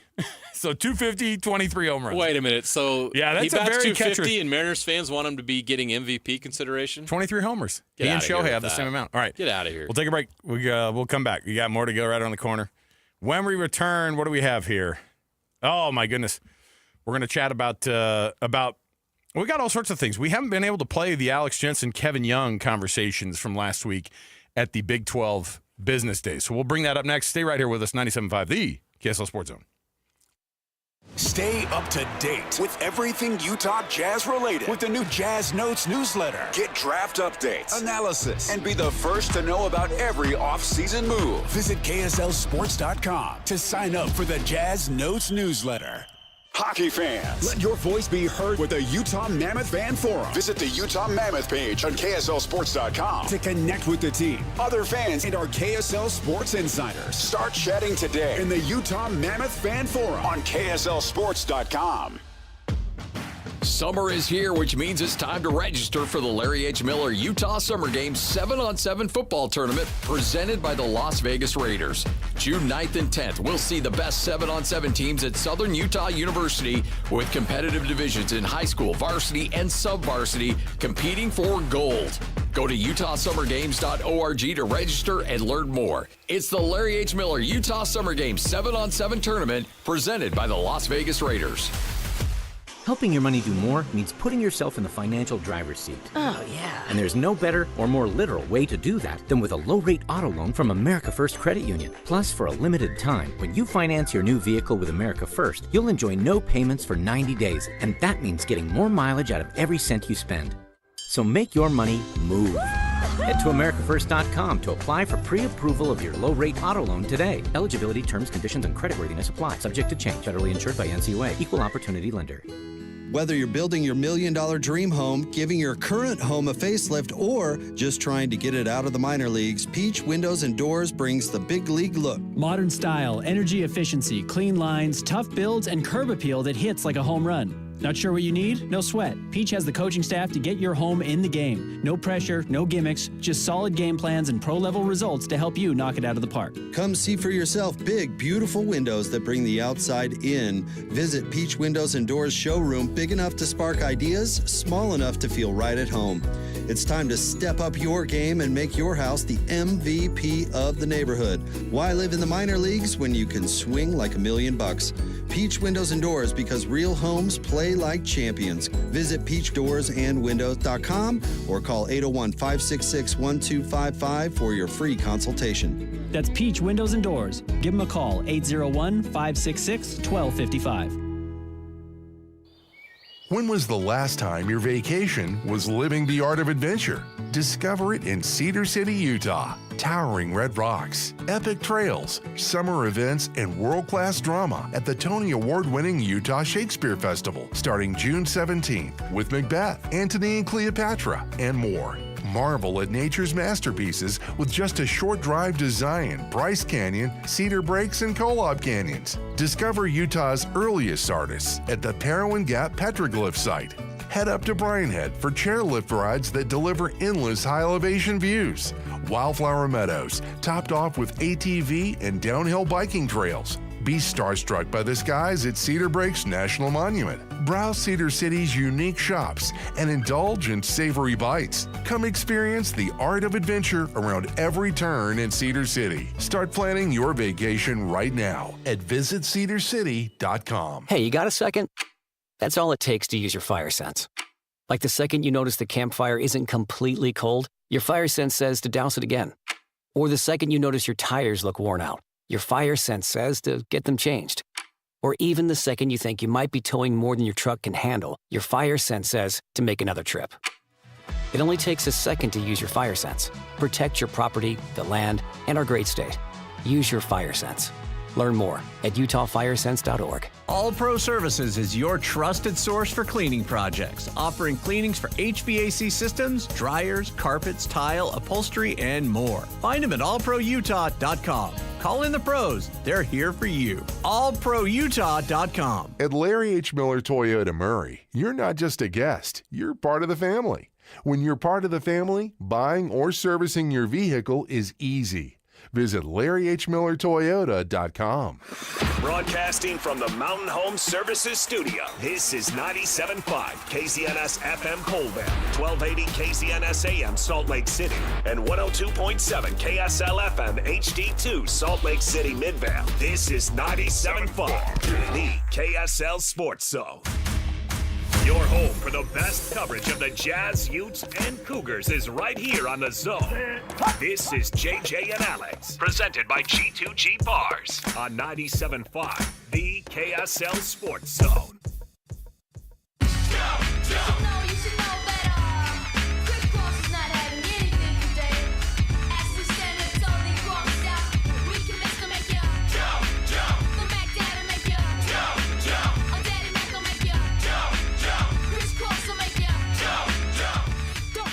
All right, everybody, welcome back. JJ and Alex, 97.5, the KSL Sports Zone. Alex Curie, Jeremiah Jensen. Thanks for being with us on the program. Our show is always brought to you by G2G Bars. All natural ingredients and no preservatives make the G2G Bar the perfect protein bar. Micah Parsons is already seeking another contract extension. Doesn't it seem like Micah Parsons and Dak Prescott, didn't everybody already get paid? I thought everybody already got paid. Yet. CeeDee Lamb did. Oh, my gosh. Now it's Micah's turn. To be a Cowboys fan, I saw on Instagram the other day this lady does this whole thing. Is like, I'll cover up any tattoo for like $400, and I don't care how big it is, where it is in your body. I will cover it up, $400. Boom, flat rate. This guy had, his entire back was a Cowboys helmet, and it said Dallas above it and Cowboys underneath it. And she goes, "I said $400. I meant it." And this guy, she's like, "So why are you getting it removed?" He's like, "I can't anymore, man. I can't." And I was like, "Oh." Getting emotional. Every fan knows that feeling, but come on, getting the tattoo covered up, removed. Come on, man, you got to buy in. You got to show your support, your loyalty. Let's jump in on this conversation here. We've got Matt Baimonte, who is one of our BYU insiders for KSLSports.com. He also hosts Cougar Sports Saturday with Mitch Harper every Saturday on KSL News Radio, and now with the Big 12 meetings now in the books and a week to digest the goings on there down in Orlando. Matt's going to join us. Let's jump in right here. It's the cut, top of the hour. Let's do it. It's time for the biggest story of the day. This is what made the cut with JJ and Alex on 97.5, the KSL Sports Zone. And, of course, this portion of the show brought to you by an amazing selection of Kia, Subaru, Chevy, Jeep, Dodge, or Ram. It's your Doug Smith family of dealerships in American Fork, Spanish Fork, and now in Linden as well. You can find the Kia dealership there. Matt Baimonte joining us on the program. Matt, what's going on, man?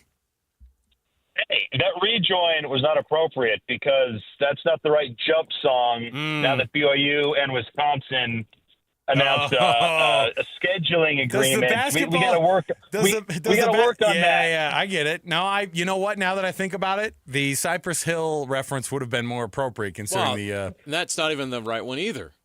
I thought We're that's what way it was. Off the rails, man. Who was it? House of Pain. Oh, it is House of Pain. Jump around. House of Pain. Thank you, That's JJ. right. All right, now, fine. I don't know whether they do jump around at the basketball. No, I was going to say, I've been. Which is kind of think ironic so. that they do it at the football Have games, you been? not the Have you basketball been in games. Camp Randall when they do? For the whatever jump around? reason, I missed all the Wisconsin trips. I never I experienced did it. one, and it's actually terrifying because the heard the entire building press shakes, box is bouncing, and you're like, "When was this built?" And they're like, 1919. You're like, "But it got updated in 1971. You're good." And you're like, it's just bouncing up and down. Ah, yes, I'm sure it's earthquake safe in Wisconsin. Matt Baimonte. Matt, I want to ask about the basketball side of things because Wisconsin got signed up, obviously. This is what makes basketball so much more exciting from the scheduling standpoint. Now, obviously, it makes sense because when you have all those games that you're filling up a non-conference schedule with, you can be very flexible, and that's what they are. And you can tell the direction of your program by what teams are willing to play you, what teams are willing to come to Delta Center, which is what Wisconsin has signed up to do. The UConn deal at TD Garden next year is phenomenal. BYU's got an insane matchup with non-conference teams, and that only bodes well. And by the way, again, this is the direction we want football to go, where we don't worry so much about, but what's your schedule going to look like? Or what's your record going to be in non-conference? You want to win those games, but you want to play the best in the land.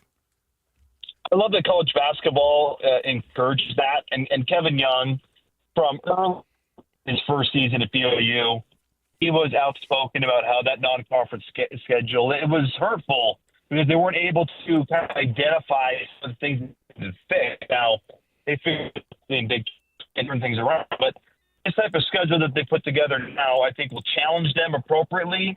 And it provides them an opportunity that they have never had before, which is if you can even go 50-50 in some of these big games, that could boost you up a seed line or two because you have this great strength of schedule.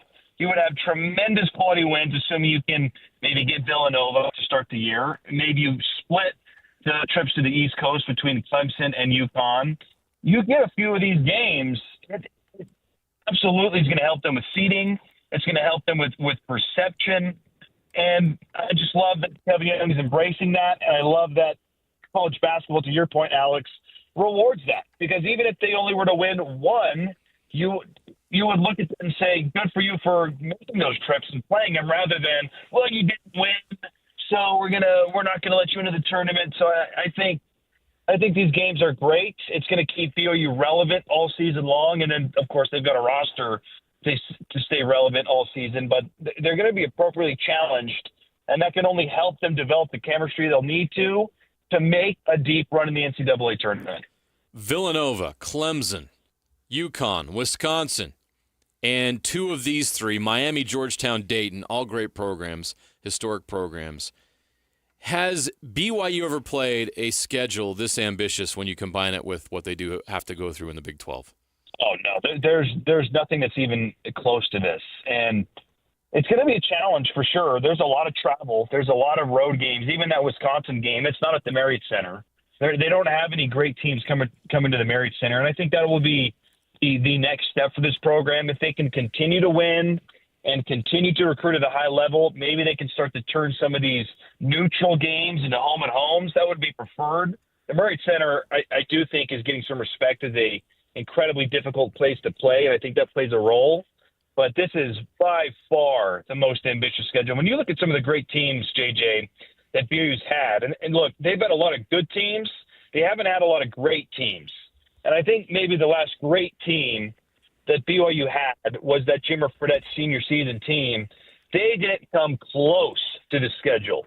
They had a UCLA in there, but by and large, they did not test themselves like this. And if BYU can split these games, you referenced a phenomenal non-conference schedule. Let's say you go 4-3 in these games, meaning you would have to win your opening game in the NTE and still get another quality opponent after that. But if you go 4-3, a lot of these are going to be quad one. That's going to look great for your resume. It's going to look great for strength of schedule rankings, net rankings, and then that would set you up for maybe one of the highest seeds that BYU could have ever hoped to dream of getting in the NCAA tournament. Look, I don't want to get too ahead of myself. Like, they got to win games. They have to stay healthy, of course, but teams that make deep runs, like if you look at that Florida team from last year that won the national championship, even Houston, these teams don't play cake non-conference schedules. They really test themselves because you have to build that resume. And BYU is setting themselves up nicely with this non-conference schedule. It's going to be challenging, but they have a great roster to do this. You have top-end talent. You have tremendous depth. You've got experience. If there's ever a time to be ambitious like this, it would be this with this group. And I think Kevin Young and BYU is doing the right thing by challenging themselves. As you look at not just what the basketball program is doing, obviously football has got its own unique set of challenges now. With although I think, I don't know, I cannot see this roster number getting put to 105 this year. I just feel like they're moving the direction. I know that they're saying it's going to happen, but they don't have numbers yet on what this house settlement looks like. Every program is out there crying foul because they're like, look, we got to have depth. We got to figure out how we're going to be able to keep guys on this roster. I don't know if it's going to be 105 this year or if they're going to be able to make sure that happens. But I was looking at some of these recruiting numbers, which, by the way, they're 2 years behind on like the reporting of what teams are spending on recruiting. In 2021, which was BYU's first year in the Big 12, or the invite year, I guess is what it was. Yeah, they spent $700,000 on football recruiting. That's not a good number. That's not a good number at all. Compared to who was number one in the conference at that point was Texas Tech. I think we're starting to see that this sleeping giant Texas Tech has been spending for a long time. Even in 2021, they led the entire conference in recruiting dollars, and they did last year, or they did it last year as well. But in the last 2 years, because we don't have 2024 numbers, and I would just assume that they would explode even more, but 2023 numbers, just 2 years after that. So their second year into the league, BYU went from $700,000 that they spend in football recruiting up to $2.2 million, which put them at the middle of the league of spending. Texas Tech was 3.5. But that gets them in the conversation of being a little bit more there. Utah, in comparison, is 2.6. They were number 5 in the conference in 2023. Again, the 2024 numbers, I bet you would have seen go up, and we'd find those out next year at this time. In terms of the spending, not just on NIL money, because that gets the recruiting dollars get lost in the mix, I think. Where does this have to go? Obviously, spending more on recruits and getting the best recruits in is a reason why you saw so many 4-star guys flip and come to BYU after their visits that they took to Provo, and obviously success that the program has had. How do you balance being able to spend a ton of money on the recruiting and still being able to convert that into signing guys? I don't think you can balance it, Alex. I think you have to pay. You look at the teams, like Ohio State was the most expensive roster in college football last year, and they went on and won the national championship. So there is a direct correlation, not just at the college level, but even in professional sports. Teams that pay oftentimes are teams that win consistently. That you have to invest in that regard. And to your point, with those numbers that you just brought up, I think BYU is. I think that the takeaway here is that the BYU of yesteryear, where you are at the bottom tier of paying coaches, you're at the bottom tier of support staff numbers and all of that.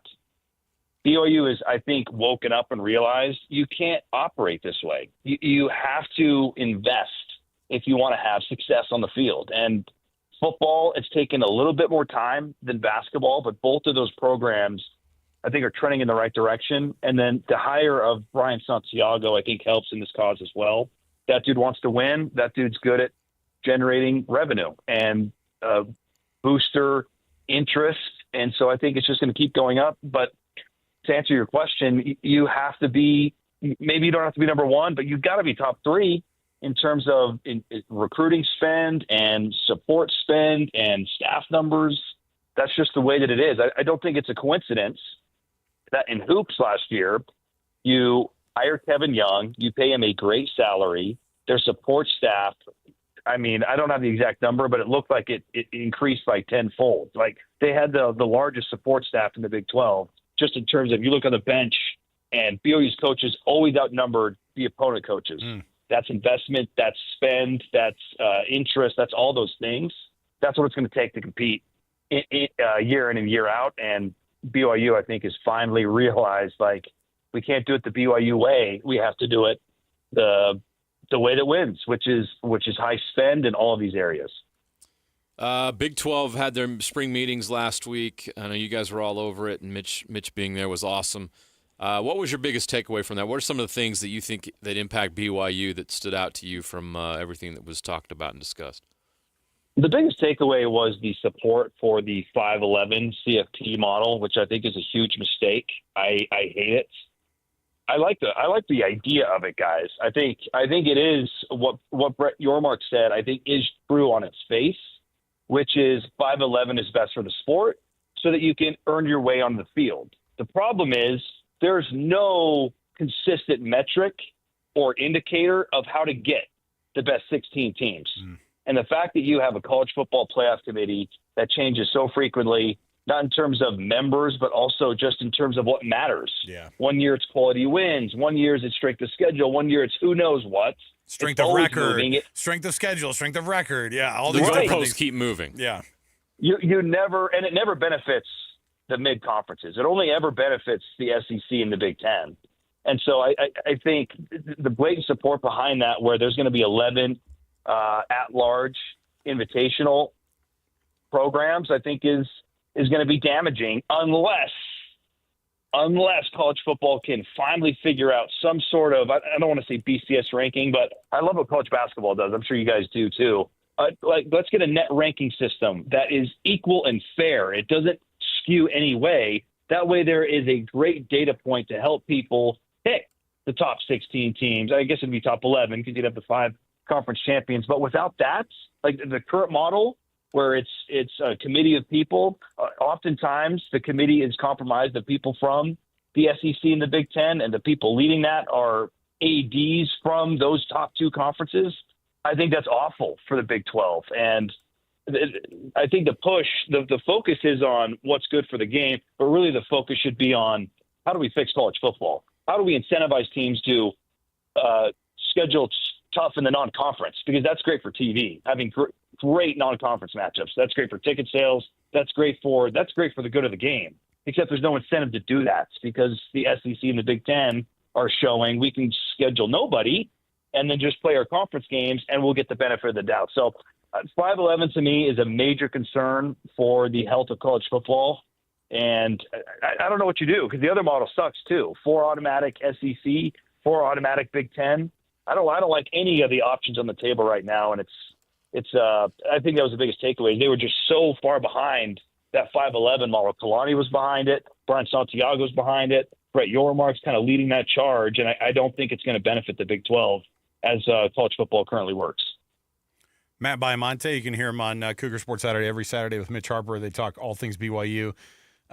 What's the thing that's going to be in the way the most of BYU's success? Is it as easy on the football field? I mean, this next year, is it as easy as saying if this Jake Retzlaff, trial and litigation ends up not just bleeding into the season, but making him maybe even ineligible, which could be a real possibility as we start to figure out what that's going to look like. If he's not playing quarterback for BYU this year, is this looked at like, oh, they're not going to have a shot this year of being able to finish the way that they did last year? If he doesn't play at all, or he doesn't play some of the games, I don't think that has much barometer on the success of this team.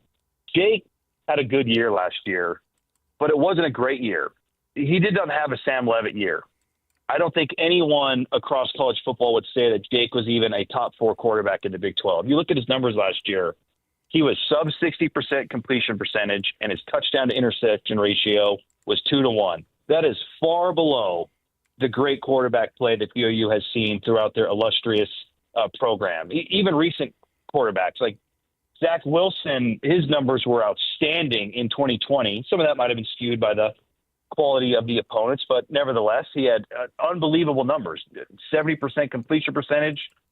I think it was like 3 interceptions. And then they go to Jaron Hall, and both of Jaron Hall's years, he was mid 60% or higher completion percentage, and his TD to INT ratio was 4-1. And I think he's viewed as a really good quarterback. He's not viewed as an all-time great at BYU. Jake's numbers last year were nowhere even close to those guys. He was an average quarterback. Now, you would hope that going into your senior year, another year as the bona fide starter, all those practice reps, that you would have a significant improvement in those areas. But just in terms of what Jake did last year, he was very middle of the road. There's quarterbacks on this roster that can give you 60% completion percentage and 2-1 touchdown to INT ratio. To me, what's going to determine success with BYU football next year is the offensive line. I don't think it's getting enough talk on the drastic change that exists on BYU's offensive line. You have a new starting center in Bruce Mitchell. Now, he got some snaps last year, which are meaningful, but he's new to the job. You have 2 new tackles. You do have Waylon Lapawaho back, which is a big deal on the inside, but it is a new offensive line. There's a lot of moving pieces. I think there's tremendous talent there. And one of those tackles, guys, Andrew Gentry, the transfer from Michigan, he's coming off a big injury. So if that offensive line doesn't come together, I don't care who's playing quarterback, including Jake, it's going to be difficult. If that line can come together, there's tremendous high-end talent and opportunity on that line. Jada is a guy, a transfer from Colorado, who's going to be your left tackle. He got rave reviews last year from coaches as someone who could step in and play. If he can produce like Caleb Etienne did last year, and Gentry can be as good as he was at Michigan when he was healthy, and Bruce Mitchell can replace Connor Pay, and it all comes together, then I don't really care who plays quarterback, because I think this team can compete for a Big 12 championship. But they will need competency at that position. And if Jake can't play, who on the roster do you think can give them the best chance? I think it's McKay Hillstead, because McKay is the most like Jake. He is a dual threat athlete. He can run the ball well. He's, one of the standout plays to me from spring football was a McKay Hillstead option keeper, where he took it down the left side in the IPF and took it all the way to the house for 70 yards. Like, I think he's faster than Jake in some respects. So he can play the same style of offense. You don't have to change anything with McKay Hillstead. I think he throws a really good football. He had some flashes his freshman year at Utah State, and he's also been at the program for over a year now. So I think McKay Hillstead is the obvious choice to replace Jake if it comes to that. And I would feel confident that you can win with McKay Hillstead. I like his skill set. I like his experience, and I think there are options there behind him. Grayson Bourget, he's started college football games at the Division I level as well. So it's not doom and gloom if Jake can't go. I think they've got options. And, of course, the talented 4-star freshman, which I don't love going to a true freshman right out of the gate, but there's talent and there's options behind Jake that can get the job done.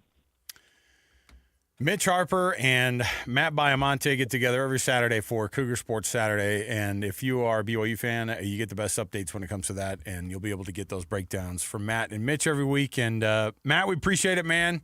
We hope the summer is going to keep treating you well, and we'll chat with you as we get closer to media days and all those fun things as we get closer to the season, man. Thanks for hanging out. Anytime. Thanks, guys. Have a good one. Matt Baiamonte, everybody. McKay Hillstead. I thought maybe Bourget would have been thrown out there. No love for the Bear? I just don't think that anybody knows enough about Bear Bachmeier. I think that people just look, because he hasn't taken a college snap, right? Like he was committed to Stanford, right? Isn't he? No, he has not played. So you have a lot of inexperience, and McKay Hillstead has shown us something about what he can do when he was at Utah State. But he hasn't played since then, and you're gonna throw him out there with this schedule. It's a lot to ask. It is a lot to ask. It doesn't matter who it is. It's going to be a lot to ask. Do they have a guy on that roster that's going to help him? And Matt makes a fair point. The quarterback doesn't have to be the star. They wasn't the star last year. There were other guys. But he's got to be good enough, and you can't have problems at that position like you had in 2023, right? You can't have that again because that was 5-7. It's kind of crazy. It's really crazy to think that BYU would be now. Again, all these guys are working out behind the scenes. You just don't know anything about them. No, you don't. You never want to hear anything about the backup if the other guy can go, right? And you're always excited about them. You're always excited about their potential. I'm always nervous about whatever just because you haven't seen anything out of them. So, all right, we'll see how it goes. We'll see how this thing shakes out. I mean, BYU's got a lot of questions to answer, and obviously that's a big one. There's a lot of other ones too. I mean, every program's going through this, right? But the good news is for the BYU football program, they added so many daggum names from the transfer portal and in recruiting. It is by far the best that they've ever done from a recruiting standpoint. Like, not even close, right? Not even close. All right, we'll take a break. We'll come back. More to go right around the corner. When we return, let's have a conversation around the corner with these two head basketball coaches, Alex Jensen and Kevin Young, both pretty dang new at their posts. Of course, Alex Jensen is the newest. Kevin Young had his exciting year at BYU that first year out, but we'll hear from both of them from the Big 12 media or the Big 12 business meetings that they had last week in Orlando. So stay here. More to go. 97.5 the KSL Sports Zone. And now, a look at traffic from the KSL Traffic Center. A lot of slowing approaching the South Interchange in Murray, particularly on southbound I-15 and eastbound on the I-215 South Belt. After a day of no delays going by Hill Air Force Base, drivers on I-15 are slowing down northbound and southbound going by the west side of the base. The Garden Restaurant is opening June 30th in Salt Lake City. Enjoy a fresh, healthy menu with your traffic update. I'm Alex Napolis here on 97.5, the KSL Sports Zone. Accessing. This is Hans Olsen and Scotty G. Eric Weddle, kind enough to join us. You find out you're up for the College Football Hall of Fame. What's your first thought when you get that phone call? Just humbled by it all, quite honestly. I think I have a real shot at the College Football Hall of Fame. I don't think I have any shot at the NFL Hall of Fame. So when I look at the College Football Hall of Fame, I think, yeah, I belong there at some point, whether it's now or 10 years from now. Like, I think I belong as one of the best college football players to have played the game. So whenever it happens, or if it happens, like, you guys know me, I live life to the fullest. It's not going to change whether I fall asleep at 10 o'clock or midnight. I got many other things that are on my mind. But it's really humbling and truly honored, obviously, and know that it took coaches, players, faculty, family, wife, kids. Like, it doesn't happen alone. Catch Hans and Scotty weekdays from noon to 3 on 97.5, the KSL Sports Zone. Welcome to the Chevy Lightning Round. Guess the clues to win. First team, you're up. Powerful, commanding, unstoppable. Silverado. Adventurous, fun, techie. Trailblazer. Stylish, nimble. Trax. Innovative, electric. Blazer EV. Lightning Round champions. You've guessed all the right Chevy clues. Wherever the year takes you, explore it together in the Chevy of your choice. See your Rocky Mountain Chevy dealers. Five guys walk into a JCW's and order burgers. A pastrami, a mushroom Swiss, a guacamole bacon, a hickory barbecue, a ribeye steak, 2 onion rings, 3 French fries, a strawberry, mint, peanut butter, chocolate, and marshmallow shake, and not one left to tip. Because at JCW's, we don't ask for it. We think the price you see should be the price you pay. And all that, would you like to leave a tip stuff, is for the birds. JCW's. Quality and a lot of it. Open in Lehigh, Provo, Harriman, South Jordan, and American Fork. Ooh, ma. What was that? That is business phone bliss with the Ooma Cloud Phone System. It handles all our voice, video, and messaging needs. You sound very... Calm? I am. Ooma has everything I need to run my business more efficiently, like virtual receptionist, call routing, and video conferencing. And it starts at just $19.95 per month per user, plus taxes and fees. Ooma. Nice. Find your business comm at ooma.com/radio. Right now, get a $15 gift card after rebate with the purchase of select AC Pro refrigerant products at O'Reilly Auto Parts. O'Reilly Auto Parts. Go from daydreamer to industry leader with Amazon Business. From office supplies to IT essentials, Amazon Business provides tools that help you save costs and make insight-based decisions. Learn how to bring your visions to life at AmazonBusiness.com. Show some love to youth sports volunteers with the Hercules Hero of the Week. Let's praise your favorite youth coach, ref, or maybe the parent that pulls the team together. Your nomination could score them a $100 Visa gift card from Hercules First Federal Credit Union and a $200 gift card from Beehive Meals. Listen to see if they win Thursday afternoons with JJ and Alex. The Hercules Hero of the Week with Hercules First Federal Credit Union and Beehive Meals, helping you take the busy work at a family dinner. Get rules, info, and nominate your hero at KSLSports.com/contests. It's time. Time for the pro to get everything for the job delivered. Large orders of lumber, doors, windows, paint, plumbing, anything the job needs, all from one partner. Get it today with same-day delivery. Get it tomorrow with next-day delivery on 50,000 plus products. Or get it on your timeline with scheduled delivery on everything from framing to flooring. It's time to get your whole job, all your jobs delivered. Ask about all our new delivery options at the Pro Desk. The Home Depot Pro, it's about time. O'Reilly. Check engine, ABS, or maintenance light on? Take the guesswork out of your warning lights with O'Reilly Veriscan. The service is free and provides a report with solutions verified by ASE certified master technicians. And if you need help, we could recommend a shop for you. Ask for O'Reilly Veriscan today. O'Reilly Auto Parts. What's up, everybody? I'm Mike Wilson with Any Hour Services, and if you want your air conditioner to last, keep a clean filter, rinse the outdoor unit off occasionally, and have it serviced each summer. Small things can help you avoid unexpected breakdowns. But if it does break down, Any Hour technicians service all brands and will never pressure you into thinking that replacing it is your only option. And remember, every week this summer, Any Hour is giving away an air conditioner to one lucky customer as part of our Coolest Summer Sweepstakes. No purchases necessary. See official rules at anyhour.com. Accessing. When TV and radio collide. Love it.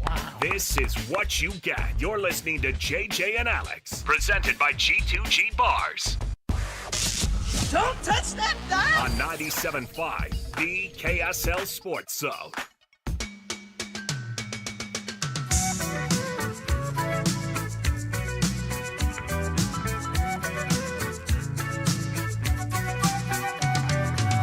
Traveling in a Friday combi on a hippie trailhead. Welcome back, everybody. JJ and Alex, 97.5, the KSL Sports Zone. Alex Keary, Jeremiah Jensen, thanks for being with us. Hey, every Thursday, we read off the winner of each week, the nominations that come in for the Hercules Hero of the Week. We crown a winner, and they get a prize from Hercules First Federal Credit Union and from Beehive Meals. But what you have to do is you just think about that youth sports volunteer in your neighborhood, somebody who does an awesome job, a team mom, an assistant coach, a head coach, a rec, city employee who just basically takes their job not just seriously, but they look at it like it's a huge thing for the kids, and they treat it that way. Nominate that person, kslsports.com/contests, and we read those winners off every week. And we appreciate the support that we get from the folks at Beehive Meals and from Hercules First Federal Credit Union for our Hercules Hero of the Week. Nominate them today, kslsports.com/contests. All right, let's jump in right here to some of the audio that we missed from last week. I mean, of all the things that kind of came through, I'm going to be honest, JJ, we're this type of a market, I feel like. As soon as all of the college football playoff stuff and the rumblings and people getting mad and hurt feelings and blah, blah, blah, and then you hear, and then we get the Brian Santiago and the Mark Harlan conversations that we threw out there, and then Kalani Sitake speaks there at the business meetings. I wanted to make sure we got back to these conversations because these are huge pieces of the puzzle of bringing not just success, but bringing eyeballs to the biggest programs here in the state.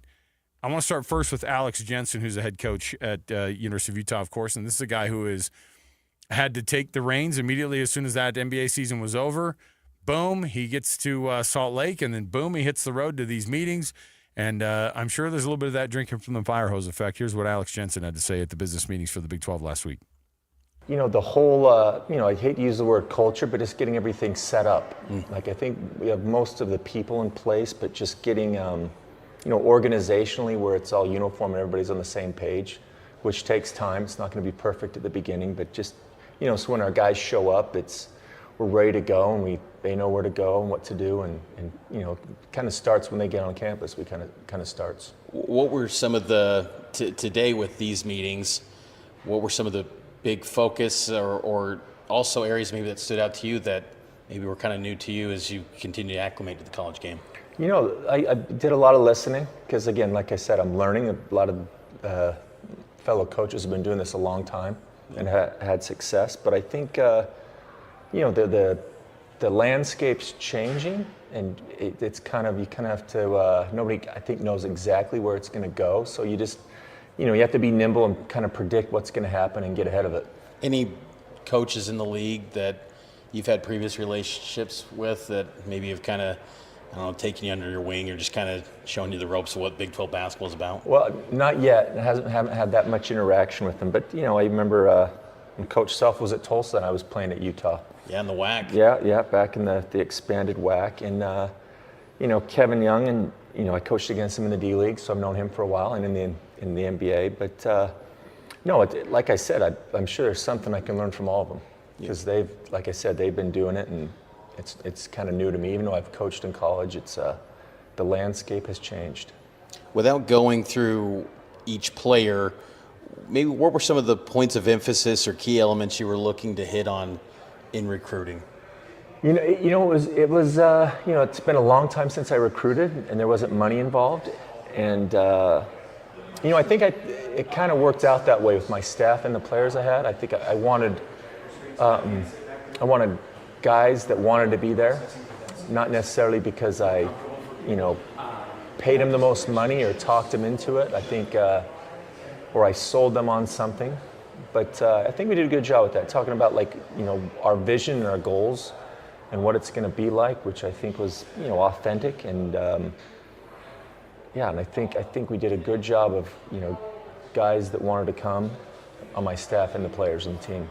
Following up on that, you bring up vision. What's maybe the vision you have of the identity on the court, but maybe off the court too with this program? Yeah, I think it's, I'm still learning. And the thing I've wanted to, I don't want to have a new team every year. I think continuity at any level is underrated. And that was the fun thing about coaching college when I did it 15 years ago, was you got a player for 2-3 years and you got to see him grow, and it also made you better as a coach. But that's what, kind of building a program in a place where people want to come, they can get better, will win, and it's, like I said, I don't want to have a full roster turnover every year. Pending you speak of rosters, for this year's roster, pending the House NCAA settlement, should have about 4 roster spots. How do you sit on that, and maybe how are you looking to fill those spots? What are you looking for there? This first year is going to be different than I think the years to come. But like I said, I think most of the guys that we've got, they have years of eligibility left, and I think they're, they prefer not to play for 3 or 4 schools in 4 years. So I think they're kind of their goals and their things align with what we've been telling them what we're about. How excited are you to work with college players and to develop them and to get them to their dreams academically, athletically? How excited are you for that? I'm excited. It's kind of funny because I haven't been able to get to the basketball part of it quite yet. Building the stuff on the periphery.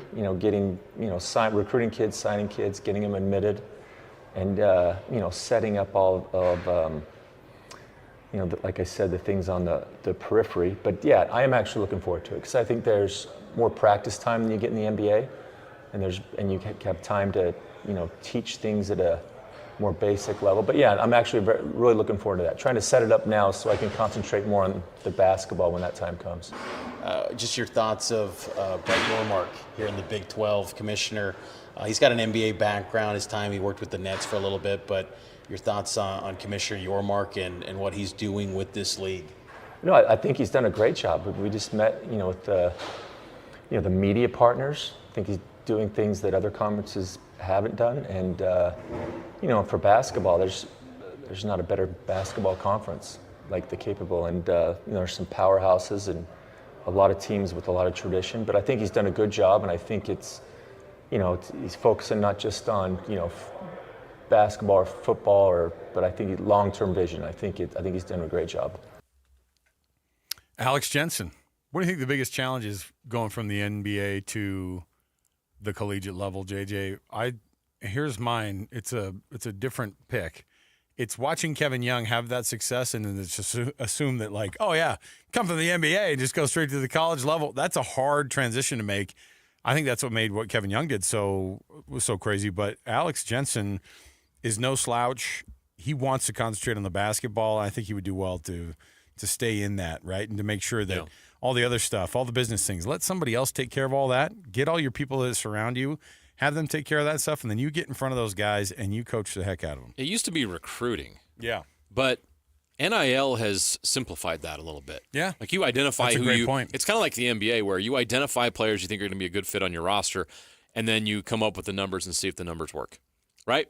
That's what recruiting is becoming in big-time college basketball. We complicate it by going, can you believe the money part of it? And it's like, actually, it makes it to where we can do our job a little bit better and quicker, easier. That's boom. comfortable, and that's normal for Alex Jensen coming from the NBA. Yeah. The transition he's going to have to make is the game is played differently.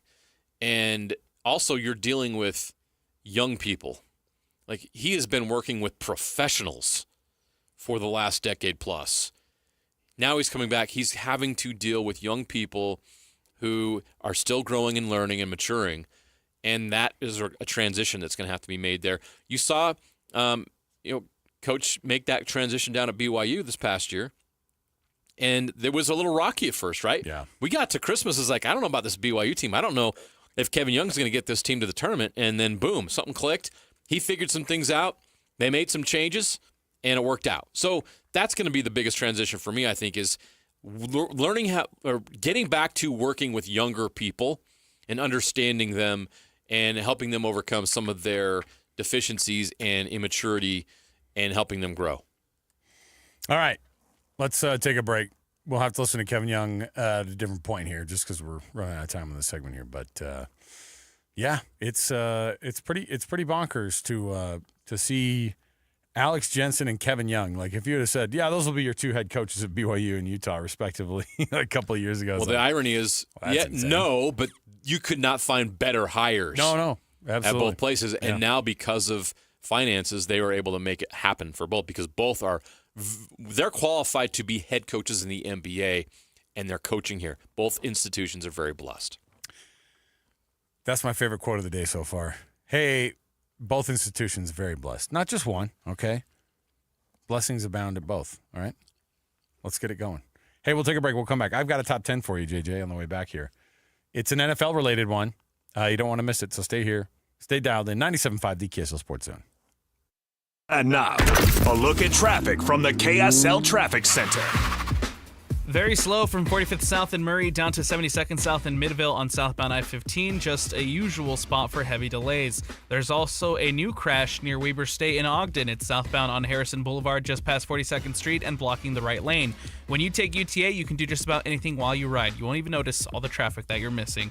Plan your trip at rideuta.com with your traffic update. I'm Alex Napolis here on 97.5, the KSL Sports Zone. This is Jake Scott and Ben Anderson. The Jazz named Austin Ainge the new president of basketball operations. Obviously, the job is to win. That's the most important thing, and that's what Austin Ainge is going to be tasked with doing, and he's going to have to figure out how to turn this thing into a winning program again, which it's not right now. The nepotism angle is obviously there. It's how he got his job in Boston. It's how he got this job in Utah. When your dad is the CEO of a team and you come in as the president of basketball operations and you have the same last name, obviously that plays a part. However, he has been doing this for 17 years with the Boston Celtics and has seen a championship team. But I think people complaining about that are being naive. Nepotism happens all around us. It does. And you know what? In basketball in particular, it is rampant. It is. There's at least half a dozen Nepo head coaches in the league right now. Yeah. And some are good and some are not. The nice thing is that is ultimately how you get judged. It doesn't matter who your dad was. It's did you win or not. Hear Jake Scott and Ben Anderson every day from 10 to noon on 97.5, the KSL Sports Zone. SLC Fat Loss and SLCFatLoss.com. Salt Lake City Fat Loss has been the key for JJ and I, not just to drop weight this past year, but to keep it off. And if you're somebody who that's been the real sticking point for you, and look, I was talking to JJ about somebody I know who's been doing the injections. That's great. At some point, they're going to stop the injections. At some point, they're going to have to figure out how to keep this thing going long term. Then what? I know. And so guess what? SLC Fat Loss also has a program that if you've been doing the injections, if you've been on the weight loss kick, whatever it comes down to, they can help you drop the weight, but they can also help you keep it off with whatever program you've been doing. Get with the folks at SLC Fat Loss and drop the weight. I dropped 65 pounds in the past year. I've kept it off. It's been amazing. You can have that same success that we have because we are normal dudes, and it's worked for us. It really has worked. And I think the reason why it has worked so well is because it's educational. Every single day you're going to learn something that's going to help you keep weight off or understand what food does to your body or how many calories are in some foods and not in others, and how a balance of protein and fiber can really lead to lasting weight loss and fast weight loss. All these things. How much water you drink. I could go on and on. I've learned so much through this program and understanding how to lose weight and keep it off. And I've had success. 40 pounds in 60 days is what I lost initially on the program. Then I've been able to keep that weight off. You see me on TV. I can't lie to you.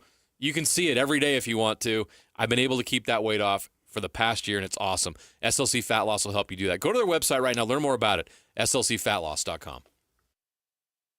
Don't miss out on Jazz Youth Camps and Clinics. Brought to you by PB Fit. Camps are for ages 4 to 17 and include various skill level options. Let's go!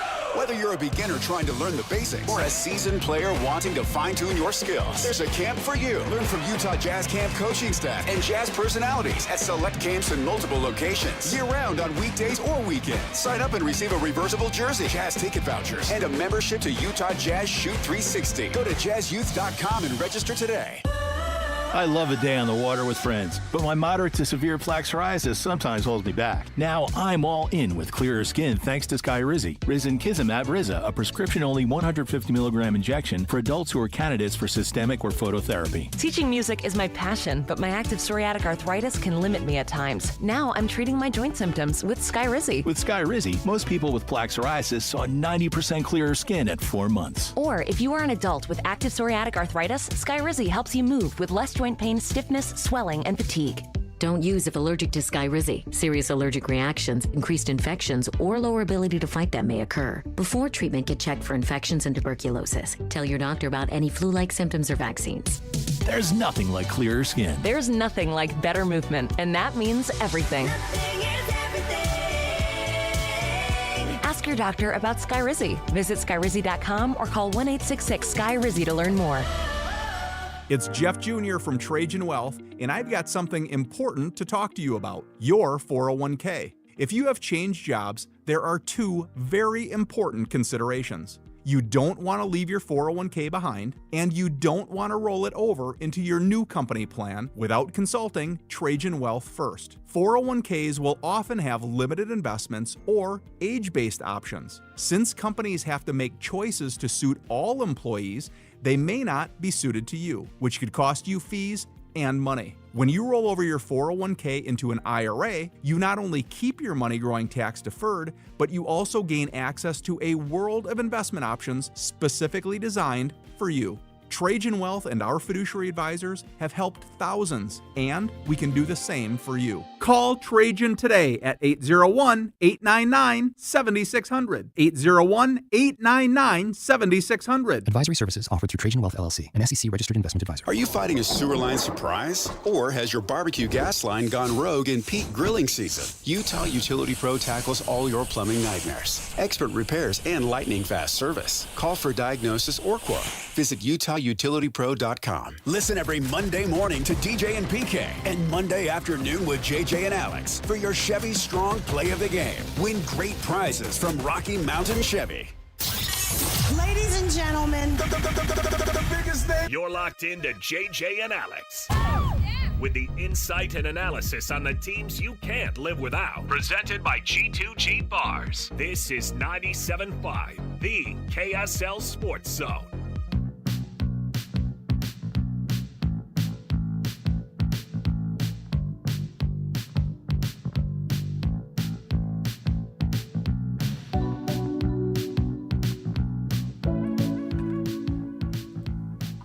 Hey, everybody, welcome back. JJ and Alex, 97.5, the KSL Sports Zone. Thanks for being with us on the show.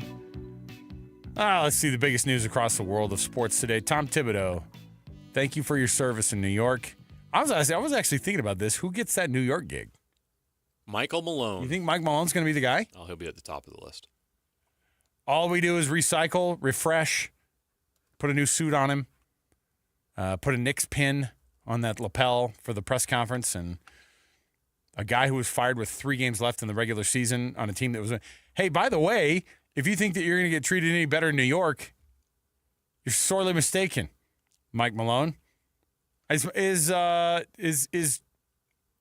Denver job his only NBA head coaching gig? No, I'm trying to think. San Antonio or Sacramento. Sacramento, that was the other one.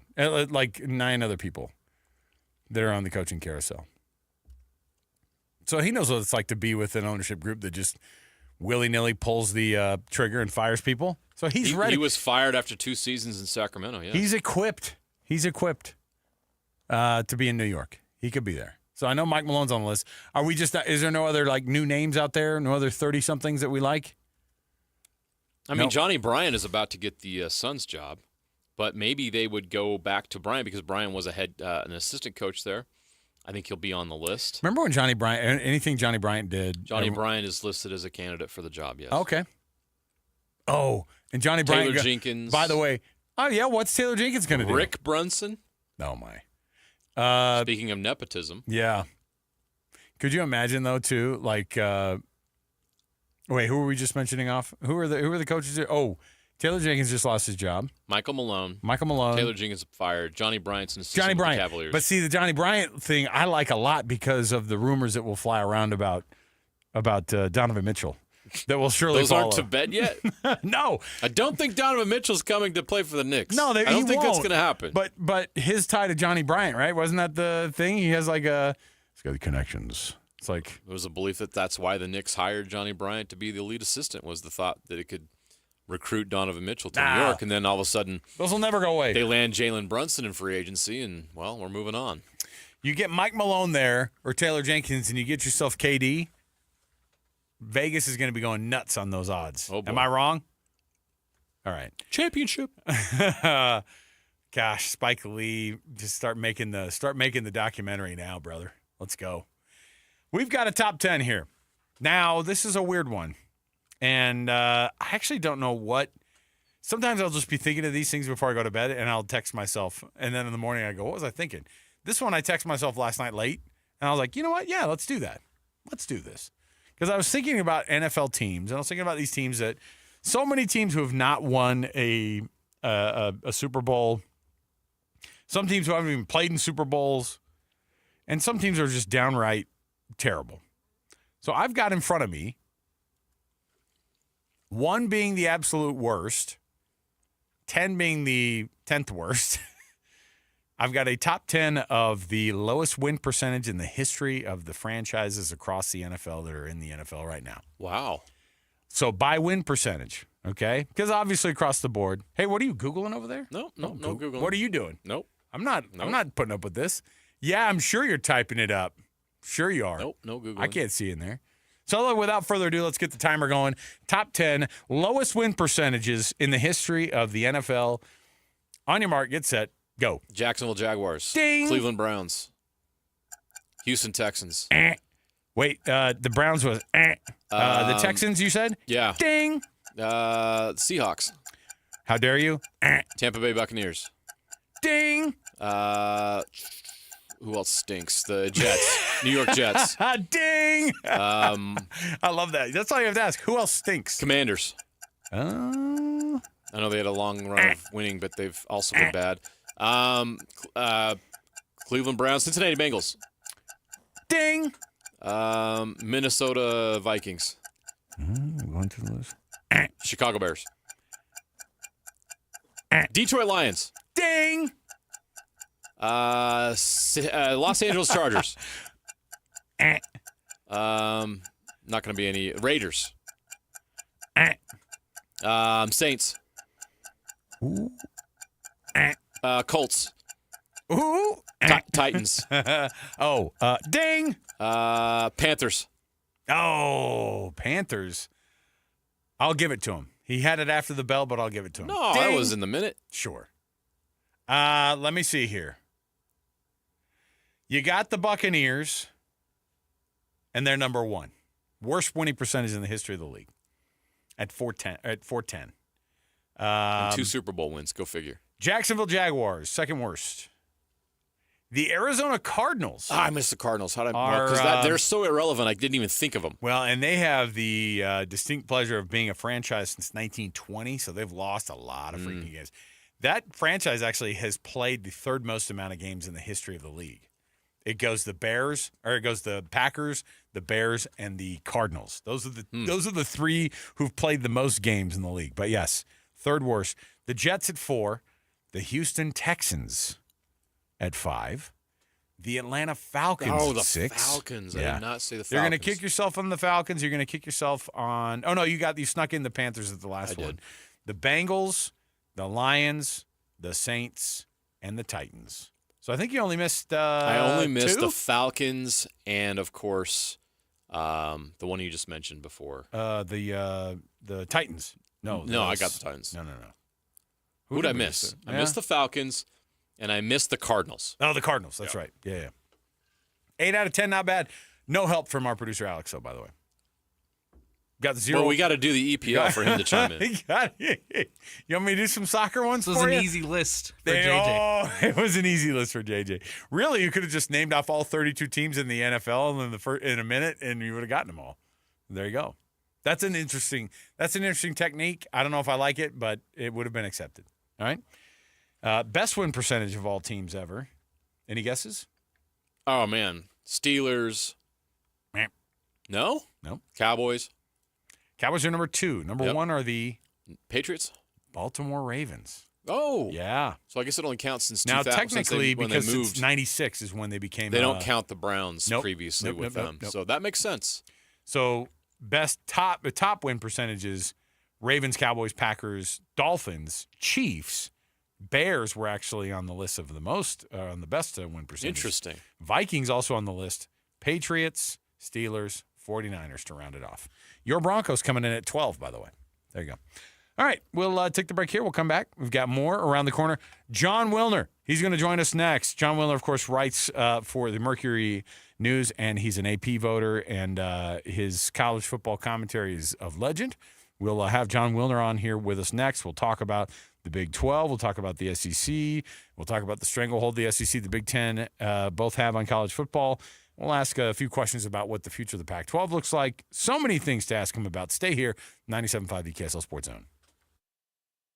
Take the Zone with you wherever you go. Download the KSL Sports app to get live streaming of your favorite shows. Downloading. Download the latest podcasts and get all the latest breaking news on the teams you can't live without. Everything you need delivered right to your phone. Let's go get them where we can get them. Just search KSL Sports on your app store of choice. Download it now. The KSL Sports app, presented by University of Utah Health. At Tim Daly Mazda Southtown, we understand the value of $1 going further, especially right now. So we're offering up to $10,000 off almost any brand new 2025 Mazda. Yes, up to $10,000 off. Or get 1.9% APR on a 2025 Mazda CX-50. Yes! You heard right. Get up to $10K off or 1.9%. Make your dollars go farther at Tim Daly Mazda Southtown today. Financing for up to 36 months OAC. See dealer for complete details. Offer ends soon. If a small budget's cramping your big summer plans, consider a low-rate home equity line of credit from America First Credit Union. Right now, with a new HELOC, you'll get an introductory 4.49% APR for the first 6 months. And that means more cash to get stuff done. Helping your money do more means helping you do more. So apply for a limited-time HELOC at americafirst.com today. Introductory variable annual percentage rate is subject to eligibility, terms, conditions, creditworthiness, and change. Federally insured by NCUA. Equal Housing Opportunity Lender. The Management Minute is a service of the MBA program in the John M. Huntsman School of Business at Utah State University. I'm Professor Scott Hammond. If you've lived more than a decade, you've seen organizations die, companies, nonprofits, even nations. We often think that in a turbulent world, stability is our safety net, but the opposite is true.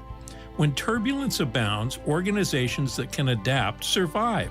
It's worth saying that again. When turbulence abounds, organizations that can adapt survive. Having a death grip on the status quo, denying the need for change, and using history as a roadmap is the surest way to become obsolete. Whether at an individual or a corporate level, we should not be asking if we should change, but how can we change? Learn more about dealing with change in an MBA program from Utah State. Go to utahstatemba.com. That's utahstatemba.com. I'm Scott Hammond. Hope to see you in one of our classes. Hey, it's Mike Rohn. If I have a choice, I like to do business with companies that actually stand for something. That's why I switched from Verizon to Pure Talk. No offense to Verizon, I'm sure they stand for something. I just don't know what it is. Pure Talk, on the other hand, is a veteran-owned company that supports our military in a big way, and I appreciate that. Yeah, I also appreciate unlimited talk and text and plenty of data for half the cost of the big guys, and I do like being on America's most dependable 5G network for just $20 a month, but what I really appreciate is no contract, no cancellation fees, and Pure Talk's commitment to handle all their customer service in this country. I saw it for myself. I went to Georgia, I got a tour of their headquarters, I met their CEO, and I talked to the same customer service folks that you'll talk to when you dial pound 250 and say keyword micro. Switch today and save 50% off your first month when you dial pound 250 and say keyword micro. Pure Talk. A wireless company that actually stands for something. Ready to put hope on the green? Join BYU head coach Kalani Sitake at the Hope in Motion Invitational, Monday, June 16th at Thanksgiving Point Golf Club. Tee off for more than bragging rights. Support children with developmental disabilities through Kids on the Move. Whether you're swinging clubs or sponsoring holes, your impact drives real change. Grab your foursome and register today at KOTM.org/events. That's KOTM.org/events. Because every great shot deserves a great cause. All Pro Services is your trusted source for disaster cleanup, handling water damage, mold, asbestos, and full restoration services, contributing to our community with unbeatable integrity. Find them at allproutah.com. That's allproutah.com.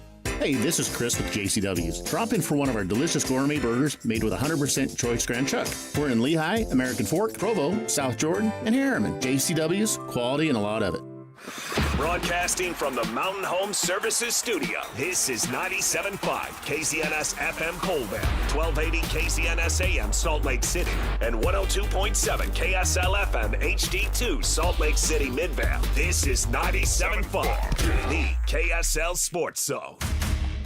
Your home for the best coverage of the Jazz, Utes, and Cougars is right here on the Zone. This is JJ and Alex, presented by G2G Bars on 97.5, the KSL Sports Zone.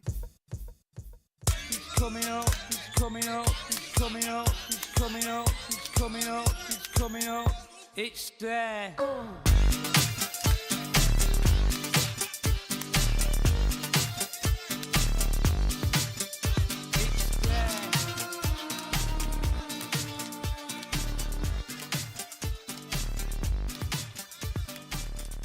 right, everybody, welcome back. JJ and Alex, 97.5, the KSL Sports Zone. Happy Tuesday to you. Thanks for being with us on the program. Oh, we're officially in June, man. That's what's crazy is how quickly we all look and go, oh, man, this gets slow. Because around April and May, end of April, early May, we were going, well, this is going to be awkward. This is going to be an awkward NFL playoffs. This is going to be an awkward this and that. It's just been something after the other, right? And the NHL Stanley Cup Final starts tomorrow. There'll be a lot of interest there. And then the NBA, of course, their finals start up on Thursday between Indiana and Oklahoma City. Interested to see how that one wraps up as well. Our program brought to you by G2G Bars, all natural ingredients and no preservatives make the G2G Bar the perfect protein bar.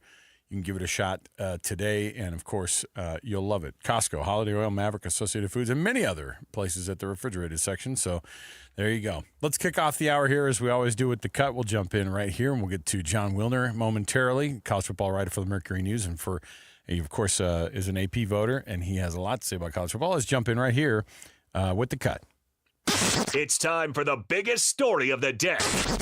This is What Made the Cut with JJ and Alex on 97.5, the KSL Sports Zone. And, of course, this portion of the show brought to you by Trajan Wealth, TRAJAN Wealth.com. Trajan Wealth for all your trusted local needs in retirement. Before we get John Wilner on, I was thinking about whether or not because now the 5+11, everybody was like, I think just okay with initially because it felt better than the 4 auto bids for the SEC, the 4 auto bids for the Big Ten, right? Those were and I wondered if some of that just had to do with, hey, this is just a better option for that. When everybody says that the 5+11 is better for college football, and even Brett Yormark goes, yeah, I don't love the 5+11, but I think it's good for college football. I think it's great for the game. I don't necessarily love that that's the way that you approach this. But the problem is, and we brought this up with Matt Baiamonte as well, is just like this conversation of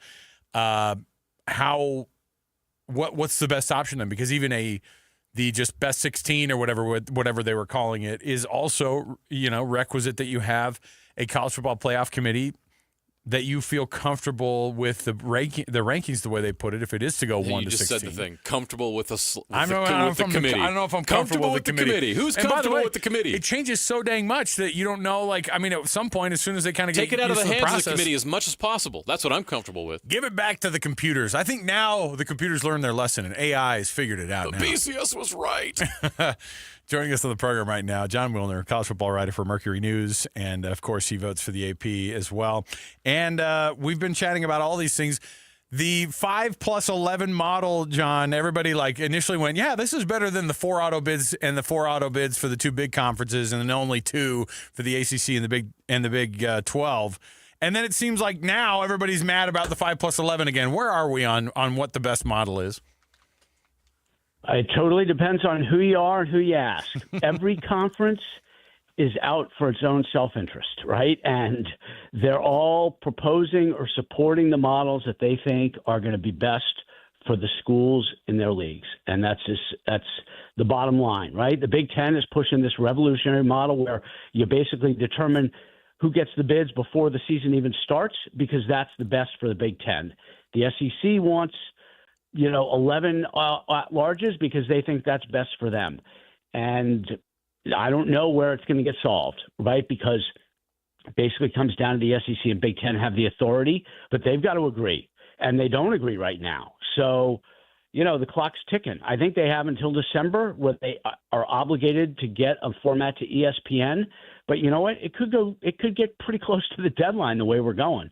So let's look at this 5+11 model. There's been a lot of people coming out against it. There's also been, Commissioner Brett Yormark for the Big 12 says that's the way to go.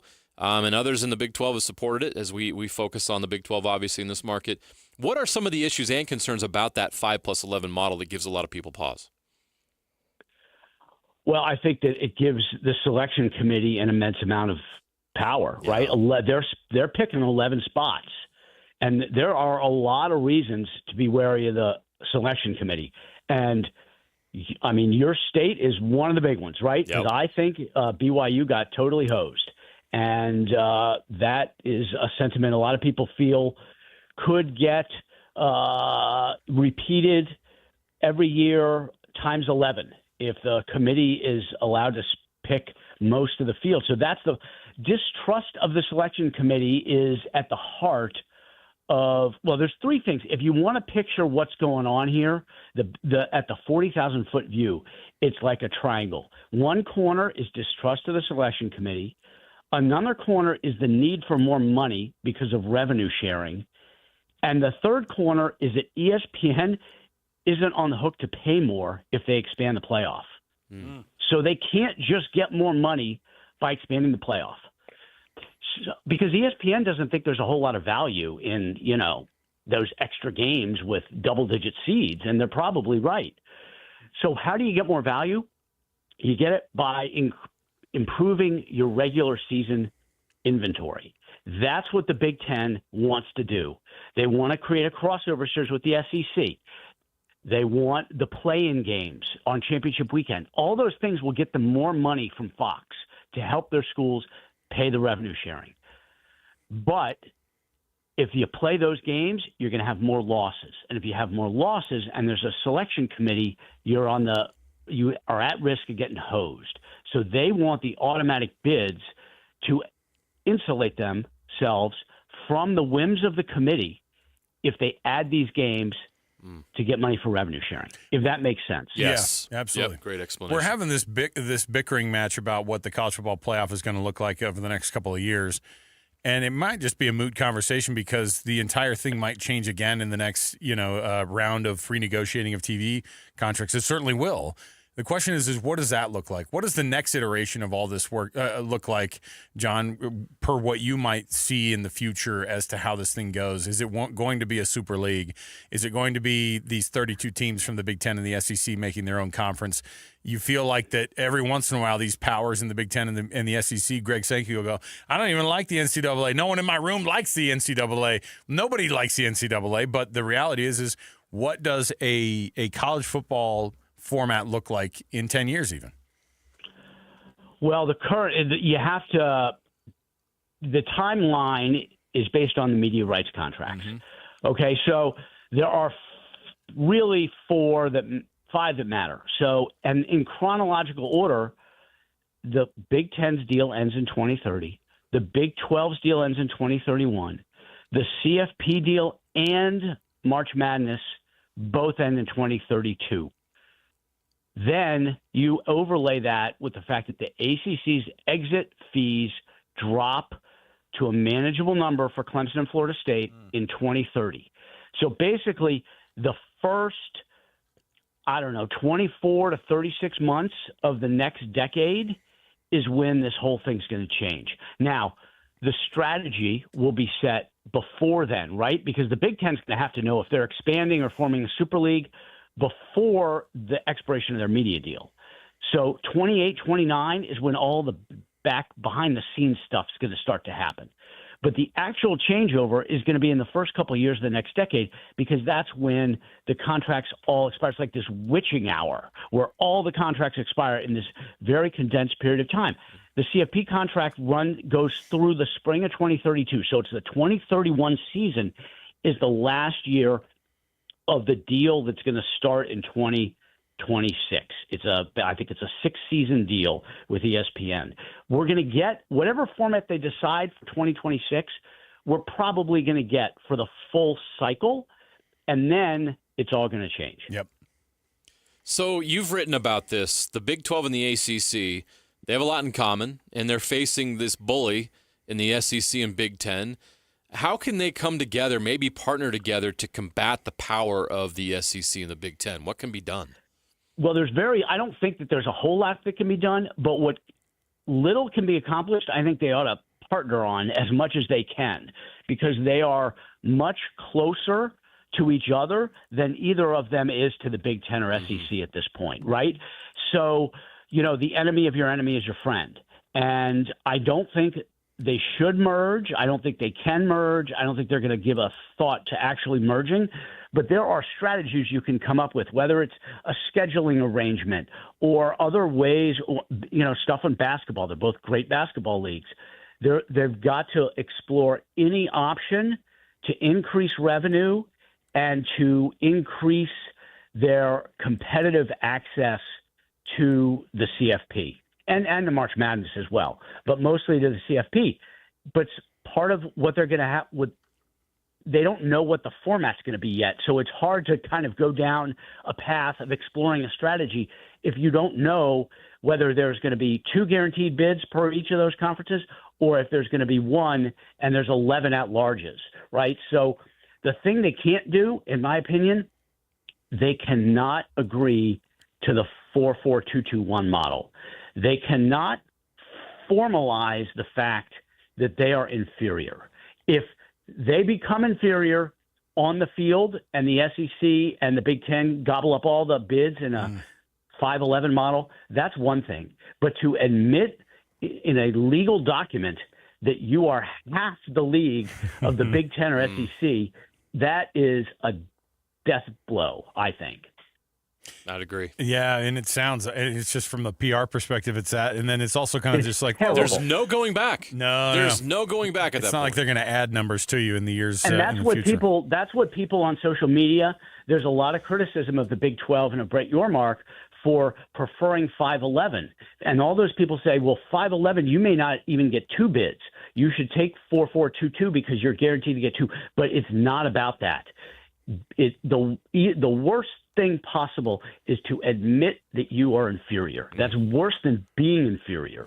What's the future of the NCAA tournament look like? Are we going to be calling it the college basketball tournament in the future like we do with the college football playoff? I mean, like when those media rights get done and once everything starts to get worked out and the NCAA at this point has become a joke and this is their biggest, moneymaker anyway, and obviously they're going to try to stick to it as long as they can. But is that the reality of what that's going to look like, or are we going to see the tournament turn into what the college football playoff has turned into? Well, you're talking to a conspiracy theorist on this. Oh, I love it. Because I believe, and I even wrote this at the time, that new tournament, the College Basketball Crown, that Fox sponsored, and it took place between the Elite Eight and the Final Four that 1 week, and it was all in Vegas. And it kind of snuck up on us, too. Like they sort of snuck it behind us, yeah. Yeah, and it's kind of easy to overlook. I think that is being groomed as the replacement for the NCAA tournament. Wow. Because Fox, remember who Fox's partners are, right? Big 10, Big 12, and the Big East. So, in my opinion, that is basically the leverage point that the power conferences are going to use with everybody else to either completely overhaul the NCAAs, and if the other schools won't agree to it, then they're going to leave, and they're going to turn that 1 week tournament into a 3 week tournament with Fox as the broadcaster instead of Turner and CBS. That's interesting. Something to keep an eye on.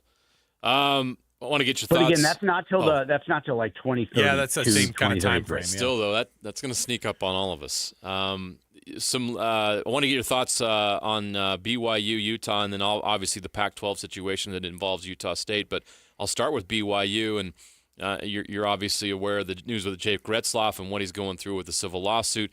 We have no idea what his status is with BYU, but does his status impact your belief in BYU as a Big 12 contender this fall? Yeah, for sure. It does. Absolutely. I mean, part of the reason I think BYU is on the top tier of the Big 12 is because they've got an experienced quarterback.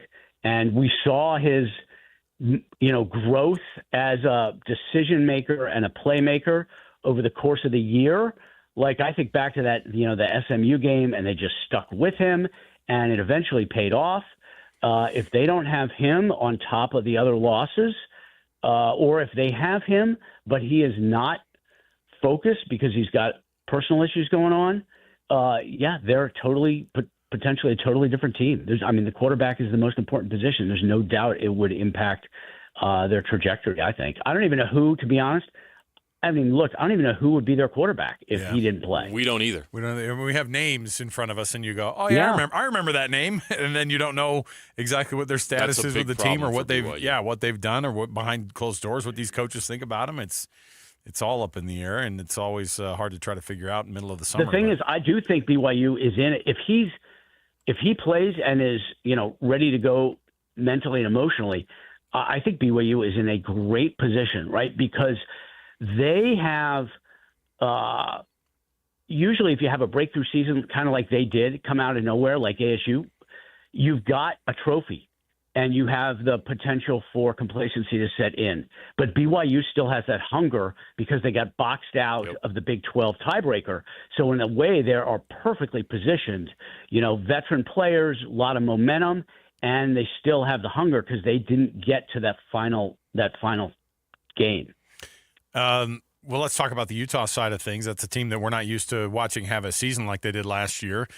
Kyle Whittingham's not used to having years like that as the head coach there up at Utah. So how does the bounce back happen? And do you see last year being just a massive outlier and Kyle Whittingham certainly in the next year or two likely not going to be the guy anymore up on the hill? Retirement's probably calling, and then Morgan Scally, inheriting the team is becoming more and more of something on the horizon. So what does Utah do in 2020 or in 2025 in the football season this year?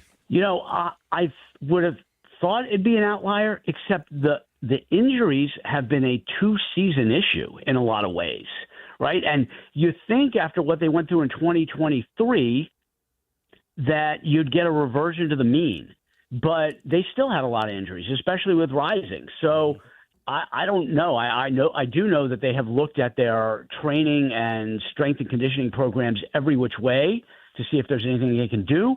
But if we assume that they return to average health, then I think they've got a great chance for a good season. I think that the New Mexico plundering that took place is great for them. I think Dampier is really good, and he's going to give them what they haven't had. They're going to simplify the offense. I think Beck's a good fit for what Whittingham likes to do. Obviously, he and Dampier have a good relationship, and we can just assume the defense is going to be pretty good. They'll be hungry. I think that if they are reasonably healthy, they should get back up into 8, 9, 10 wins. Utah State fans are both thrilled and relieved that they are going to be a part of this new Pac-12, this reinvented Pac-12. You have covered this better than anybody. Nobody's more tied in and more dialed in on the situation than you. What is the latest on the new Pac-12? Who's the next to get an invite? What can we look forward to as this conference comes together in a new way in 2026? Well, they've got to resolve their mediation with the Mountain West, and there's actually two lawsuits, one of which Utah State is a plaintiff in, right? The exit fee lawsuit from the Mountain West. And once they get that legal stuff solved, I think they'll sign a media rights deal. And then once they get the media rights deal, they will pursue the last football playing member, right? They need one more football playing school. So they got three things. I would imagine all those things are going to get resolved in the next 6 to 8 weeks. And then they'll be ready for July 1st of 2026. Who that last football playing member is, I honestly don't know. There's a lot of support for UNLV. I don't necessarily think UNLV is the right thing. I think having a school in Vegas is, the right strategy, but I don't think UNLV is a good school, right? You want Vegas, but you don't really want UNLV. Yeah. I mean, there's no guarantee they're going to be good. I'm a proponent for the Pac-12 of getting into Texas, whether it's Texas State or North Texas, UTSA, because I think that if you're playing the long game, and that's what they're doing, right? They're collecting chips for the next round of media deals in 2030. You want to be in Texas, right? Football is king in Texas. Those schools have a ton of money. Texas State is located in a booming area between Austin and San Antonio. And that, to me, if you're betting on what team is going to be a lot better in 2030 than they are now, I would take Texas State over UNLV. John Wilner, you can see his byline there. We, of course, get to read all of his stuff because so much of it has to deal with the schools that are right here in the state of Utah. Mercury News, he's an AP voter. He knows what he's doing, and he's been talking about it for a long time. John, we appreciate you taking some time out here, and we're looking forward to this next football season. We'll chat with you when the fall gets closer. Thanks very much. There you go. Thanks, John. John Wilner. One of the best in the business there. Great info. I don't know if anything gets I'm telling you, though, it is one of these things that is just absolutely nerve-wracking if you are a fan of the Big 12 and these teams in the Big 12, and you do all this work. I guarantee one of the biggest fears that these BYU fans have is that they are on the cusp of the most relevant, being the most relevant that they've ever been.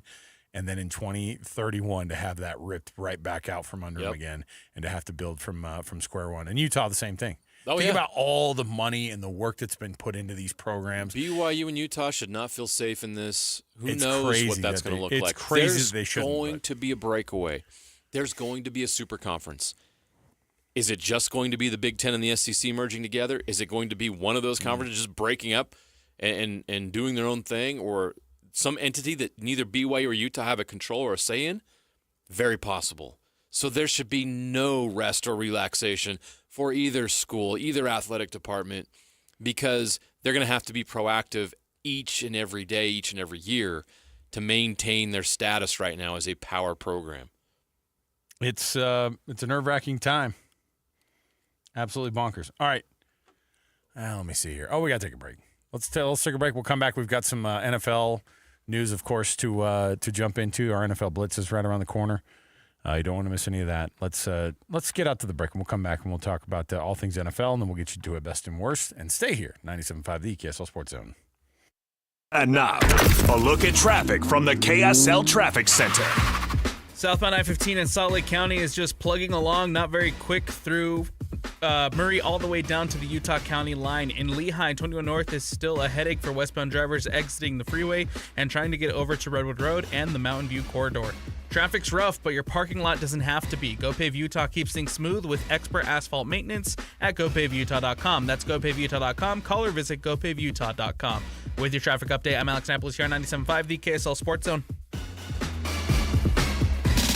This is DJ and PK. Time to welcome in Austin Ainge, Utah Jazz president of basketball operations. Is it fair to say it's a dream come true for you? Because I know you've worked on it for a long time, and I remember talking to you when you were a player that this is something that you wanted to do. You put your nose to the grindstone and got the job done. I'm wondering if you're looking at it like that. Absolute dream come true. I've been grinding in the G League and in gyms in Serbia and Lithuania, finding guys. This is what I love. This is my passion. I'm so excited to do this with Ryan and Ashley Smith and Will Hardy and all the people in the Jazz. I've been interviewing for these jobs the last few years. I actually had some others to talk to this summer. I've been exploring and looking at these opportunities, and this one just felt right because of the people involved and the timing in my life. Catch DJ and PK mornings from 6 to 10 on 97.5, the KSL Sports Zone. Helping your money do more means putting yourself in the financial driver's seat. Oh, yeah. And there's no better or more literal way to do that than with a low-rate auto loan from America First Credit Union. Plus, for a limited time, when you finance your new vehicle with America First, you'll enjoy no payments for 90 days, and that means getting more mileage out of every cent you spend. So make your money move. Head to AmericaFirst.com to apply for pre-approval of your low-rate auto loan today. Eligibility, terms, conditions, and creditworthiness apply. Subject to change. Federally insured by NCUA. Equal opportunity lender. Accessing. This is Hans Olsen and Scotty G. What I'm observing right now with this Utah Jazz organization as a whole is it's a full-on leveled commitment. When you extended Will Hardy to the 2031 season after a 17-win season, and then you bring in an Austin Ainge, Austin's not coming in for a pit stop, right? No, this is a higher job than a general manager. He's essentially running an NBA team. He's got a general manager that will report to him. He will report to Danny Ainge and Ryan Smith. So Austin Ainge is right now kind of your face of the Utah Jazz. It may not be so publicly, but make no mistake, this is a major hire by the Utah Jazz. Catch Hans and Scotty weekdays from noon to 3 on 97.5, the KSL Sports Zone.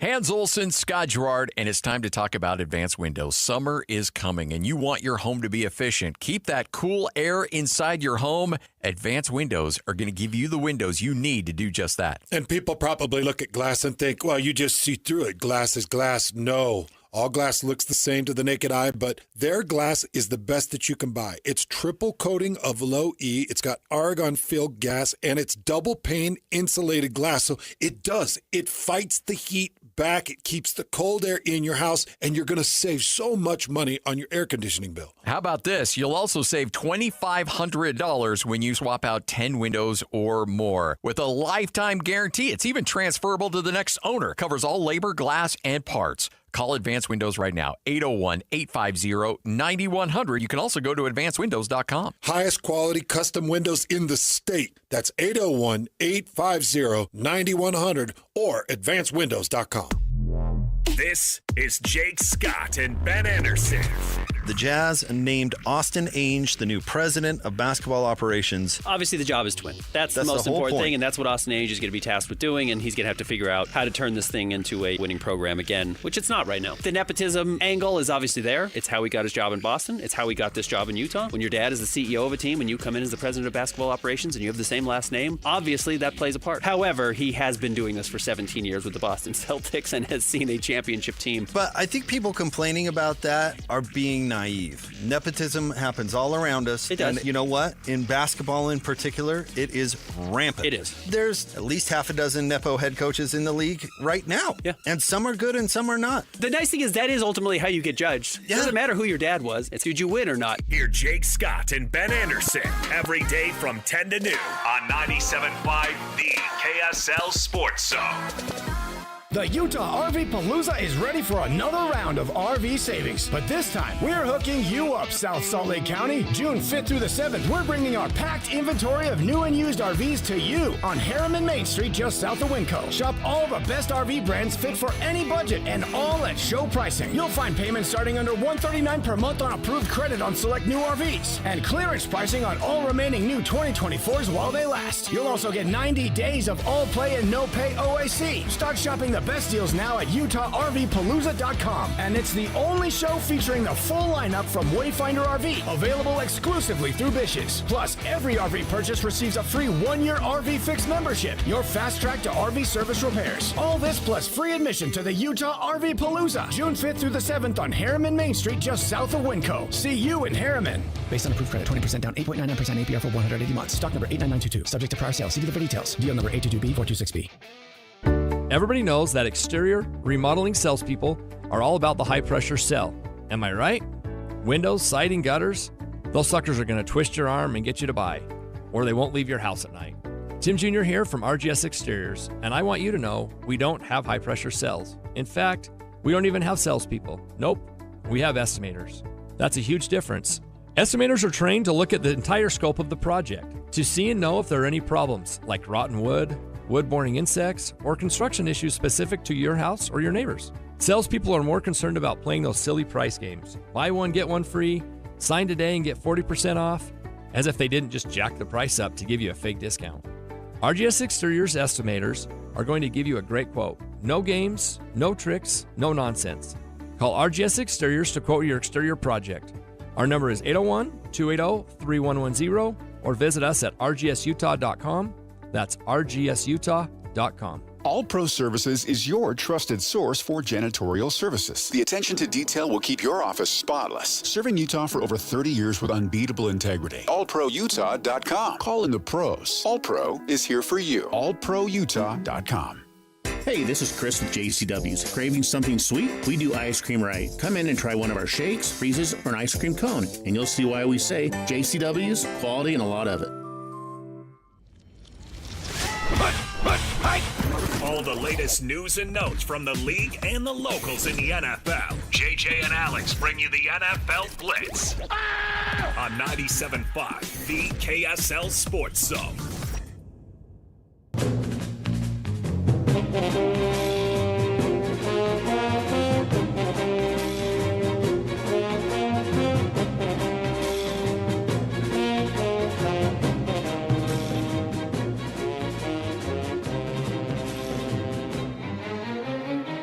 right, everybody, welcome back.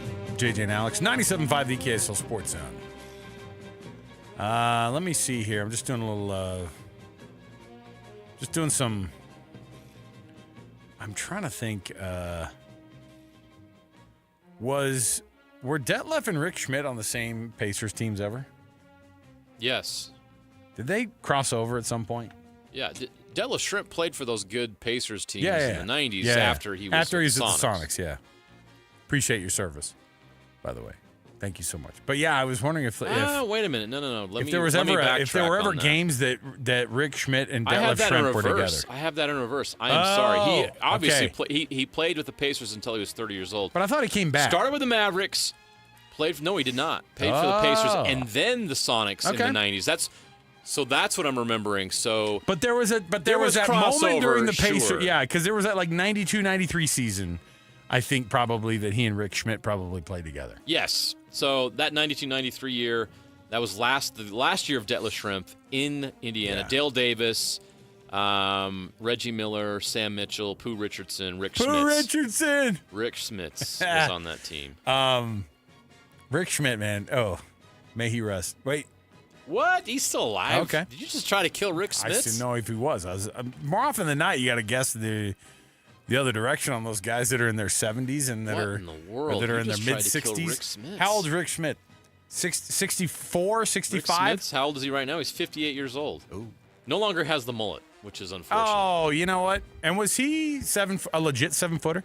Oh, he was more than that. He was 7'4". He was wow. Mark Eaton size. Yeah, he's big. Yeah.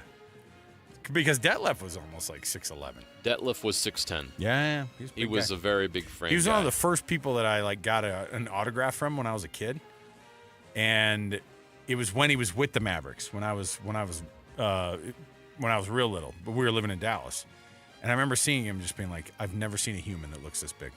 All right, yeah, he was traded to the Supersonics for Derek McKee and Gerald Patio. Great deal right there, Jared Patio. Fake person, not a real person. All right. NFL Blitz goes like this. The way too early odds for division winners. This is when we start to look and see what some of these very, very, very aggressive divisions look like. This. I do too. So let's look at this one.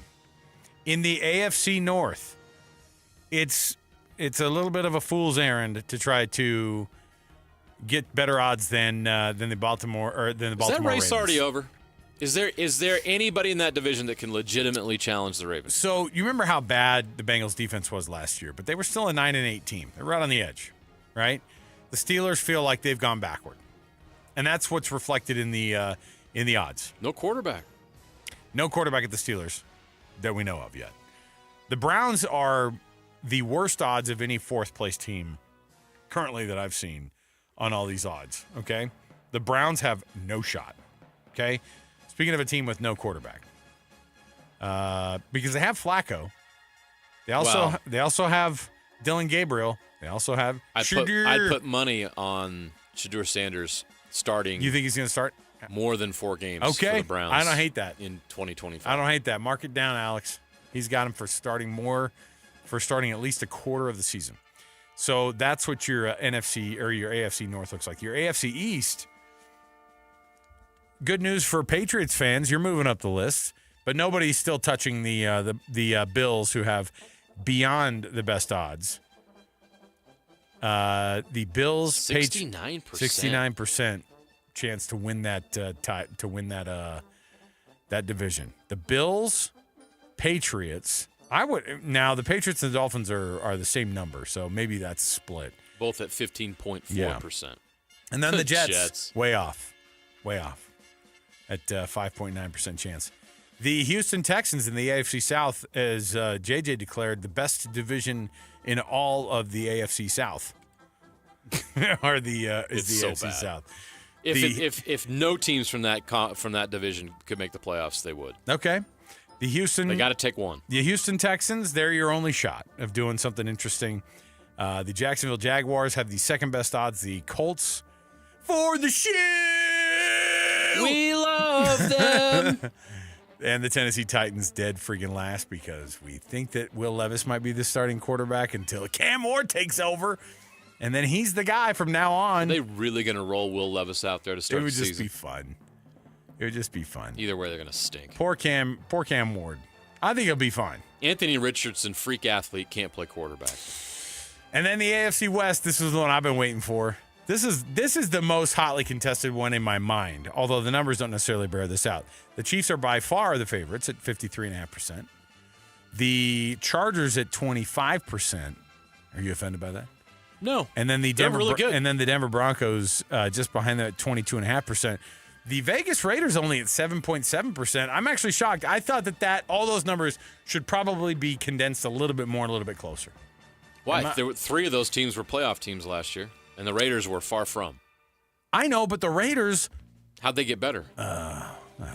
Ashton Ginty? One guy. Who's blocking for him? Yeah, that's a good question. Look, you got Brock Bowers. You've got Ashton Ginty. Wait, who's the quarterback? Geno Smith, my guy. That's like a lot of what the Raiders now, did. That's an upgrade. You know that. I hate to say it, and I hate to admit it on the radio. I do like what the Raiders are doing, but they're not there yet. The most contested is the NFC North, which top to bottom, although the Bears aren't, they need to prove a few more things. But the Lions with the 41% chance to win that division, the Packers at 27% chance to win it, the Vikings, that's a 15 win team. A 14-win team last year in the regular season, and they are firmly in third place according to this list. Now, you might be like, well, it's because they lost their amazing quarterback, and then you have to check your notes and go, Kirk Cousins, what, for real? Yeah, man, absolutely. So we'll see what the Vikings can do with J.J. McCarthy. All of that is riding on whether or not J.J. McCarthy actually can throw. How about the Bears' odds of winning that division? It's almost to 20%, man. Yeah. That's the most tightly contested one that we've seen so far. Could we see 4 teams from the NFC North in the playoffs? That would be nuts. That means not. Only division winners in the other divisions, but it's totally possible. No, but it's not going to happen. The Bears, I know they have a new coach. They still have the very volatile Caleb Williams at quarterback that they have to dial in still. I don't think he's ready yet. And I think the Eagles and Commanders make it out of the NFC. Oh, yeah, for sure. That's what I'm saying is like if you try to deny the Eagles and Commanders, that's tough. Speaking of the NFC East, the Eagles, top odds in the NFC East, right behind them. The Washington Commanders at 30% chance. The Dallas Cowboys, wow, in the teens. Congrats, Cowboy fans, at 16.5%. The New York Giants, with the worst odds that we've seen so far of any of the teams in any of the divisions, at 3.5%. Or 3.2%, excuse me. That is no shot. That's actually 0.1% more than the Browns. So the Browns... 0.1%. The Browns and Giants, same boat, not good. And we'll see what happens. The NFC South, the Bucks, 50% chance to win that one. The Falcons, 31% chance to win it. Then it falls off very, very much so. The Carolina Panthers at 20%, and then the Saints, I'm surprised that they even have an 8% chance to win this. It's only because it's a weak division. The Saints will be the worst team in the NFL this year. I love these declarations. I love them. This is what I want. And then finally, my NFC West. My NFC West. This one is the one that has actually the tightest between the bottom and the top when it comes to percentage chance.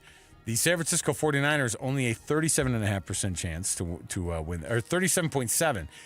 The Rams are 36.4. Wow, this is the closest contested division based on the analytics. Yes, Cardinals at almost 20% and the Seahawks at just over 15%.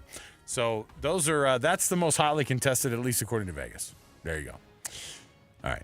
We'll see. I love those games. They mean nothing. These numbers mean absolutely nothing because every one of these things could change. The ones that you can kind of guarantee are things like the Saints stinking, the Seahawks not finishing above 4th in that conference, and the Broncos being the 3rd best team in the AFC West. There you go. Those are your only guarantees. Didn't even get a response out of you because you're not going to. I'm not going to play your game. Fine. And then our out of the box Raiders fan over here. I mean, sorry, Rams, whatever, some fake LA team. You've been with them since the St. Louis days, yeah, right? Yeah, you were. Yes. Bring since back. Birth. Remember when BYU's all? We should have the same kind Big of Marshall Falk guy. Big Torrey Holt guy. I'm trying to think who else. Greatest show on turf. Yeah, right. Okay, we'll take a Big break. Mike Martz guy. We'll come back. We've got our best and worst next. You don't want to miss it. Stay here, 97.5 the KSL Sports Zone. And now, a look at traffic from the KSL Traffic Center. I-15 northbound from South Salt Lake up to 6 South exit is slow this afternoon to go along with usual delays southbound from Murray to Bluffdale. Southbound Mountain View is also slow approaching 35th South and further down the line in Daybreak and approaching 126 South. Advanced Window Products, factory direct, affordable windows. Call today. They're on the way. Financing is available. Save now and pay later at advancedwindows.com. With your traffic update, I'm Alex Napolis here on 97.5, the KSL Sports Zone. This is Jake Scott and Ben Anderson.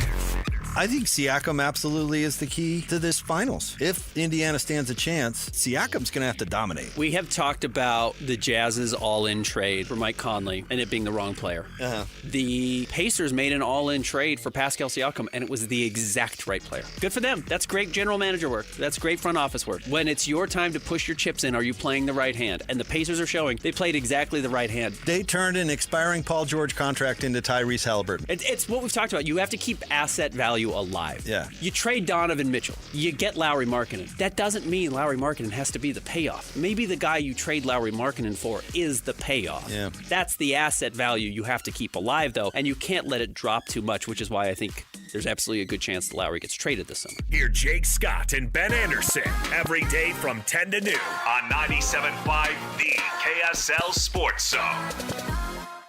SLC Fat Loss and slcfatloss.com. Salt Lake City Fat Loss will get you on the way to not just dropping weight, but keeping it off. Look, I have always been the type, JJ, to be somebody. I've been a big bone dude my whole life. And I'm telling you, the last year's been phenomenal because I went by this narrative of you're always going to be this massive dude. And you don't have to be. And I dropped 65 pounds in this program, and I decided, you know what, I got to make some changes here. But the big news was that I've been able to keep it off in this past year, JJ, and that's really the difference with Salt Lake City Fat Loss. That is the difference, and that's what you're looking for if you're trying to lose weight, right? Like, we've all been on different diets and different ideas, different workout, this and that, all kinds of different ways to try to lose weight. How many of you have had lasting success with that? You'll lose 20 or 30 pounds on a keto diet or whatever the latest trend is, and then it doesn't last as long as you need it to, and all of a sudden the weight's back on, and maybe even more weight is back on. Well, stop that pattern. Find something that's going to work long term. Salt Lake City Fat Loss is that program that's going to help you lose the weight fast. I lost 40 pounds in 60 days and keep the weight off. I've kept that weight off for a year now. It's awesome. And I can't run and hide. I'm on TV. You can see it. Go check it out. I've lost the weight and I've kept it off. You can do the same with Salt Lake City Fat Loss. Go to their website, slcfatloss.com, to learn more, get more information. Everything is there. You can even get a free phone consultation. They'll answer all your questions. Go check it out right now. Don't wait any longer to lose that weight. slcfatloss.com. Hi, this is Derek Overstreet, president of the New Millennium Group and co-host of Stop Working, Start Living with KSL News Radio. Can you imagine what your life would be like if you could retire 3 to 5 years earlier than you thought possible? The things you could do, the loved ones you could spend time with, the memories that you could create. That's what our team at the New Millennium Group does. We'll walk you through the entire process every step of the way. If you'd like to get a copy of the 5-step proprietary plan that will help you retire 3 to 5 years sooner than you thought possible, give us a shout right now. 888-999-6370. That's 888-999-6370 or utahsfinancialplanner.com. Listen, most of our listeners right now have a tax problem, not a money problem. There's not enough money in Social Security Medicare as it is. Let us show you how you can significantly reduce your taxes. That's 888-999-6370, 888-999-6370, or utahsfinancialplanner.com. Looking for reliable home services you can actually count on? I've got just the team for you. Mountain Home Services. They've been serving Utah since 1954 with honest, upfront pricing and zero hidden fees. Plus, they back every job with a 100% satisfaction guarantee. With summer heating up, now's the time to get your AC in shape. Mountain Home Services delivers fast, expert air conditioning service to keep your home cool and comfortable. And don't forget, they also handle electrical and plumbing work with the same trusted care. And here's the best part. KSL listeners get exclusive limited-time specials, but you have to call and ask. These deals won't last, so don't miss your chance to save. Call 801-543-2222 today and tell them KSL sent you. That's 801-543-2222 or visit mountainhomeservices.com. Get the service you need and the deal you deserve. Have you dreamed of a home golf simulator but worry you just don't have the space? Fairway Hideaway brings that dream to life with the Murphy Golf Simulator. This sleek fold-away closet system transforms any garage, basement, or office into playing Augusta, Pebble Beach, or hundreds of other famous courses around the world. Once you're done, simply push a button and it folds away into a 2-foot closet system that any house designer would be proud of. If you decide to put it in your garage, you still have space to park your cars. From Park City Chalets to Salt Lake Townhomes, Murphy Golf Simulators blend seamlessly into your space with no renovation required. Zone listeners will save $1,000 off their Murphy Golf Simulator by getting your installation scheduled before end of summer. Play iconic courses, perfect your swing, or host your next golf night, all from the comfort of home. Then use a remote control and watch it fold away. Learn more at fairwayhideaway.com. That's fairwayhideaway.com. Listen every Monday morning to DJ and PK and Monday afternoon with JJ and Alex for your Chevy Strong Play of the Game. Win great prizes from Rocky Mountain Chevy. Wrapping up the hour with our picks for the best and worst moments on today's show. As JJ and Alex want to hear your best and worst of the day.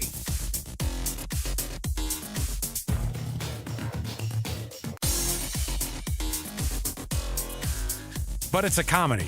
You see what I'm saying? Hear me out. Tom Thibodeau, a comedy biopic starring Ricky Gervais.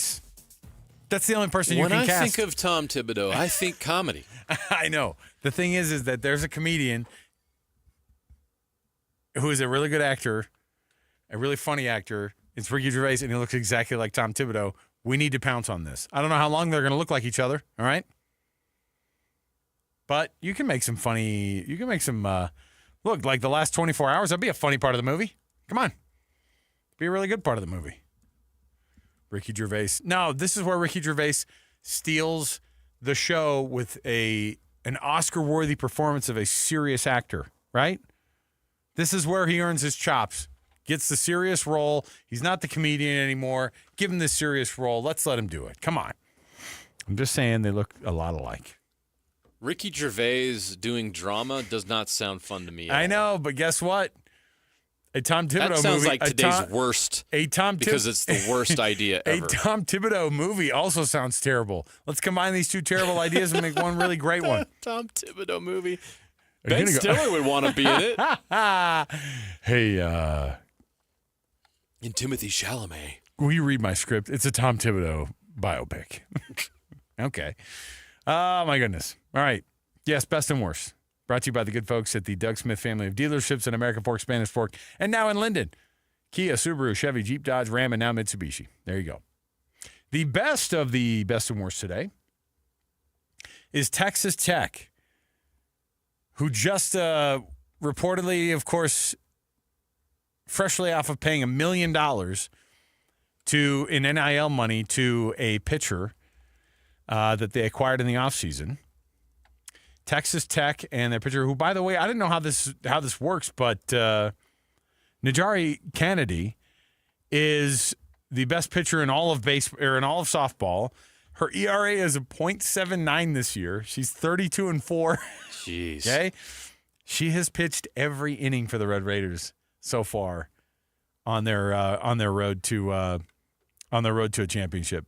And part of that was going through the four-time champs, right?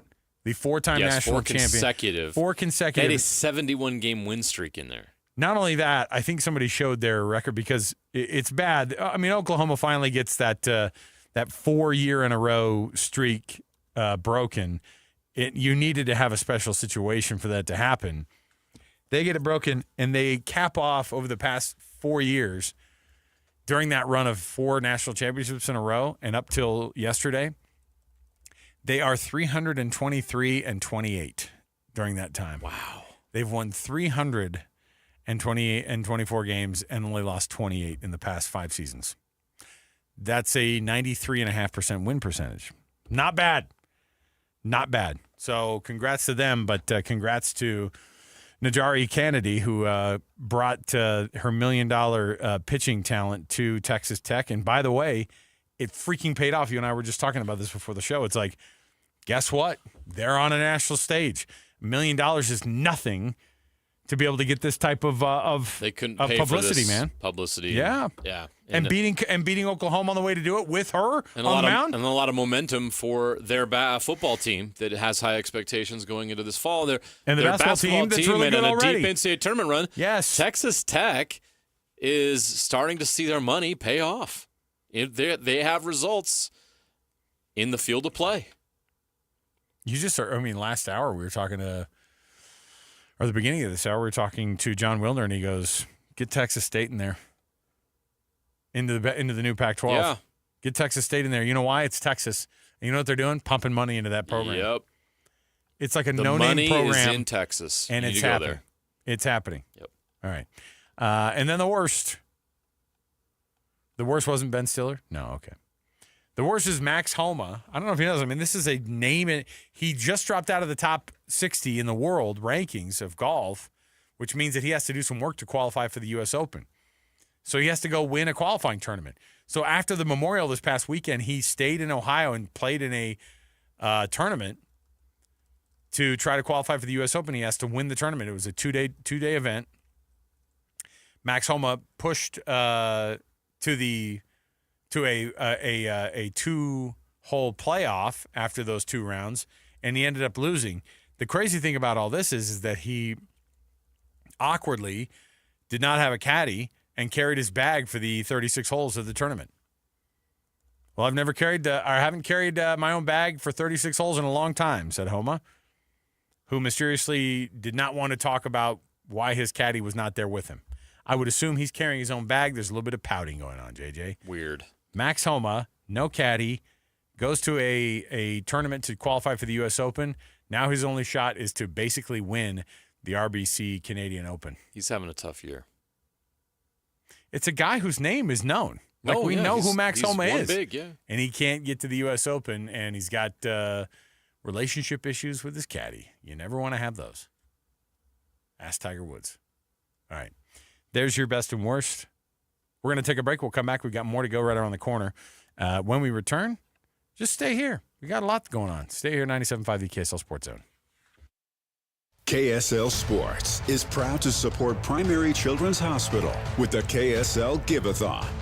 We need your help raising money for sick Utah kids. Go to kslkids.com and donate now. Be a smile maker. An automatic monthly donation will help save lives all year long. Sponsored by J&J Garden Center in Layton. With the KSL Give-A-Thon, we can't do it without you. So give today at kslkids.com. What's up, everybody? I'm Mike Wilson with Any Hour Services, and if you want your air conditioner to last, keep a clean filter, rinse the outdoor unit off occasionally, and have it serviced each summer. Small things can help you avoid unexpected breakdowns. But if it does break down, Any Hour technicians service all brands and will never pressure you into thinking that replacing it is your only option. And remember, every week this summer, Any Hour is giving away an air conditioner to one lucky customer as part of our Coolest Summer Sweepstakes. No purchases necessary. See official rules at anyhour.com. If you need to hire, it seems like the whole process can be exhausting. You search resumes, wait for the right candidates to apply, set up initial interviews. It's a lot of time and work. Well, what if you could meet with qualified candidates for your job the very next day? Now you can with Zip Intro from ZipRecruiter. And right now, you can try it for free at ziprecruiter.com/free. Zip Intro is super easy to use. You simply pick a time, and it does all the work of finding and scheduling qualified candidates for you. Then you can choose who you want to talk to and meet with great people on back-to-back video calls as soon as the next day. Best of all, you save time and energy. Try ZipIntro for free right now at this exclusive web address, ZipRecruiter.com/free. ZipIntro. Post jobs today, talk to qualified candidates tomorrow. Once again, go to ZipRecruiter.com/free to try it for free. That's ZipRecruiter.com/free. At University of Maryland Global Campus, we give our students credit where credit is due. Credit for deciding in the middle of rush hour traffic to go back and get their bachelor's and a promotion. Credit for managing 3 kids, 2 dogs, and a full-time job to pursue an MBA. And credit for serving in the military by day so they can study cybersecurity at night. For over 75 years, we've been helping students receive the credit they deserve. With more than 135 degrees and certificates, students at UMGC can use prior learning or relevant experience to earn up to 90 credits toward a bachelor's, and graduate students can transfer up to 12 credits toward their master's.